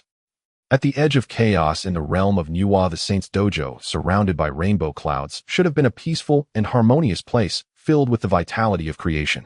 However, at this moment, deep within the palace of Nuwa, a chilling low pressure hung in the air, making it hard to breathe. Seated on the 9-colored cloud bed was the Saint Nuwa.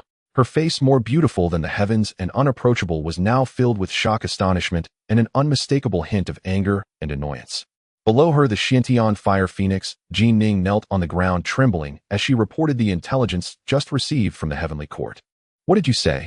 Nuwa's beautiful eyes widened slightly, her rosy lips parted, and her towering figure under the 9-colored garments heaved violently. Rumor has it from the heavenly court that this human Feng Xuan has set up the complete Zhoutian star Do formation by the East Sea. Moreover, Dijuan and Taiyi actually believe this to be the work that I secretly granted to Feng Xuan.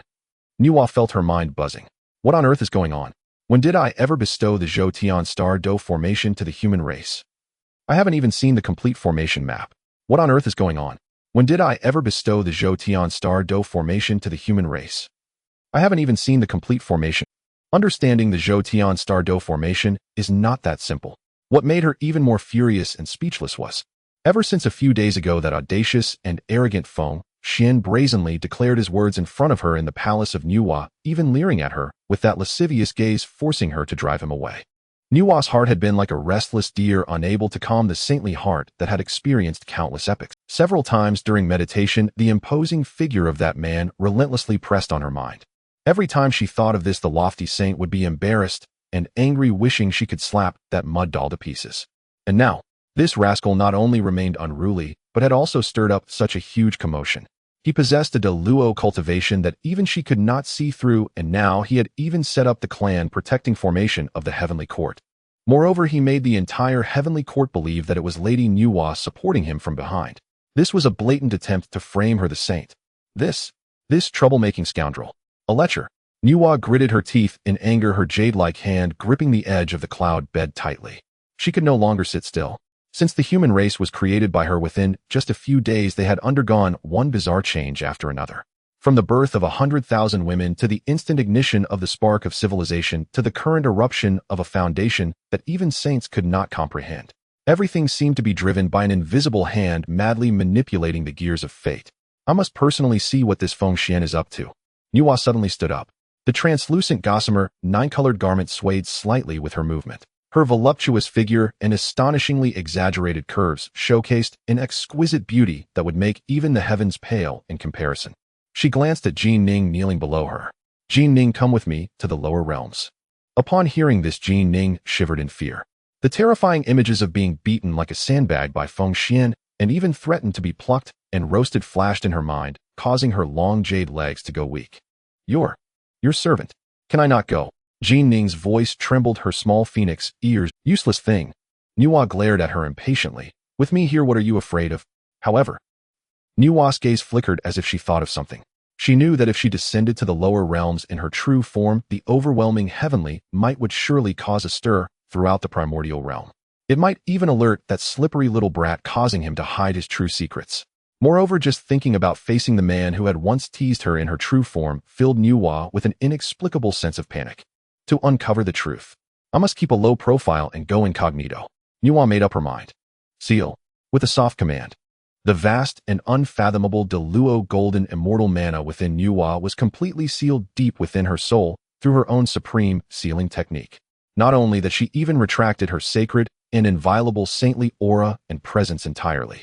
With a flash of light, the once lofty Nuwa, shrouded in nine-colored clouds, unexpectedly transformed into an ordinary human girl with no apparent cultivation, merely possessing the innate Dao body.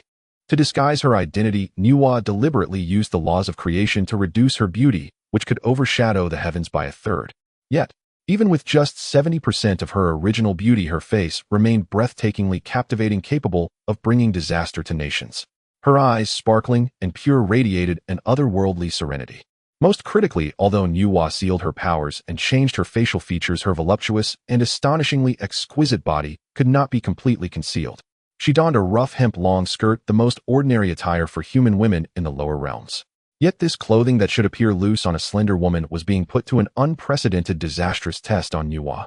The rough hemp fabric was stretched to its limits by her towering and magnificent bosom, threatening to tear apart. The neckline was pulled to the extreme, as if with a slight breath the fragile hemp string could snap. Her slender waist was bound by a grass belt, while below the belt, that exaggerated, breathtakingly wide pelvis and the peach-like fullness of her buttocks forced the coarse skirt into a perfect moonlit arc that made onlookers swallow hard with unbidden desire. The stark contrast between the simple village garb and her devilishly exquisite figure did nothing to hide her allure. If anything, it lent her a raw, rustic seductiveness. Seal his cultivation as well and take on a human guise.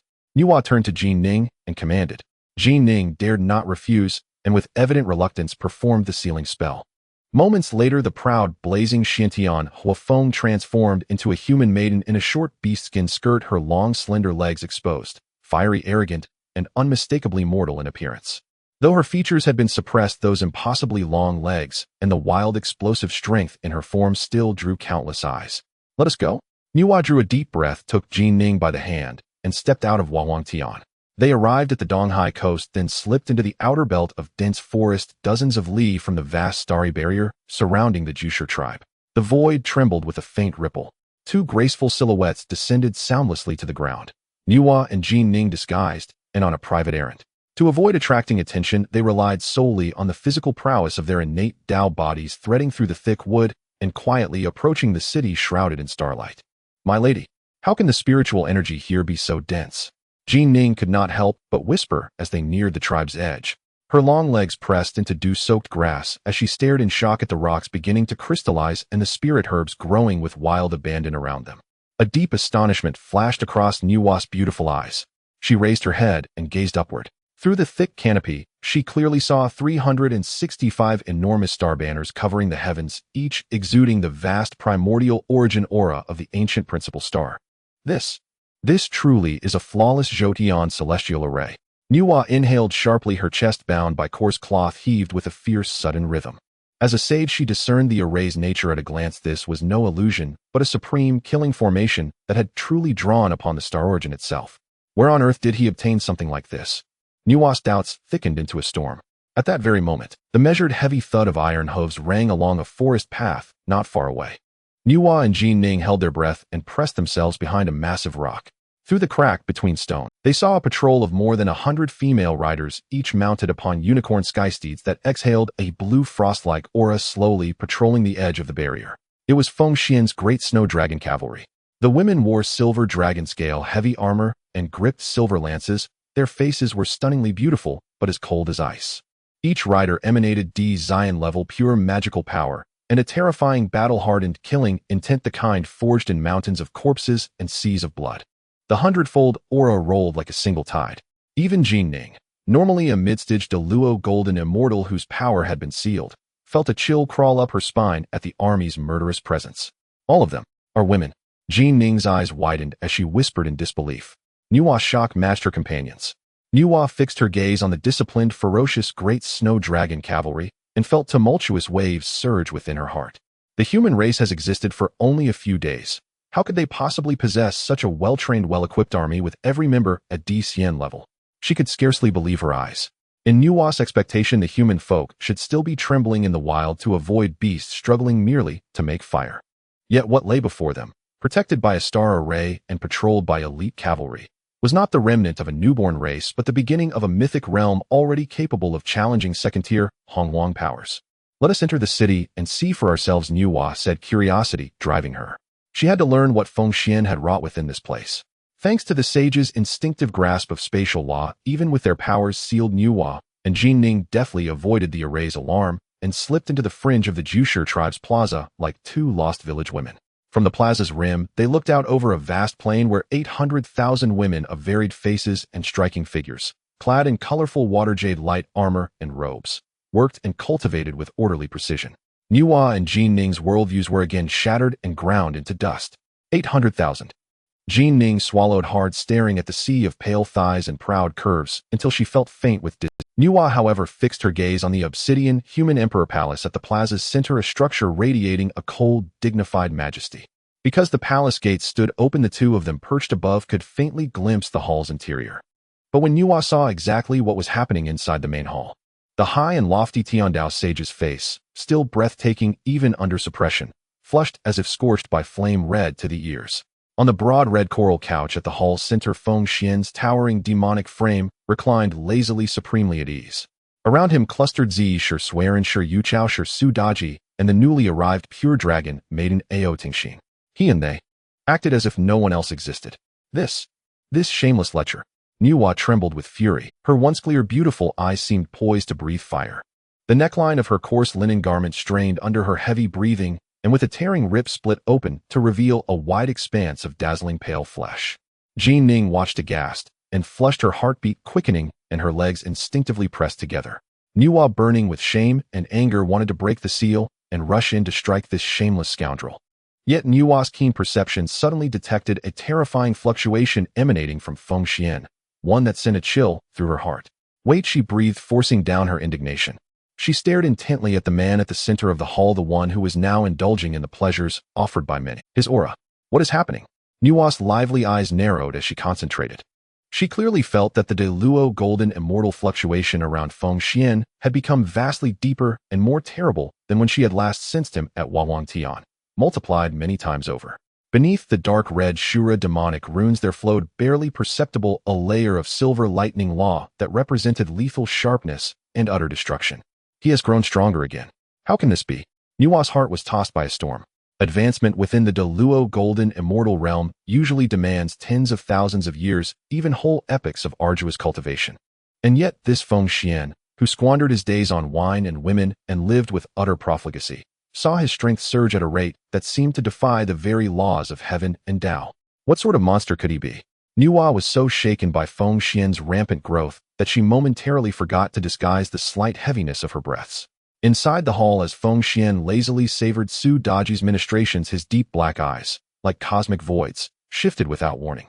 After integrating the god demon Zhao Yun's talent, fearless Feng Xuan's crisis sense and intuition had reached a perverse acuity that even the peak Deluo could not approach. Even though Nuwa and Jin Ning had sealed all their power and suppressed their auras, the sight of two crude-lined figures at the plaza's edge, coupled with the glance that slipped through the gate laden with mortified shock, shone like a beacon in the night and instantly drew Feng Xuan's attention. Feng Xuan pushed the woman clinging to him aside with slow curiosity. The silver lightning glyphs in his deep eyes became like twin blades tearing the void. They pierced the crowd and unerringly settled on the two coarse-cloth silhouettes behind the great rock. The distance between them spanned many li, yet at the instant their gazes met, Nuwa felt her heart skip a beat. The sensation of being fixed upon by the most dangerous predator of the Honghuang filled even this august Tiandao sage with a flicker of primal unease.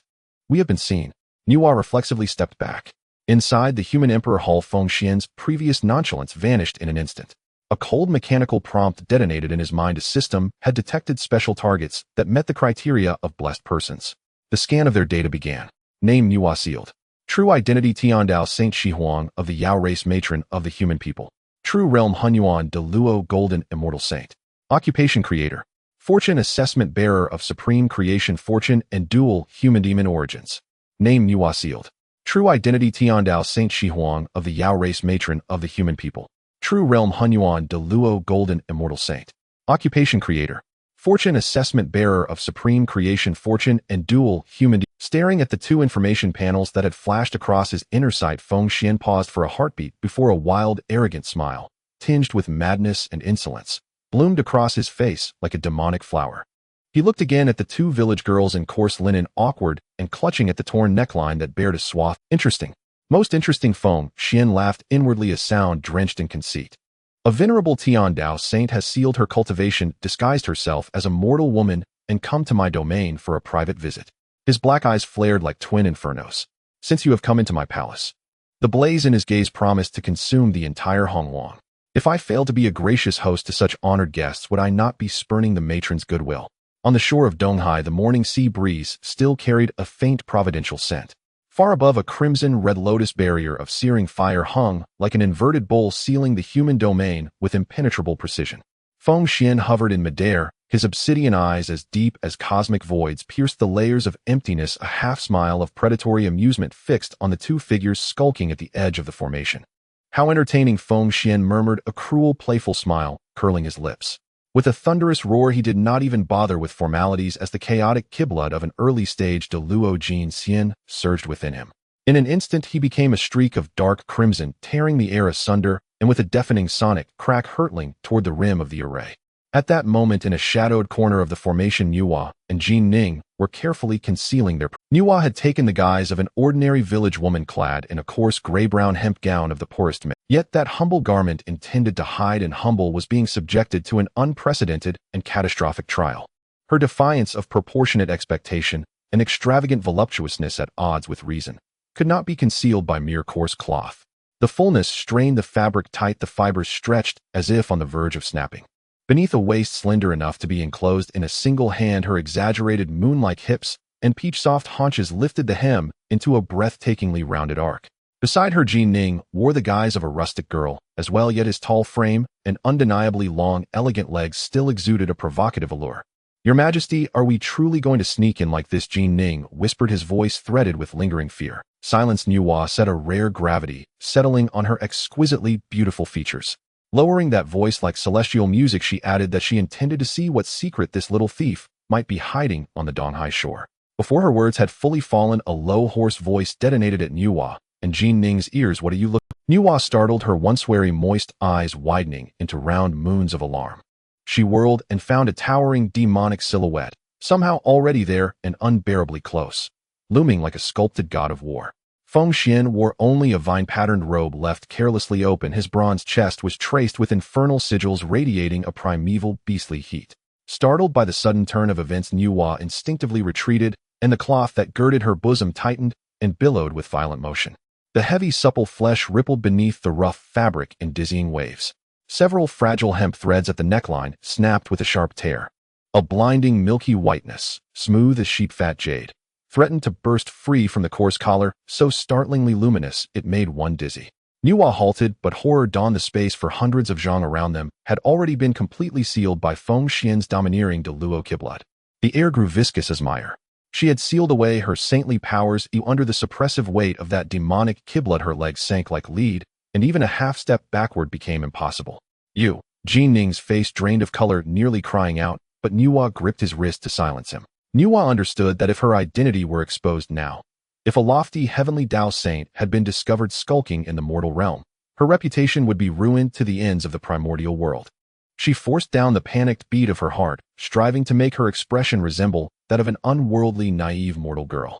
She tipped her noble head slightly. Her long alabaster swan neck seemed all the more enticing beneath. She bit her pearly teeth gently into bright lips, fashioning a pitiable flush, and adopted a meek, frightened tone to explain. The two of us are a little lost," she stammered, the excuse threadbare, yet performed with appearance. An amusement deepened in Feng Xuan's obsidian gaze. "Pretend. By all means. This emperor wonders how long your lofty, saintly composure can hold." "Lost." Feng Xuan gave a low chuckle and stepped forward, closing the distance until less than half a foot separated them. His towering muscular form was like an unscalable mountain, casting Nuwa's voluptuous figure completely into shadow. A scorching, imperious heat slammed against the masquerade of her face. Nuwa's breath stalled for a heartbeat. A flicker of unmistakable panic clouded her moist eyes. As she stood overwhelmed, Feng Xuan slowly extended that broad, dry, long, and powerful right hand with neither courtesy nor any pretense of gentleness. His fingers, like iron pincers possessing an air of superiority, lifted Nuwa's exquisitely fair chin, forcing her to look up and meet his gaze. A soft, involuntary hum escaped Nuwa's throat when the warm fingertips brushed her skin. Feng Xuan let his fingertip glide over the cheek that was as smooth as the finest jade, reveling in the astonishing delicacy felt beneath his touch. He inclined his handsome, sinister face close and fixed his deep eyes on the misted gaze of her. Panic. His voice bore an unquestionable command, perfect timing. "This newly erected human emperor's palace still lacks 2 handmaidens to serve tea and attend to small tasks," he declared. "Since you are lost, remain here and serve this emperor." He allowed no room for refusal. With a sweep of his hand, a resonant, mellow, yet irresistibly overbearing force condensed into a dark red gale. Nuwa and Jin Ning felt their feet lift. A short, delicate cry escaped them as the power swept them up. Space blurred. When Nuwa's feet touched ground again, the scene before her had been utterly transformed. Within the vast human emperor's hall, the obsidian floor threw back a cold, shadowed gleam. Behind them, the massive doors, towering dozens of zhang, slammed shut under an invisible tug, cutting off all sound and light.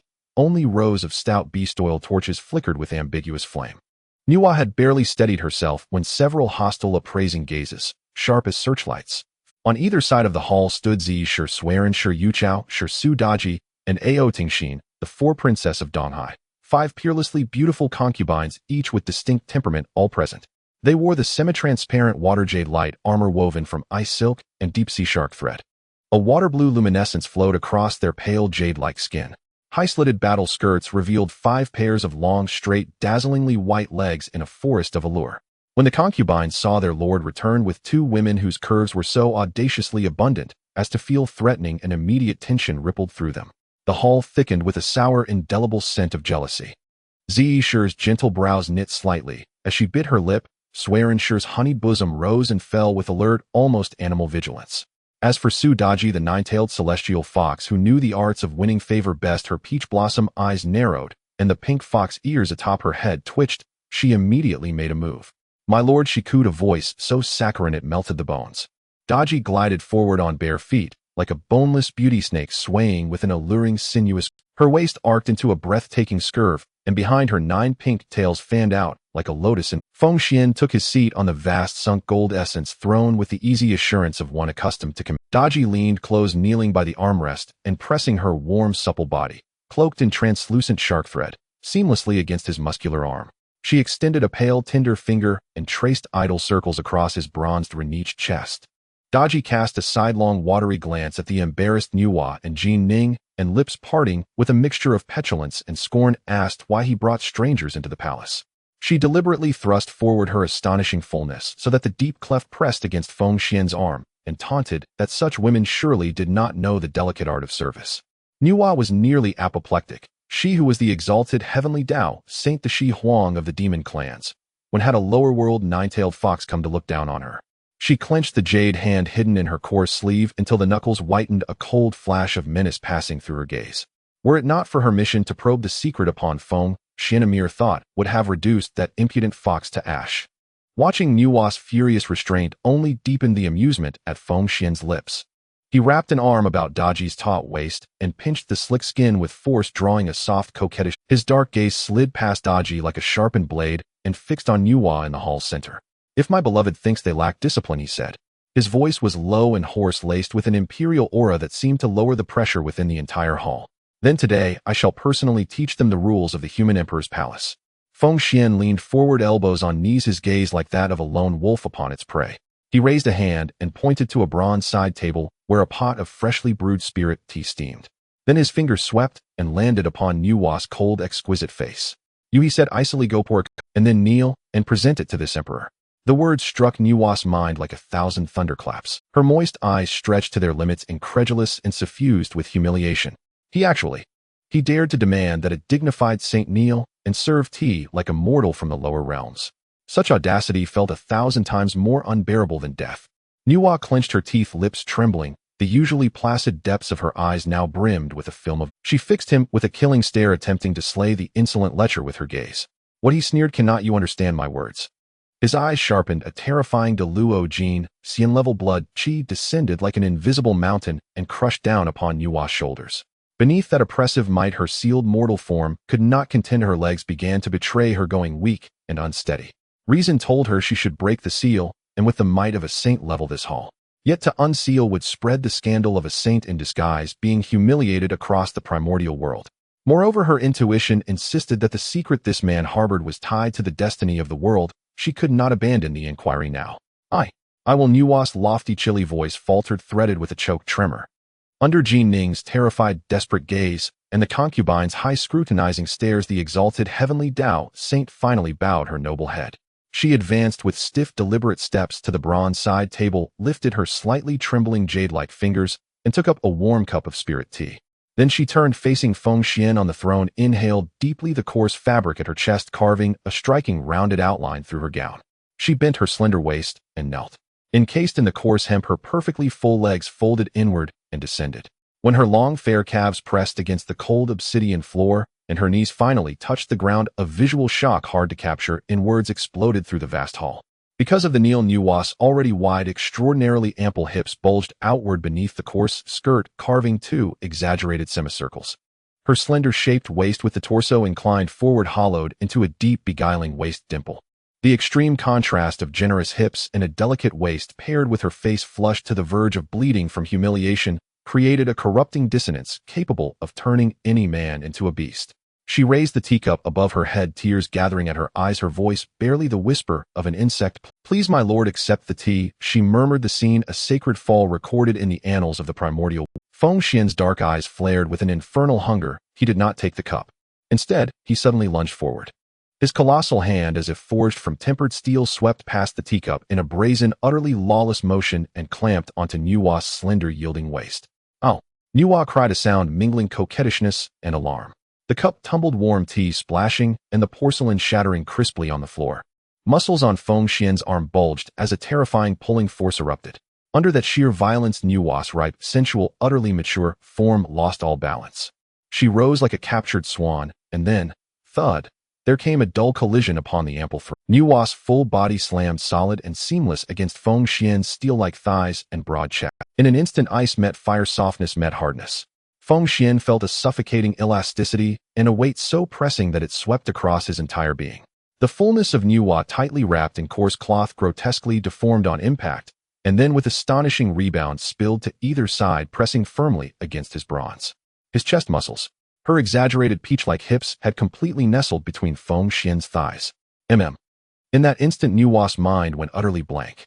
The man's searing body heat pressed through the thin coarse dress like a branding iron, making every pore on her skin involuntarily contract and tremble. She, a grand Tiandao sage since the dawn of creation, had never before engaged in such intimate physical contact with any other being. This utterly unfamiliar, yet lethal sensation split a deep fissure through Nuwa's Dao heart. She instinctively wanted to struggle to flare up to slap this offending man into pulp. Let go of me, you insolent wretch. Nuwa writhed in shame and fury, her hands weakly pushing against Feng Xuan's broad chest. But the harder she struggled, the more intense the strange electric current born of their friction became. How could Feng Xuan possibly let her escape? The large hand clasped at her waist did not loosen, instead it tightened with brutal force. Ugh! Feng Xuan's 5 fingers sank deep into the soft flesh of Nuwa's waist. The astonishingly slick sensation enthralled him. He deliberately pinched that supple water snake waist. A foreign sour-numbing wave shot from her waist to the crown of her head. Her once resisting form under that domineering pinch curiously softened. She melted like a pool of spring water into Feng Xuan's arms, able only to emit a faint nasal Her cheeks burned with shame as if to bleed. Even her glistening earlobes felt scalding. Seeing the great king so intimate with a newly arrived maid, and the maid so unknowing. Around them, the favored concubines, Su Daji Zhi and 3 others, could no longer remain seated. My lord, how can you? Su Daji twisted her foxtail in relentless jealousy, her tone thick with acidity. Zhi bit her lip, her eyes misted with tears. Feng Xuan paid the concubine's petulance no heed. He lowered his head, his lips almost touching Nuwa's trembling long lashes. The hot breath he exhaled steamed across her smooth pale forehead. I bade you to pour tea, yet you cannot even hold a cup steady, he murmured in a magnetic hoarse voice like a demon. It seems your hands are useless. Then you shall repay my tea with your body.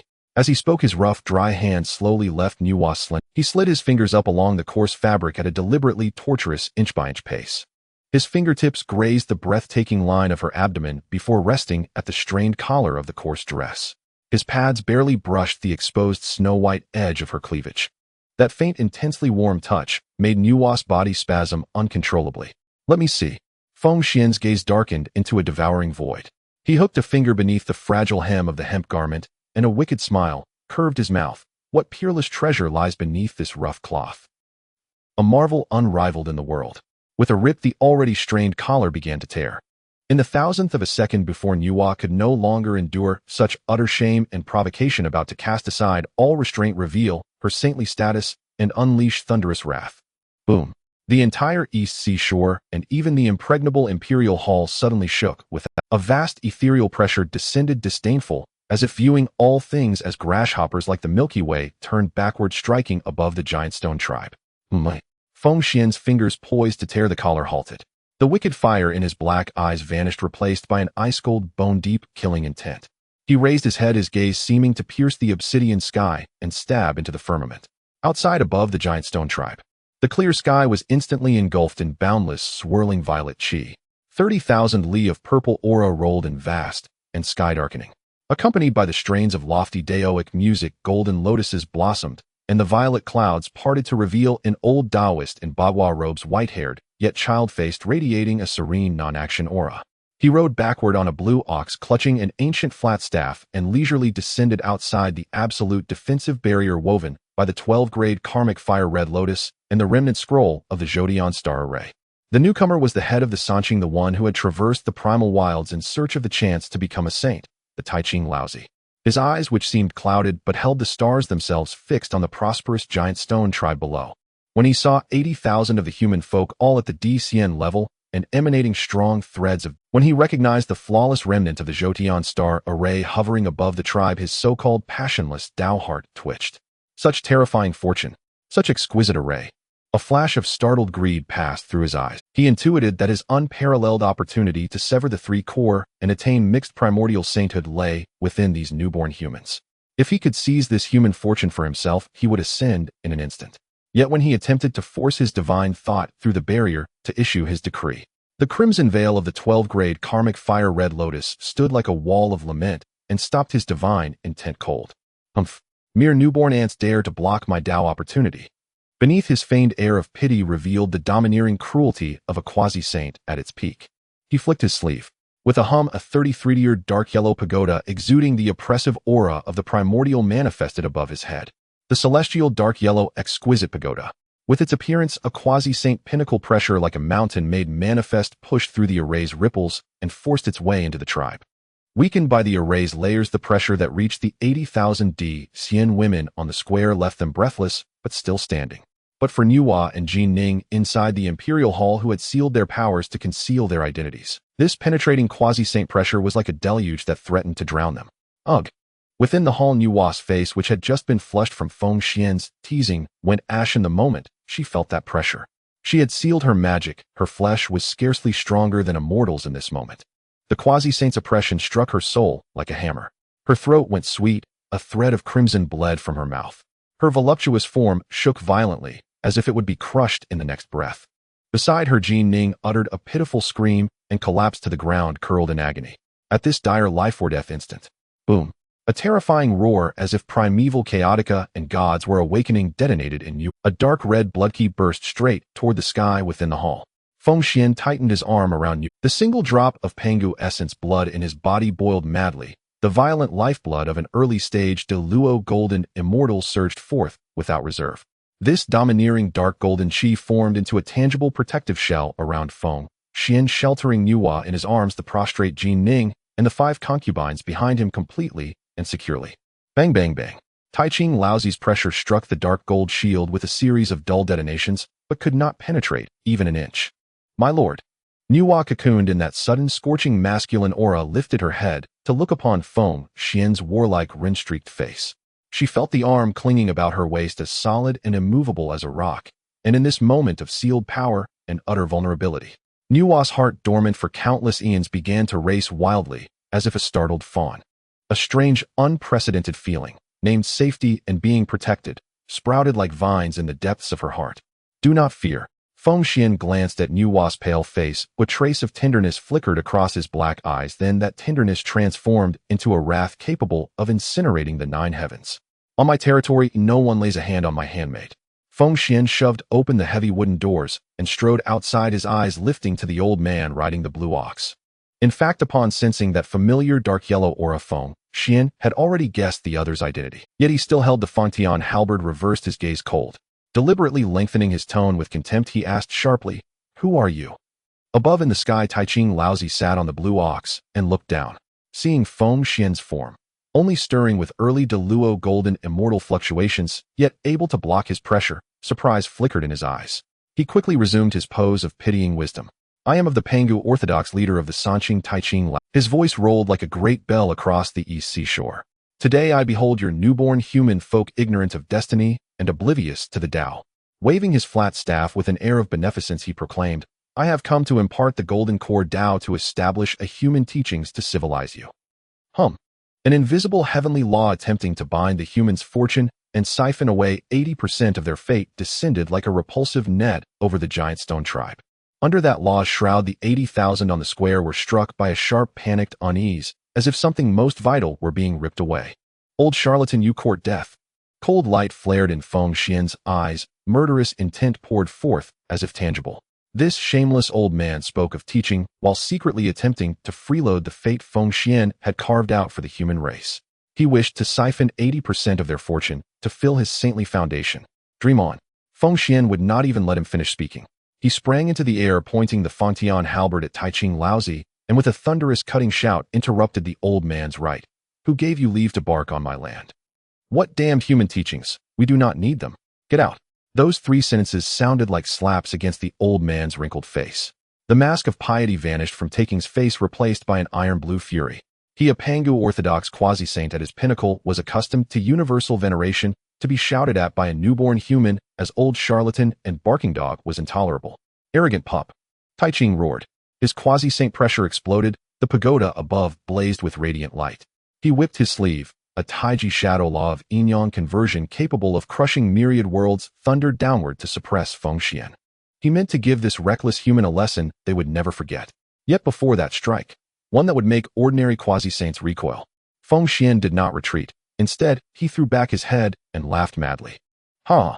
You wish to establish a sect among humans. Dream your ancient dreams." His eyes widened, chi and blood roaring like dragons. He formed seals and fully activated the peerless array that covered the tribe. "Zodion Starfield, gather for me." With his roar, 365 ancient stellar phantasms exploded, their light 1,000-fold more brilliant than the sun. 365 main star banners whipped wildly in the void. The amassed star-slaying force coalesced into a stellar greatsword 10,000 zhang long, as if able to rend the firmament. At the same time, the 12-grade karmic fire red lotus under Feng Xuan burst into scarlet flame, ablaze invulnerable to law. Feng Xuan gripped the phantasmal stellar greatsword, and standing on the blazing lotus, met the descending Taiji law with a savage, unrelenting slash. On this east seashore, my rules are the rules. The star sword collided with the Taiji Yinyang law and the dark yellow maternal chi in a cataclysmic impact. It was a terrifying explosion beyond words. The destructive shockwave vaporized clouds and gale across 10,000 li, reducing them to absolute void. Space collapsed widely, revealing pitch-black, chaotic vortices. The blue ox beneath Taiching cried out in pain, unable to withstand the backlash. Its hooves stumbled, it was thrown back tens of thousands of steps before it could barely regain footing. Taiching sat upon the ox's old face, now plainly shocked and unable to hide it. He was horrified to discover that this early-stage Deluo golden immortal human emperor, bearing a remnant array like a demon god, afforded him no advantage. The killing force woven into the star greatsword made even his celestial pagoda emit a heavy, mournful groan. Taiching understood that to clash to the death with Feng Xuan here, even if he emerged victorious, would inflict irreparable damage upon the foundation he sought for sainthood. This man was utter madness and a monster.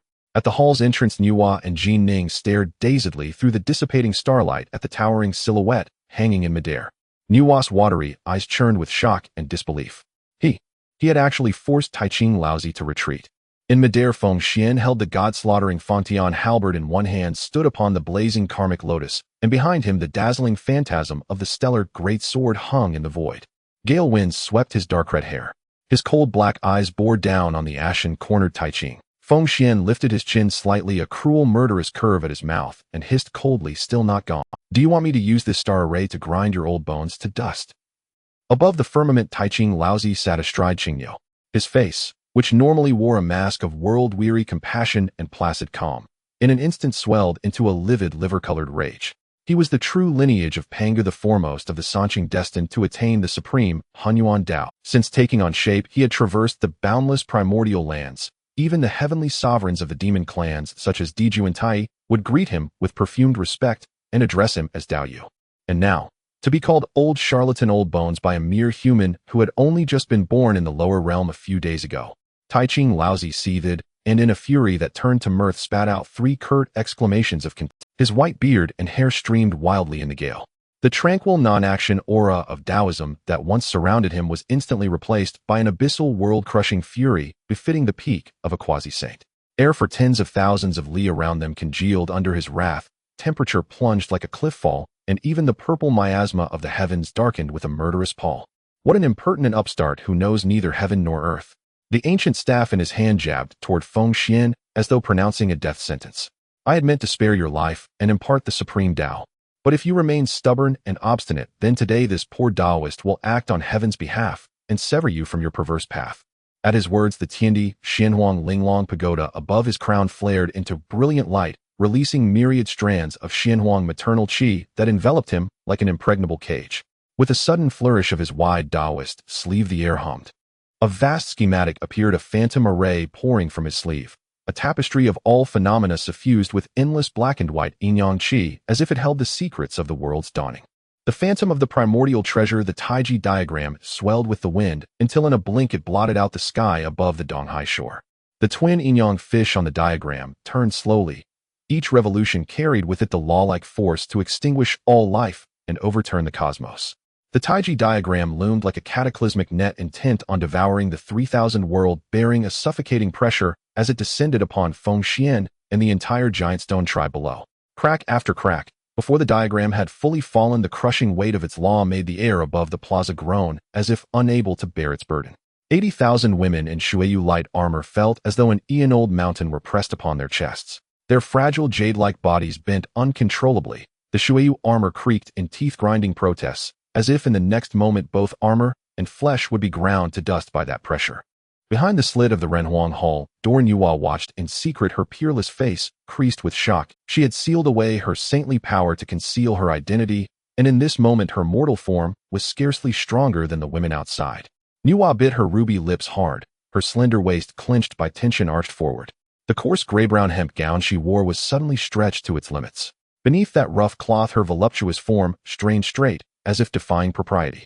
Her magnificent bosom oppressive with its proud weight was tightly bound by crude fabric, under gravity, and the quickened beat of breath it heaved violently, as though the fragile seams might tear at any moment. Nuwa thought this little thief is far too arrogant. Her damp, beautiful eyes remained fixed on the dark crimson figure standing in the wind. Her fingernails dug into the wood of the doorframe. The Taiji diagram is the treasure of world opening. Even a phantom of it is not something a Deluo golden immortal can withstand. How could he dare not deploy a grand array of defense? How could he possibly stop it? To Nuwa, though Feng Xuan bore Pangu essence and a fleshly robustness unmatched, the gulf of cultivation and the suppression of such a treasure were insurmountable. Yet faced with the descending Taiji phantom, Feng Xuan did not retreat an inch. From his black abyssal eyes, as deep as cosmic voids, erupted an ardent, annihilating battle fervor capable of incinerating the heavens. Act on heaven's behalf. Feng Xuan threw back his head, and meeting the interwoven black and white light bellowed in a voice hoarse and feral, like an ancient demon on this Donghai shore. I alone am the heaven. Thunder rolled. Feng Xuan no longer restrained himself. The single drop of Pangu essence within him flared into full, unquestioned combustion. A brutally young, tyrannical, dark golden vigor erupted from every pore. The Shura demonic runes across his bronzed flesh flared, as if alive, crawling wildly over his body. He did not activate the great celestial array, nor summon molten lotus fire. Feng Xuan sheathed his Shirshan Fontian halberd and clenched his bulging iron fists. Like a dark golden meteor defying the heavens, he rocketed straight upward toward the sky-swallowing Taiji phantom. Pangu aspect shatter for my sake. With a howl that split the ears, Feng Xuan launched himself. Taiching Laozi watched aghast. Nuwa stared in unbelief. Behind Feng Xuan, roiling torrents of chaotic blood, and chi coalesced in midair into a towering Pangu phantom. 10,000 zhang in height, brandishing a world-cleaving axe, and exuding the suppressive breath of primordial creation. Though hazy, that phantom carried an utterly pristine, uncompromising will to split the heavens and open the earth, causing the very laws of the primordial to tremble with delight. Feng Xuan reached the underside of the Taiji phantom. He thrust out his thick arms, 10 fingers splayed like eagle talons. He used no spells. With raw brutality, he drove both palms straight into the Taiji phantom that flowed with yin-yang qi. Presumptuous. The Taiji diagram is a world-opening treasure. Yin-yang qi is not something flesh may touch. You court death. Taiching Laozi sneered from atop Qingyo. To him, Feng Xuan's act was like a moth flinging itself into flame. Those arms would be erased by yin-yang law in an instant. Yet the sneer on his face lasted less than a heartbeat. It froze utterly and became stone. When Feng Xuan's hands pierced the Taiji, the yin-yang qi that could annihilate golden immortals met his ruin-scarred flesh, and like a mouse confronting a cat began to hiss and wail, forced back by the relentless Pangu blood. Feng Xuan gave a guttural roar and braced his waist with a violent surge of power. The towering Tintasanshang Pangu phantom mirrored his motion, thrusting forth 2 world-covering hands and seizing the edges of the Taiji phantom. Tear. The muscles of Feng Xuan's arms swelled like unbreakable divine iron. Under Taiching Laozi's horrified gaze came a sound like cloth being split, crisp and resounding across a millionly sea. The Taiji phantom, famed as a diagram that could bind even quasi-saints and encompass all phenomena, was rent in 2 by Feng Xuan's bare hands. The shattered yin-yang qi, liberated from law's constraint, rained down like a furious torrent of black. Feng Xuan stood upright beneath that falling rain, an invincible war god, bathed in light, towering and unconquerable. Taiching Laozi sucked in a cold breath. His wrinkled eyes were filled with terror. This cannot be possible. To rend the Taiji phantom by sheer physical might. Even the combined might of the 12 ancestral witches of old could not have done this with such apparent ease. Feng Xuan left no time for Taiching Laozi to recover. Having torn the Taiji, he stamped the void one. Space collapsed into a black pit where he had stood. In the span of a blink, he arrived before the old man. He did not glance at Taiching Laozi, his gaze fixed instead on the trembling Qingyo beneath the old man's seat. Old thing, your shell is tough, but your steed does not look so sturdy. Feng Xuan smiled with cruel menace. His right leg swung like an upthrown pillar of the heavens, a cataclysmic blow-bearing world-toppling force. With a blood-curdling bellow like a butchered beast, his kick struck Qingyo's soft belly squarely. The great beast, suffused with the bodily foundation of a Deluo golden immortal, collapsed inward under absolute violence. Thick ribs snapped with clean cracks. The massive bull's corpse, like a blasted projectile, spat blood and carved a mournful arc through the air, hurled tens of thousands of li by Feng Xuan's kick. Fiend. Taiching Laozi shouted in a mixture of rage and alarm. With his mount struck away, he lost his balance. Though at the apex of quasi-saint in such sudden brutal close combat, he appeared woefully clumsy. He staggered backward hundreds of paces. The Tiandi, Xianhuang Linglong pagoda, above him lurched violently, its dangling chi nearly scattered before it could barely steady him. Silence fell thick as death. Feng Xuan hovered where Qingyo had stood and slowly withdrew his leg. He casually dusted his non-existent sleeve and regarded the disheveled, aghast, ashen-faced Taiching Laozi 100 paces away with an icy, mocking gaze. Shall we continue? Feng Xuan sneered. His Shirshan Fontian halberd reappeared. I do not mind tearing that turtle's hell of yours off as well. Taiching Laozi stared at Feng Xuan and then at the receding Pangu phantom behind him, his chest heaving. Anger nearly spewed a mouthful of old blood, but what remained of his reason warned him that the situation had slipped utterly from his control. This human's potential for becoming a saint in flesh surpassed even the ancient ancestral witches. If he forced a fight, even if he could subdue the man with the Taiji's true form, he would pay a fearful price. His supreme foundation used to slay the 3 corpses and attain Honghuang would suffer irreversible damage. To squander one's saintly Dao for the sake of a mere human's fortune would be too great a loss. Taiching Laozi drew a breath and forced his fury down. He fixed Feng Xuan with a look as if he would carve that face into his very soul. With a sweep of his broad sleeve and a cold snort, he said, the debts of today will be repaid in time.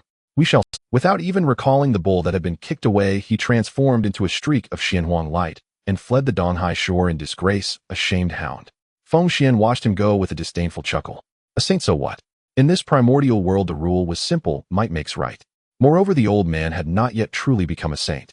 Feng Xuan withdrew the overwhelming world-subduing aura that had forced all to kneel. The dark golden blood receded like a tide, the Shura runes faded. Wreathed in a faint starlight and the wild residue of battle, he turned and began to descend from the high void. At that instant his deep-shadowed gaze pierced the distant emptiness and landed with unerring precision on the half-open slit of the Renhuang Hall door. He saw the face hidden in shadow, stunned slack with shock, an exquisite beauty revealed by the tremor. Feng Xuan's lips curled into a meaningful, aggressive, and playful evil smile. He then strode into the magnificent human emperor's palace with long, powerful strides. Inside the great hall the air still carried a trace of the oppressive aura that had seeped in earlier, but upon Feng Xuan's entrance that scorching masculine energy instantly dispelled the chill within the hall. The 5 favored concubines, seeing Feng Xuan return victorious and unscathed, were filled with fervor and admiration. Feng Xuan paid no heed to their chattering. He walked straight to the wide, resplendent throne and sat down with ease. His vine-like robe opened, revealing a solid bronze-toned chest. Leaning slightly against the back of the chair, one leg casually bent, he exuded a lazy, yet commanding regal demeanor. My lord, you must be weary. Accompanied by a wild, enticing scent of fruit, Sui Rin approached, carrying a platter of various glistening spiritual fruits, just cleansed by the creation's spiritual spring. She wore a fitted suit of water jade armor.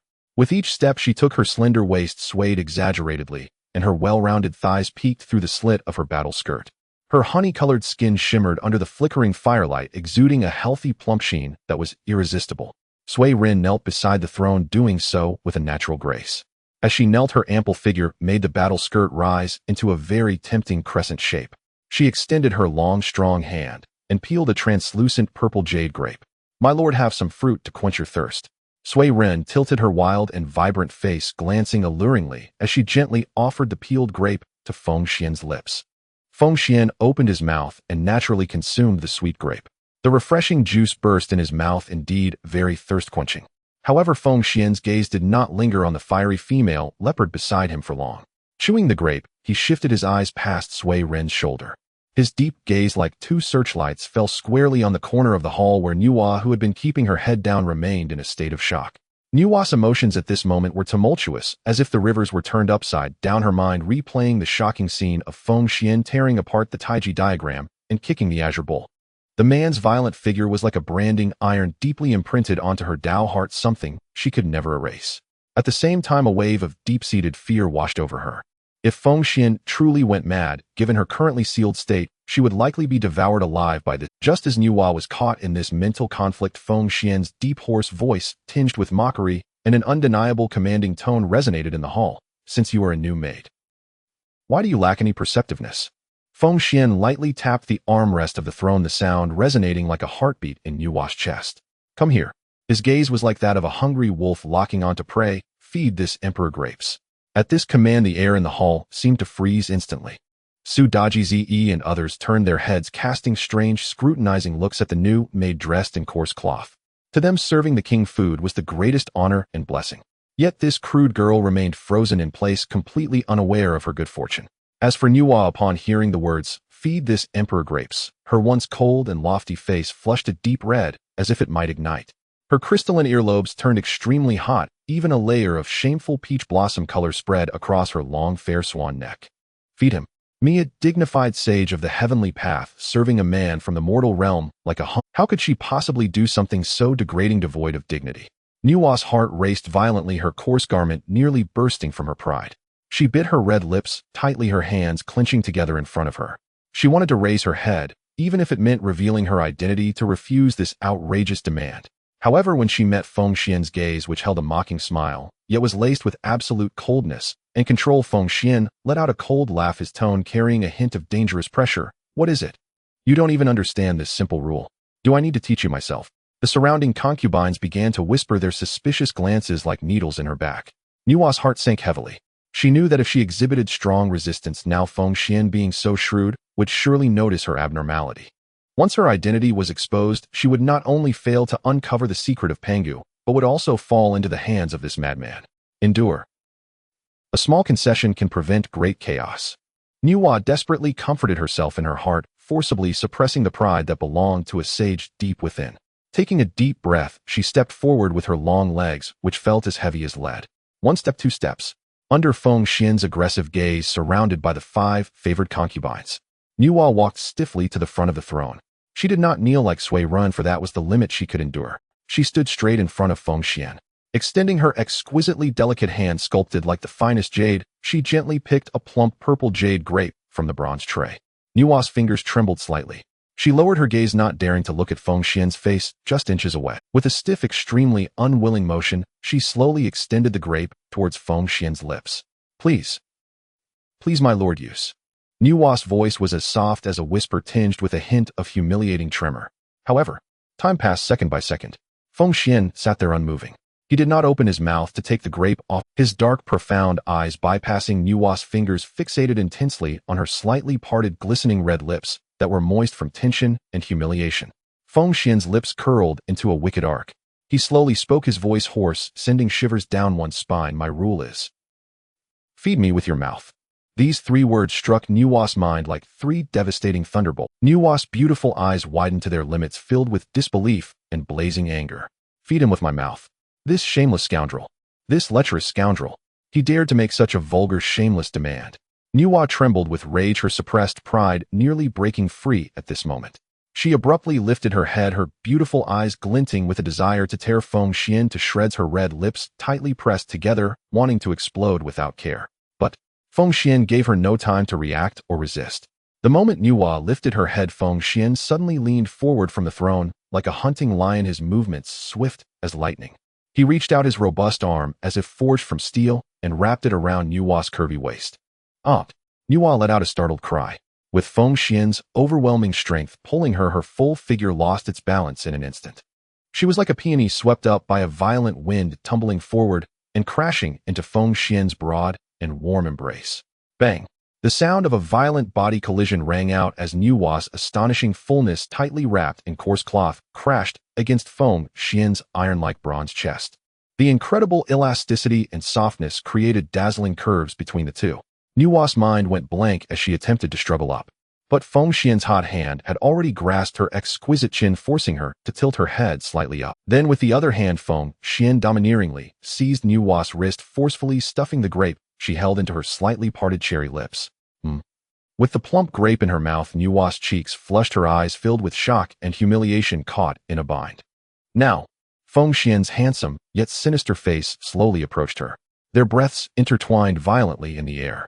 Feng Xian's gaze, like a bottomless abyss that devours all, locked onto Nuwa's red lips as he commanded softly, "Feed me." In the great hall, Su Dajize and the other concubines were dumbfounded. They never expected the king to be so eager for this new maid, his domineering demeanor making them feel both envious and weak in the knees. Sui Ren, on the other hand, crossed her arms, watching the drama unfold. Under Feng Xian's aggressive gaze, surrounded by the fiery stares of the many concubines, Nuwa, this exalted sage of the heavenly path, the Honghuang of the demon clan, the saint mother of humanity. At this moment, her once rock-solid Dao heart completely crumbled. Her rational mind told her this was a tremendous humiliation. Yet her body, under the oppressive aura of this irresistible demon, in this extremely ambiguous and immoral atmosphere, surprisingly produced an inexplicable moth-to-thief flame urge that even she could not understand. Nuwa closed her misty eyes. Her thick eyelashes trembled violently like a butterfly struggling in the wind and rain. She surrendered all resistance with a sense of determination to sacrifice and extreme shame. Nuwa's exquisite face slowly leaned forward. Clumsily and awkwardly she pressed her tender, dripping red lips against Feng Xuan's smirking mouth. Their lips met. Boom. An indescribable current surged through Nuwa's entire body, causing her plump figure to quiver violently in Feng Xuan's embrace. How could Feng Xuan be polite? The moment their lips touched, he took the initiative. Like a raging king, he forcefully pried open Nuwa's tightly closed pearly teeth. In one swift motion, he devoured the glistening purple jade grape from her mouth. Nuwa emitted a muffled whimper.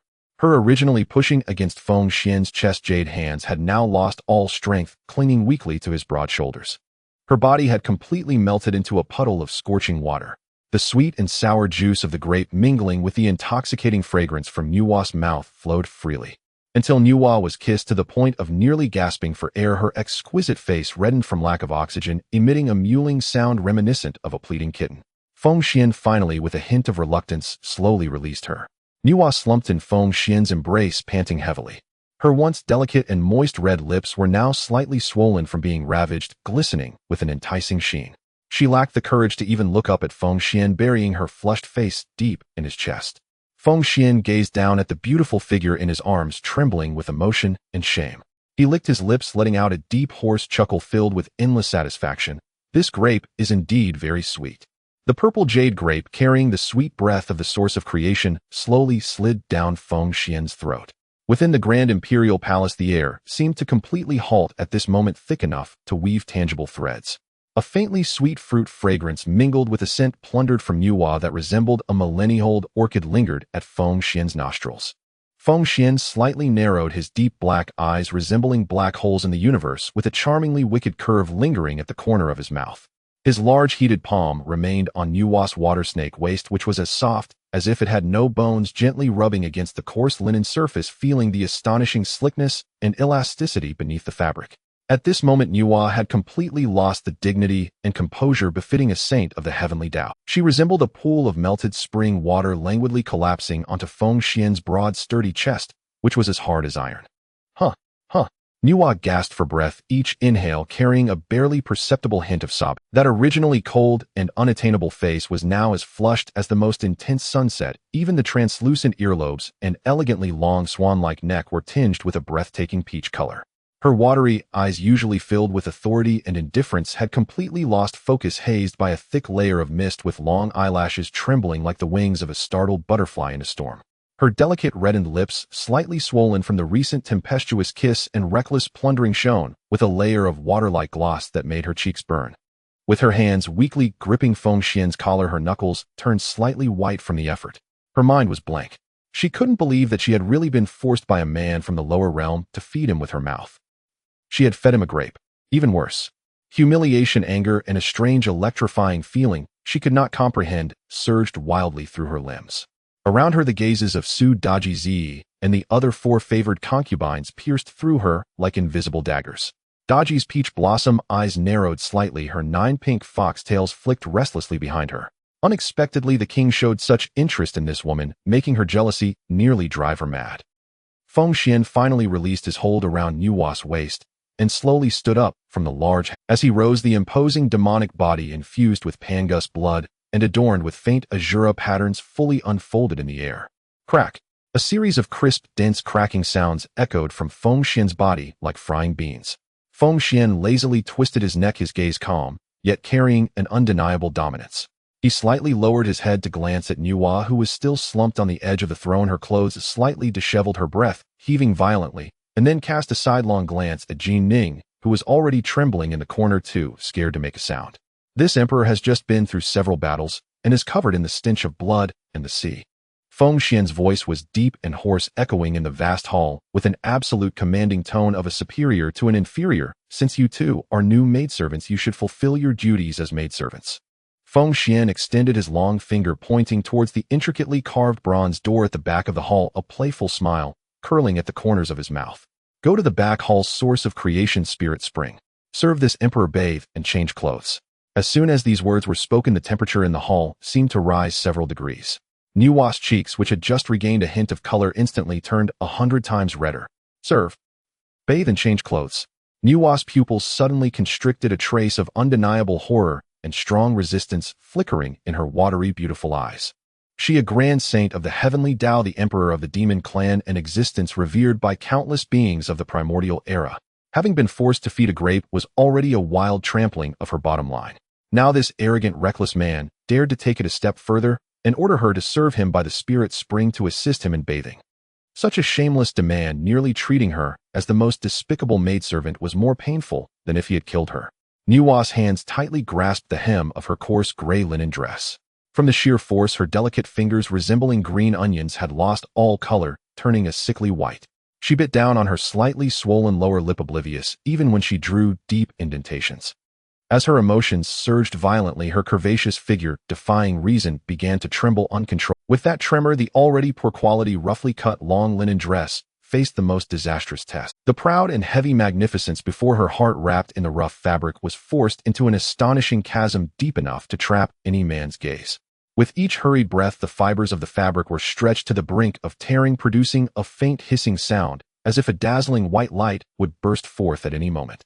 And between her slender snake-like waist and her exaggerated full moon-shaped hips, the posture of her tightly closed legs and slight shivering created a terrifying voluptuous curve. Nuwa truly wanted to explode at this moment.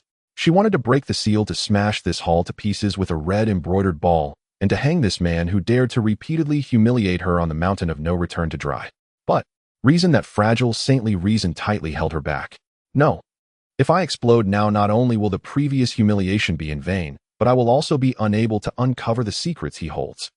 This little thief's strength is strange and unpredictable, able to force back even the Taiji Laozi. If I unleash my full power without the seal broken, it would be difficult to gain the upper hand in this hall. Nuwa desperately searched for a reason to compromise in her heart. However, during this brief moment of hesitation and struggle, Feng Xian's dark, cold gaze, carrying a hint of warning, fell upon her face like a tangible blade. What? Feng Xian crossed his arms, looking down at her with an air of superiority, the smirk on his lips radiating a chilling aura that made one's scalp tingle. Unwilling, Feng Xian slowly took a step forward. The pressure of a chaos demon god in the early stage of the great Luo golden immortal bore down solely on Nuwa. Unwilling, Feng Xian slowly took a step forward. The pressure of a chaos demon god in the early stage of the great Luo golden immortal bore. Feng Xian's gaze swept carelessly over Nuwa's impressive figure, his tone chilling. Then this emperor can only strip you naked and throw you outside to serve as a punching bag for those snow dragons. Hearing this blatant threat, Jin Ning, standing in the corner, shuddered and almost fell to the ground. Meanwhile, the alarm bells in Nuwa's heart rang loudly. She knew that this man was someone who would follow through on his threats. If he could trample the Dragon King of the East Sea, what could he not do? If she were truly stripped naked and thrown out, that image was something Nuwa couldn't even bear to imagine. To preserve her last shred of dignity for the so-called greater good, Nuwa took a deep breath, forcibly suppressing the overpowering humiliation and anger that threatened to explode within her. She slowly lowered her noble head, hiding her eyes filled with water and humiliation in the shadows. I am but a maidservant. Nuwa's voice trembled, each word painfully squeezed out through her teeth, laden with a thick nasal tone. I am a maidservant. At your command. Upon hearing Nuwa's humiliating compromise, the curve of Feng Xian's mouth widened, and he withdrew his pressure with satisfaction. You have some sense. Let's go. Feng Xian turned, ignoring the resentful gazes of the other concubines in the hall, striding towards the intricately carved bronze door of the back hall. Nuwa bit her red lip, reaching out to pull Jin Ning, who was still in a daze, the two of them resembling two lambs waiting to be slaughtered, taking heavy, stiff steps, following Feng Xian closely behind. Creak. The heavy bronze door was pushed open. A warm, humid mist mixed with the pure vitality of creation and a faint, exotic fragrance instantly enveloped them. Inside the back hall, there was a hidden paradise. There were not many luxurious decorations, only a huge bathtub made entirely of natural, white jade measuring several tens of zhang. The bathtub was filled with water flowing from the source of creation spring outside. A layer of mist reminiscent of a thin veil rose from the water's surface, illuminated by the soft glow of several large luminous pearls embedded around, making the entire space appear dreamlike, yet exuding an accelerating sense of intimacy and ambiguity. Feng Xuan approached the edge of the white jade pool. He exhibited no shyness or reservation. Under the suddenly wide-eyed, panicked gazes of Nuwa and Jin Ning, Feng Xuan casually untied the vine belt around his waist. The rough vine robe slid down his broad shoulders, falling to the ground. A male figure seemingly sculpted by ancient deities, perfect to the point of being flawless, was fully revealed before the two women. The bronze skin bore faint red azure patterns. His broad and robust chest sharply defined eight-pack abs and powerful thigh muscles resembling a coiled dragon. All exuded an aggressive, pure masculinity that could suffocate and weaken the knees of any female being. "Oh!" Jin Ning gasped, hurriedly covering her eyes, but her fingers inadvertently allowed a large gap. Nuwa reacted as if electrocuted, abruptly turning her head, the redness that had just receded from her cheeks flaring up like a fire again. She tightly shut her eyes, her heart racing violently within her chest, like a war drum being frantically beaten. Thump! With a low splash, Feng Xuan's towering figure stepped directly into the warm source of creation spring. The water level just reached below his solid pectoral muscles. Leaning against the smooth white jade wall of the pool, he spread his arms comfortably over the edges. The warm spring water washed away the blood and fatigue from his skin. Feng Xuan slightly tilted his head back, closed his eyes, and let out a deep, contented sigh. "Why are you still standing there?" Feng Xuan's voice, carrying a hint of laziness and command, echoed through the mist without even opening his eyes. "Come here and scrub my back." Upon hearing this prompt, Nuwa and Jin Ning exchanged glances, both seeing deep helplessness and humiliation in each other's eyes. But now that it had come to this, it was difficult to turn back. Nuwa took a deep breath, suppressing the urge to flee, and slowly walked to the edge of the white jade pool. She and Jin Ning knelt on the white jade steps behind Feng Xuan, one on the left and one on the right. It was a dangerously close distance. The temperature of the water from the source of creation spring was quite high, and dense, white steam constantly rose from the water's surface. Nuwa had only just knelt down for a moment. The pervasive damp heat had already silently penetrated her poor-quality gray linen dress. Disaster quietly descended at this moment. What was originally tight due to rough cutting lost all its structure and concealing ability as it became completely soaked. The drenched fabric became extremely heavy, presenting a deadly semi-transparent quality. It clung to Nuwa's exquisitely voluptuous body like a second skin, tightly and seamlessly. That was a visual impact powerful enough to bring down celestial beings. Beneath the semi-transparent rough fabric, Nuwa's originally concealed icy skin and jade bones were now faintly visible, radiating a sheen akin to high-grade mutton fat jade. Especially the magnificent fullness before her heart, which tightly wrapped in the wet fabric, and under the astonishing gravity, not only outlined every detail, but also exposed the unfathomable snowy ravine completely to the air. Each time she breathed heavily out of anxiety, the wet, rough fabric would create several enticing folds across her chest. Following the line down from her flat, perfectly proportioned abdomen, her kneeling posture exaggerated the wide, voluptuous full moon hips outward. The soaked hem clung tightly to her thighs, vividly showcasing the astonishing curves filled with mature charm. On the inner thigh, the delicate, tender skin reflected a faint pink hue under the mist, causing blood to surge. At this moment, although Nuwa was wearing clothes under the effect of the wet, see-through tight fabric, she was even more alluring than if she were completely naked. That high and holy aura perfectly merged with the humble posture of kneeling in dampness, forming a contrast capable of tearing apart any man's rational defenses. Nuwa was completely unaware of how enticing her appearance had become at this moment. Her full attention was fixated on the broad, robust back of the man before her, adorned with dark red demonic patterns. She extended her slightly trembling jade hand to pick up a piece of soft white ice silk cloth from a tray at the edge of the pool. "Hurry up!" Feng Xuan's deep voice resounded again, carrying a hint of impatience. Nuwa gritted her teeth, taking the damp silk cloth and gently pressed it against Feng Xuan's steel-like back muscles. Buzz! As her fingertips, separated by the thin cloth, truly made contact with Feng Xuan's skin, Nuwa felt as if she had touched a red-hot iron. That astonishingly scorching temperature, the hard muscle texture containing explosive power, surged through her fingertips, instantly transmitting to her entire arm, reaching her core. Her already panicked heart skipped a beat. As the queen of the Nuwa, had she ever touched an adult man's body? Moreover, this was an incredibly masculine and domineering, perfect demonic body. Nuwa's fingers involuntarily curled. She could only force herself to calm down, holding the silk cloth awkwardly and stiffly wiping Feng Xuan's back. One stroke, two strokes. Water droplets slid down Feng Xuan's sharply defined shoulders, falling onto Nuwa's hand that resembled congealed fat. With each wipe, her breathing grew heavier, and the soaked rough fabric would shift with her full figure. The undulating waves shimmered in the peripheral vision of Feng Xuan, creating a series of breathtaking arcs. Just as Nuwa's heart raced, praying for the long and tormenting bath to come to an end, a sudden change occurred. Feng Xuan, who had been meditating with his eyes closed, suddenly curved his lips into a dangerous and charming arc. He spun around abruptly. In a moment when Nuwa was completely unprepared, Feng Xuan's large, powerful hand akin to an iron claw seized her delicate snow-white wrist. Nuwa let out a terrified gasp. Feng Xuan's arm yanked down violently, accompanied by an irresistible immense force pulling her in. Nuwa's voluptuous, mature body kneeling by the pond instantly lost all balance, and she fell directly from the white jade steps. Splash! A huge splash echoed through the rear hall. Water splashed everywhere. Nuwa plunged into the warm creation spirit spring. Glub! The spring water quickly engulfed her head, and in her panic, she choked on a mouthful of water, her hands flailing wildly in the water. Her originally coiled, ink-black hair completely spread out in the water, floating like seaweed.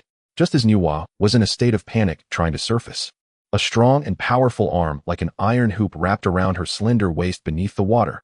Then an irresistible force pulled her forward. Splash! Nuwa's head finally broke the surface of the water. She gasped for air, coughing. Her wet long hair clung to her pale, yet oddly flushed, beautiful face, making her look particularly pitiful and endearing. However, when she opened her misty, beautiful eyes, she was shocked to discover that she was now tightly embraced by Feng Xuan. The two of them were in the spirit spring that spanned dozens of feet, face-to-face, pressed together without a gap. Under the buoyancy of the water, Nuwa's coarse linen garment, already half-soaked, had completely lost any semblance of obstruction. Her proud, heavy fullness was firmly pressed against Feng Xuan's hard bronze chest. The astonishing softness clashed violently with the incredible hardness in the warm spring water. The exaggerated sensation of being severely compressed and the scorching body temperature transmitted through the thin fabric caused Nuwa's mind to completely short-circuit in that instant. What do you want? Nuwa's voice trembled uncontrollably, her hands weakly pressed against Feng Xuan's chest, trying to create some distance between them. However, in this spirit spring, her body, sealed of its powers, was as defenseless as a lamb awaiting slaughter before Feng Xuan. Feng Xuan's hand, which had wrapped around her slim waist, did not loosen. Instead, it slightly traveled upward, his fingertips brushing against her astonishing back curves. Feng Xuan lowered his head. His stunningly handsome face, glistening with water droplets, slowly approached Nuwa's ear. The hot breath he exhaled mixed with the dampness of the spring sprayed all over Nuwa's crystal-clear ear and long, graceful swan neck. Feng Xuan's voice was deep and hoarse, like a hook laden with magic, piercing Nuwa's heart. Your heart is beating very fast.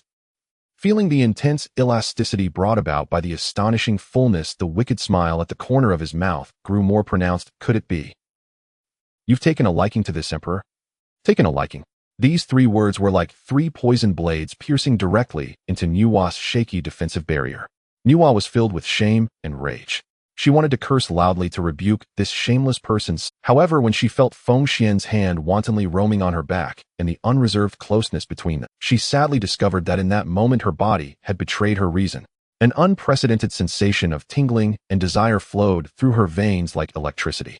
She could only bite her red lips tightly, her watery peach blossom eyes filled with humiliation and helplessness, unable to utter a complete sentence, allowing Feng Xuan's aggressive aura to envelop and consume her entirely. Watching the exquisite beauty in his arms tremble with panic and shame, Feng Xuan's malicious interest was greatly satisfied.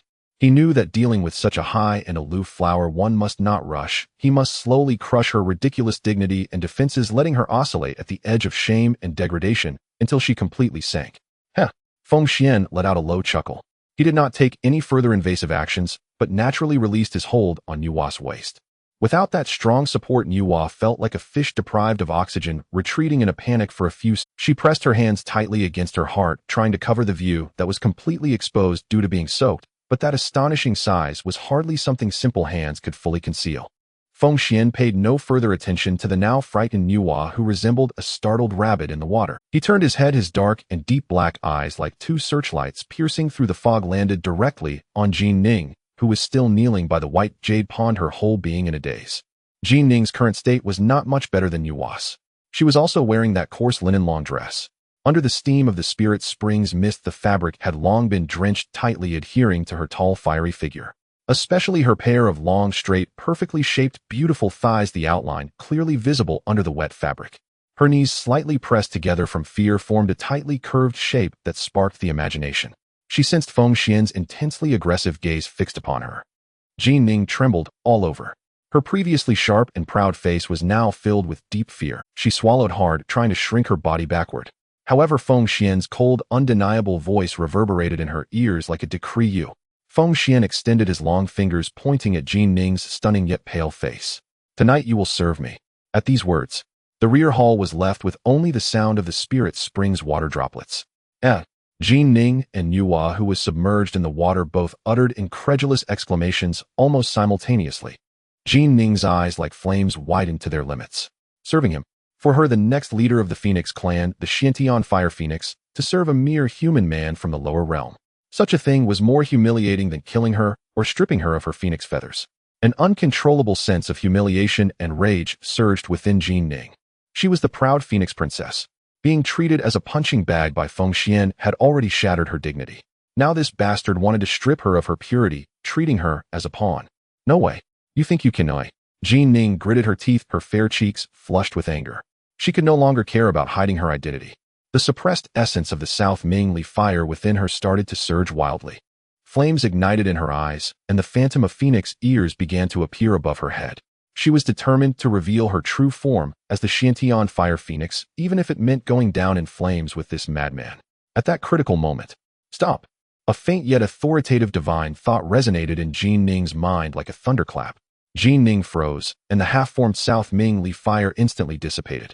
She turned in astonishment, looking at Nuwa, who was submerged in the water. In Nuwa's watery eyes were filled with stern and urgent warnings.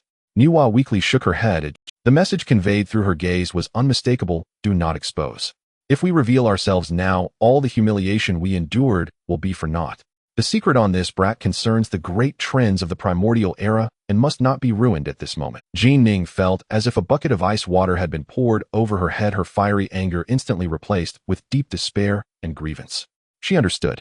The Empress was willing to sacrifice her for the greater good. After all, it was her Jin Ning who would be thoroughly consumed tonight, not the Empress herself. But that was her first night. The purity of countless Phoenix gatherings. Jin Ning's eyes instantly turned red, tears welling up. She looked mournfully at Nuwa, then turned to Feng Xuan, who resembled a demon god, exuding arrogance with a wicked smile at the corner of his mouth.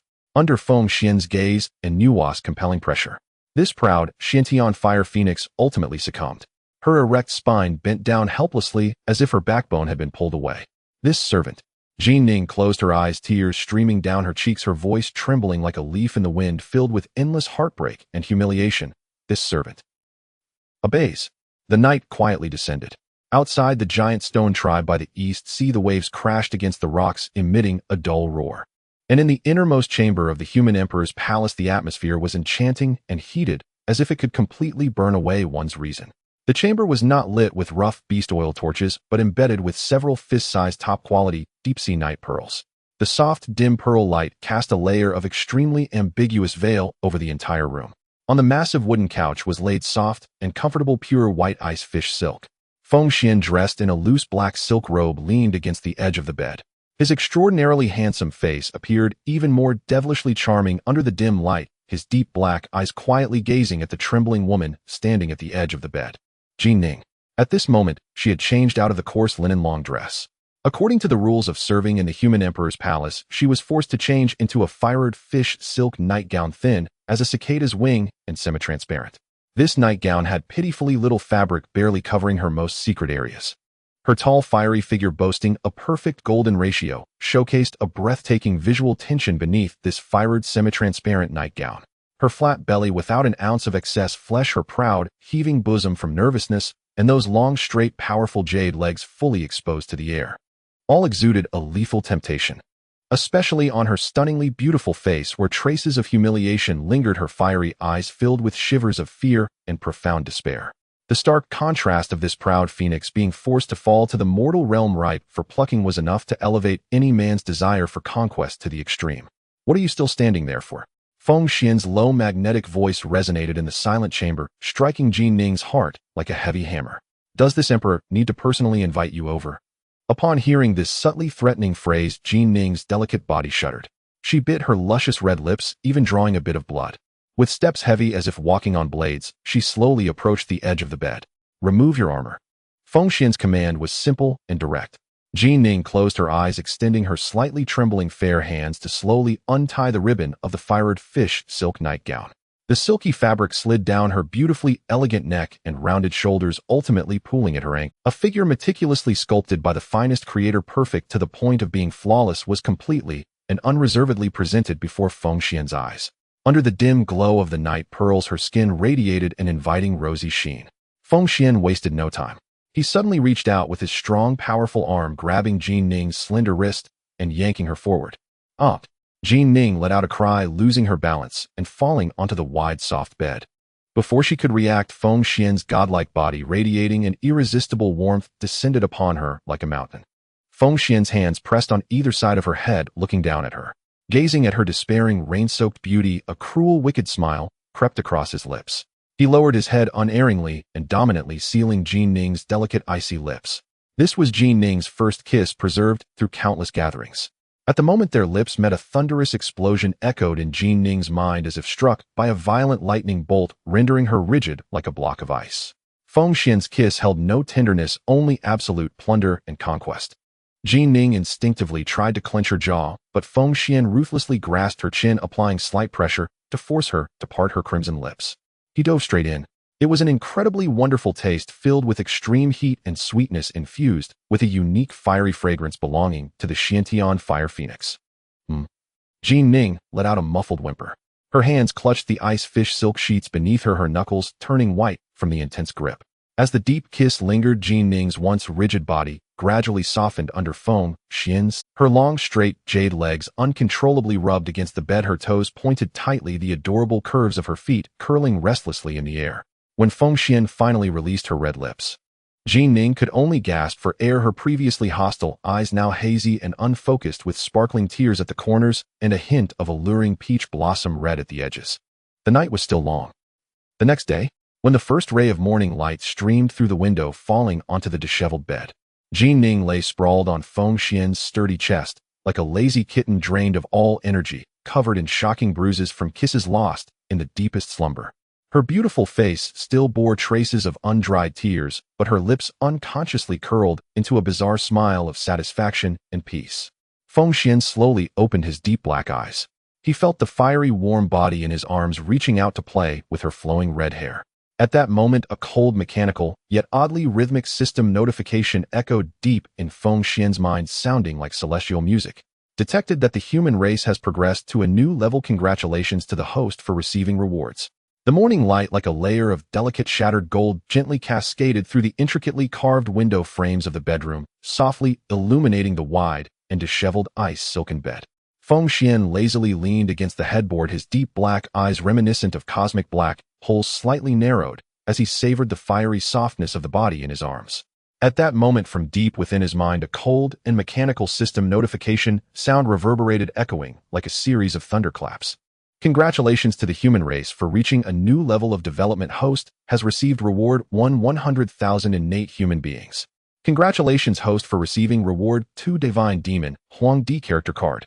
Hearing this series of dense system notifications, a rich interest and fervor finally emerged on Feng Xuan's previously calm face. His mind instantly immersed in the system space, carefully counting the extraordinary rewards capable of driving the entire primordial world into madness. The first thing that came into view was a mass of light clusters densely packed and radiating the pure essence of creation. These were a full 100,000 innate human beings. Like the human race, previously fabricated by Nuwa, these 100,000 also possessed a perfect innate Dao body untainted by postnatal karma with reverse heaven-defying qualifications. With the addition of these 100,000 fresh forces, the foundation of the human race would once again undergo a terrifying expansion. Feng Xuan's gaze subtly shifted to the second reward. It was a mysterious card radiating endless imperial pressure, its entire surface flowing with dark golden light. The front of the card depicted a magnificent figure clad in a robe of 9 dragons, wielding a golden divine sword, dominating the myriad realms, exuding endless majesty and auras of gods and demons. Divine Demon Huang D character card, an enhanced version of the Divine Demon level origin card. After fusion, the host will perfectly inherit all combat instincts, imperial laws, and array mastery of the divine demon Huang Di. Not only that, but a phantom of a long sword also hovered beneath the card. One side of the sword's blade was inscribed with the sun, moon, and stars, while the other side featured mountains and rivers. One side of the hilt bore farming and livestock techniques, and the other side outlined the strategy of unifying the four seas. The sword radiated a dazzling golden hue that was almost blinding, emanating a terrifying sharpness capable of suppressing the fate of eternity and shattering endless chaos. Even a mere glance made Feng Xuan's grand magic body feel a slight tingle. Xian Yuan's sword, a supreme, innate treasure of merit. It contains the supreme luck of humanity, primarily for slaying and suppressing fate. Only the human race's overlord can wield it. With a single swing, it can invoke the ancient luck of humanity, unstoppable and unbreakable, possessing unparalleled power to slice through the heavens and shatter laws. What a splendid Xian Yuan sword! Feng Xuan couldn't help but exclaim in admiration. With this supreme treasure of slaughter exclusive to the human emperor, he now had another trump card in hand that could instill dread even in Quasi-Saints. Finally, Feng Xuan's gaze landed on a bamboo scroll emanating an ancient and weathered aura. Human art, an unparalleled cultivation method of the mixed origin level. Specifically designed for the human race's meridians and innate Dao bodies, this cultivation method disregards the height of one's roots. As long as one absorbs the essence of heaven and earth and the luck of the mortal realm, they can refine their organs and condense the human Dao golden core. Cultivating to great achievement, the physical body can rival the primordial ancestors, and the primordial spirit can communicate with the Tao of heaven, making it the most suitable supreme classic for the mass proliferation of humanity that can fundamentally transform the overall strength of the human race. With this human art, the human race under my command will rapidly elevate their realms. Feng Xuan's lips curled into a satisfied wicked smile.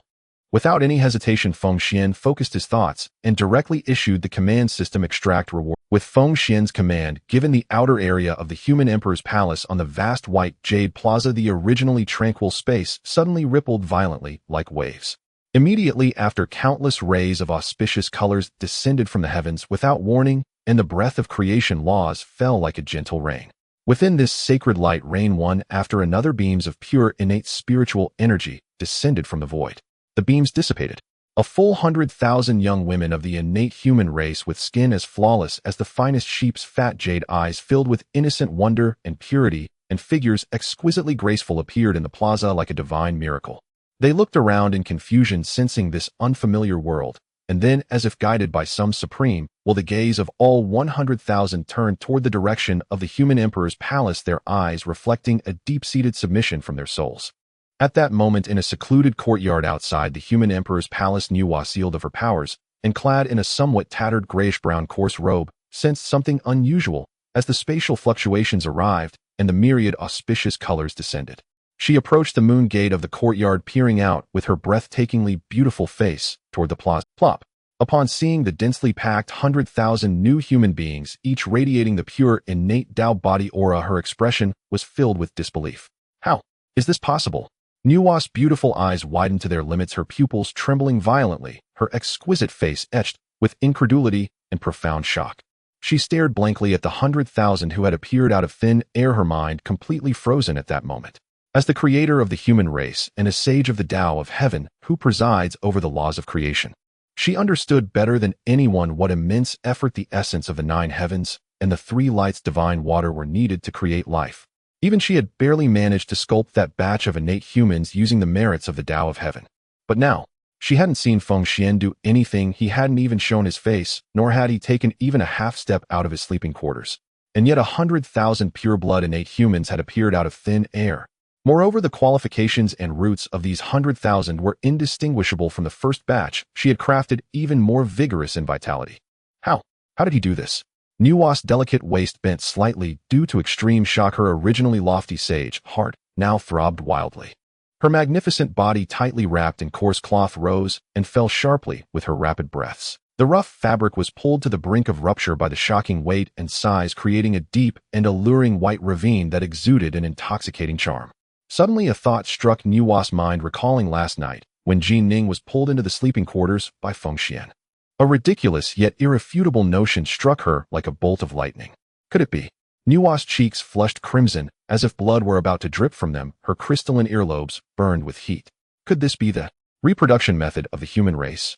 This thought took root and sprouted wildly in Nuwa's mind like a rampant weed. She was so ashamed of her absurd speculation that she wished to find a crack in the ground to hide in, but the ironclad reality before her left her unable to find any other explanation. She seemed to understand why among all the beings she had crafted only one man had succeeded. The other male clay figures had all failed. For balance, just think about it: a single male human could allow the human race to increase by 100,000 innate humans every day.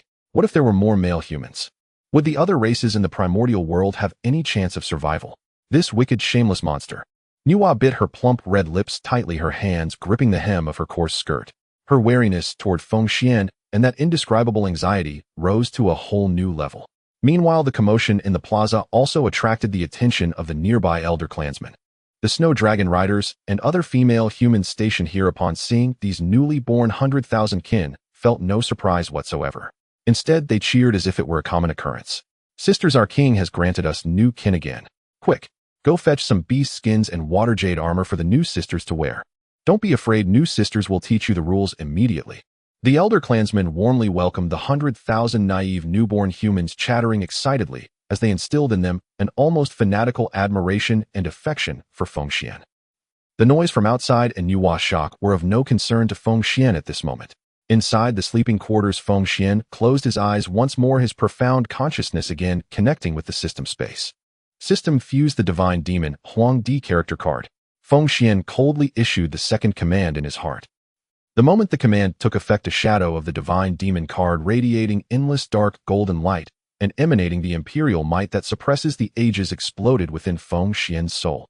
Transforming into billions of dazzling golden streams like a tsunami, they madly surged into Feng Xuan's already formidable chaotic demon god embryonic body. Ugh! Even with Feng Xuan's rock-solid willpower, the moment he bore the overwhelming influx of divine demon essence, a low groan involuntarily escaped from his throat. This was power, pure to the extreme, domineering to the extreme, an unparalleled force capable of tearing apart all laws. The combat instincts of Huang Di, who had experienced countless battles and commanded myriad races, were deeply imprinted in every nerve and muscle of Feng Xuan. His understanding of the laws of heaven and earth and mastery of the path of slaying surged terrifyingly like a geyser at that moment. Crack, crack, crack. Within Feng Xuan's broad meridians, a sound akin to a river bursting its banks echoed. The faint dark red Shura demon patterns on his bronze skin instantly became scorching hot and began to transform into a noble dark golden hue. The air around began to violently twist and collapse under the release of this terrifying force. The sturdy furniture made of Tinthus Sandier's sunken sea gold in the sleeping quarters showed fine cracks on their surfaces under the pressure of this invisible might, emitting mournful cries of being unable to bear the strain. Bang! Accompanied by a sound as if breaking some kind of heavenly shackles, the barrier of Feng Xuan's realm, which had been at early stage of Great Luo Golden Immortal, was effortlessly shattered by this power that erupted like a volcano suppressed for millennia. Great Luo Golden Immortal Midstage. At the level of Great Luo Golden Immortal, every step forward requires the efforts and insights of primordial great beings over several epochs, even dozens of epochs, and one must also cut through endless karma. However, Feng Xuan had only existed for a mere few days since his birth. He lay there on the bed, defying all heavenly principles, forcefully crossing over the chasm that countless great beings could hardly reach in their lifetimes, and forcibly breaking through to midstage Great Luo Golden Immortal. This completely unreasonable and heaven-defying violent power fluctuation instantly pierced through the heavy defenses of the human emperor's palace, soaring toward the 9 heavens. Such an openly provocative speed of cultivation, blatantly disregarding the laws of heaven and the cycle of nature, finally incited the wrath of the high and mighty will of the primordial Tao of heaven. Booming. The originally clear skies of the East Sea, shrouded in auspicious clouds due to the birth of the 100,000 humans, suddenly changed color in the moment Feng Xuan broke through. The color shifted abruptly. It was as if endless dark ink had spilled, turning the clear sky into an impenetrable pitch-black hue. A fierce wind rose, wailing like an ancient ferocious beast. Layers upon layers of heavy leaden calamity clouds gathered rapidly above the human emperor's palace, like a black ocean upside down at a speed that sent chills down one's spine. The calamity clouds hung low, pressing down so low that it felt within reach, suffocating. Zzz, zzz. Deep within those rolling black calamity clouds, bolts of purple gold thunder thick as dragons, and exuding a tremor that sent shivers through all living souls, were wildly dancing and intertwining brewing a supreme heavenly punishment capable of annihilating a vast world. The might of annihilation enveloped a radius of 100,000 miles. Inside the sleeping quarters, Jean Ning, who had been in the deepest sleep, was suddenly awakened the moment this terrifying oppressive force descended. The might of annihilation enveloped a radius of 100,000 miles.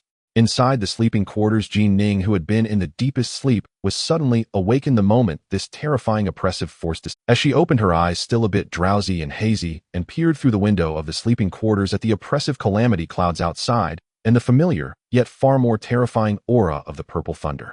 Jean Ning's stunningly beautiful face turned as pale as paper in an instant, devoid of any color. Divine punishment. This is the legendary annihilating divine punishment for defying the Dao certain death. Jean Ning's pupils contracted sharply, her voice laced with an uncontrollable sob and despair. As the princess of the Phoenix clan, she had once seen descriptions of this purple sky punishment in ancient texts. It was the ultimate destructive force unleashed by the Tao of heaven to eradicate those who severely threaten the balance of the primordial world. Under such a divine punishment, even quasi-saints would meet their end with the slightest misstep, their essence and spirit perishing together. Destruction. The intense desire to survive and the fear of death utterly shattered Jean Ning's remaining dignity and restraint. She couldn't care less about her aching body, completely forgetting that she was still in a state of complete undress. Jean Ning, like a frightened fledgling swallow, suddenly lunged towards Feng Xuan, who was sitting at the head of the bed. She extended her long fair arms tightly and desperately, embracing Feng Xuan's arm, which was covered in dark golden magical patterns and as sturdy as fine steel. "My lord, quickly activate the star formation to defend. If this heavenly thunder strikes down, we will all perish." Jean Ning pleaded anxiously, tears streaming down her face. She had exerted too much force. Her voluptuous, fiery figure, flawless and devoid of any excess flesh, pressed completely and seamlessly against Feng Xuan's arm. What was once a proud and heavy fullness enough to drive any man mad was instantly deformed under Feng Xuan's hard, muscular arm, spilling out soft curves that were breathtaking. The astonishing elasticity and slightly cool, slippery sensation transmitted through Feng Xuan's skin, clearly conveying into his nerves. At this moment, outside the palace door, Nuwa, who was originally shocked by the birth of 100,000 humans, was also startled by the sudden gathering of apocalyptic calamity clouds in the sky. The destructive lock from the will of heaven made even this sealed sage feel waves of heart palpitations and chest tightness. Why has such a terrifying thunder tribulation suddenly appeared? This is the purple cloud divine thunder. Nuwa's beautiful eyes widened in shock, staring fixedly at the tightly closed palace door, her breath quickening. The rough collar pressed against her skin, leaving a red mark beneath her collarbone, as she couldn't understand it all. Feng Xuan had clearly been in the palace the whole time, without doing anything that harmed the heavens. Why would the heavens suddenly erupt in such fury, raining down a deathly punishment upon him? Faced with the terrified Jean Ning tightly pressed against him, pleading and rubbing against him, along with the oppressive atmosphere of calamity outside that felt like the end of the world, Feng Xuan's handsome yet sinister face showed no signs of panic. Instead, he slightly lowered his head, glancing at Jean Ning's face, which appeared increasingly pitiful due to her fear and the astonishing sensation coming from his arm. The corners of Feng Xuan's mouth slowly curled into a disdainful and proud sneer.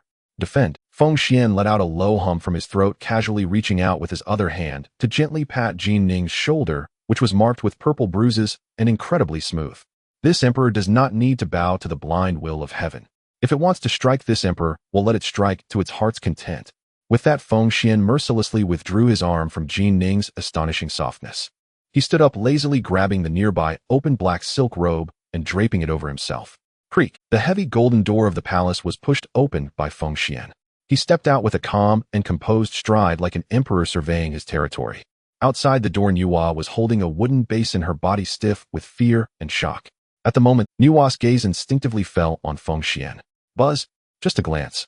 The Tao heart of this saint, which she had barely managed to steady, shattered completely into countless fragments, as if struck by a giant hammer weighing millions of tons. This kind of aura. Nuwa's watery peach blossom eyes widened to the point of almost splitting, her cherry lips parted slightly, yet no sound came out.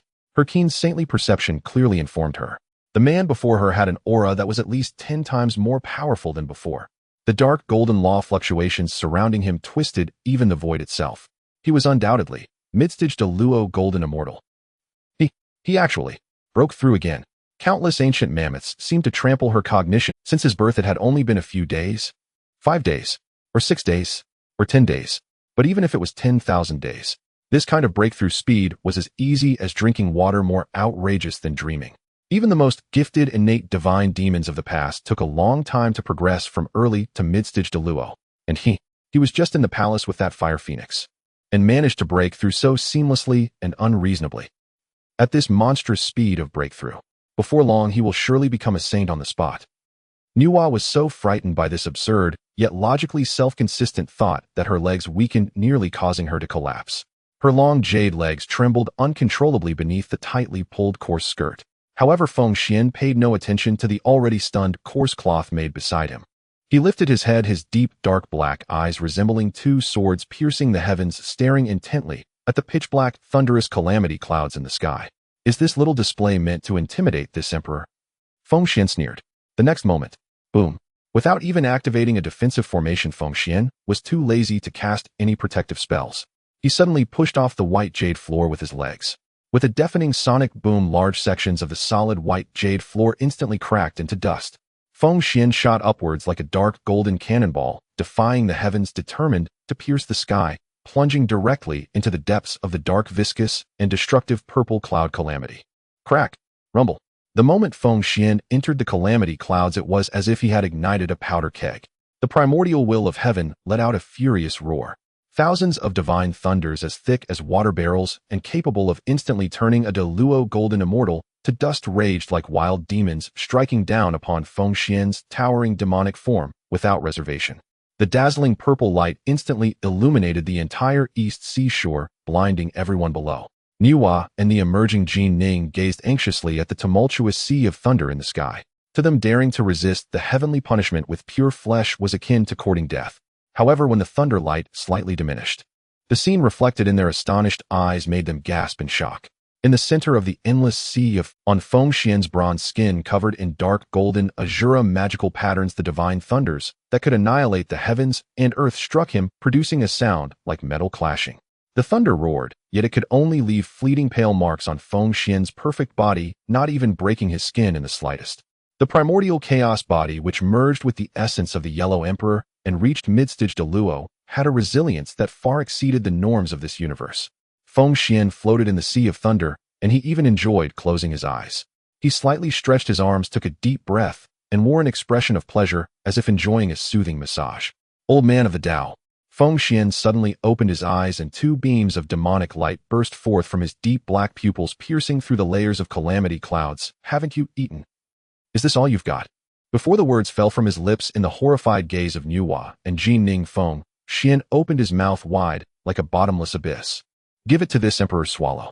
Accompanied by a terrifying roar that sounded like an ancient glutton awakening, a formidable devouring power erupted from Feng Xuan's mouth. The raging and violent purple thunder source, representing the supreme authority of the Dao, was drawn into his mouth, as if it were rivers returning to the sea. Gulp! Gulp! Feng Xuan, like a great whale sucking water, treated the world-destroying thunder as a precious tonic, swallowing it into his belly. The thunder light flowed within him, merely serving as nourishment to refine his demonic body. Rumble! Witnessing their heavenly punishment, not only failed to eradicate the anomaly, but instead become food. The primordial will of heaven completely went berserk. The sky above the east seashore emitted a series of cracking sounds that made one's teeth ache. In the center of the calamity clouds, an enormous, emotionless eye of heaven split open. Deeper and more terrifying, a chaotic, dark divine thunder began to wildly coalesce within the heavenly eye. This power had surpassed the limits of Deluo golden immortal, threatening the very life of quasi-saints. Faced with such a terrifying development, Jin Ning below was so frightened that her legs went weak and she collapsed to the ground, trembling. Nuwa's expression was grave to the extreme as she tightly clutched the coarse skirt. Yet Feng Xuan in midair remained in an imperious and proud posture. Since you like to play, then this emperor shall play big with you today. Feng Xuan sneered, his right hand suddenly grasping at the void. Sword come, clang, accompanied by a clear sound that could penetrate the nine hells and shock the heavens. A brilliant and noble golden light erupted from Feng Xuan's palm, instantly dyeing the pitch-black calamity clouds in the sky a golden hue. A sword of ancient design radiating endless imperial killing intent appeared in Feng Xuan's hand. It was the Xianxia sword.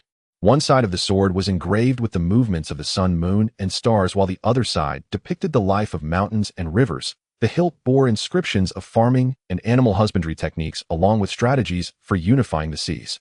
At the moment this sword representing the pinnacle of human destiny appeared, all the humans below felt their bloodlines boil uncontrollably, kneeling on one knee in unison, letting out frenzied shouts. What? What level of treasure is this? Below, Ji Ning, who had originally thought Feng Xuan was doomed, stared at the golden divine sword radiating endless imperial pressure, completely dumbfounded. Nuwa gasped, her watery eyes filled with fear and shock. A supreme, innate merit treasure. And it even carries such pure human destiny and killing power. Where did he obtain such a defiant thing? In Nuwa's completely overturned understanding, such treasures were supposed to be born through countless epochs. How could it possibly appear in the hands of a human who had only been born a few days? But Feng Xuan gave them no time to think. Get lost. Feng Xuan firmly grasped the heavy hilt of the Xianxia sword. The terrifying power of midstage de luo golden immortal, the essence of Pangu's blood, along with the supreme imperial Dao laws brought by the Yellow Emperor's character card, were all completely infused into the sword body at this moment. Buzz. The Xianxia sword erupted with a golden light spanning 10,000 zhang, as if intending to cleave the heavens in two, forming a massive phantom of golden sword energy behind Feng Xuan. Feng Xuan faced the heavenly eye that was condensing the annihilating divine thunder without any embellishment, yet overwhelmingly powerful. With one sword stroke, he struck down. Sizzle. There was no explosion, only the crisp sound of tearing fabric resonated in the depths of everyone's soul. As the sword was swung, time seemed to pause. Following that, in the completely dazed gazes of Nuwa and Ji Ning, the long golden sword energy spanning 10,000 zhang effortlessly cut through the oppressive pitch-black calamity clouds. It sliced the heavenly eye, which symbolized the authority of the Dao, in half. Not only that, the terrifying residual force of the sword directly cleaved the firmament. In the sky, an enormous black spatial rift 1,000,000 miles long and unfathomably deep appeared. Countless chaotic spatial currents rampaged within, seeming to declare the supreme might of the sword just unleashed. Sunlight poured down again along the split rift onto the east seashore. The heavenly punishment was gone, cleaved away by this man in the most violent and unreasonable manner with a single sword stroke. A gentle breeze passed. Feng Xuan, holding the Xianxia sword draped in a half-open black robe, stood upon the void. He slowly lowered his deep dark eyes, gazing down at the two stunning beauties who were utterly shocked and speechless. On the white jade square below, Ji Ning gazed at the towering figure in the sky, and the once proud heart of the phoenix was now filled only with profound respect, fear, and a touch of deep infatuation. As for Nuwa, the Dao saint, all her coolness, pride, and dignity were completely shattered beneath the unparalleled brilliance of that sword. She bit her red lips tightly, staring at that man, her heart racing uncontrollably, overwhelmed by a feeling she had never experienced before. This man is incredible. Across the heavens, a terrifying rift in the void, stretching 1,000,000 li, gaped like a brutal wound carved into the sky itself, refusing to heal. Ferocious spatial turbulence roared soundlessly within the fissure, yet dared not cross even a single step beyond the dark gold figure standing sovereign in the void. Feng Xuan held the resplendent Xianxia sword aloft, clad in a black silk robe that billowed wildly in the wind, like an eternal sovereign who subdued eons and ruled unchallenged. His deep obsidian black eyes slowly withdrew from the shattered firmament and gazed downward, imperiously surveying the shores of the eastern sea.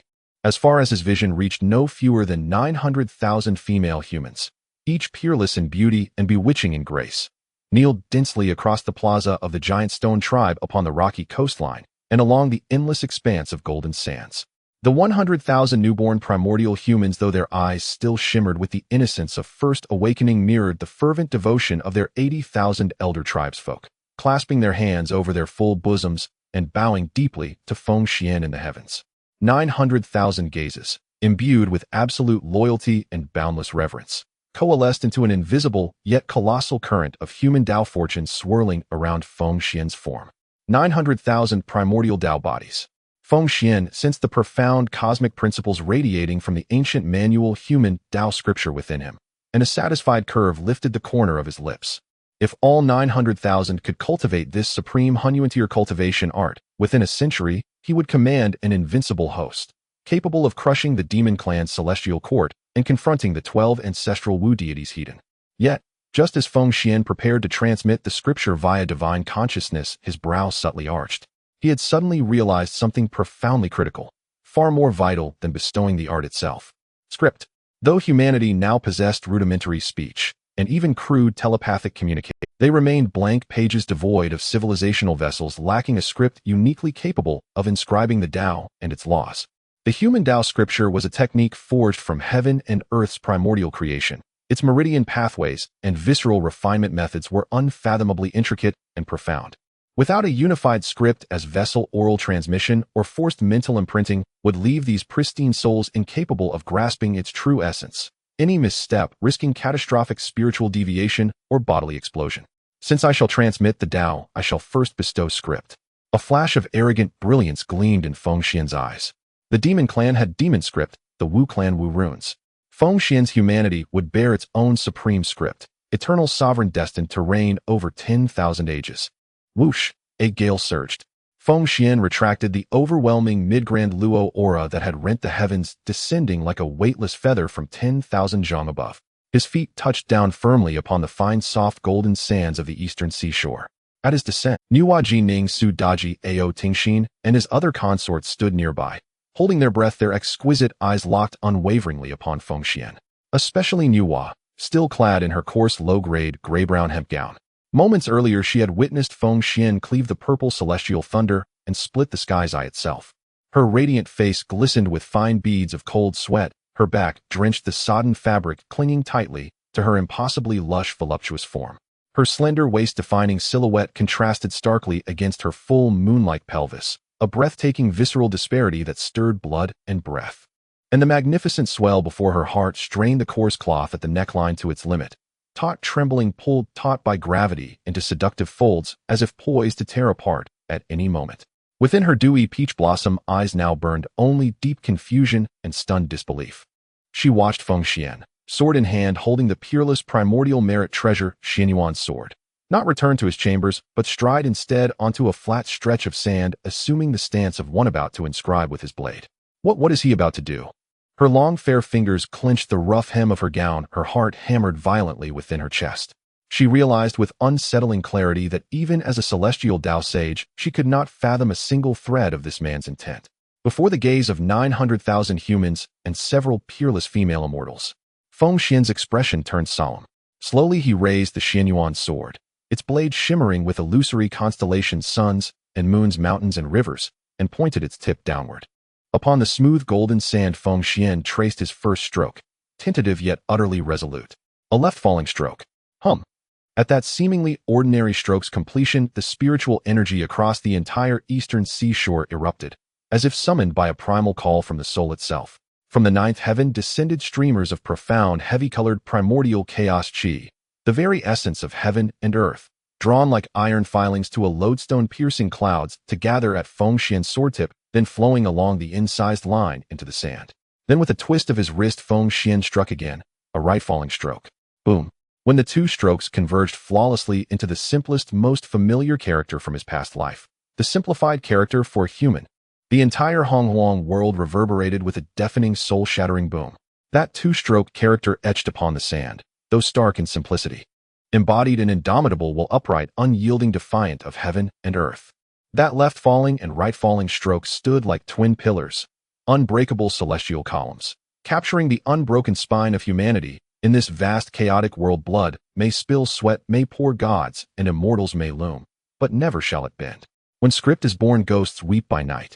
Script is the supreme instrument for recording the heavenly Tao and transmitting civilization across all things. Until now, Honghuang transmission relied upon bloodline and divine consciousness alone.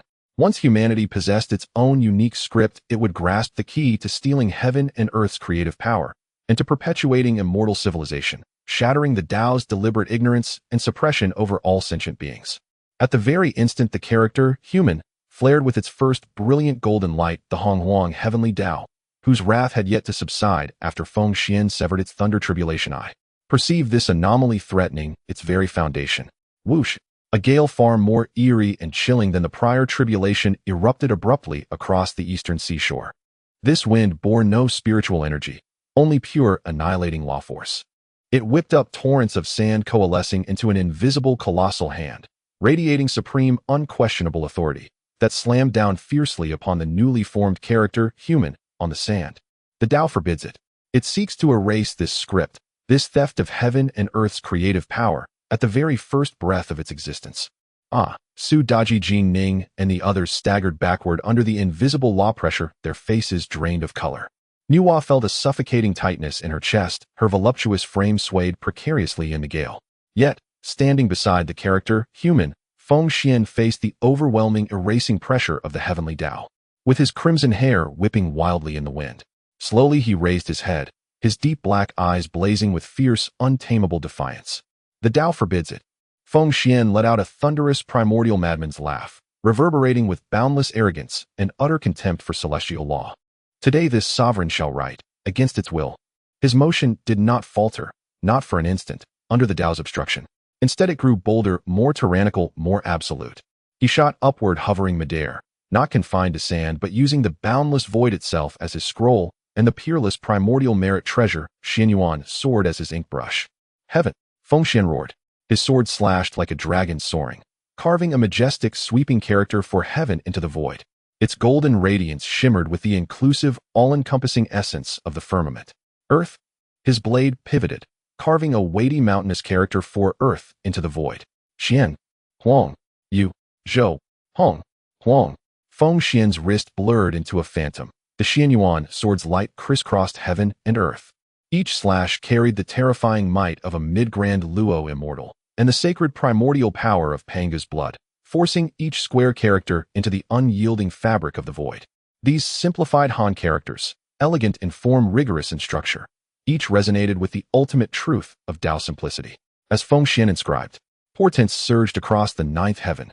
Each completed character triggered a piercing metal-splitting boom from the heavens.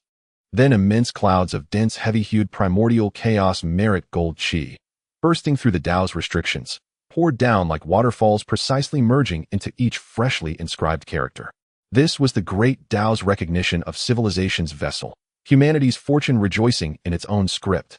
Within half an hour, exactly 3,000 foundational simplified Han characters floated densely in the air above the eastern seashore, like 3,000 dazzling golden stars.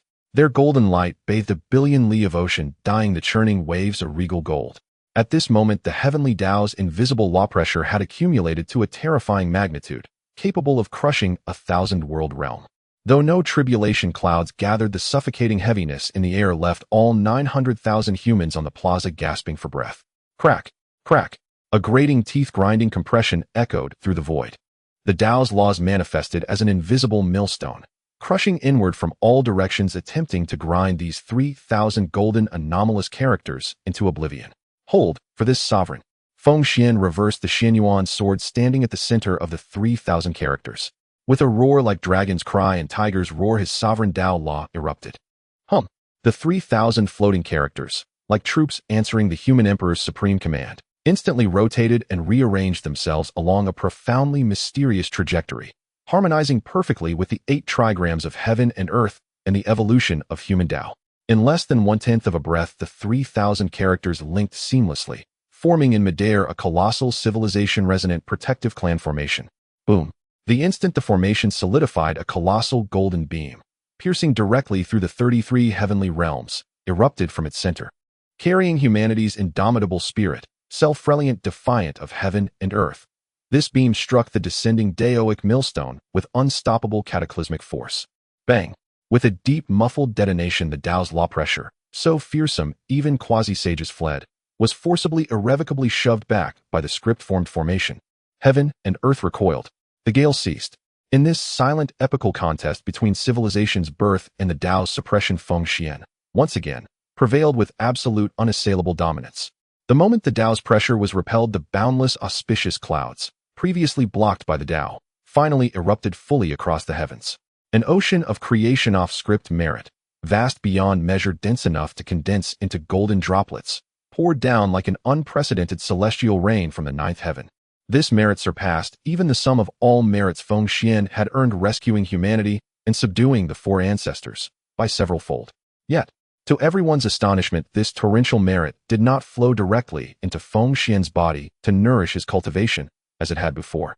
Instead, it was as if drawn by some unseen force, wildly converging towards the golden beach below, where Feng Xuan had initially inscribed 3,000 primal characters with the Xianxia sword. Amidst the dazzling golden light, those 3,000 characters etched in the sand seemed to come alive, slowly floating up from the ground. They greedily absorbed the boundless merit of the universe, accompanied by bursts of blinding brilliance that even Nuwa and the others could not help but turn away from. The 3,000 characters saturated with merit violently fused, compressed, and reshaped in midair. Buzz! A crisp melodious sound reminiscent of celestial music echoed along the shores of the East Sea. Gradually the golden light dispersed, revealing a massive golden book 3 zhang long and 2 zhang wide, entirely composed of pure merit, its cover engraved with ancient and mysterious patterns. Boom! It took shape, quietly floating before Feng Xuan. Human Dao Merit Golden Book. A supreme postnatal treasure. It bears no karmic consequences for killing and is impervious to all laws. It contains the seeds of 3,000 human civilizations, and opening this book can suppress the ancient fortunes of humanity, record the teachings of the 100 clans, and evolve into a lethal array of 3,000 characters. Those who are not recognized by human fortune will suffer from the flames of merit upon touching it. The emergence of such a treasure emitted a golden light so profound that it rendered even the sun at the horizon dim. Outside the hall, Nuwa's doe-like eyes had completely lost focus, staring blankly at the massive golden book suspended in midair. Her coldly beautiful face twitched uncontrollably. Have we gained merit again? Nuwa gasped. Her soaked coarse cloth dress tightened further across her chest. The astonishing fullness rising with her rapid breaths created breathtaking curves beneath the translucent coarse fabric, while the deep snowy white at the neckline caused Jin Ning beside her to swallow hard. Yet Nuwa remained oblivious to how alluring her appearance was in this moment, as all her thoughts were drawn to the human Dao Merit Golden Book. Looking at the human Dao Merit Golden Book, which radiated endless golden light, a glint of satisfaction flashed in Feng Xuan's eyes. With this, imparting techniques would be as simple as reaching into a pocket. My subjects, look up. Feng Xuan's deep magnetic voice, enveloped by Pangu's power, resonated clearly in the ears of every human in the square. Swish! 900,000 stunning women raised their faces filled with fervor and devotion, gazing up at the man in midair akin to a deity. Feng Xuan extended his right hand, gently pointing.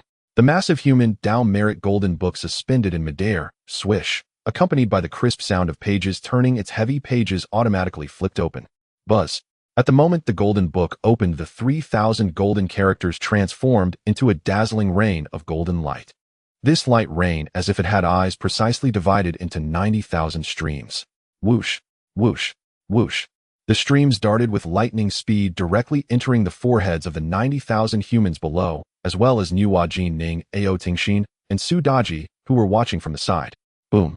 At the moment the golden light entered their minds, everyone felt a clarity in their consciousness. The pronunciation, writing style, and inherent meanings and laws of the 3,000 simplified Chinese characters were instantly absorbed and comprehended as if branded deep within their souls. This is the character for human. Feng Xuan looked down, his voice like a thunderous bell. It is the foundation of our human civilization. Before anyone could recover from the shock of gaining these characters, a glint flashed in Feng Xuan's eyes as he silently chanted to extract the human method. In the next moment, Feng Xuan formed his fingers into a sword again, pointing at the human Dao Merit Golden Book. Swish! The golden book crazily flipped its pages again. This time what flew out from the pages was no longer basic characters, but a vast compendium of profound techniques composed of countless golden runes exuding supreme pressure at the level of chaos, a wondrous synthesis of heaven and earth. This compendium transformed into a golden ocean in midair, which then similarly dispersed golden light, as if imparting enlightenment directly imprinted into the minds of everyone present. This is the human method. Feng Xuan's voice, carrying an undeniable dominance, resonated thunderously across the skies of the East Sea. It is the supreme technique tailored for humanity by this emperor. From this day forth, all my human subjects must cultivate this technique, refine their organs, and condense the golden core of humanity. Shatter the barriers between immortals and mortals, so everyone is like a dragon. Hearing Feng Xuan's grand declaration, the 90,000 women below erupted with unprecedented, "We will obey our king's decree." The united voices of 90,000 like orioles soaring from the valley rang crisply to the heavens. Without a shred of hesitation, the 90,000 perfect, innate Dao body women immediately sat cross-legged on the white jade plaza, the beach, and the rocks. They all closed their eyes and began to operate this supreme technique according to the meridian routes of the human method imprinted in their minds. At this moment, Nuwa, Jin Ning, Ao Tingxin, and Su Daji, standing outside the hall, also received the complete version of the primordial level technique human method in their minds. Nuwa, Jin Ning, and Ao Tingxin could not cultivate it as their roots were the innate divine demons Xianxia Fire Phoenix and the East Sea Dragon clan, thus their meridians did not match the operation routes of the human method. However, Sudaji, though a nine-tailed celestial fox, was half human and half demon, possessing some compatibility within her, allowing her to sit cross-legged and grasp it. Nonetheless, even if Nuwa and the other three could not personally cultivate with their realm and insight, when they thoroughly read the totality and operational principles of the human method in their minds, their faces turned more vibrant than seeing a ghost. Hiss! Ao Tingxin gasped, her pure and lovely eyes filled with shock. This technique completely disregards the differences in roots. It merely requires forcibly seizing the essence of heaven and earth to refine the body. This is simply banditry. Jean Ning clasped her hands tightly to her chest, her proud face etched with disbelief. Insane, simply insane. This endless extraction of spiritual energy from heaven and earth, without care if the entire human race were to master it, would the spiritual energy of the primordial realm not be drained dry? Nuwa pressed her long fair fingers firmly against her heart, which surged violently from extreme shock, trying to suppress the heart that felt ready to leap from her throat. As a saint, she saw deeper and clearer than Jean Ning and Tingxin. This is not an ordinary cultivation. Nuwa's lips trembled slightly, her eyes flickering with a near fearful fervor. This human method not only seizes the spiritual energy of heaven and earth, but it even covertly steals the fortune of the Daos operations, reinvesting it into the cultivator themselves. How dare he create such a rebellious, yet exquisitely profound technique? Just as Nuwa and the other three were stunned to the point of their scalps tingling by the terrifying intent of the human method, the 90,000 women who had entered a meditative state below had already completed the first great cycle of the human method. Boom! A muffled rumble echoed from beneath the ground. In an instant, the spiritual energy within millions of miles around the East Sea was drawn as if by some terrifying black hole. Whoosh! The once calm spiritual energy erupted into a complete frenzy. Gale winds roared and spiritual clouds rolled. At the white jade plaza of the giant stone tribe, a massive spiritual vortex visible to the naked eye and immense beyond words took shape. This vortex resembled a greedy mouth, wildly seizing and pulling in spiritual energy from all directions, the sea, and even the faint chaotic energy spilling from the foot of the Buzhou mountain with a brazen and unyielding attitude. The spiritual energy was so dense it nearly turned into tangible spiritual rain pouring down upon the 90,000 humans. A fine layer of sweat appeared on their smooth, fair foreheads. As they operated the human method, the auras that had been stagnating at the earth immortal level began to rise like sesame blooms, ascending step by step. Their vigor surged like dragons soaring to the skies. In less than half a stick of incense's time, under the terrifying momentum of 90,000 people cultivating and frantically seizing heaven and earth, the fortune of humanity along the East Sea had become so dense it was visibly astonishing. Accompanied by a resounding dragon's roar that echoed through the heavens and the earth, the swirling golden human fortune rapidly intertwined, coiled, and condensed above the 90,000 humans. In the blink of an eye, a golden dragon of fortune, a million zhang long with scales and claws soaring, exuding an oppressive power that subdued ancient emperors, manifested above the giant stone tribe's skies. The dragon's dignified eyes gazed down upon the primordial earth, releasing roars that made all races tremble. Yet this was not the end. As the 90,000 humans deepened their understanding of the first layer of the human method, the million zhanglong dragon of fortune suddenly shone brilliantly. It raised its head abruptly and spewed forth a magnificent ball of the purest essence of fortune towards the 90,000 humans below. This essence perfectly fused with the pure energy and blood vitality emitted by the 90,000 humans during cultivation. Buzz, buzz, buzz. The void trembled violently. Below, the dragon of fortune within that essence fused with the spirit energy and will of the 90,000 humans. It unexpectedly condensed and surged again. A gigantic figure of a human Dao divine demon, incomprehensibly tall, seemingly capable of treading upon the 33 heavens and 18 layers of hell.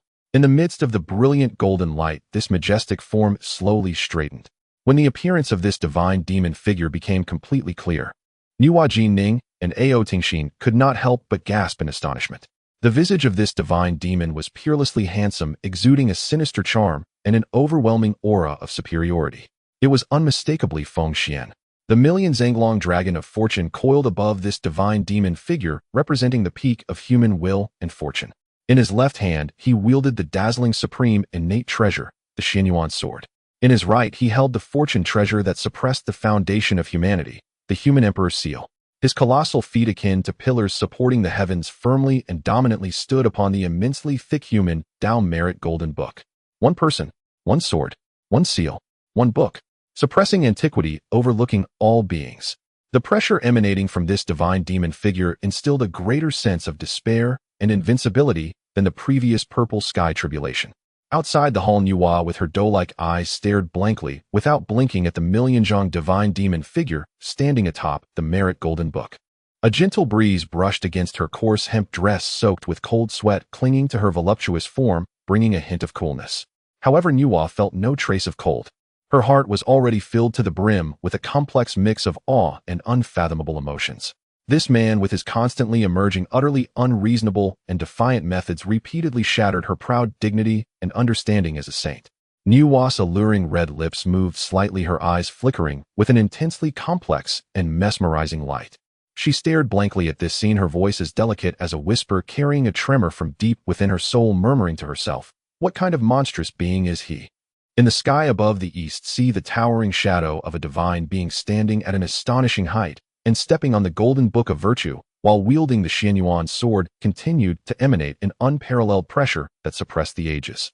A violent vortex of spiritual energy wildly gathered above the heads of 90,000 human beings, transforming into strands of transformative spiritual rain that constantly nourished the innate Dao bodies of these new citizens. Nuwa stood dazed outside the grand hall. Her once cold and aloof peach blossom eyes were now completely filled with the imposing shadow of the divine being. The fierce wind lifted the rough gray-brown linen dress she wore, tightly accentuating her curvaceous figure that defied common sense. The delicate waist, perfectly grasped in one hand, contrasted sharply with her exaggerated full hips, creating a deadly drop that could ensnare the hearts of even the celestial beings. As she gazed upon the earth-shattering, heaven-defying technique created by Feng Xuan, her thirst for knowledge as a saint of heaven completely overpowered the remnants of reason and restraint in her heart. Although the overarching principles of the human art had been imprinted in her mind, many of the rune arrangements and meridian trajectories within seemed to be shrouded in a thick fog, making it impossible to discern the entirety. Nuwa bit her luscious red lips, lowering her head slightly to hide the hint of fervor in her eyes beneath the shadow of her long eyelashes. Then she bravely and cautiously began to circulate the sealed remnants of her saint power within her body. She attempted to forcibly break through the fog in her mind with the encompassing supreme realm of a saint to decipher the golden runes of the human art that had just been imprinted in her soul.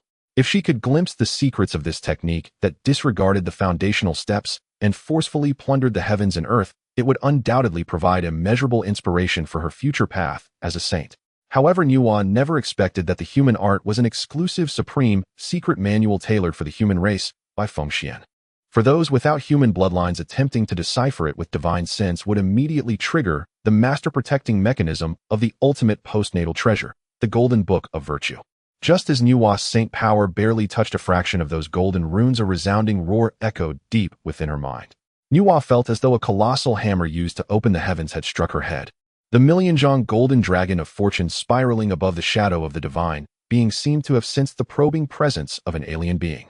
A vast surge of vital force formed by 90,000 human beings mingled with the supreme fortune of the human realm and, guided by the invisible threads of destiny, surged violently into Nuwa's sea of consciousness like a breached dam. Nuwa was caught off guard, feeling as if her head had been violently struck. She let out a painful groan, and her already pale and beautiful face lost all color in an instant. Her voluptuous body swayed violently, and her legs became uncontrollably weak. A trace of bright red blood slowly trickled from the corner of her delicate lips, dripping onto the taut, coarse fabric of her clothing, resembling blooming red plum blossoms in the snow. Nuwa pressed her hands tightly against her forehead, her eyes filled with shock and disbelief. She was utterly astonished, her heart racing violently. After all, she was a dignified saint of heaven. Even if most of her power was sealed, the resilience of her soul far exceeded that of an ordinary quasi-saint. Now, merely attempting to analyze a technique had caused her to be backlashed by its accompanying fortune, making her vomit blood on the spot. The tyranny and exclusivity of this technique exceeded her cognitive limits. As she watched the divine shadow in the sky slowly dissipate, Feng Xuan's gaze seemed to be turning this way. Nuwa's heart sank. She couldn't care less about wiping the blood from the corner of her mouth, and quickly reached out with her jade-like hand to grab the still-dazed Jin Ning beside her. The two women sat cross-legged on the white jade steps, pretending to be deeply contemplating the human art, though they appeared to be in some pain due to their insufficient aptitude. They were now mere maids of the human emperor's palace.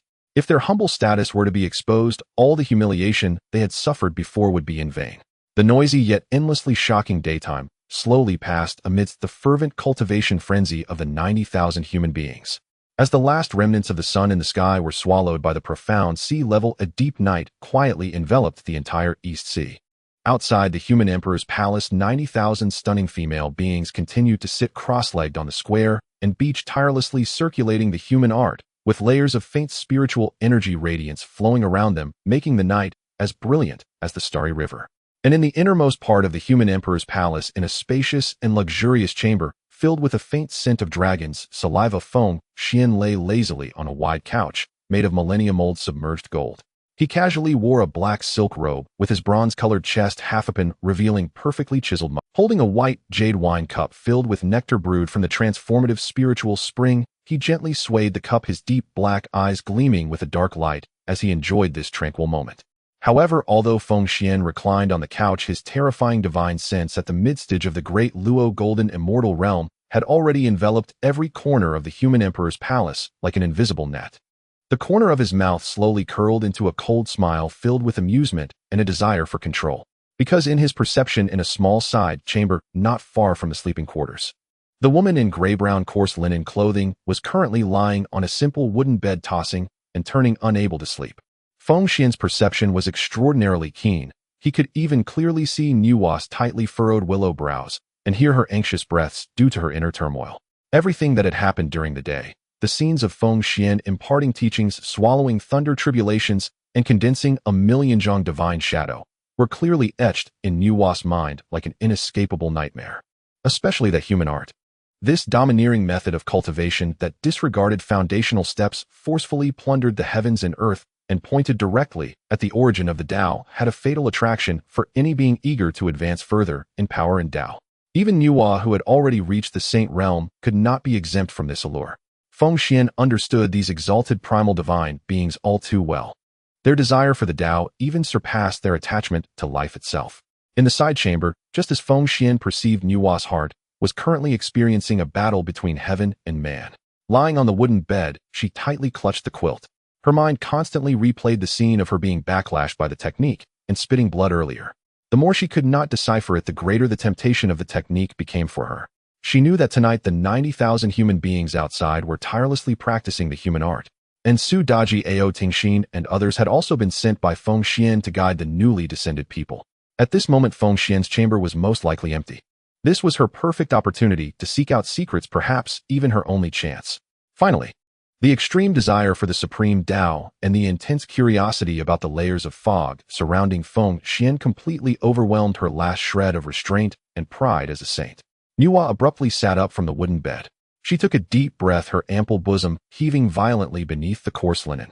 Grinding her teeth, she resolved to make a decision so crazy that even she thought it was madness. Creak! A slight sound of the door hinge turning broke the original silence in the chamber. Feng Xuan's heavy door was cautiously pushed open from the outside, accompanied by the sound of light footsteps and a fragrance that was pure as a millennium orchid, yet carried a hint of a mortal woman's anxiety. Nuwa, dressed in a poor coarse gray-brown linen dress that appeared somewhat wrinkled from the day's sweat, lowered her head and walked into Feng Xuan's chamber. The chamber was dimly lit, with only a few thick red candles burning their flickering light, casting a dramatic silhouette on Nuwa's exaggeratedly full hips and slender waist, creating a breathtaking tension of forbidden allure. Feng Xuan reclined on the couch, not even changing his posture.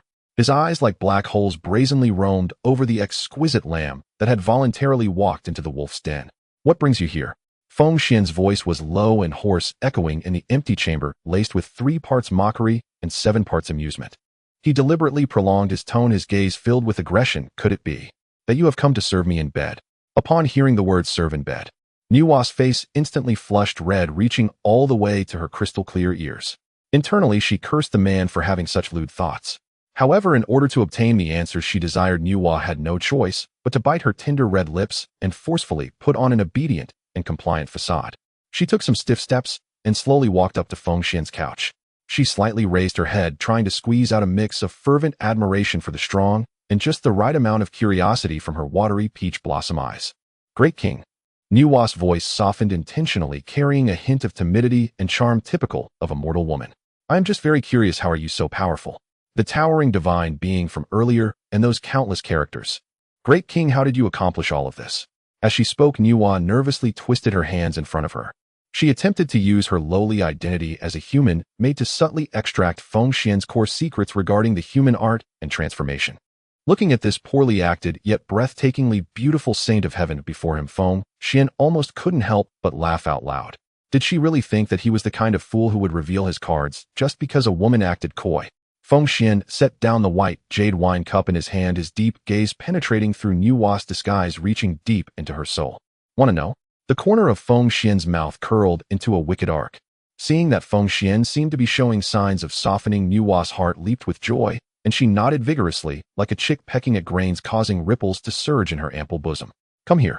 Feng Xuan slightly shifted his body, extending a large hand, and casually patting the spot beside him on the soft ice fish silk. Come here. Nuwa's whole body stiffened, her beautiful eyes widened in shock. As she looked at the large couch still warm from Feng Xuan's body heat, her breathing became rapid. This was a man's couch. If she really went up there, the consequences. Her face hesitated in place, her legs felt as heavy as if they were filled with lead. However, thinking of the secret of the human scripture that pointed directly to the source of the Tao, an extreme thirst for the unknown surged within her heart, like 1,000 ants gnawing at it. It's just a bed. Am I a dignified sage afraid he might devour me? As long as I uncover the secret, I can withdraw immediately. Nuwa comforted herself like this in her heart. Ultimately, she gritted her teeth, closed her eyes, and stepped forward with her long, voluptuous jade legs. She carefully, with a tragic sense of facing death, slowly climbed onto Feng Xuan's bed. However, as soon as Nuwa's knees touched the soft ice silk bed sheets, before she could stabilize herself completely, an irresistible, immense, pulling force suddenly acted upon her. Nuwa let out a startled cry, losing her balance in an instant. Feng Xuan's powerful arms, as strong as steel, directly wrapped around her slender waist, which was astonishingly curved by coarse fabric, pulling her fiercely into his embrace. Bang! Nuwa's voluptuous and mature body crashed directly into Feng Xuan's broad and heated chest. The masculine aura, mixed with a faint scent of alcohol, completely enveloped Nuwa like a tsunami. Feng Xuan looked down from a height at the enchanting beauty, blushing and breathing rapidly in his arms, a wicked smile growing more pronounced at the corners of his mouth. He lowered his head, the hot breath escaping from his lips, showering upon Nuwa's glistening ears, his voice hoarse and beguiling. If you wish to know my secret. Feng Xuan's large hand gently caressed Nuwa's delicate waist, feeling the astonishing smoothness and elasticity. You must pay a price for it. Hearing this, Nuwa's delicate body trembled violently, as if electrocuted. A layer of humiliating mist surged in her once curious eyes, her eyelids slightly reddening. She should have known that this tyrant with no moral compass would never easily divulge his secrets to her. But now that she had come this far, lying in this man's embrace, if she retreated now, wouldn't all the humiliation she suffered be in vain? For the sake of the Tao, to unravel the mystery surrounding him. Nuwa took a deep breath, her magnificent snow-white bosom tightly pressed against Feng Xuan's chest. She raised her cold, breathtaking face, which was now tinted with crimson, her voice trembling with a desperate determination akin to a moth to a flame. As long as you are willing to tell me. Nuwa swallowed hard, each word seemingly squeezed out from between her teeth. I am willing to do anything. Oh, the hungry green light burst forth from Feng Xuan's eyes like a ferocious wolf. He leaned in slightly, his remarkably handsome face coming close to Nuwa's, the distance between them less than half an inch. Feng Xuan extended his long and powerful fingers, unapologetically lifting Nuwa's delicate chin, forcing her to meet his aggressive black gaze. Willing to do anything. Feng Xuan's tone was laced with deadly seduction. Nuwa tightly shut her eyes, unwilling to look into those eyes that seemed capable of devouring souls. She threw caution to the wind, nodding heavily with the humiliation of a sacrifice. Good. Feng Xuan let out a soft laugh. In the next moment, Feng Xuan slightly tilted his head, gently pressing his lips warm with a hint of alcohol, like a dragonfly skimming the water against the scorching side of Nuwa's flawless cheek. Poof! A faint sound of skin touching echoed sharply in the silent chamber. This was merely a shallow kiss without any depth. But for the lofty Tao saint, it resonated like the thunderous roar of the 9 heavens in her mind. Nuwa's eyes shot open, a surge of shame and humiliation flooding her heart. As the sovereign Nuwa, she had actually been kissed on the cheek. However, before her inner outrage could fully erupt, Feng Xuan slightly tilted his head. This time his cool yet hot lips accurately and unerringly pressed against Nuwa's slightly parted luscious red lips, which looked as if they were about to drip with dew from shock. Boom! The moment their lips touched, an indescribable current spread through Nuwa's entire being from the point of contact. Her watery peach blossom eyes widened in shock, her pupils violently constricting. Her breath completely halted at that moment. The overwhelming masculine aura, the faint scent of alcohol, and an unprecedented softness made Nuwa's mind go completely blank. She clutched Feng Xuan's nightgown tightly, her knuckles turning white. The intense shame and instinctive resistance made her want to reveal her true, saintly form and smash this palace to pieces, then flee. However, Feng Xuan did not give her the chance to escape.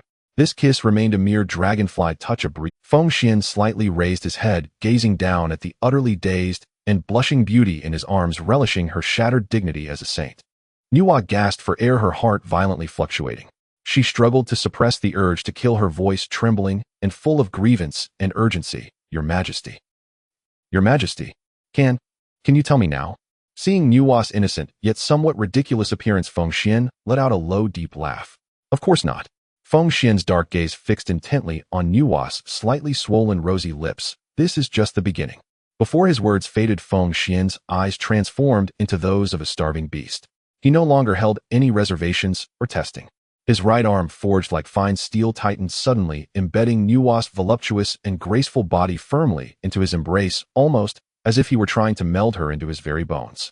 Then Feng Xuan lowered his head again, with a ferocity akin to a mountain pressing down. This time, it was anything but a dragonfly touch. Feng Xuan's lips sealed Nuwa's red lips heavily and violently. Nuwa let out a beautiful yet terrified whimper. Her luscious, tender lips, akin to blooming roses, were instantly deformed under Feng Xuan's brutal. Instinctively, she tried to clamp her teeth shut, keeping the invader at bay. But how could Feng Xuan allow her resist? With one hand, Feng Xuan gripped the delicate back of Nuwa's head, his fingers deeply embedding into her thick, ink-black hair. He applied slight pressure with his thumb and index finger, gripping her perfectly contoured jawline. A wave of numbness surged through her. Nuwa's tightly clenched teeth were pried open by Feng Xuan's overwhelming technique, creating a gap that could not be resisted. The gates swung wide open. A fragrance wafted forth belonging to the essence of creation, pure to the extreme, a scent that could cleanse any soul. Sweet as the finest divine spring, laced with a hint of intoxicating coolness. Yes. Nuwa's throat emitted broken, indistinct sounds of weeping. Her hands, which had originally tried to push against Feng Xuan's chest, had lost all strength, now softly clinging to his broad shoulders like a drowning person grasping at a last straw. Nuwa's voluptuous body completely slumped in Feng Xuan's embrace. The dizziness from extreme lack of oxygen left her mind blank. Uncertain how much time had passed. It felt like a century, yet it could have just been a few breaths. When Nuwa felt she was about to suffocate in Feng Xuan's embrace, Feng Xuan finally withdrew from her territory, wearing a mischievous smile. Nuwa collapsed on the bed, gasping greedily for air. Her originally cold expression was now flushed with a dreamy shade of red. Her exquisitely beautiful lips were slightly swollen from Feng Xuan's ravaging, glistening with an enticing sheen. Nuwa's peach blossom eyes, filled with mist, looked pitifully at Feng Xuan. Suppressing the shame that felt like 1,000 ants gnawing at her heart, she asked in a voice that had turned soft and watery, as if spring water flowing, "Your Majesty. Your Majesty. Can you tell me now?"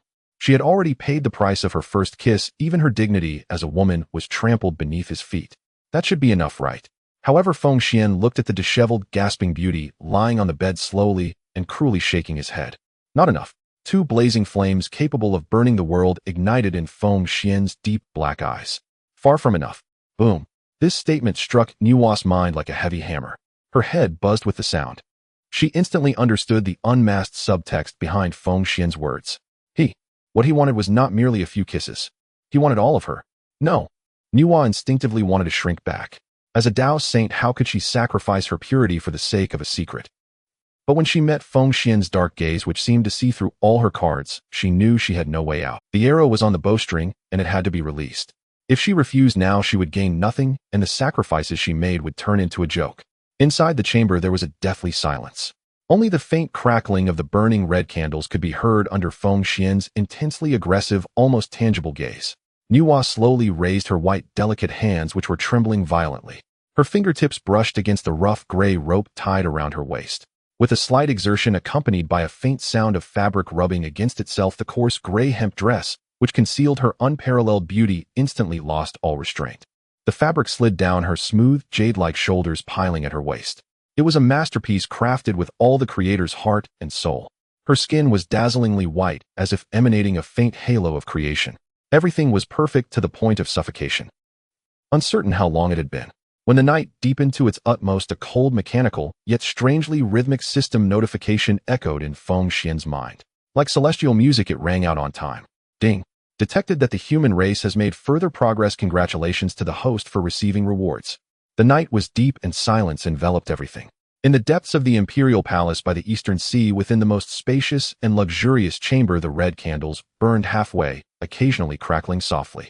On the enormous bed crafted from millennia-old sunken sea gold, scraps of coarse brown cloth lay scattered, torn into strips. The pure white ice silk was in a state of disarray. Feng Xuan was bare-chested, his bronze skin glistening with fine beads of sweat. His perfectly chiseled muscles, as if sculpted by a master, radiated a deadly charm under the dim candlelight.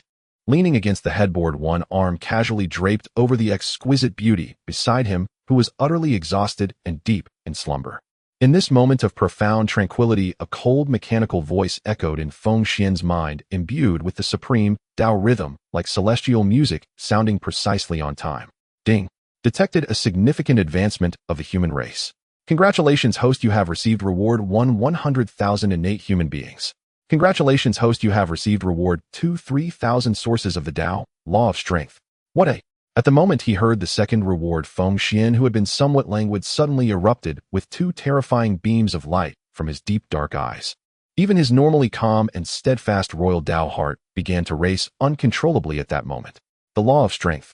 This was the first law relied upon by the Pangu great god to create the heavens and the earth. Among the 3,000 Daos, it firmly occupied the supreme throne. As the saying goes, one's strength breaks all laws. As long as one masters the law of strength, no matter the time-space causality or creation, all will be crushed into nothingness before the absolute purity of physical might. More importantly, in this primordial world, the pinnacle of cultivation is sanctification.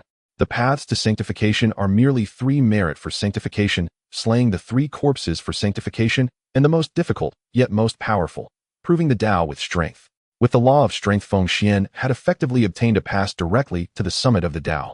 He no longer needed to slay any ethereal three corpses, nor did he need to beg the heavenly Dao for merits.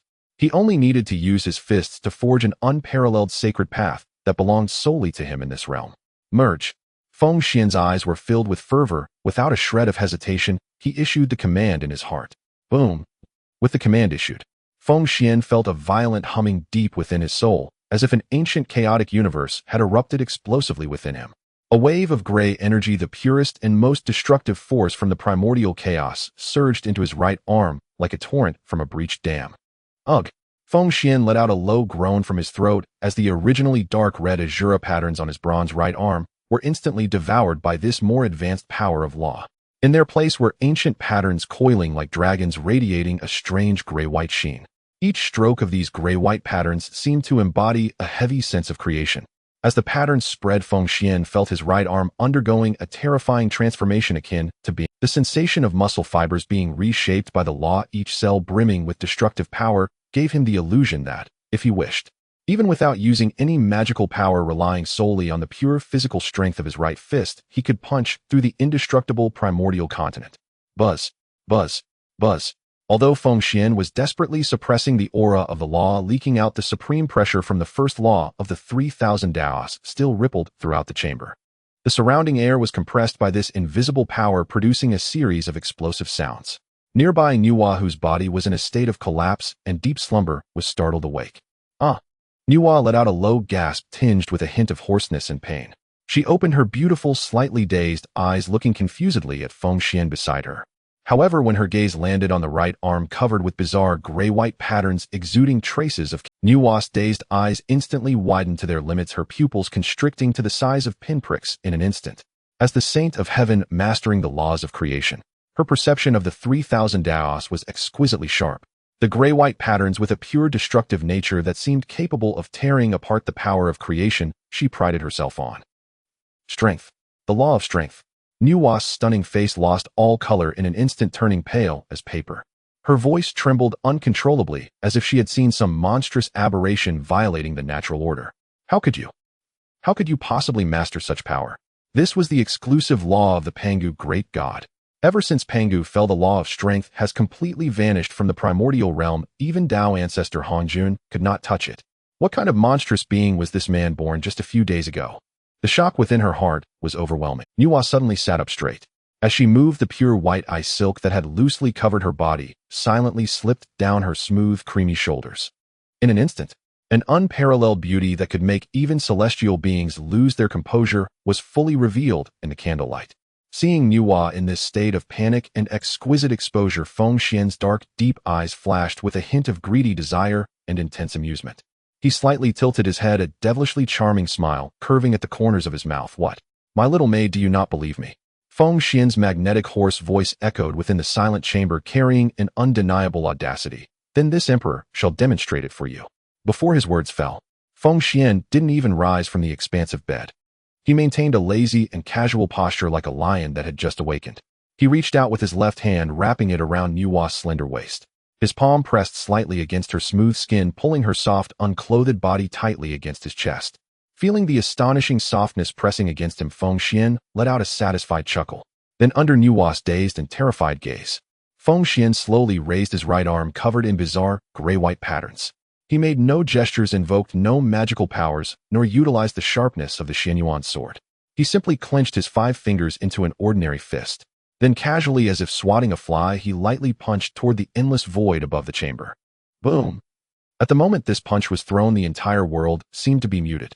Immediately following, a terrifying thunderous sound erupted, one that could not be described by any earthly language, as if even souls could be crushed, resonating from the depths of the primordial realm. It was an utterly pure, transparent fist light, devoid of any flashy effects. It was merely raw physical strength mingled with a trace of the law of strength's essence. But it was this trace of essence that granted this fist light the privilege to ignore all rules. Crack! The solid dome above the chamber, reinforced by countless defensive formations, crumbled to find dust upon contact with the fist light, offering no resistance whatsoever. The fist light shot upwards at speed so fast that even the laws of time could not capture it. It ignored the vast distances of space and the tearing winds of the 9 heavens.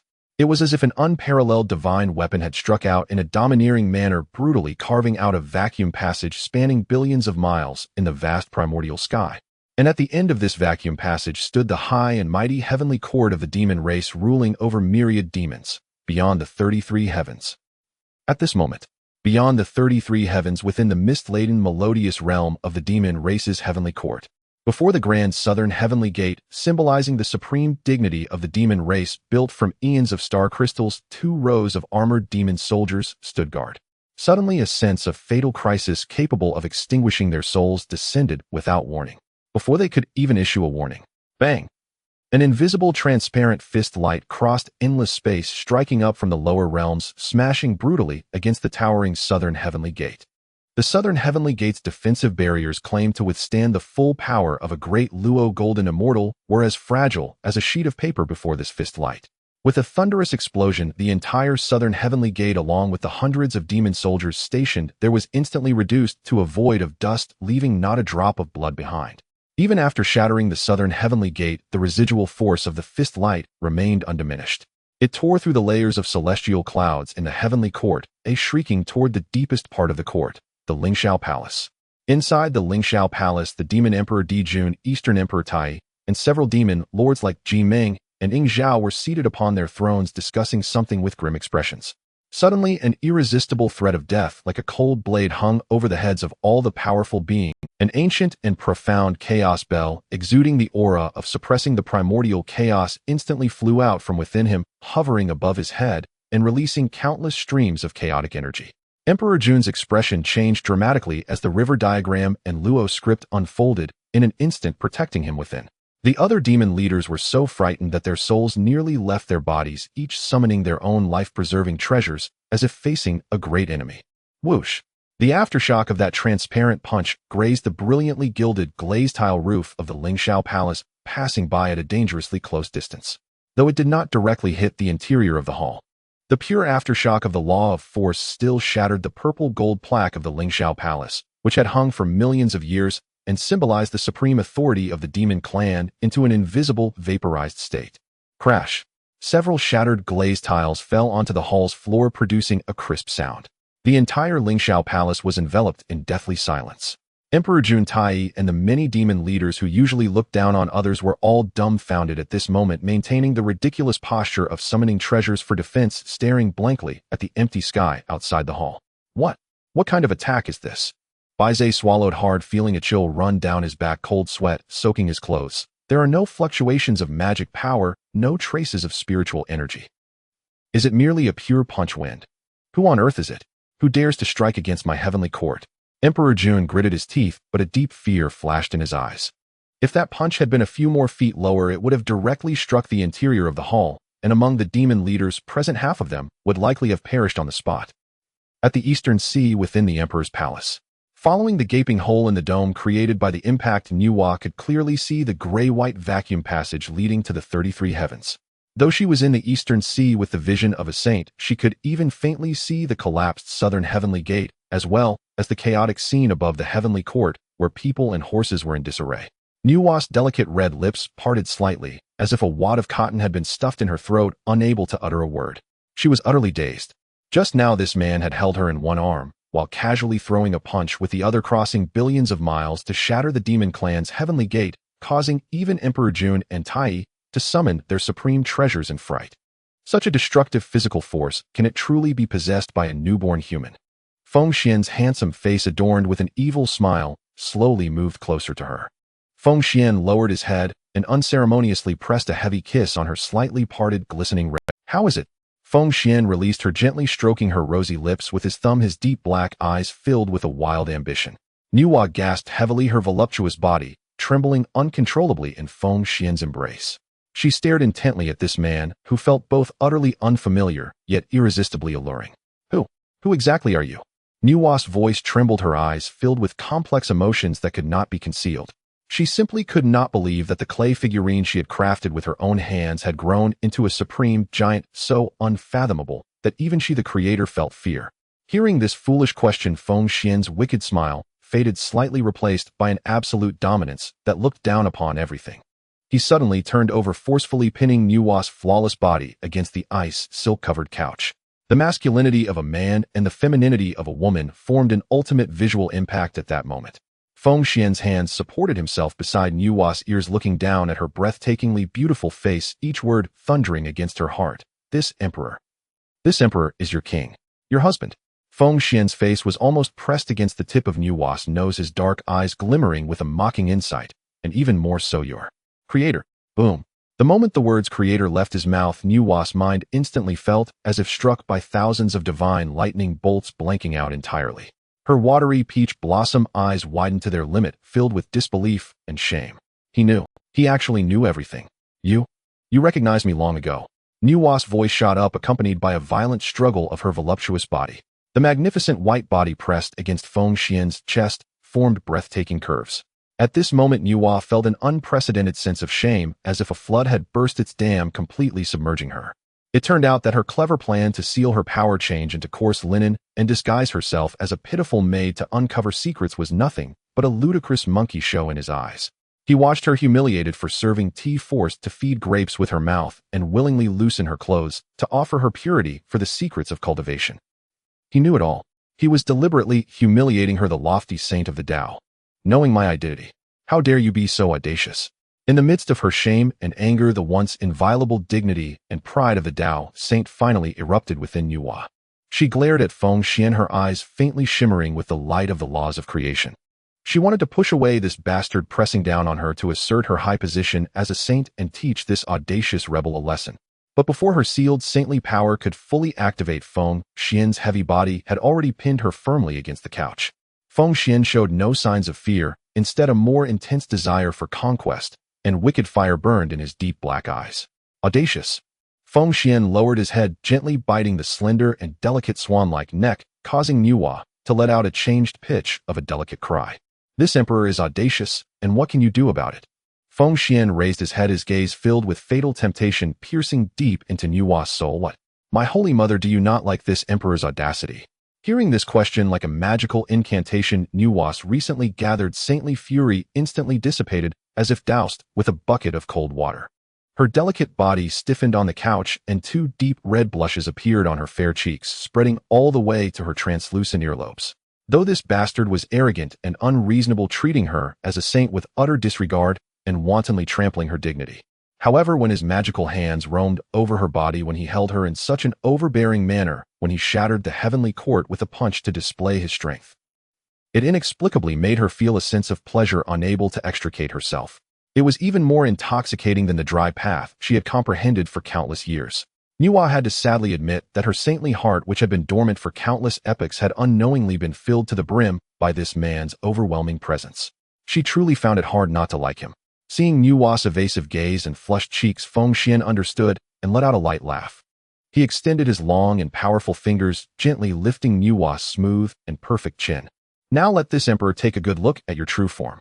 Upon hearing this request, Nuwa bit her luscious red lip, a hint of playful reproach and shyness flash. If other powerful beings of the primordial world saw the usually aloof and sacred Empress Nuwa revealing such a girlish demeanor, they would likely be so shocked their eyes would fall to the ground. "You scoundrel!" Nuwa let out a soft, tender hum like spring water. Then she ceased to resist and closed her eyes. Buzz! A pure, sacred, and all-encompassing aura of creation erupted violently upon the cat. Nuwa lifted the seal on her body.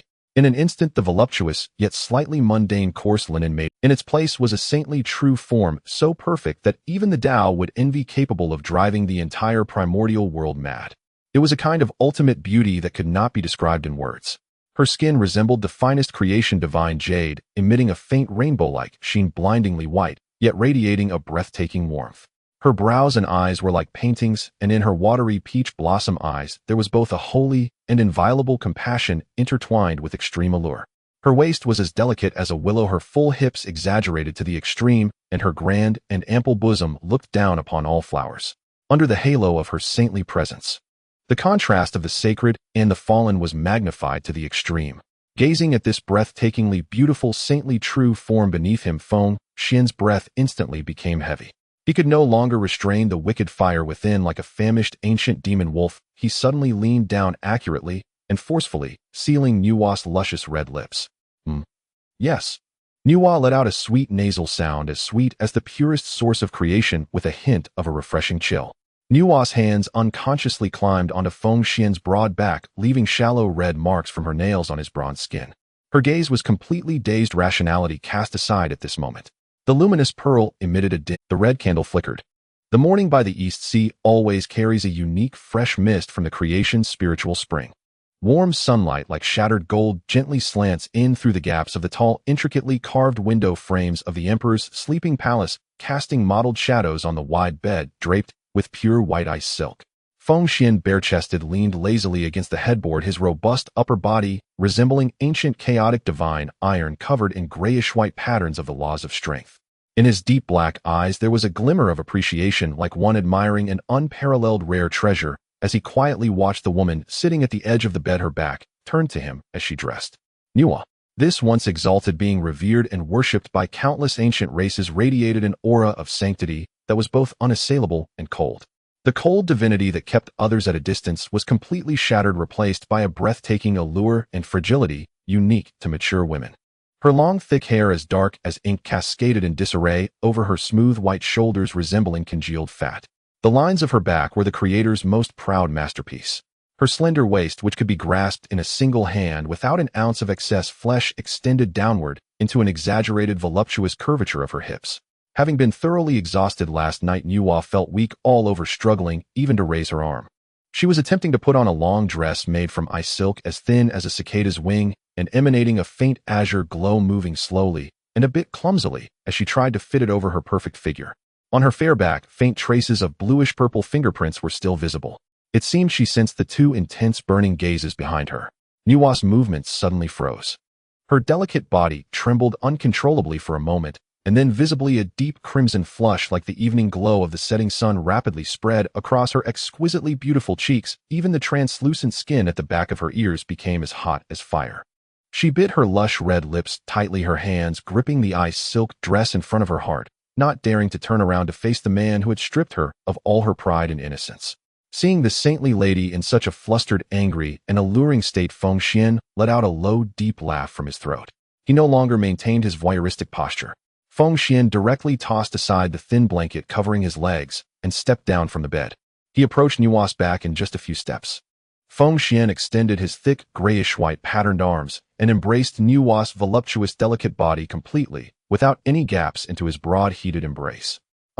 Nuwa emitted a soft, watery gasp like the sound of spring water tinged with panic. Feng Xuan's chest pressed tightly against her smooth jade back, their body temperatures melding in an instant. Feng Xuan's large hands naturally and domineeringly wrapped around her slender waist, eventually resting on her chest, which rose and fell violently, due to nervousness, proud and full.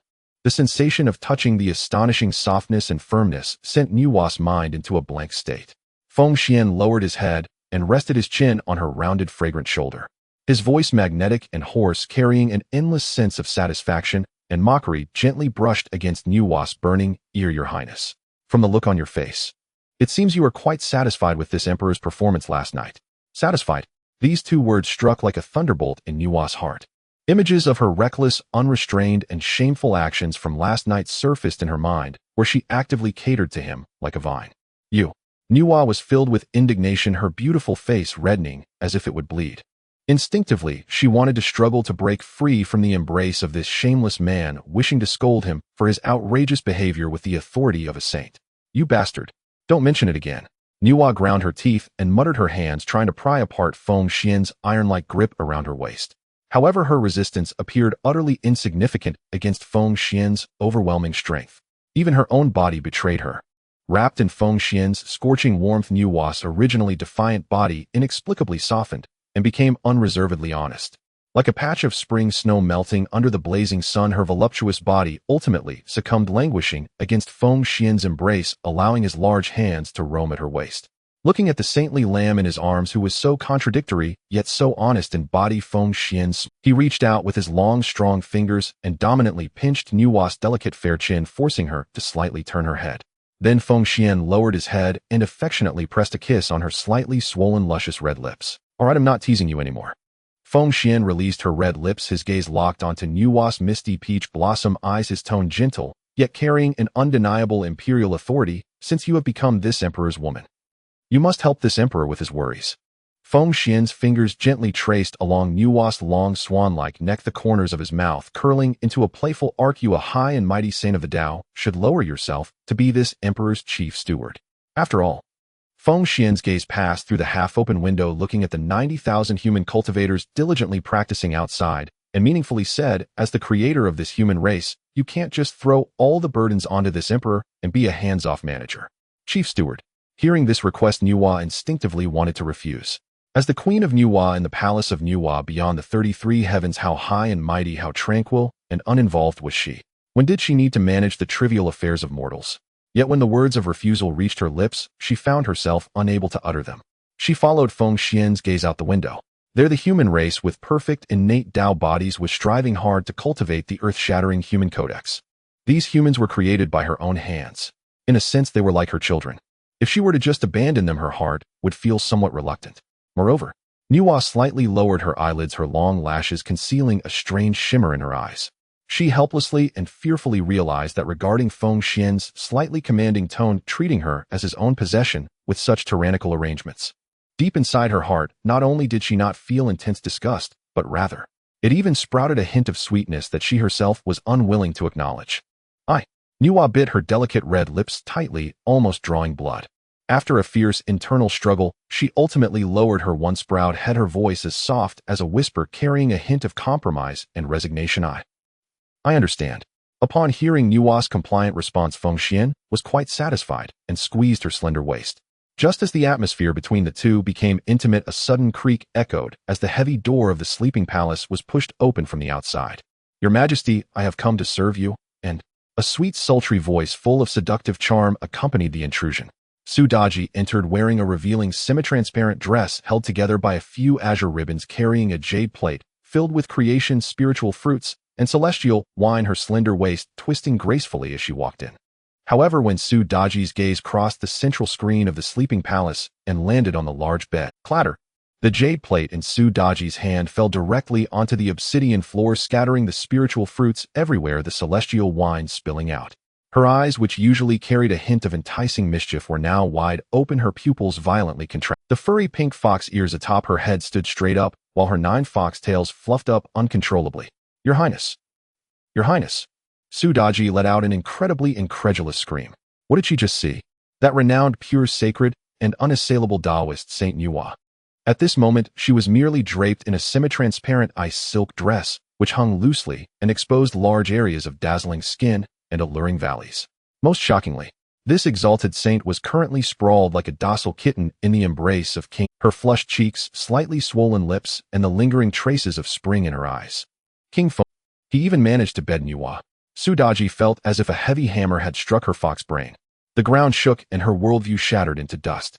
She had always believed that her enchanting skills as a nine-tailed fox were invincible, but unexpectedly the methods of the king could even thwart the heavenly Dao saint.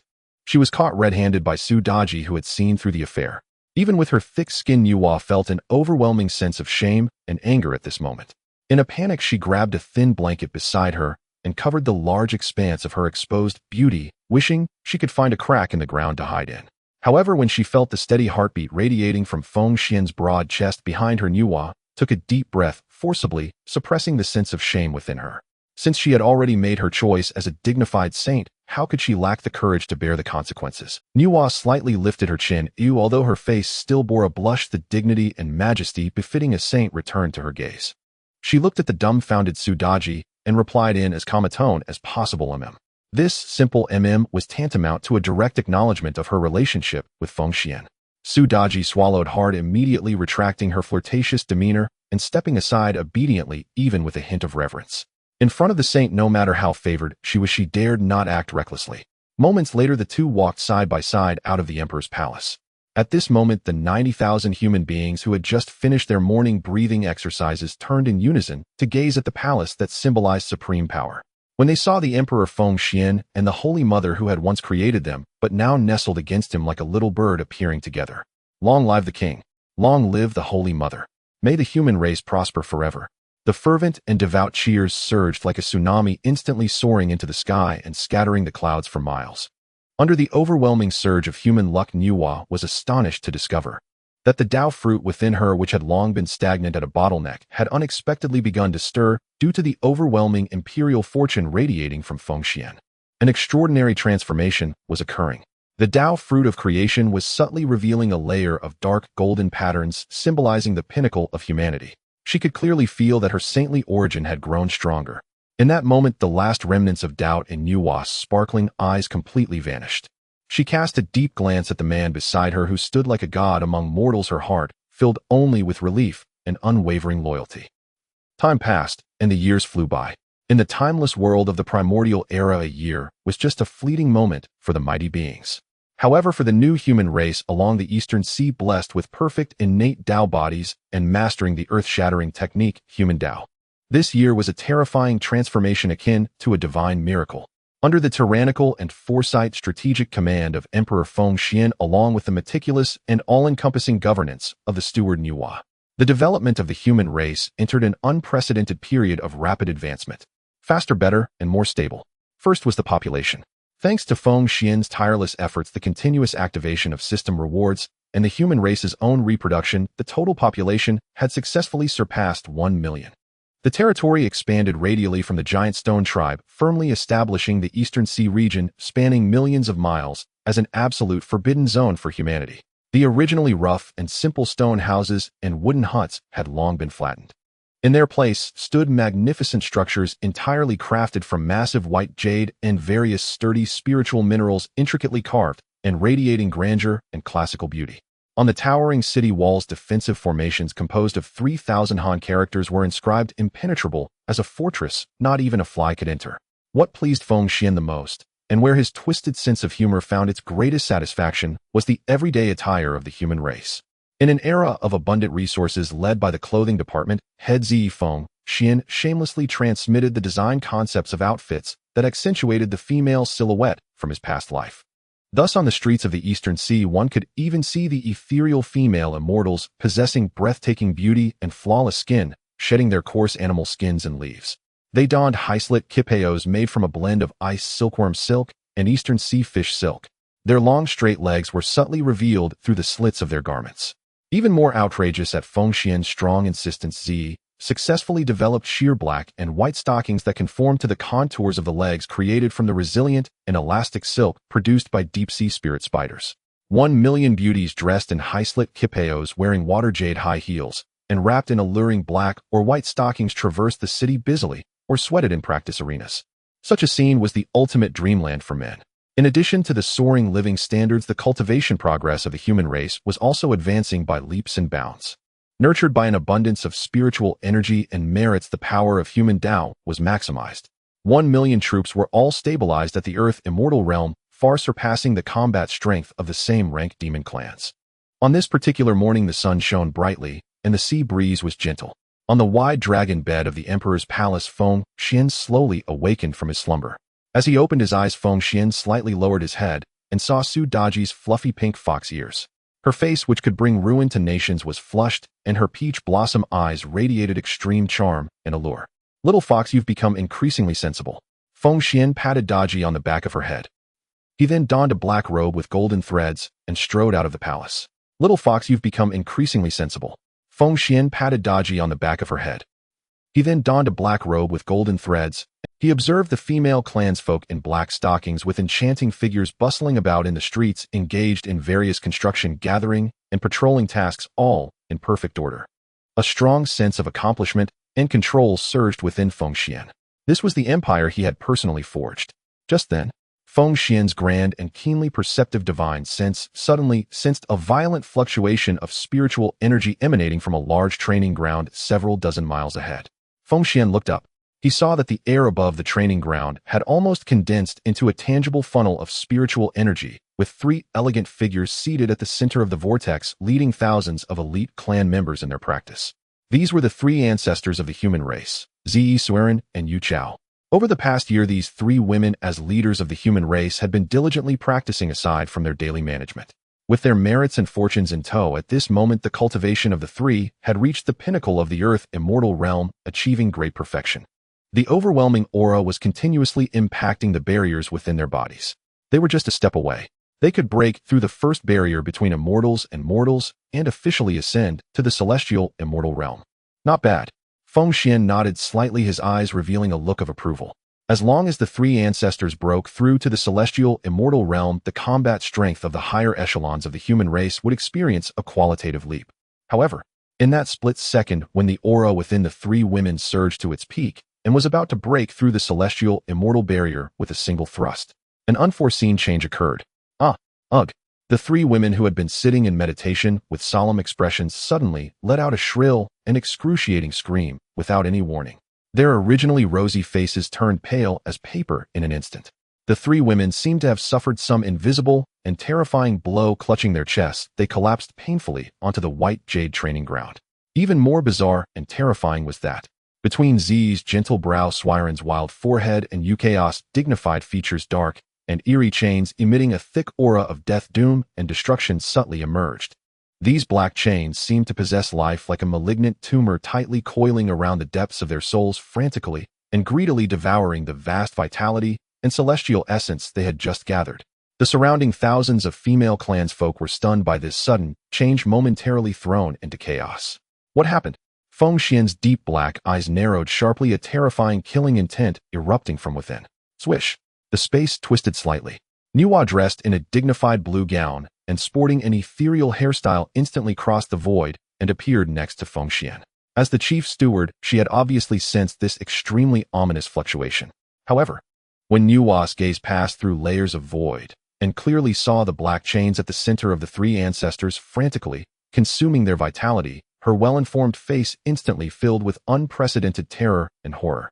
Her slender waist trembled uncontrollably, and she clutched Feng Xuan's arm tightly, her voice trembling like leaves in the wind. What is this? On the shores of the Eastern Sea, upon a vast, boundless white jade cultivation ground, the once mighty vortex of spiritual energy, gathered in anticipation of the 3rd patriarch's ascension to the celestial immortal realm, had been violently torn asunder by an indescribable stillness and aura of ill omen. Sunlight fell upon the white jade plaza, yet bore no warmth, only a bone-deep, piercing chill. Nuwa's stately, peerless visage had drained entirely of color, pale as translucent rice paper. Her eyes, normally luminous with wisdom and serene clarity like dew-kissed peach blossoms, now locked rigidly upon the faint wavering black, chains hovering above the brows of Xianxia and Yuchao. This is. Nuwa's voice trembled, her lush, supple form stood frozen in the breeze, rigid as a withered log. Her slender alabaster fingers unconsciously clenched the hem of her azure gown, her knuckles whitening with unnatural sickly pallor from the force of her grip. The Dao shackles. How could this be? When I fashioned humanity, I most certainly did not. Her words struck Feng Xuan's ears like a muffled thunderclap, yet they broke off abruptly, choked silence. In that instant, this exalted sage of the Dao, the peerless great being revered across the primordial chaos as the Holy Mother, awoke at last as if from a long, cruel dream. A profound sorrow welled in her beautiful eyes, alongside searing fury at having been so utterly deceived. She finally understood the terrible price exacted for her lofty sagehood. Though the Tao had generously bestowed infinite merit upon her, enabling her to attain sagehood through the act of molding humanity from clay, the emotionless will suspended beyond the 33 heavens, the sovereign gaze surveying all mortals, had secretly sewn an indelible shackle deep within the very bloodline of the humans she herself had shaped. This shackle lay dormant, buried deep within blood and soul, unseen, untraceable, undetectable even by its own creator. Yet whenever humanity's collective strength began to awaken, whenever any among them dared cross a perilous threshold between mortality and immortality, seeking to shatter the Tao-determined fate ordained for all beings of the primordial chaos, this venomous fetter would activate without warning, feeding ravenously upon the cultivator's vitality and Tao essence, erasing the boundless potential inherent in the human race.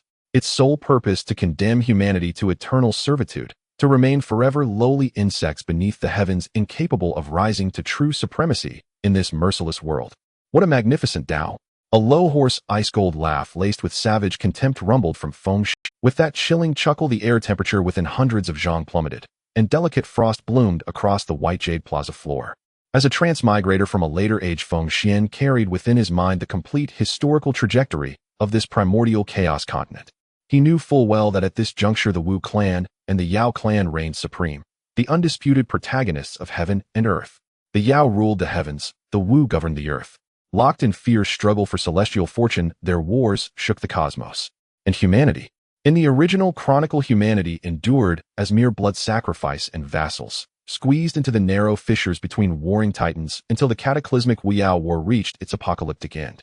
Only after both clans annihilated each other did humanity slowly rise, not to sovereign mastery, but to subservience beneath newly enthroned deities and Buddhas.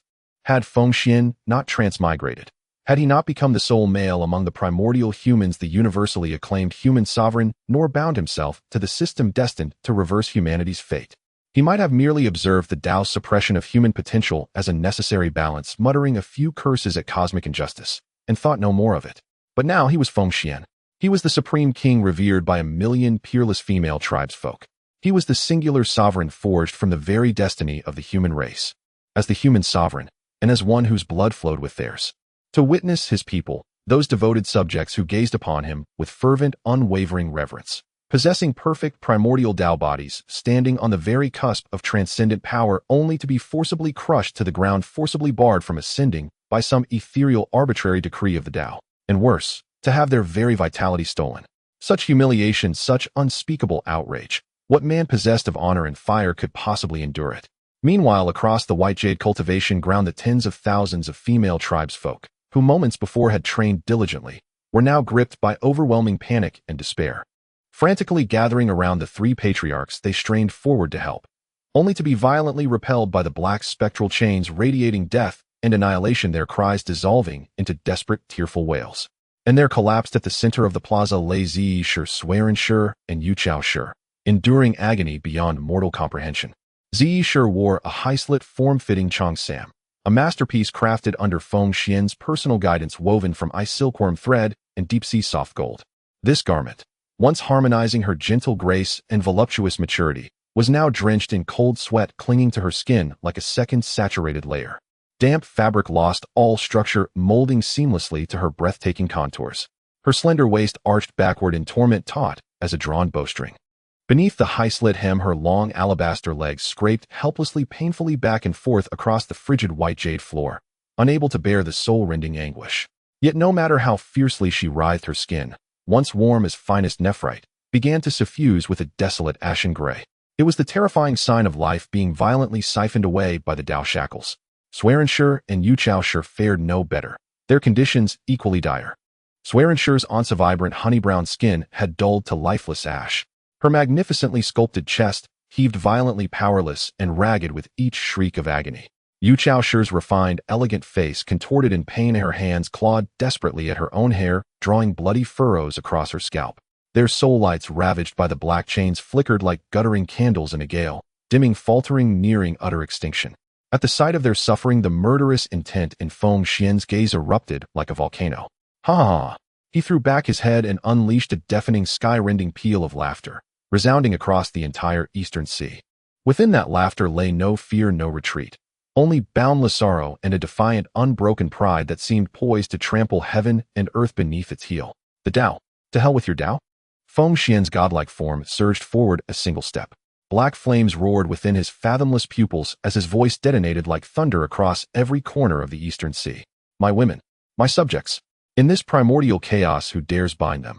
Besides me, what is your Dao but worthless refuse, daring to lay a finger upon those I protect? With a violent sweep, Feng Xuan flung open his black and gold brocaded robe, the wind whipping its hem into furious, snapping banners. Like an invincible war god striding forth from the ancient chaos, he pointed a finger at the heavens and swore his most audacious vow. Today I shall tear apart your wretched self-appointed laws. Hearing these words, so blasphemous they invited certain cataclysmic heavenly retribution, Nuwa's sage heart lurched violently, her face draining to stark, deathly white. She knew the Dao's terror better than anyone. The blade suspended over every being of the primordial chaos, the absolute law sustaining this entire cosmos. Even she, a sage who had attained the profound origin, could only navigate the Dao's grand design, seizing fleeting opportunities within its immutable framework. Never, not once, had she dared conceive of defiance.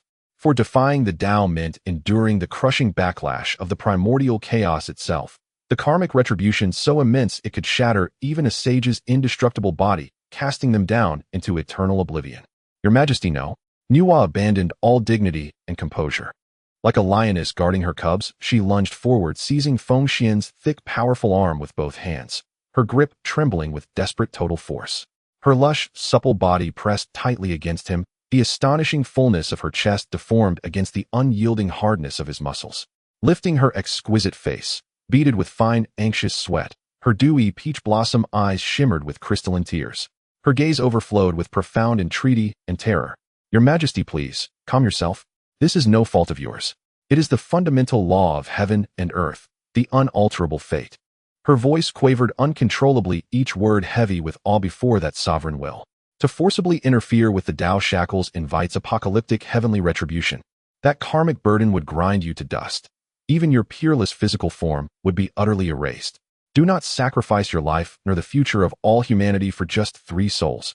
In Nuwa's ingrained sage mindset, sacrificing a few for the stability of the whole was natural law. Across the primordial chaos, nearly all accomplished cultivators followed this path, submitting to the Dao, avoiding calamity. But Feng Xuan was no timid, cautious sage of the primordial chaos. He was the human sovereign, the overlord who commanded the law of strength. Facing Nuwa's tear-streaked, pleading visage, Feng Xuan did not yield, not a fraction. Instead, a ruthless, unassailable light blazed in his shadowed eyes. Feng Xuan's arm shot out, his powerful hand sliding along the edge of Nuwa's azure gown, then gripping her slender serpentine waist with effortless dominance. Oh! A sharp, startled cry escaped Nuwa. Yanked off balance by Feng Xuan's irresistible strength, her lush, heavy frame crashed soundlessly, but wholly, into his blazing, broad embrace. Feng Xuan lowered his head, his peerlessly handsome face, radiating dark charisma and untamable arrogance, hovered barely a breath from Nuwa's upturned, delicate nose. Their breath mingled instantly. My lady. His voice was low, hoarse, yet resonated like a bronze bell deep within Nuwa's soul, vibrating with absolute, suffocating confidence and authority. Set aside your weakness. His large hand tightened slightly on her waist, savoring the astonishing suppleness and resilience beneath his palm as a supremely arrogant, devilish smile curved his lips. Open your eyes wide and watch closely. Watch how I, today, shatter your wretched self-proclaimed laws into dust with these bare fists. No sooner had the words left his lips, Feng Xuan released her waist with decisive finality. He paid no heed to Nuwa's stunned, awestruck gaze. Instead, he strode forward with long, commanding steps, parting the panicked female tribesfolk like water. until he stood before Zishur, who lay gasping on the verge of extinction. Zishur's sweat-soaked, high-slit Cheongsam clung tightly to her frame. The ashen gray of fading life had already crept up her neck, while the black chain above her brow emitted a horrifying sizzling hiss, the final devouring phase. Feng Xuan looked down upon his woman, not summoning the peerless innate virtue treasure the Xianyuan sword, nor deploying the 12-petal karmic flame lotus impervious to all laws. Before the Dao shackles, the highest will of the primordial chaos, Feng Xuan performed an act so reckless, so terrifying it froze the blood and shattered the courage of every witness, including Nuwa herself. Slowly he raised his right arm. At the very moment his arm lifted, an ancient primordial wave of destruction and absolute annihilation erupted from his core. Across his bronze-hued forearm the strange coiling gray-white patterns, resembling writhing dragons, blazed with incandescent, blinding light. Law of strength. Foremost among the 3,000 great Dao laws, the supreme power Pangu wielded to cleave heaven and earth.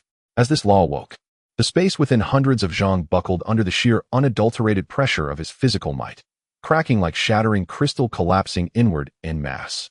The air thickened to Mercury's weight, each breath threatening to crush lungs and viscera. Feng Xuan's expression hardened to icy resolve as his right arm plunged downward.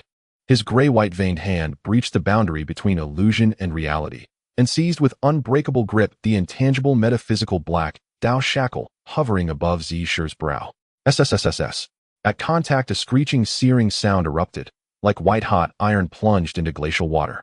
The Dao shackle recoiled in fury, writhing violently, unleashing torrents of retaliatory Dao law, seeking to erase Feng Xuan's hand, his soul, his very existence. Break, for me now. A roar tore from Feng Xuan's throat, deep primeval, echoing the awakening of a chaos demon god. His right arm musculature swelled instantly, perfect coiled sinews swelling like awakening azure dragon. Rampant, peerless strength, capable of shattering 10,000 laws with a single blow, surged down his arm like a tidal wave, unstoppable and absolute. And out it came. Crack. A tremendous teeth-gritting sound, as if even the heavens were torn apart, exploded in the ears of everyone present. Under the gaze of Nuwa, whose peach blossom eyes widened in sheer disbelief, that chain reputed to be unbreakable, representing the will of the heavenly Dao capable of sealing the potential of the beings of the primordial wilderness, was actually torn into two segments by Feng Xuan, with his fleshly palm shimmering with gray-white light in a manner that defied all logic. Black chain fragments turned into dots of black light in midair, dissipating into nothingness. With the consumption chain lost, the fallen Ze clan member's ashen skin instantly regained its original healthy honey hue. She gasped for air, her proud curves rising and falling violently, the once stagnant vitality bursting forth like withered wood encountering spring. Feng Xuan showed no signs of pause. His figure moved like lightning, repeating the same action, accompanied by two crisp crack sounds. The black chains on the foreheads of the Sui Ren clan and the Yu Chao clan were also directly torn into fragments by Feng Xuan in a brutal, rough manner. Boom, boom, boom. In the moment the three chains of the heavenly Dao broke, the celestial essence that had been suppressed within the three ancestors erupted like a flood breaking through a dam. Three thick and powerful pillars of pure celestial energy erupted from the bodies of the three, soaring into the sky. At this moment their auras underwent a fundamental transformation, crossing the boundary between celestial beings and mortals. The three ancestors simultaneously broke through to the celestial realm. However, before the tens of thousands of human beings around could erupt in cheers, and before the three ancestors who had broken through could rise to thank Feng Xuan, the entire world at the eastern coast suddenly fell into a deathly silence. An aura 100 times more terrifying and oppressive than the previous breakthrough in the mid-phase of the Great Luo descended without warning. Above the sky, the originally clear blue sky changed to a despairing dark red within the blink of an eye. The clouds churned violently like a boiling sea of blood. At the very center of that blood-colored cloud, the space slowly cracked open as if this world had been cut open by a sharp blade. A gigantic, emotionless eyeball, 1,000,000 zhang in size, emanating an aura of endless indifference and destruction, slowly opened in the heavens. This was no ordinary eye of the purple sky lightning tribulation. This was the projection of the heavenly punishment will descended by Honghuang, the Dao ancestor, who had merged with the Dao beyond the 33 heavens, representing the highest will of the primordial wilderness. As this eye of heavenly punishment opened, all beings of the primordial wilderness, whether they were the dragon clan deep beneath the sea or the great demons lurking in the mountains, felt a primal fear rising from their souls, prostrating on the ground and trembling in fright. In the training ground, Those tens of thousands of female beings at the Earth immortal realm had no qualification to even stand before this supreme celestial might directly press down to their knees, unable to even muster the strength to lift their heads. And Nuwa and Jin Ning, who had been following Feng Xuan, as beings who understood the profound secrets of the primordial wilderness, instantly recognized the origin of that terrifying eyeball. Dao ancestor. Nuwa's stunning face was filled with shock and fear. Her voluptuous figure could no longer maintain its standing, and she hurriedly grabbed Jin Ning, who had already weakened in fear, both kneeling on the white jade ground. They lowered their heads deeply, hands pressed to the ground, performing the most respectful greeting of a junior from the primordial wilderness meeting the supreme ruler towards the eye of heavenly punishment in the sky. However, the massive eyeball in the sky with its cold and indifferent gaze did not linger on Nuwa and Jin Ning for even a moment. Its terrifying pupil containing the laws of destruction firmly locked onto the only man below, who remained proudly standing, radiating an aura of defiance. Feng Xuan, under the oppressive might that could destroy the heavens and earth. His black and gold robes danced wildly in the wind. His dark red hair was swept by the gusts. Feng Xuan slowly raised his head, his handsome face devoid of any awe or fear. His eyes, as deep as bottomless black holes, boldly met the gigantic eye of heavenly punishment above. One man, one eye. In this vast primordial wilderness, a silent, yet thrilling confrontation unfolded. Time seemed to freeze at this moment. Nuwa knelt on the ground, her heart racing. She even closed her eyes, preparing to welcome the apocalypse that could flatten the eastern coast. She knew that Feng Xuan's forceful act of severing the chains of the heavenly Dao had completely touched the bottom line of the Dao ancestor. However, in this suffocating silence, a voice filled with disdain, contempt, and even a hint of provocative insolence clearly echoed from Feng Xuan's mouth throughout the entire world. Feng Xuan smirked arrogantly, pointing at the massive eyeball in the sky, his tone akin to challenging a clueless thug on the street. "What are you looking at?" As soon as these three words came out, Nuwa, who was kneeling, felt as if her blood vessels were about to burst from shock. She abruptly raised her head, her peach blossom eyes filled with unbelievable terror. "He's gone mad. This man is completely insane. That is the projection of the will of Honghuang Dao ancestor, the absolute ruler of this primordial wilderness. How dare he question that lofty existence with such vulgar, frivolous words like a doorman? This is akin to smashing one's head against a blade." Nuwa even foresaw that in the next second the heaven-shattering purple sky, divine thunder, and the fire of heavenly punishment would descend, turning Feng Xuan along with her, the implicated saint, into a pile of ashes. However, what happened next left Nuwa, Jin Ning, and all present feeling utterly baffled, even questioning whether they were trapped in some form of illusion. In response to Feng Xuan's extreme provocation, above the sky, the gigantic destructive eye of heavenly punishment actually remained silent. A full 10 breaths passed. The eye of heavenly punishment did not unleash even a trace of punitive thunder, nor did it emit any anger that threatened to annihilate this place. In the purple sky palace, the Dao ancestor Honghuang, who had been sitting on the mat, merged with the heavenly Dao and had not shown anger for countless epochs. At this moment, a rare expression of extreme gravity and deep apprehension in his heart, Honghuang felt as if waves were turning over. He could not recall how many epochs had passed without encountering anyone daring to speak to him like this, anyone so recklessly defying the heavens. Yet what troubled him most was not Feng Xuan's arrogance, but the power Feng Xuan had just used to sever the chains of the heavenly Dao. The laws of power, that is undoubtedly the purest law of power. Honghuang was secretly shocked. That was the might of Pangu the Great, unparalleled in the chaos. This primordial wilderness was cleaved open by Pangu using this power. The heavenly Dao oversees everything, yet on a certain deeper level, the heavenly Dao instinctively fears this primordial source that can break all laws with one force. What made Honghuang feel even more troubled was, through the will of the heavenly Dao, he attempted to deduce this man's background, past, and future. However, all he saw was an endless chaos. This person seemed to have appeared out of nowhere in this world, his fate completely jumping out of the river of the heavenly Dao. Even he, as a Dao ancestor, could not see through or guess. A being who grasped the laws of power, whose fate was a mystery, and acted with reckless abandon like a mad dog. At this critical moment, just before the calamity of the witch and demon calamity erupted, Honghuang hesitated. If he were to forcibly unleash the heavenly punishment, now given the sheer physical might displayed by the other party, just now the punishment may not be able to obliterate him. Once pushed to a point of mutual destruction, unleashing the complete laws of power could potentially cause irreversible damage to the primordial world. That would be the true disaster. Apprehension, an indescribable, deeply buried apprehension, led this foremost figure of the primordial wilderness to make a decision that shocked everyone. Buzz, the blood-colored clouds in the sky began to roll. The enormous eye of heavenly punishment, after looking deeply at Feng Xuan, seemed to hold a gaze of warning, doubt, and helplessness. Then, in the eyes of Nuwa and Jin Ning, who looked as if they had seen a ghost, the eye of heavenly punishment actually said nothing, neither descended any punishment, and slowly closed along with the blood-red clouds. Like a tide retreating, disappearing without a trace. Heaven and earth returned to clarity once more. The gentle breeze at the eastern coast became warm again. How is this possible? Nuwa knelt on the ground, her eyes vacant as she gazed at the now blue sky. The Dao ancestor actually retreated, just like that he left in disgrace. Feng Xuan looked at the place where the eye of heavenly punishment had vanished, a mocking smile curving at the corners of his mouth. An old thing that bullies the weak and fears the strong.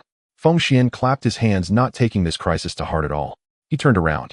His deep black eyes scanned over the stunned tribe members, surveying the million female human beings striving to cultivate within the colossal stone city. Feng Xuan showed no hesitation. His towering figure floated back into the air. He slowly closed his deep black eyes. Buzz. The immense divine sense of the mid-phase great Luo golden immortal formed an invisible gigantic network, instantly establishing a deep bloodline connection with the million human citizens below who had cultivated the human formula and were linked to fortune. Booming. As Feng Xuan connected with the fortune of a million tribesmen, the seed of the law of power within him was thoroughly activated and erupted at this moment. On his bronze skin, gray-white peculiar patterns blazed like burning flames. Feng Xuan's arms suddenly shook outwards. Reveal yourself to this emperor. Accompanied by Feng Xuan's thunderous shout akin to a divine decree. In the extremely shocked eyes of Nuwa, Jin Ning, and the million tribesmen. Above the high void at the eastern coast, the previously empty heavens emitted violent distortions due to the terrifying power of Feng Xuan's laws.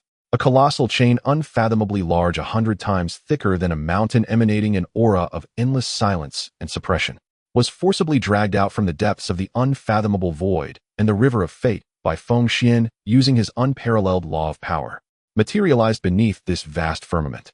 This was the primordial law of the heavenly Dao that had sealed the fate of the entire human race for countless epochs, attempting to keep humanity forever beneath its heel. Looking at this terrifying chain spanning the horizon, all the human race felt a deep sorrow and oppression rising from within, as if a great mountain was pressing down on their spines. However, their king, the sole ruler of humanity, stood proudly beneath this chain.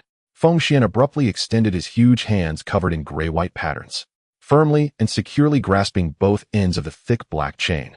Ugh! Feng Xuan let out a roar that shook the entire primordial wilderness. The chaotic magical power of the mid-phase great Luo golden immortal within him burned furiously at this moment, as if soaked in oil, unleashing its utmost potential. The muscles in Feng Xuan's arms bulged. That exaggerated dimension seemed to contain the power to tear the entire primordial continent apart. Break for this emperor. Under Feng Xuan's reckless, desperate pull with all his might. Crack! A sound that seemed to declare the end of one era and the beginning of another exploded violently in the skies above the eastern coast. That ultimate chain representing the will of the heavenly Dao, which had locked the fate of humanity for countless epochs, was torn in half by Feng Xuan, with pure brute force, relying on the law of one force breaking all laws. Ripped from the middle. Bang! Bang! Bang! The enormous chain fragments transformed into a rain of black light in midair before ultimately dissipating into the void. At the moment the ultimate chain broke, the over 1 million female human beings below felt a series of dull rumblings within their bodies, as if a heavy gloom that had shrouded their souls was completely torn asunder by a pair of hands. Although they did not collectively break through to the celestial realm like the three ancestors, the million tribesmen with perfect innate Dao bodies felt unprecedented clarity in their minds, and their bodies became extraordinarily light. Surges of magnificent vitality erupted from their heads, soaring into the sky, gathering into a dazzling red cloud belonging to humanity, illuminating the entire sky of the Eastern Sea. At this moment, the potential of humanity was completely and thoroughly unleashed. At the edge of the white jade square, Nuwa's voluptuous jade legs weakly knelt on the ground. She looked up at the towering man in midair, who was like a madman, seemingly able to shield the sky and bear all heavenly punishments for the million tribesmen. In Nuwa's glistening peach blossom eyes there was no longer any trace of saintly pride nor the shame of having her identity exposed. What remained was an extreme fervor, worship, and a deep-seated love engraved into her bones, as if she were a devotee gazing at the ruler. Her heart raced violently, and she even forgot to breathe. Nuwa stared at Feng Xuan, her luscious red lips slightly parted, whispering in her heart. What else is there that he cannot accomplish? The colossal black chain, symbolizing the supreme will spanning heaven and earth, shattered into a cascade of ethereal light under Feng Xuan's peerless raw brute force, dissolving into nothingness as it scattered upon the wind. Nuwa knelt quietly at the edge of the white jade plaza, her dewy peach blossom eyes fixed unblinkingly upon the towering godlike figure suspended in midair. A profound, soul-deep adoration and devotion rippled through her heart like concentric waves. Above, the sky regained its serene azure calm. Warm golden sunlight streamed through gaps in the clouds, once again draping the vast shores of the eastern sea in a gentle luminous halo. At the center of the white jade plaza, Xianxia and Xianxia, having just shattered the celestial immortal barrier and narrowly escaped death, staggered forward, leaning on one another as they approached Feng Xuan. Having endured the near-annihilating, life-siphoning assault of the heavenly Dao shackles, they had emerged reborn, radiating immense, celestial, immortal Dao resonance.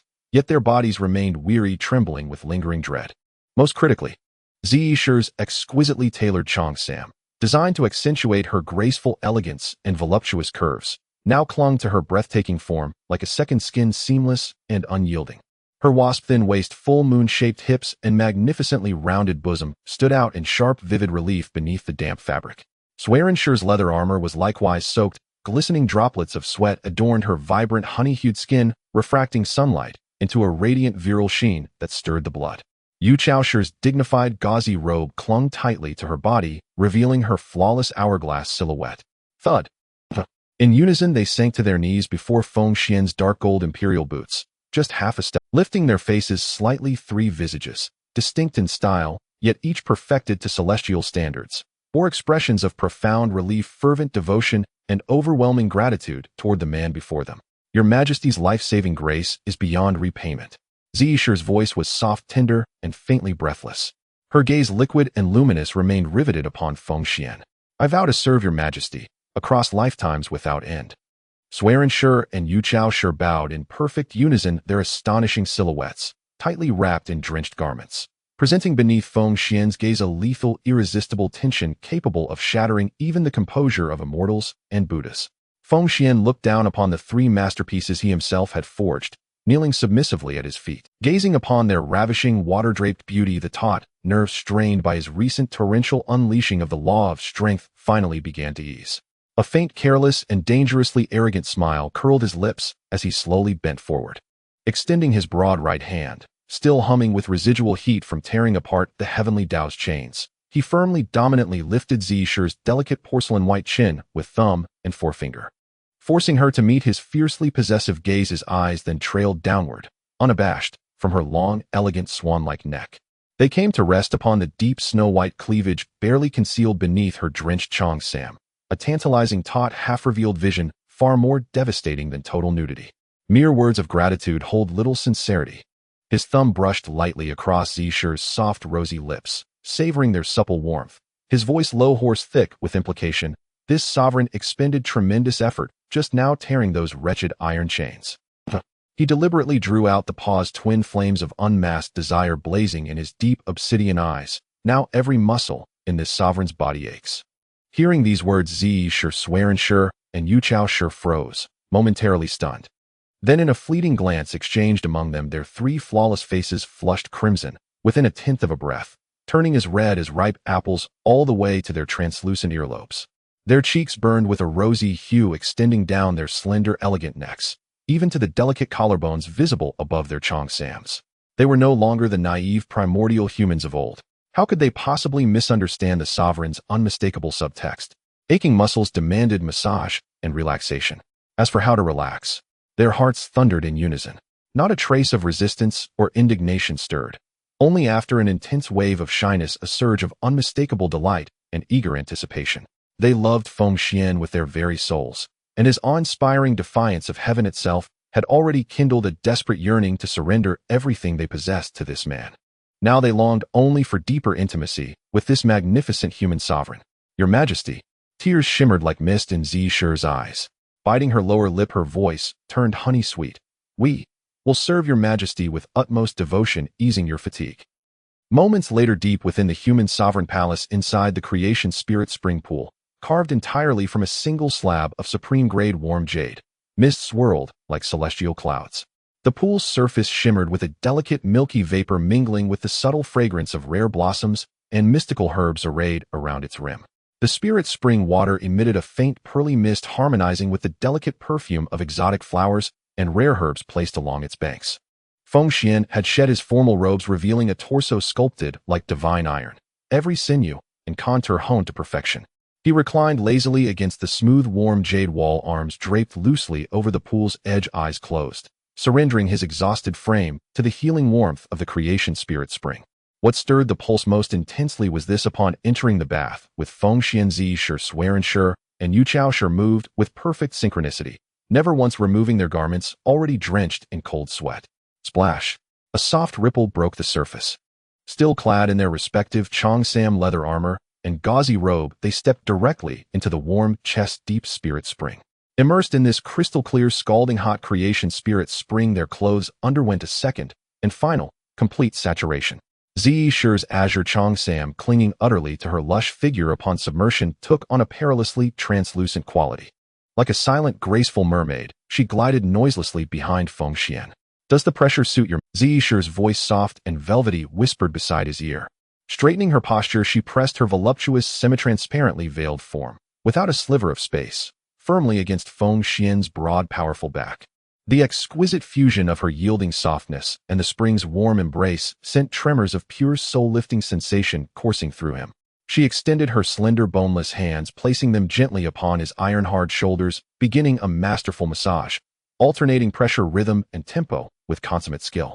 Each knead sent a delicious, heavy compression rolling across his back, her generous bosom yielding and reshaping with every motion.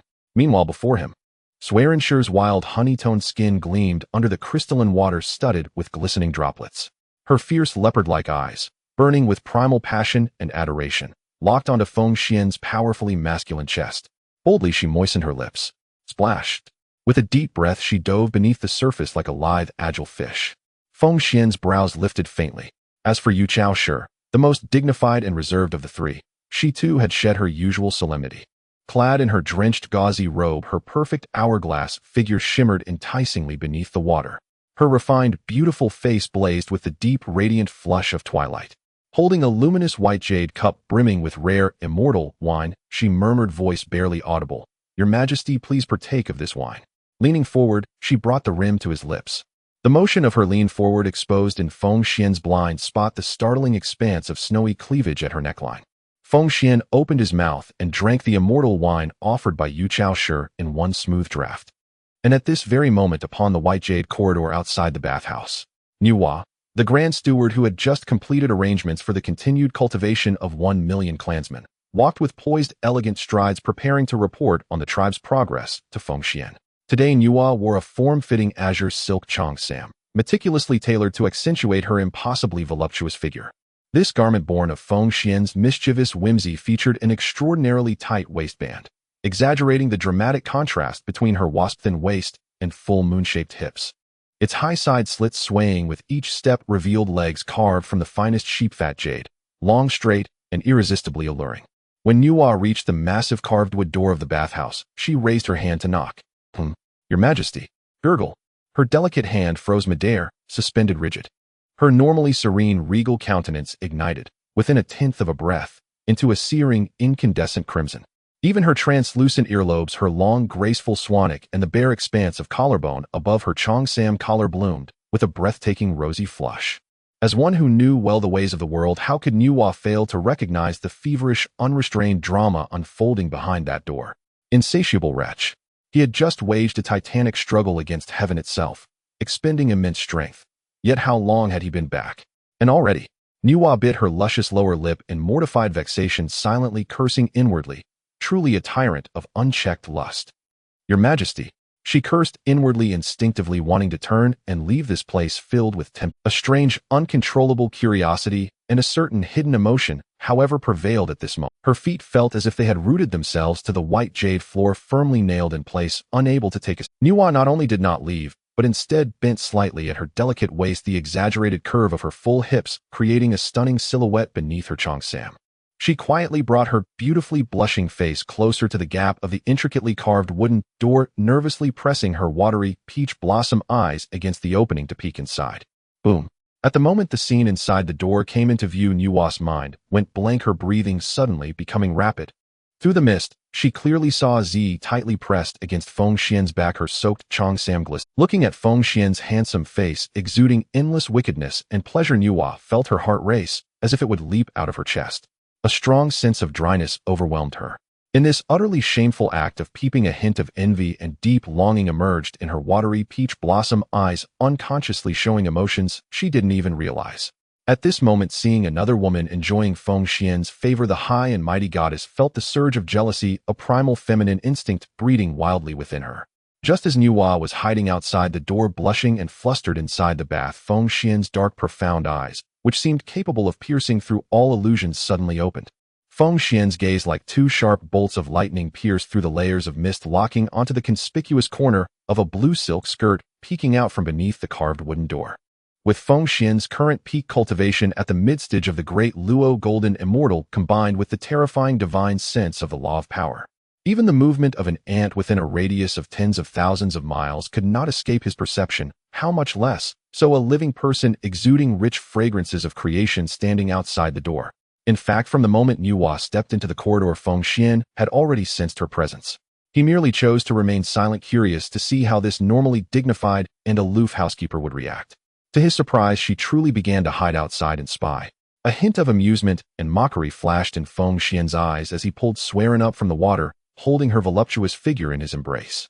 Then Feng Xuan slightly raised his head, looking at the wooden door, his lips curling into an extremely mischievous. His magnetic voice with an intensely penetrating quality echoed through the spacious bath, clearly reaching Nuwa's ears. "Outside, Your Majesty. Since you have already come, why are you still peeking outside?"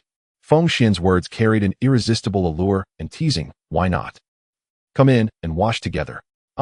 Hearing this teasing statement that sounded like thunder in her ears, Nuwa outside the door gasped like a cat whose tail had been stepped on. Her stunning face instantly turned as red as if it would bleed, wishing to find a crack in the ground to hide in. Caught red-handed, as a dignified goddess of the heavenly Dao, hiding and peeping at her own man bathing with another woman, and even being caught on the spot. This was an utter humiliation. However, faced with Feng Xuan's unabashed invitation, though Nuwa's heart was filled with embarrassment and anger, her legs, which should have turned to flee, felt uncontrollably drawn. Creak. Nuwa gritted her teeth, mustering her courage, her face nearly dripping with blood, and pushed open the heavy carved wooden door. She lowered her head, nervously tugging at the hem of her blue Cheongsam. With her long, straight, jade-like legs, she stepped forward awkwardly and shyly, making her way into the mist-filled bath. Seeing Nuwa truly enter, Zi Suerin and Yu Chao in the pool all stopped their movements. Although they had been trained to be quite obedient by Feng Xuan, facing this great housekeeper who had once created them and still bore a hint of divine pressure, they couldn't help but show a bit of reverence. They retreated toward the edge of the bath, clearing a large space for her. Nuwa walked to the edge of the white. Her watery peach blossom eyes secretly glanced at Feng Xuan in the pool, although she deeply desired to be close to him, longing to be tightly embraced in his warm, broad arms. However, she was still a goddess, the creator of the human race. That ingrained pride and the restraint of her status made it impossible for her to jump into the water recklessly like the three girls trying to please the same man. This was too absurd. Nuwa stood stiffly at the pool's edge, her voluptuous and tall figure seeming somewhat awkward beneath the blue Cheongsam. Seeing Nuwa awkwardly standing at the pool's edge like an alluring wooden post, Feng Xuan leaned against the wall of the pool, his deep dark eyes shamelessly surveying Nuwa's stunning blue high-slit Cheongsam. Suddenly, a playful smile curved Feng Xuan's lips, breaking the slightly awkward silence. "Your Majesty, can you dance?" "Dance?" Hearing this completely unexpected question, Nuwa froze for a moment, slightly shocked, raising her head. "Of course, I can," Nuwa instinctively replied. As a primordial deity who had existed alongside heaven and earth, skills such as music, chess, calligraphy, painting, and even the 9 heavens mystic dance were merely child's play for her. However, since her birth in this chaotic world, she had always been high above. Her stunningly beautiful dance had never been showcased before anyone, let alone in front of a man. "Can this emperor get a good look?" Feng Xuan's voice became deep and gentle, yet carried a soul-piercing dominance. Faced with Feng Xuan's scorching gaze, which seemed capable of melting everything, Nuwa bit her luscious red lips tightly. A fierce internal battle raged within her. "Dancing? This is too embarrassing. But I've already given him my body. I have already become his. As long as it makes him happy. Nuwa's restraint melted away like snow under Feng Xuan's gaze. In the end, Nuwa, blushing with a hint of resigned pout, nodded slightly, but firmly.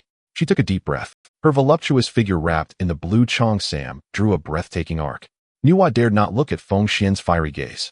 She slightly lowered her head, her flawless cold beauty flushed with enticing redness, as she softly hummed an ethereal ancient melody from her delicate lips. Her dainty feet clad in exquisite high heels began to dance gracefully by the edge of the white jade pool. With her movements, the tailored, almost second skin-like blue silk cheongsam fully unleashed the terrifying sensuality designed by Feng Xuan. Nuwa's exaggerated full hips and delicate waist swayed between turns and twists, creating a series of deadly shaped curves capable of driving even immortals to the brink of madness. Most striking of all was the split hem of her cheongsam. With every lift of Nuwa's leg, and every spin, her perfect, flawless long legs akin to sheep fat jade were exposed in large swathes to the air. That dazzlingly white, delicate skin created a strong visual contrast with the blue cheongsam, striking Feng Xuan's nerves like a heavy hammer. Although Nuwa's movements appeared a bit awkward and reserved due to never having danced in front of others, it was precisely this awkwardness, combined with her lofty, saintly presence and the redness of her cheeks and shy, evasive gaze at this moment, exuding an irresistible allure. As the dance came to an end, the echoes lingered. Nuwa's heart raced, panting heavily, a fine sheen of fragrant sweat covering her. She paused at the edge of the bath. Her watery peach blossom eyes were now filled with blatant desire and longing. She looked at Feng Xuan, who was leaning against the wall of the pool like a pleading kitten. Her rosy lips parted slightly, emitting an utterly soft, enticing call that seemed capable of melting bones. "My lord." "How was my dancing?" Boom. This soft and tender, "my servant," ignited the long-dormant volcano in Feng Xuan's heart. Feng Xuan suddenly stood up from the spiritual spring, splashing water everywhere.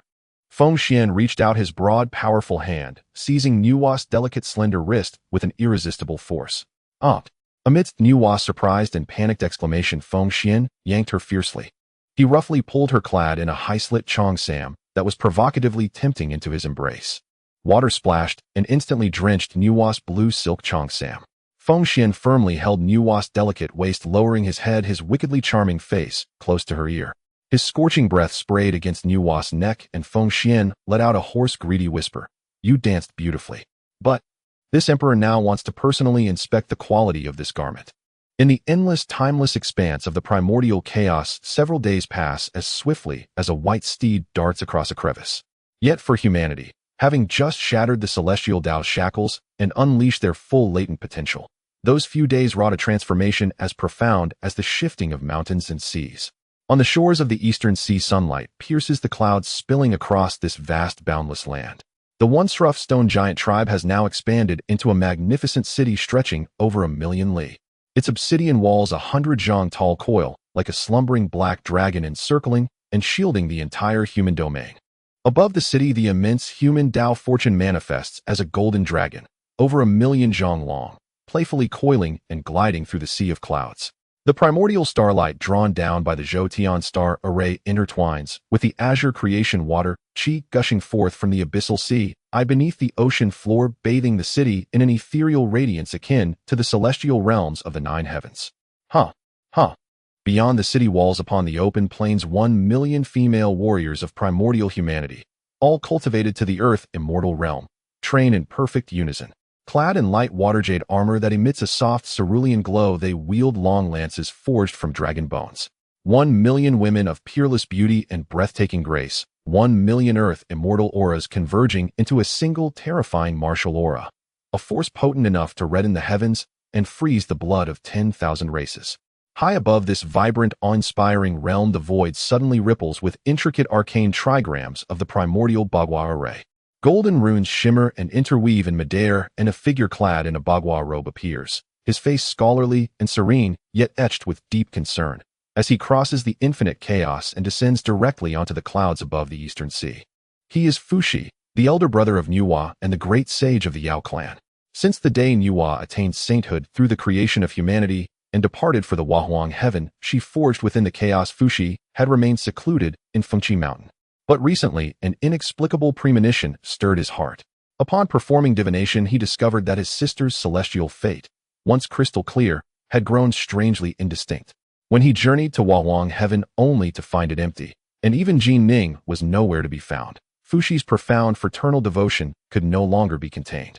He tore open the fabric of space and rushed here following the faintest residual trace of Nuwa's aura. Yet the moment Fuxi's feet touched the cloud platform, his eyes, imbued with the laws of the primordial Bagua, swept downward. This ancient grandmaster who had witnessed countless cosmic calamities across eons froze utterly, stunned as if struck by a heavy blow to the head. This? Fuxi sharply inhaled, his refined features contorted by unprecedented shock. What did he behold? Below him lay that colossal city stretching over 1,000,000 li, its walls impregnable, its arrays densely layered. Yet what made his scalp prickle was the sight on the plain 1,000,000 soldiers drilling in formation. Earth immortals. All of them Earth immortals. A dry hoarse murmur escaped Fuxi's throat, his hands trembling uncontrollably. He vividly recalled that barely 1 or 2 years ago his sister had only just molded this race. Beings who should still be fragile mortals, not yet mastering even the refinement of essence in a chi so delicate that a single gust of celestial wind might scatter them like dust. Yet before him stood 1,000,000 Earth immortals. An elite legion clad in supreme tier magic. Such staggering foundation, such impossible growth, utterly defying the fundamental principles of the primordial chaos. Even the most elite imperial guards of the Yao Celestial Court could never achieve this level of unified, overwhelming pressure. Can this truly be the newborn human race? How could it possibly evolve with such terrifying speed? Fuxi's mind reeled as if caught in a storm of cataclysmic proportions. He even wondered whether he had fallen into some ancient illusion. Yet the dense creation water chi saturating the air, and the million-zhong fortune dragon coiling above the city emanating sovereign majesty, left no doubt this was undeniably real. Fuxi drew a deep breath forcibly, suppressing his inner turmoil. Guided by Nuwa's faint aura, he transformed into a streak of light, soared effortlessly over the obsidian walls, and descended outside the central human emperor palace, the seat of overwhelming authority at the city's heart. No sooner had Fuxi landed than he strode resolutely toward the palace gates. He intended to uncover the earth-shattering secret hidden within humanity, and discover why his sister lingered here so devotedly. Yet the instant Fuxi stepped across the towering obsidian threshold and beheld the interior of the hall, his mind erupted with a deafening, shattering boom, and fell completely silent. He witnessed a scene so absurd it would haunt him for eternity. Deep within the hall, upon a vast dragon throne forged from sandier sunken sea gold and draped with supple beast-hide pelts, Feng Xuan reclined lazily, draped in a loose dark golden robe, its collar casually opened to reveal a bronze-hued chest carved with faint ancient azure demon sigils, like chiseled by divine blades. His ink-black hair cascaded freely over broad shoulders. His eyes, deep as cosmic black holes, were half-lidded, radiating the aura of an ancient tyrant who regarded all heaven and earth as mere playthings within his palm. Beside Feng Xuan's legs knelt a woman of transcendent beauty, so radiant that the myriad stars of the primordial chaos dimmed in her presence, a vision of unparalleled elegance. It was Nuwa, the heavenly Dao saint, the holy mother of humanity. Where was the sacred aloofness, the untouchable dignity of a saint? She wore a jade-green high-slip cheongsam woven from ice silkworm threads and infused with creation spirit spring water, its cut deliberately form-fitting, accentuating her impossibly voluptuous curves. Her lush figure stretched the delicate silk taut, leaving not a single seam unstrained. The breathtaking fullness of her bosom strained the embroidered buttons to their limit. Beneath the low neckline, a dazzling expanse of soft, luminous flesh rose and fell, with her quickened breath tracing mesmerizing arcs. Below her slender willow-like waist extended a pelvis round as the full moon. Her kneeling posture stretched the cheongsam's hem to its utmost against the generous swell of her hips, pressing deep sensuous folds into the silk. From the high slit, 2 long, flawless alabaster legs, smooth as the finest sheep-fat jade, lay bare in the air, pressed tightly against Feng Xuan's powerful calves. Her peerless oval face glowed with a tender rosy flush. Her once crisp, serene water eyes now shimmered with liquid allure, their outer corners tinged with hazy peach pink. Her gaze clung to Feng Xuan's handsome face like thickened syrup trailing silken threads of devotion. With fingers soft as down and skin like congealed cream, she delicately peeled a translucent purple. Leaning forward slightly, the motion brought her abundant bosom perilously close to resting upon Feng Xuan's thigh. Parting her lips like the most obedient, most eager maidservant yearning for her master's favor, she gazed up at him with tender adoration and gently placed the peeled grape into his mouth. "My lord, is the grape sweet?" Her voice was soft, honeyed, laced with a faint, breathy tremor of passion, its fawning, beseeching tone capable of melting any man's very bones. Feng Xuan opened his mouth slightly, drawing both the grape and Nuwa's pale, slender fingertip, and a playful glint flickered in his abyssal eyes as he gently bit her fingertip, eliciting a shy, trembling gasp from the saint, her cheeks flushing crimson as if about to bleed. Silence. Utter tomb-like silence at the palace entrance. Fuxi stood frozen on the threshold, eyes wide with disbelief, so wide his pupils seemed ready to burst from their sockets. His breath ceased entirely. Every drop of blood surged violently upward, flooding his crown. That was his sister, the one who had walked beside him since the dawn of creation, through countless eons, noble, cold, and inviolable. The heavenly Dao saint who had just ascended to the supreme, mixed primordial realm, standing above all beings of the primordial chaos. And now, she wore this shamelessly revealing garment, sculpting every curve of her body, kneeling at a man's feet in a posture so humbling it made even her own brother blush, and feeding him fruit with her own hands. Worse still, her gaze upon that man spoke of utter surrender, unwavering devotion, a love so fierce she would gladly dissolve herself into his very being. What in the name of heaven are you doing? After a brief, suffocating silence, Fuxi's fraternal obsession exploded in a guttural, bestial roar. His eyes blazed crimson, veins bulged violently across his forehead, twisting his scholarly visage beyond recognition. A torrent of chaotic, sage-level Yao cultivation energy erupted within him. Without hesitation, he drew his sword and charged forward like a maddened lion, roaring as he lunged toward Feng Xuan upon the throne. He would rend this seducer, this desecrator of sainthood, into 1,000 pieces, yet facing this furious, murderous assault from the Yao sage. Feng Xuan, still languidly reclining on the dragon throne, did not so much as furrow his brow. He simply swallowed the grape, then slowly lifted those bottomless black eyes and cast a single indifferent glance toward Fuxi. That single glance, bzzzt, froze the entire hall space solid in less than 1/10 of an overwhelming sovereign aura, dominating heaven and earth, surpassing all living things, surged forth from Feng Xuan's perfect bronze-hued azure body, absolute destruction, crushing weight, and indomitable majesty. Mid-to peak level great Luo, immortal chaotic cultivation energy, and the fully integrated law of strength. Boom. Fuxi's charging body struck Feng Xuan's gaze as if colliding with an invisible wall forged from primordial divine iron. A dull thud echoed. Fuxi, sword and all, was halted midair, rigid and immobile. Then the tangible pressure of the law of strength descended, like 10 million Buzhou mountains collapsing and toppling at once, crushing mercilessly, relentlessly onto Fuxi's shoulders. Ugh, ahh. Fuxi screamed in excruciating agony. His vaunted sage body, renowned among the Yao, proved as fragile as rice paper before this irrational absolute violence. Crack, crack. His bones groaned under the unbearable strain, snapping audibly. His legs buckled violently, his knees bent uncontrollably, and with a thunderous thump he was forced down onto both knees upon the obsidian floor. The ground fractured instantly, spiderwebbing outward in countless fine cracks. Gritting his teeth, Fuxi braced himself with both hands, straining to lift his head.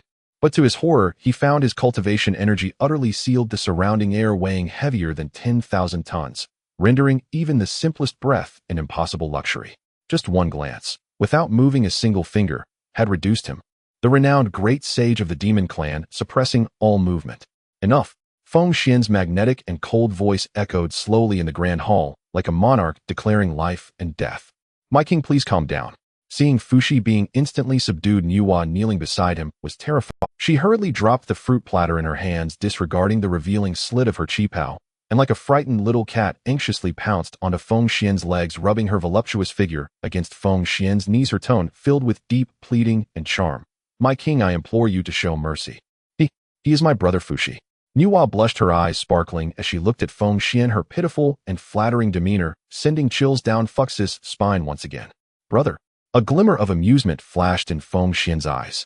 He reached out, kneading Nuwa's delicate waist, feeling her astonishing smoothness. Since he is the brother of my beloved concubine, this emperor naturally will not take his life. With a slight thought, the immense pressure of the laws of strength, like countless mountains, instantly receded like a tide. As the pressure dissipated, Fuxi gasped for breath like a dying fish, his Dao robe completely soaked in cold sweat, his eyes filled with unmistakable terror. Nuwa finally breathed a sigh of relief. She quickly stood up, her voluptuous and graceful figure swaying under the wrap of her qipao. She walked in front of Fuxi, her stunning face tinged with a hint of embarrassment from being caught in a scandal, yet her tone was filled with fervent admiration for Feng Xuan as she introduced him to Fuxi. Brother, this is the one I personally shaped when creating the human race, also the only emperor of the human race, Feng Xuan. What? Upon hearing Nuwa's introduction, Fuxi, disregarding the pain throughout his body, abruptly raised his head, and stared intently at the handsome man seated on the throne. He is truly the human you created? How is this possible? Fux's heart was in a frenzy. A human, a newly born life, just a few years old. How could he possess such terrifying and unfathomable cultivation? That earlier pressure, that absolute dominance infused with the laws of strength, made Fuxi feel an unprecedented despair and helplessness even in the face of the two demon emperors Dijuan and Tai. This was clearly the aura of a peak mid-stage de Luo Jinxian, even faintly touching the threshold of quasi-sainthood. Fuxi was unwilling to accept it. He could not believe such absurdity existed in this world. He quietly activated the most primal innate 8 trigrams laws within him. With mysterious golden trigrams flashing in his eyes, Fuxi attempted to peer through the surface to deduce Feng Xuan's fate and origins, seeking the source of this terrifying power. However, as soon as his deduction power touched the invisible chaotic aura surrounding Feng Xuan, a loud boom erupted. Fuxi felt his consciousness plunge into an endless, timeless, and spaceless chaotic abyss. At the deepest part of that abyss, a terrifying demonic god phantom towering billions of feet tall and wielding a colossal axe of creation exuded only a trace of its aura, shattering his once proud innate 8 trigrams array into pieces. Puff! Fuxi violently spat out a mouthful of golden-red blood mixed with fragments of his internal. He staggered back like he had been struck by lightning, retreating several steps before crashing against a black obsidian pillar, barely stabilizing himself. At this moment, Fux's face was ashen, his breath reduced to the utmost weakness. Looking at Feng Xuan, his eyes no longer held the previous anger and hostility, only endless horror and profound respect. The backlash from the deduction. He could not see even a hint of the other's fate, but instead almost had his primordial spirit shattered by that source of causal power. This person is extraordinary. Fuxi swallowed hard, forcing down the blood surging in his throat. The ancestral vein of the Honghuang continent, the ancestor of 10,000 mountains, Kunlun Mountain. At the peak of Kunlun Mountain, purple chi lingered and immortal cranes flew. Yet the atmosphere at this moment was discordant with this immortal sacred land, filled with dark clouds and extreme oppression. Inside the grand hall, 3 futons were arranged in a character formation. Seated on the futons were the 3 who prided themselves as the true successors of Pangu, the most noble among the Honghuang, the Pangu Sanqing, Taiqing Laozu Yuqing Yuanshi, and Xianxia Tongtian. At this moment, the stern and ancient face of Yuanshi was tightly furrowed, his eyes filled with irritation and unwillingness. Elder brother. Yuanshi could not help but speak, his voice filled with strong frustration. We are the true successors of Pangu. Who in this Honghuang world can compare to us in terms of origins and luck? Yet why is it that Nuwa could merely mold some clay and instantly attain sainthood, while we have yet to sense even a thread of opportunity for sainthood? Hearing Yuanshi's complaint, Tongtian, who was holding the Qingping sword, also sighed repeatedly. Ever since the Dao ancestor Hongjun bestowed the primordial purple qi during the lecture at Zixiao Palace, the 3 brothers had been striving to attain the Dao of Honghuang. However, the path to sainthood is not so easily broken. As Nuwa surged ahead, their pride as the true successors of Pangu was indeed becoming hard to maintain. Seated in the main position, Taiqing Laozu wore a Yinyang Dao robe, his white hair flowing, his face calm and unperturbed. He lightly flicked his whisk, and a glint of brilliance flashed in his deep and aged eyes. Second brother, third brother, do not be anxious. Laozu's voice was calm, but carried an undeniable certainty. I have already faintly calculated the opportunity for our brothers to attain sainthood. What? Elder brother has calculated it. Upon hearing this, Yuanshi and Tongshan's spirits lifted, looking at Laozu with surprise. Laozu nodded slightly, stroking his beard, and said, Indeed. I deduced the heavenly secrets and discovered that the opportunity for sainthood lies within the new race created by Sister Nuwa, the human race. Human race. Exactly. Yuanshi paused for a moment. That human race, though newly born, gathers the transformations of heaven and earth and immense fortune. I only need to go to the human race, impart the golden core Dao, and establish the human teachings to enlighten those yet to awaken beings. By this immense merit from teaching, I can stir the primordial purple qi within me, allowing me to swiftly achieve the Dao and become a Honghuang saint. Upon hearing Laozu's plan, Yuanshi's tightly furrowed brows did not ease. Instead, they revealed an extreme arrogance and disdain. Elder brother. Yuanshi scoffed. Since elder brother has already calculated the opportunity, why not go directly to the shores of the East Sea? Yuanshi's eyes were contemptuous as he coldly huffed. That newly born human race I have observed from afar. They are merely a group of postnatal beings molded from mud and water with origins of the lowest order. Before us, the true successors of Pangu, they are nothing but ants that can be easily grasped. Elder brother going to establish teachings, there would be their honor. Would they not kneel on the ground, bowing their heads in gratitude? Why would elder brother hesitate here? Hearing Yuanqi's words filled with arrogance and taken for granted, the originally inscrutable Taiching Lao's facial muscles stiffened for a moment. In the depths of his mind, an uncontrollable nightmarish scene from the shores of the East Sea surfaced. That handsome man. That person who was so arrogant that he could condense a Pangu avatar of 100,000 zhong with bare hands directly tearing apart the projection of the innate treasure, the Taiji diagram, with his physical might. That kick that sent the Qingyo flying. That kind of pure violence transcending the laws of heaven and earth. Every time he thought back to it, Lao's Dao heart couldn't help but twitch. Cough, cough. To mask his embarrassment and maintain his grand image as the first disciple of Pangu before his two younger brothers, Laozu covered his mouth with his whisk and pretended to cough, deliberately attempting to salvage his dignity. Second brother, you are unaware. I have actually been to those shores of the East Sea. Been there. Yuanshi and Tongtian exchanged glances. Then why did elder brother not directly establish teachings and certify the Dao? Laozu, unflustered and calm, casually fabricated, the human race indeed has a low origin. But for some reason there emerged an anomaly among them. They have a human emperor. This person possesses a mysterious realm, and his strength holds considerable merit. Laozu waved his whisk, adopting a magnanimous elder's demeanor. At that time I intended to descend directly with the decree. However, considering that the human race was created by Sister Nuwa herself, if I were to cause a commotion on her territory and forcefully subdue that human emperor, it would inevitably harm the camaraderie among fellow disciples. Laozu gently closed his eyes, feigning a compassionate appearance. Thus, I did not exert my full strength at the time, holding back everywhere. In a moment of carelessness, I failed to quickly subdue him. To avoid implicating the innocent, I temporarily retreated to plan long-term. Silence. In the Yushu Palace, Yuanshi and Tongtian were utterly shocked after hearing Lao's words. They sprang to their feet, their faces filled with disbelief. Elder brother, you mean? A human emperor of a newly born race was able to force you back? Tongtian, holding the Qingping sword, was nearly wide-eyed. Elder brother is a top-tier powerhouse at the early Quasi-Saint stage, wielding the Taiji diagram. Even when not using his full strength, he is still an entity that strides across the Honghuang. How could an ant of the human race possibly withstand elder brother? Absurd. This is simply a grand joke of the world. Yuanshi was even angrier, his previous arrogance igniting into a raging fire. In his view, elder brother must have been too kind-hearted, considering Nuwa's face, which allowed that human race ant to exploit a weakness. Such a thing is a tremendous humiliation for the proud successors of Pangu. Elder brother's kindness and restraint allowed that ant to succeed by chance. Yuanshi scoffed, repeatedly exuding a chilling, killing intent, but we will not have the leisure to care about that. Since the opportunity lies within the human race, it is a heavenly gift to our Pangu Sanqing. This time we three brothers will go to the shores of the East Sea. Yuanqi's eyes looked down as if he had already placed the entire human race beneath his feet. We must seize this opportunity for establishing teachings and attaining sainthood. As for Sister Nuwa, elder brother need not worry.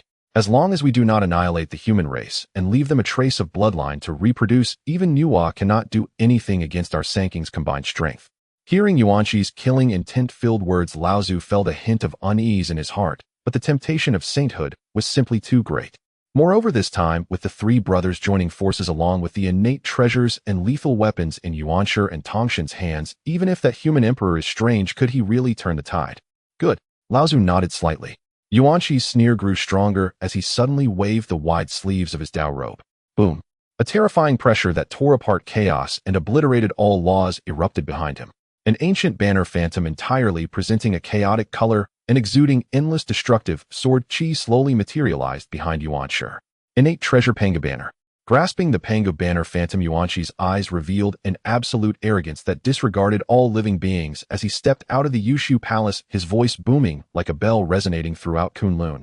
Let's go. I want to see how this mere ant of a human emperor can withstand our Pangu Sanqing. By the shores of the East Sea lies the human emperor city.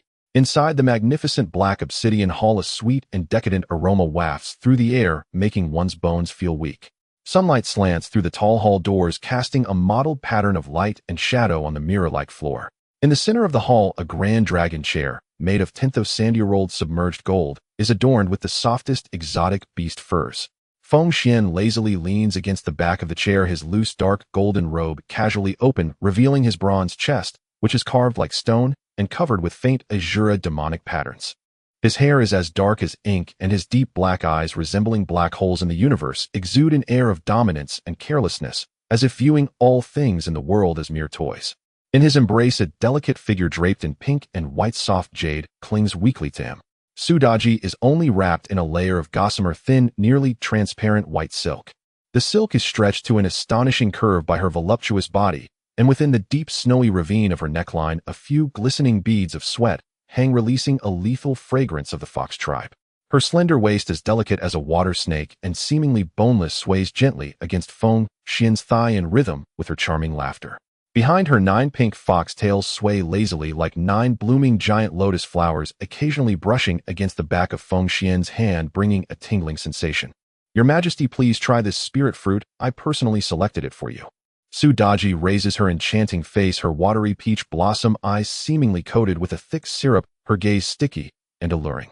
She extends 2 slender fingers, delicate as spring bamboo shoots, holding a spirit fruit radiating with colorful light. Her full rosy lips part slightly, exhaling a fragrant breath as she brings the fruit to Feng Xuan's lips. Feng Xuan's lips curl into a playful smirk. Not only does he eat the spirit fruit, but he also opens his mouth and takes in Daji and bites down lightly. Sudaji emits a soft, sweet moan, her stunning face instantly blooming with a captivating blush, her fluffy white fox ears shyly bowing back. She playfully glares at Feng Xuan, yet her curvaceous body presses even closer to him, as if trying to meld herself into his very bones and blood. Below the dragon chair, the 3 ancestral figures of humanity, Zi Surin and Yu Chao, stand quietly by, clad in fitted light armor made of water jade that emits a faint blue glow. They watch the intimacy between Feng Xuan and Daji with eyes filled with unhidden jealousy and admiration. In a corner of the hall, a faint barrier of creation isolates them from the chaos of the outside world. Fushi clutches his aching chest, his face still pale. His eyes, imbued with the innate 8 trigrams principles, are fixed intensely on Nuwa, filled with endless confusion, bewilderment, and a hint of lingering horror. At this moment, Nuwa is wearing a high-slit green qipao woven from ice silkworm silk mixed with the essence of creation. The qipao is tailored so tightly as if it were purposefully designed to accentuate her curves that defy reason. Her voluptuous body stretches the thin silk fabric to its limits. Her exaggeratedly ample bosom strains the qipao's buttons as if they could burst at any moment. Below her petite waist is an extraordinarily exaggerated figure that resembles a full moon. Due to her standing posture, the hem of the qipao is stretched to its maximum by her voluptuous hips, with the soft flesh of her thighs creating deep creases in the silk fabric. At the high slit of her skirt, 2 long fair legs as delicate as top-quality mutton fat jade are fully exposed to the air, frequently revealing glimpses of her figure as she moves with slight awkwardness. Sister. Fushi takes a deep breath, lowering his voice, his tone trembling with barely suppressed emotion. Please tell me what is going on here. This human emperor, he is clearly just a newly born life, but why? Why does he possess such terrifying and unreasonable power? Reflecting on that single glance earlier, it felt like a million Mount Bujo were pressing down on me, making me a great sage of the early stage of the Deluo golden, immortal kneel and cough up blood in despair. Fux's heart couldn't help but tremble. Hearing her brother's question, a complex expression flashed across Nuwa's sanctified and inviolable face. She gently bit her luscious lower lip, shaking her head helplessly. Brother, to be honest, I have no idea either. Nuwa's voice is soft, carrying a hint of frustration at being the creator, yet unable to grasp her creation. However, if one listens closely, they can detect a trace of blind admiration and fervor she herself is unaware of. When I molded him from the 9 heavens Shirong and the 3 light divine water, he was indeed just an ordinary being with no cultivation. But in the short time I went to create the Nuwa heavenly realm in the chaos, he seemed to have transformed into a different person. Nuwa's water-like eyes glance at Feng Xuan sitting on the throne, a blush creeping onto her cheeks as she admits, "It's precisely because I want to uncover the secrets hidden within him to understand why he can break the norms of this primordial world that I stayed among the humans, assisting him and helping their development." Fushi frowned deeply, the elegant features of his face shadowed by gravity. Even you, a sage of the heavenly way, cannot see through it. Nuwa slightly nodded, then extended her jade-like hand, gently pointing towards the dome of the hall. "Brother, look up into the sky." Fushi followed Nuwa's finger, and through the cracks in the hall he saw a grand barrier enveloping the entire human city, radiating endless, profound, starry light. "Brother, you should recognize that this is the illusory pattern of the great array of the stars," Nuwa said softly. "What is it?" Fushi asked in confusion. "The moment I arrived, I sensed this vast, starry power. Is it not you who personally asked Emperor Juntai for the array diagram and set up this killing array to protect the humans? In this primordial realm, the great array of the stars is a forbidden secret of the demon race's heavenly court. Except for the Demon Emperor Jun and Dong Huangtai, only Nuwa and Fushi of the demon race have the face and ability to set it up. However, Nuwa smiled bitterly and shook her head gently, her skin appearing even whiter against the backdrop of her green qipao. Brother, you are mistaken. This formation has nothing to do with me nor with the demon race's heavenly court. It has even less to do with them. What a... Fushi exclaimed as if struck by lightning. This is the work of the human emperor. He created it himself here by the East Sea. Nuwa looked at Fux's shocked expression and sighed. Not only that, he even possesses the law of strength. How? How is this possible? Fux's voice trembled. How could a newly born human create the demon race's protective array? How could he possess such a heaven-defying foundation as the law of strength? I initially thought it impossible as well, but the facts are right before my eyes. Nuwa's peach blossom eyes revealed a deep sense of reverence. Observing Fux's dazed expression, she pondered for a moment. She slowly raised her finger, the tip glowing with warm golden light of creation. Brother, take a look at this. Nuwa flicked her finger, and the golden light transformed into a streak that entered Fux's brow. Boom. In an instant, a vast and unfathomable scripture of a profound technique seemingly containing the fundamental principles of creation in the universe exploded in Fux's sea of consciousness. The Human Sutra? Fushi closed his eyes, having merely skimmed through the essence of this technique. His already pale face instantly flushed red, and his blood surged uncontrollably. What an exquisite technique! Fushi suddenly opened his eyes, his gaze bursting with unprecedented fervor and shock. As a wise being of the demon race, well-versed in the innate 8 trigrams and renowned for his divination skills, he has encountered countless top-level techniques. However, this technique in his consciousness completely overturned his understanding.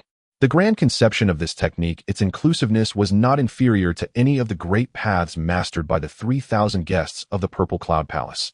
What astonished him even more was that this technique perfectly matched the frail, innate body of the human race, as if it were tailor-made for them, allowing for a frenzied absorption of the world's spiritual energy without any bottlenecks.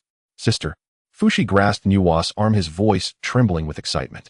Did you create this? Indeed, after achieving sainthood, your understanding of the great path has become remarkably profound. With this technique, how can the human race not flourish?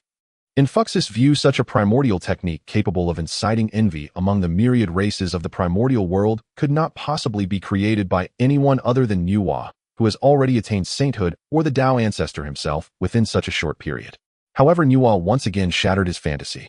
Her clear eyes reflected a hint of bitterness, yet she unwaveringly told him, Brother, you guessed wrong again. This technique was also not created by me. Nuwa took a deep breath, enunciating each word slowly. This was also created by the human emperor, Feng Xuan himself. Boom. This statement struck Fux's mind like a thunderous bolt, exploding on the most fragile nerve within his consciousness.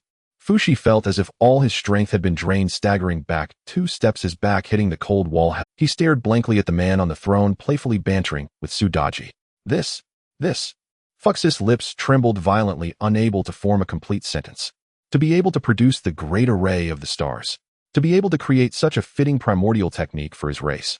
To be able to suppress a Deluo golden immortal with just a glance. What kind of terrifying existence is this human emperor named Feng Xuan? Countless thoughts flashed through Fux's mind like a revolving lantern. Suddenly, a flash of inspiration struck Fux's mind, a bold hypothesis that startled even himself, spilling from his lips. Could it be?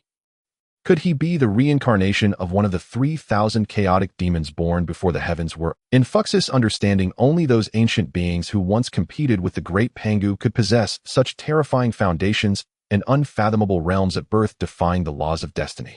Only in this way could all the unreasonable phenomena find the most reasonable explanation. Upon hearing Fux's speculation, a complex expression flickered across Nuwa's beautiful face. She first shook her head gently, then slightly nodded. I cannot fully discern the specific situation.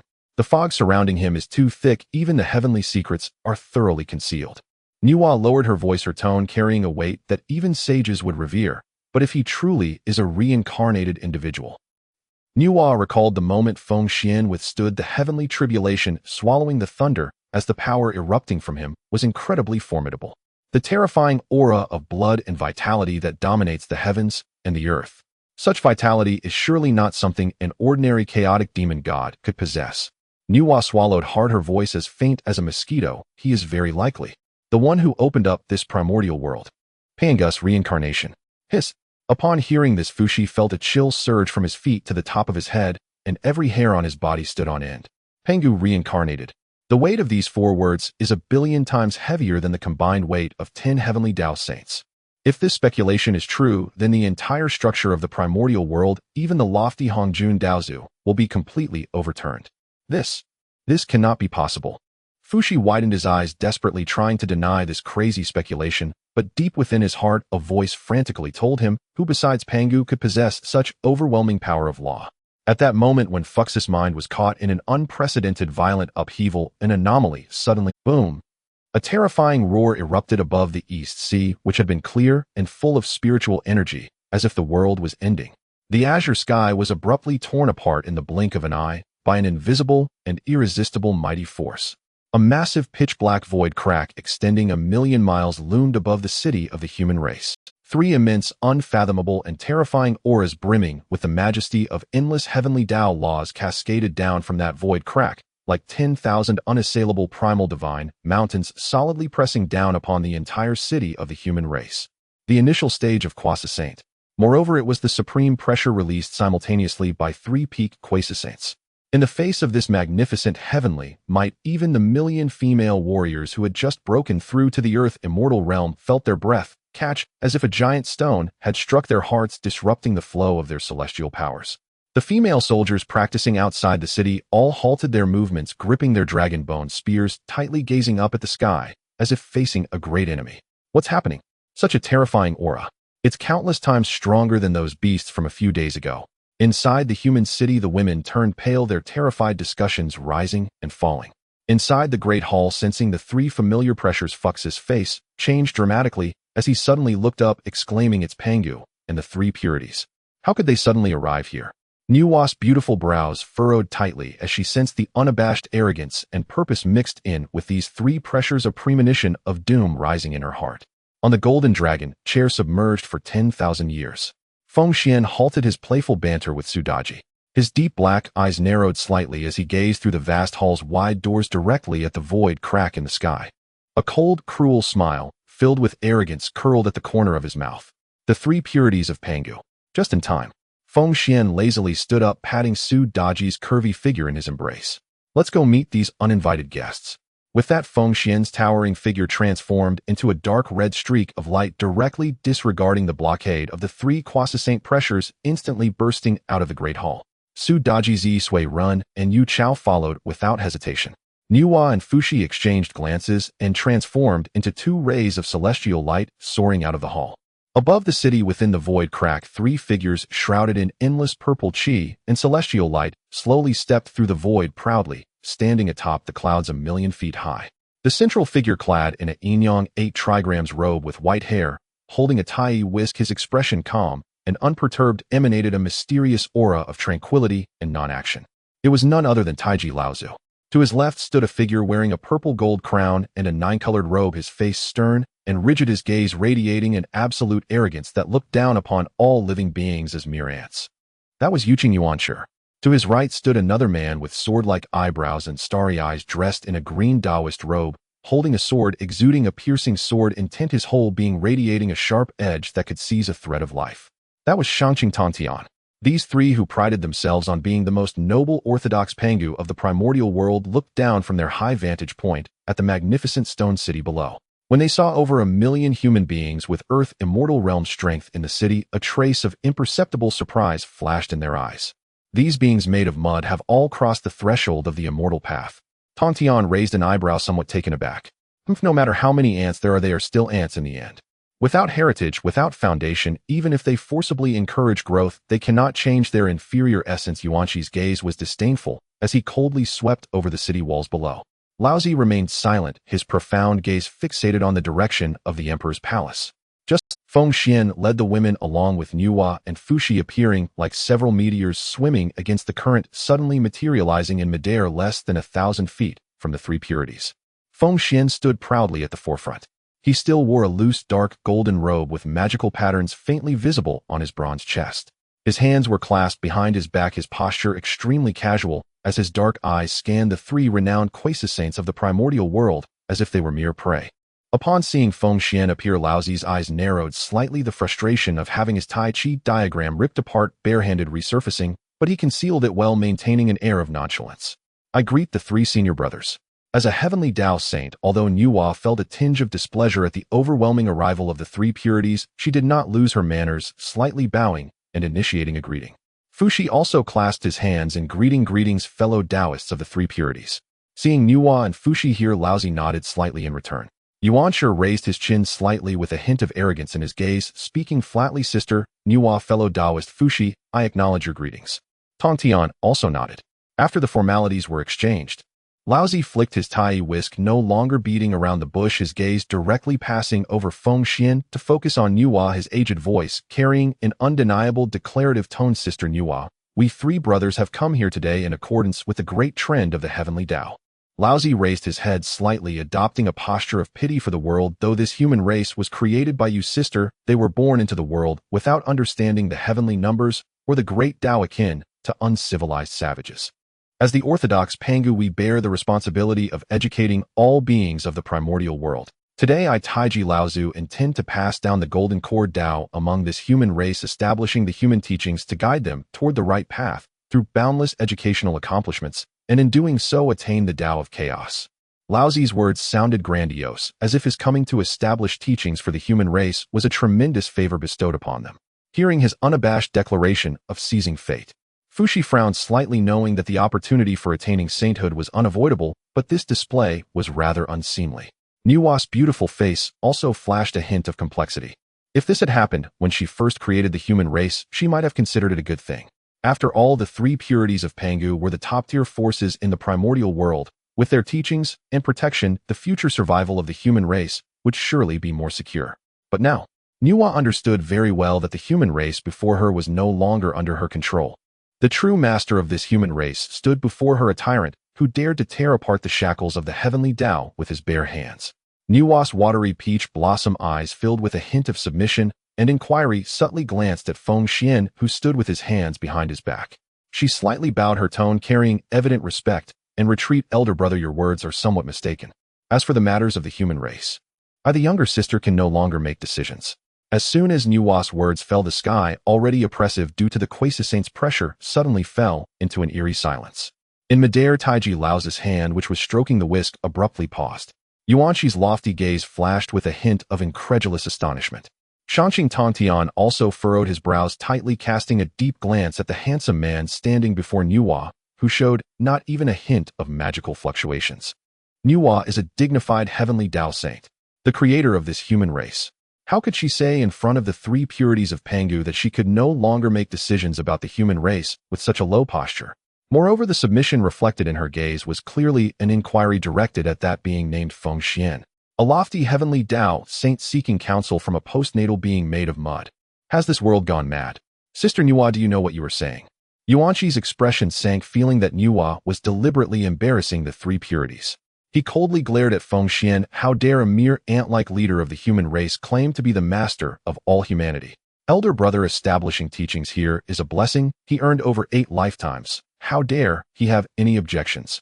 Faced with Yuanshi's blatant disdain and threat, Feng Xuan's handsome face showed no anger, but instead revealed an extremely playful, wicked smile. He slowly turned his head, his abyss-like black eyes locking directly onto Yuanshi's arrogant gaze. You wish to establish teachings. Feng Xuan's tone carried a hint of laziness, but his words struck like a loud slap on the face of the three. You want to take away the vast fortune of my human race to fulfill your so-called path of sainthood. Feng Xuan's smile instantly vanished, morphing into a chilling, killing intent as he enunciated 2 words clearly: no way. Boom. As these words left his mouth, the eyes of the million female warriors below erupted with fervent admiration. This was their unrivaled king. No matter what Pangu orthodoxy you claim to be, daring to seize the human race's possessions is simply unacceptable. The expressions of the three purities in midair changed dramatically. They never expected that a mere ant from the lower realms would dare to so decisively and arrogantly reject their favor in front of the 3 Quasi-Saints. They even directly exposed their plot to take away the human race's fortune. Arrogant. Yuanshi, who already had a proud heart, could hardly tolerate such a direct humiliation. His dignified face instantly flushed red, his eyes shooting forth flames of burning fury as he roared in exasperation. A mere ant dares to be so rampant before us, the orthodox Pangu. This is simply courting death. Yuanshi, enraged, did not give Nuwa any opportunity to dissuade. Today I shall teach you a lesson for Sister Nuwa, this ungrateful wretch. With a whoosh, Yuanshi violently waved the wide sleeves of his nine-colored robe. A dazzling, brilliant, and terrifyingly powerful Yuqing divine thunder infused with the terrifying magic of the initial stage of Quasi-Saint, and Yuqing celestial light descended like a heavenly punishment sword that could tear the heavens apart, striking ruthlessly down upon Feng Xuan's head. This ray of clear light moved with incredible speed, shattering the surrounding space and creating countless black cracks. The destructive aura made even Fushi in the back feel. Feeling a tingling sensation on his scalp, he realized that if he were hit by this strike, he would at least shed a layer of skin, even if he didn't die. However, facing this terrifying blow capable of making an ordinary great Luo golden immortal regret instantly, Feng Xuan didn't even bother to lift his eyelids. He neither dodged nor avoided it, not even bothering to mobilize the chaotic power of a great Luo golden immortal. His bronze-colored long legs, as if chiseled from stone, firmly planted in the void. Then Feng Xuan casually raised his right fist, as if swatting away a bothersome fly. At the moment when the jade clear divine thunder was about to strike his crown, Feng Xuan's fist suddenly blasted upwards. There were no dazzling magical lights, nor profound fluctuations of laws. What existed was pure primal violence fused with the essence of Pangu's blood and the residual laws of power, absolute physical brutality. Boom!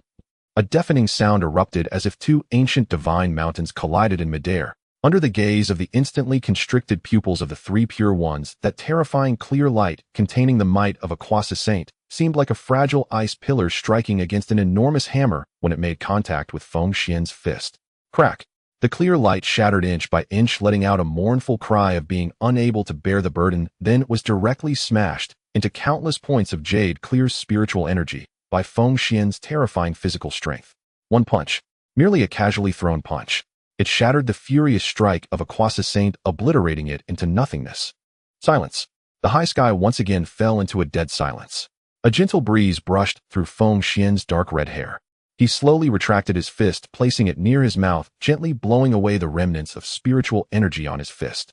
Feng Xuan slightly raised his head, his black eyes filled with mockery and disdain, looking at the dazed Yuanshi, his lips curling into a curve that was infuriating yet unrepentant. He spoke with a tone that seemed to evaluate a plate of inferior pastries. This is all you have. These three words were like three poisoned blades ruthlessly stabbing into Yuanshi's already fragile. Yuanshi's dignified and stern face twisted completely at this moment. In his lofty gaze there was an undeniable shock and disbelief. How could he, a dignified Quasi-Saint early-stage powerhouse, have his furious strike utterly shattered by an ant from the lower realm, who didn't even have any magical fluctuations, relying solely on physical strength? Moreover, the other party actually dared to look at him with disdainful eyes, questioning him. This is all you have. This was an immense humiliation. This was like throwing the face of him, the Pangu three pure ones, into the mud and trampling it madly. Not beside him, Xianxia Tantian also frowned, sharp sword lights bursting from his starry eyes, fixating on Feng Xuan's seemingly not very large body that appeared to contain the strength of an endless abyss. Such a terrifying physical body. This person is definitely not an ordinary postnatal being, Tantian thought in shock. Meanwhile, the expression of Taiji Laozu in the front grew increasingly grave. That day he was merely frightened back by Feng Xuan's Pangu manifestation, not having truly faced off. Now witnessing Feng Xuan take a Quasi-Saint strike with his bare hands, the unease in Laozu's heart instantly magnified to the extreme. In midair, Yuanshi completely lost his reason. He shook with rage, the purple golden crown atop his head trembling violently, his originally noble face. In midair, Yuanshi completely lost his reason. He shook with rage, the purple golden crown atop his head trembling violently, his originally noble face turning crimson, resembling a frenzied beast. If I do not turn you into ashes today, Yuanshi of Jade, clear, how can I show my face in the wilderness? Let you see what true heavenly treasures and might are. Boom. Accompanied by Yuanshi's hysterical roar, of force capable of tearing apart chaos and annihilating vast worlds erupted from within him. Behind Yuanshi, the void was easily torn apart like paper. A primitive banner phantom presenting a chaotic hue and radiating endless destructive sword energy, and the might of creation slowly rose. The innate supreme treasure, the Pangu banner phantom. Although it was merely a phantom before such a first-rate treasure of slaughter, the surrounding void within 100,000 miles instantly collapsed into earth, water, fire, and wind. Die for me. Yuanshi frantically formed seals with both hands, his Quasi-Saint power surging into the Pangu banner phantom like a flood. Zheng. A terrifying sword cry rang out, as if it could split apart the wilderness. The Pangu banner phantom shook violently. A chaotic sword energy black as night, and containing pure chaotic destruction laws stretched for thousands of feet, like a world-ending black dragon tearing through all obstacles and striking decisively toward Feng Xuan's brow. The terror of this sword energy even made Nuwa and Fushi standing behind Feng Xuan feel a tremor in their souls. "Be careful," Nuwa could not help but exclaim. However, facing this earth-shattering blow capable of cleaving the vast world and severely injuring quasi-saint powers. In Feng Xuan's deep black eyes there was not a trace of panic. He neither dodged nor avoided it. In fact, he didn't even mobilize a strand of the chaotic power within him, which was at the midstage of great Luo Golden Immortal. His tall figure stood proudly in the void, resembling an ancient and eternal demonic statue under the gaze of the three pure ones who seemed to be looking at a dead man. At the life and death moment when the chaotic sword energy was less than a foot from Feng Xuan's brow, he moved. He slowly extended his long pale hand covered with faint azura patterns. Surprisingly, instead of retreating, he advanced, directly reaching out to grasp that chaotic sword energy that tore through everything, seeking death. A cruel delight flashed in Yuanqi's eyes, as if he could already see Feng Xuan being cut into pieces. But then bang! A dull sound of flesh colliding with chaotic airflow rang out. The scene froze in that instant.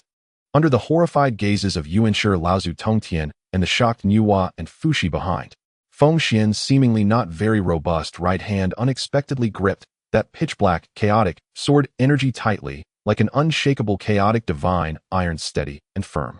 The destruction laws contained in the sword energy frantically sliced through Feng Xuan's palm, producing dazzling black sparks, yet it couldn't even break the layer of skin on his hand. A cruel and brutal cold smile appeared on Feng Xuan's extraordinarily handsome face. Looking at the dumbfounded Yuanshi, he slightly parted his lips. "Trash like this dares to come out and embarrass itself. Let this emperor." Feng Xuan's fingers that grasped the chaotic sword energy suddenly closed inwards.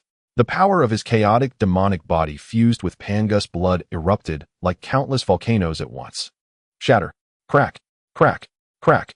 Accompanied by a terrifying sound of shattering that made one's teeth ache to the depths of the soul. That chaotic sword energy triggered by the Pangu banner phantom and capable of cleaving the vast world was unexpectedly crushed cleanly and thoroughly in Feng Xuan's palm. Countless black sword energy fragments fell like glass shards from Feng Xuan's fingers, then completely vanished in the void. Having his strongest killing move forcibly crushed by pure physical strength, the terrifying backlash instantly surged into Yuanqi's body through the lifeline. Yuanshi felt as if struck by lightning, spitting out a mouthful of old blood mixed with internal organ fragments. His high and mighty body retreated uncontrollably in midair for 100 feet before barely stopping. At this moment, Yuanqi's hair was disheveled, his purple golden crown askew, and his dignified face pale. Clutching his painfully throbbing chest, the arrogance and disdain were gone from his eyes as he looked at Feng Xuan, replaced instead by deep fear and the horror of a shattered worldview. "This is impossible. This absolutely cannot be." Yuanshi screamed hysterically, his voice sharp as nails scraping against iron. "You are just a postnatal human. How could your physical body be more terrifying than those ancestors who do not cultivate their divine senses?" Crushing the chaotic sword energy with bare hands. Such physical strength, not to mention ancestors, even a true chaotic god or demon reborn would not be able to accomplish this so easily. In midair, Feng Xuan casually clapped the non-existent dust from his palms as if he had just crushed a trivial insect. His deep black eyes, filled with an endless sense of oppression, slowly swept across the three Pangu orthodoxies before him, who were now thoroughly shocked. "I said you want to take away my human luck." Feng Xuan stepped forward with his long, powerful legs, leisurely approaching the three pure ones, as if strolling in a garden. With each step he took, the void emitted a heavy, mournful cry, and the supreme pressure of a mid-stage great Luo Golden Immortal mixed with Pangu's vitality crashed over the three pure ones like a tangible tsunami. "No way."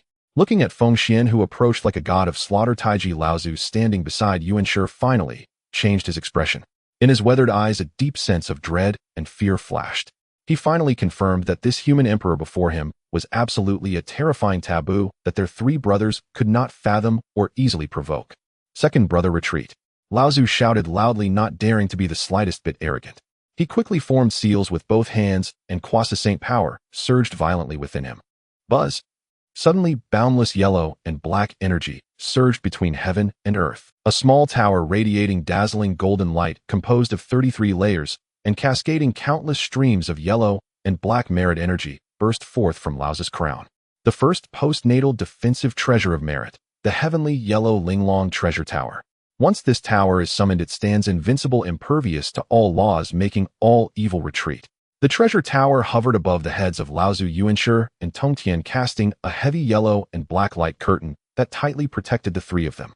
Only then did Laozu breathe a slight sigh of relief, watching Feng Xuan approach with the gravity of facing a great enemy. Seeing Laozu being forced to summon such an absolute defensive shell, Feng Xuan stopped in his tracks. He looked at the shining golden tower. A cold and mocking smile filled with arrogance and disdain emerged at the corner of his mouth. With this little ability, you dare to come to my territory and cause trouble, eh? Feng Xuan's voice carried an endless, domineering, and disdainful tone. Want to be a turtle hiding in its shell? I'll grant you that. At the moment his words fell, Feng Xuan's right hand suddenly clenched in the void. Buzz! A terrifying sword intent representing the peak of human slaughter erupted from Feng Xuan. A supreme divine sword, dark golden in color, one side engraved with the sun, moon, and stars, and the other side engraved with mountains and rivers, was instantaneously gripped in Feng Xuan's hands, carrying the imperial might to suppress the world. The ultimate innate killing treasure, Xian Yuan sword. Feng Xuan held the sword hilt of the Xian Yuan sword tightly, with both hands raising it high above his head. The power of Pangu's vitality, capable of destroying the heavens and the earth, surged into the sword body like a flood. That dark golden sword light soared to 10,000 feet, like a hanging galaxy, pointing directly at the towering heavenly yellow Linglong treasure tower above Laozu's head. Feng Xuan's eyes were filled with bloodlight, carrying an invincible belief as he fiercely slashed down with the sword. Let this emperor open.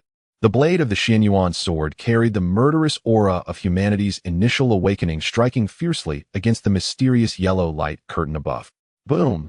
A deafening collision echoed across the skies of the East Sea. This sound was not the ordinary rumble of thunder, but rather the clash of two ancient stars colliding in the dead silence of space, unleashing a terrifying sonic boom capable of tearing apart the laws of the universe. Visible to the naked eye, the materialized sound waves transformed into waves of pale energy, like countless sharp scythes sweeping wildly in all directions.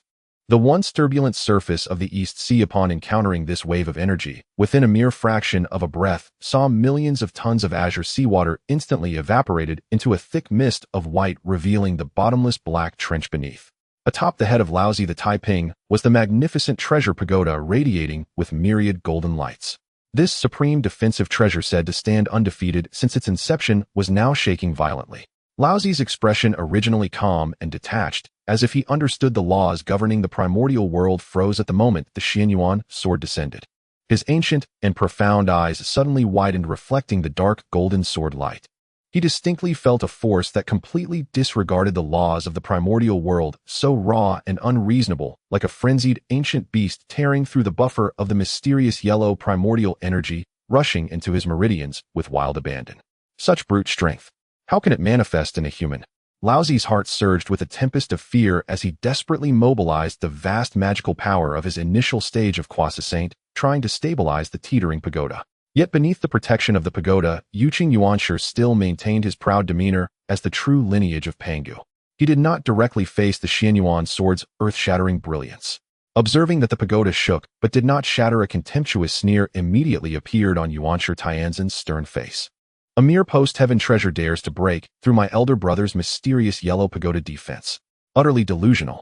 Yuanshi Tianzuan brushed off the non-existent dust from his multicolored robes, his tone dripping with arrogance and sarcasm. You, a mere human, if this is all the skill you possess, you might as well kneel and accept your death. However, before he could finish his words, an unexpected change occurred. Suspended in midair, Feng Xuan gripped the sword hilt tightly. His stunningly handsome face showed no signs of strain, while his dark red hair danced wildly in the wind. Upon hearing Yuanshi Tianzin's mockery, a cruel and tyrannical amusement slowly flickered in Feng Xuan's deep black eyes. Is that so? Feng Xuan sneered, his deep hoarse voice sounding like the cold wind blowing from the depths of the underworld, sending a chill down Yuanshi Tianzin's spine. In the next moment, Feng Xuan ceased his words. His perfectly inverted triangular body tensed, and the drop of pure Pangu blood within him erupted into a tremendous boil. A wave of dark golden chaotic blood surged forth from his pores like a volcanic eruption. The originally faintly patterned Shura magic tattoos on his right arm seemed to come alive, transforming into dark red blood dragons that twisted and spiraled wildly along his bronze skin. In that instant, his powers surged tenfold. For the Emperor, shatter.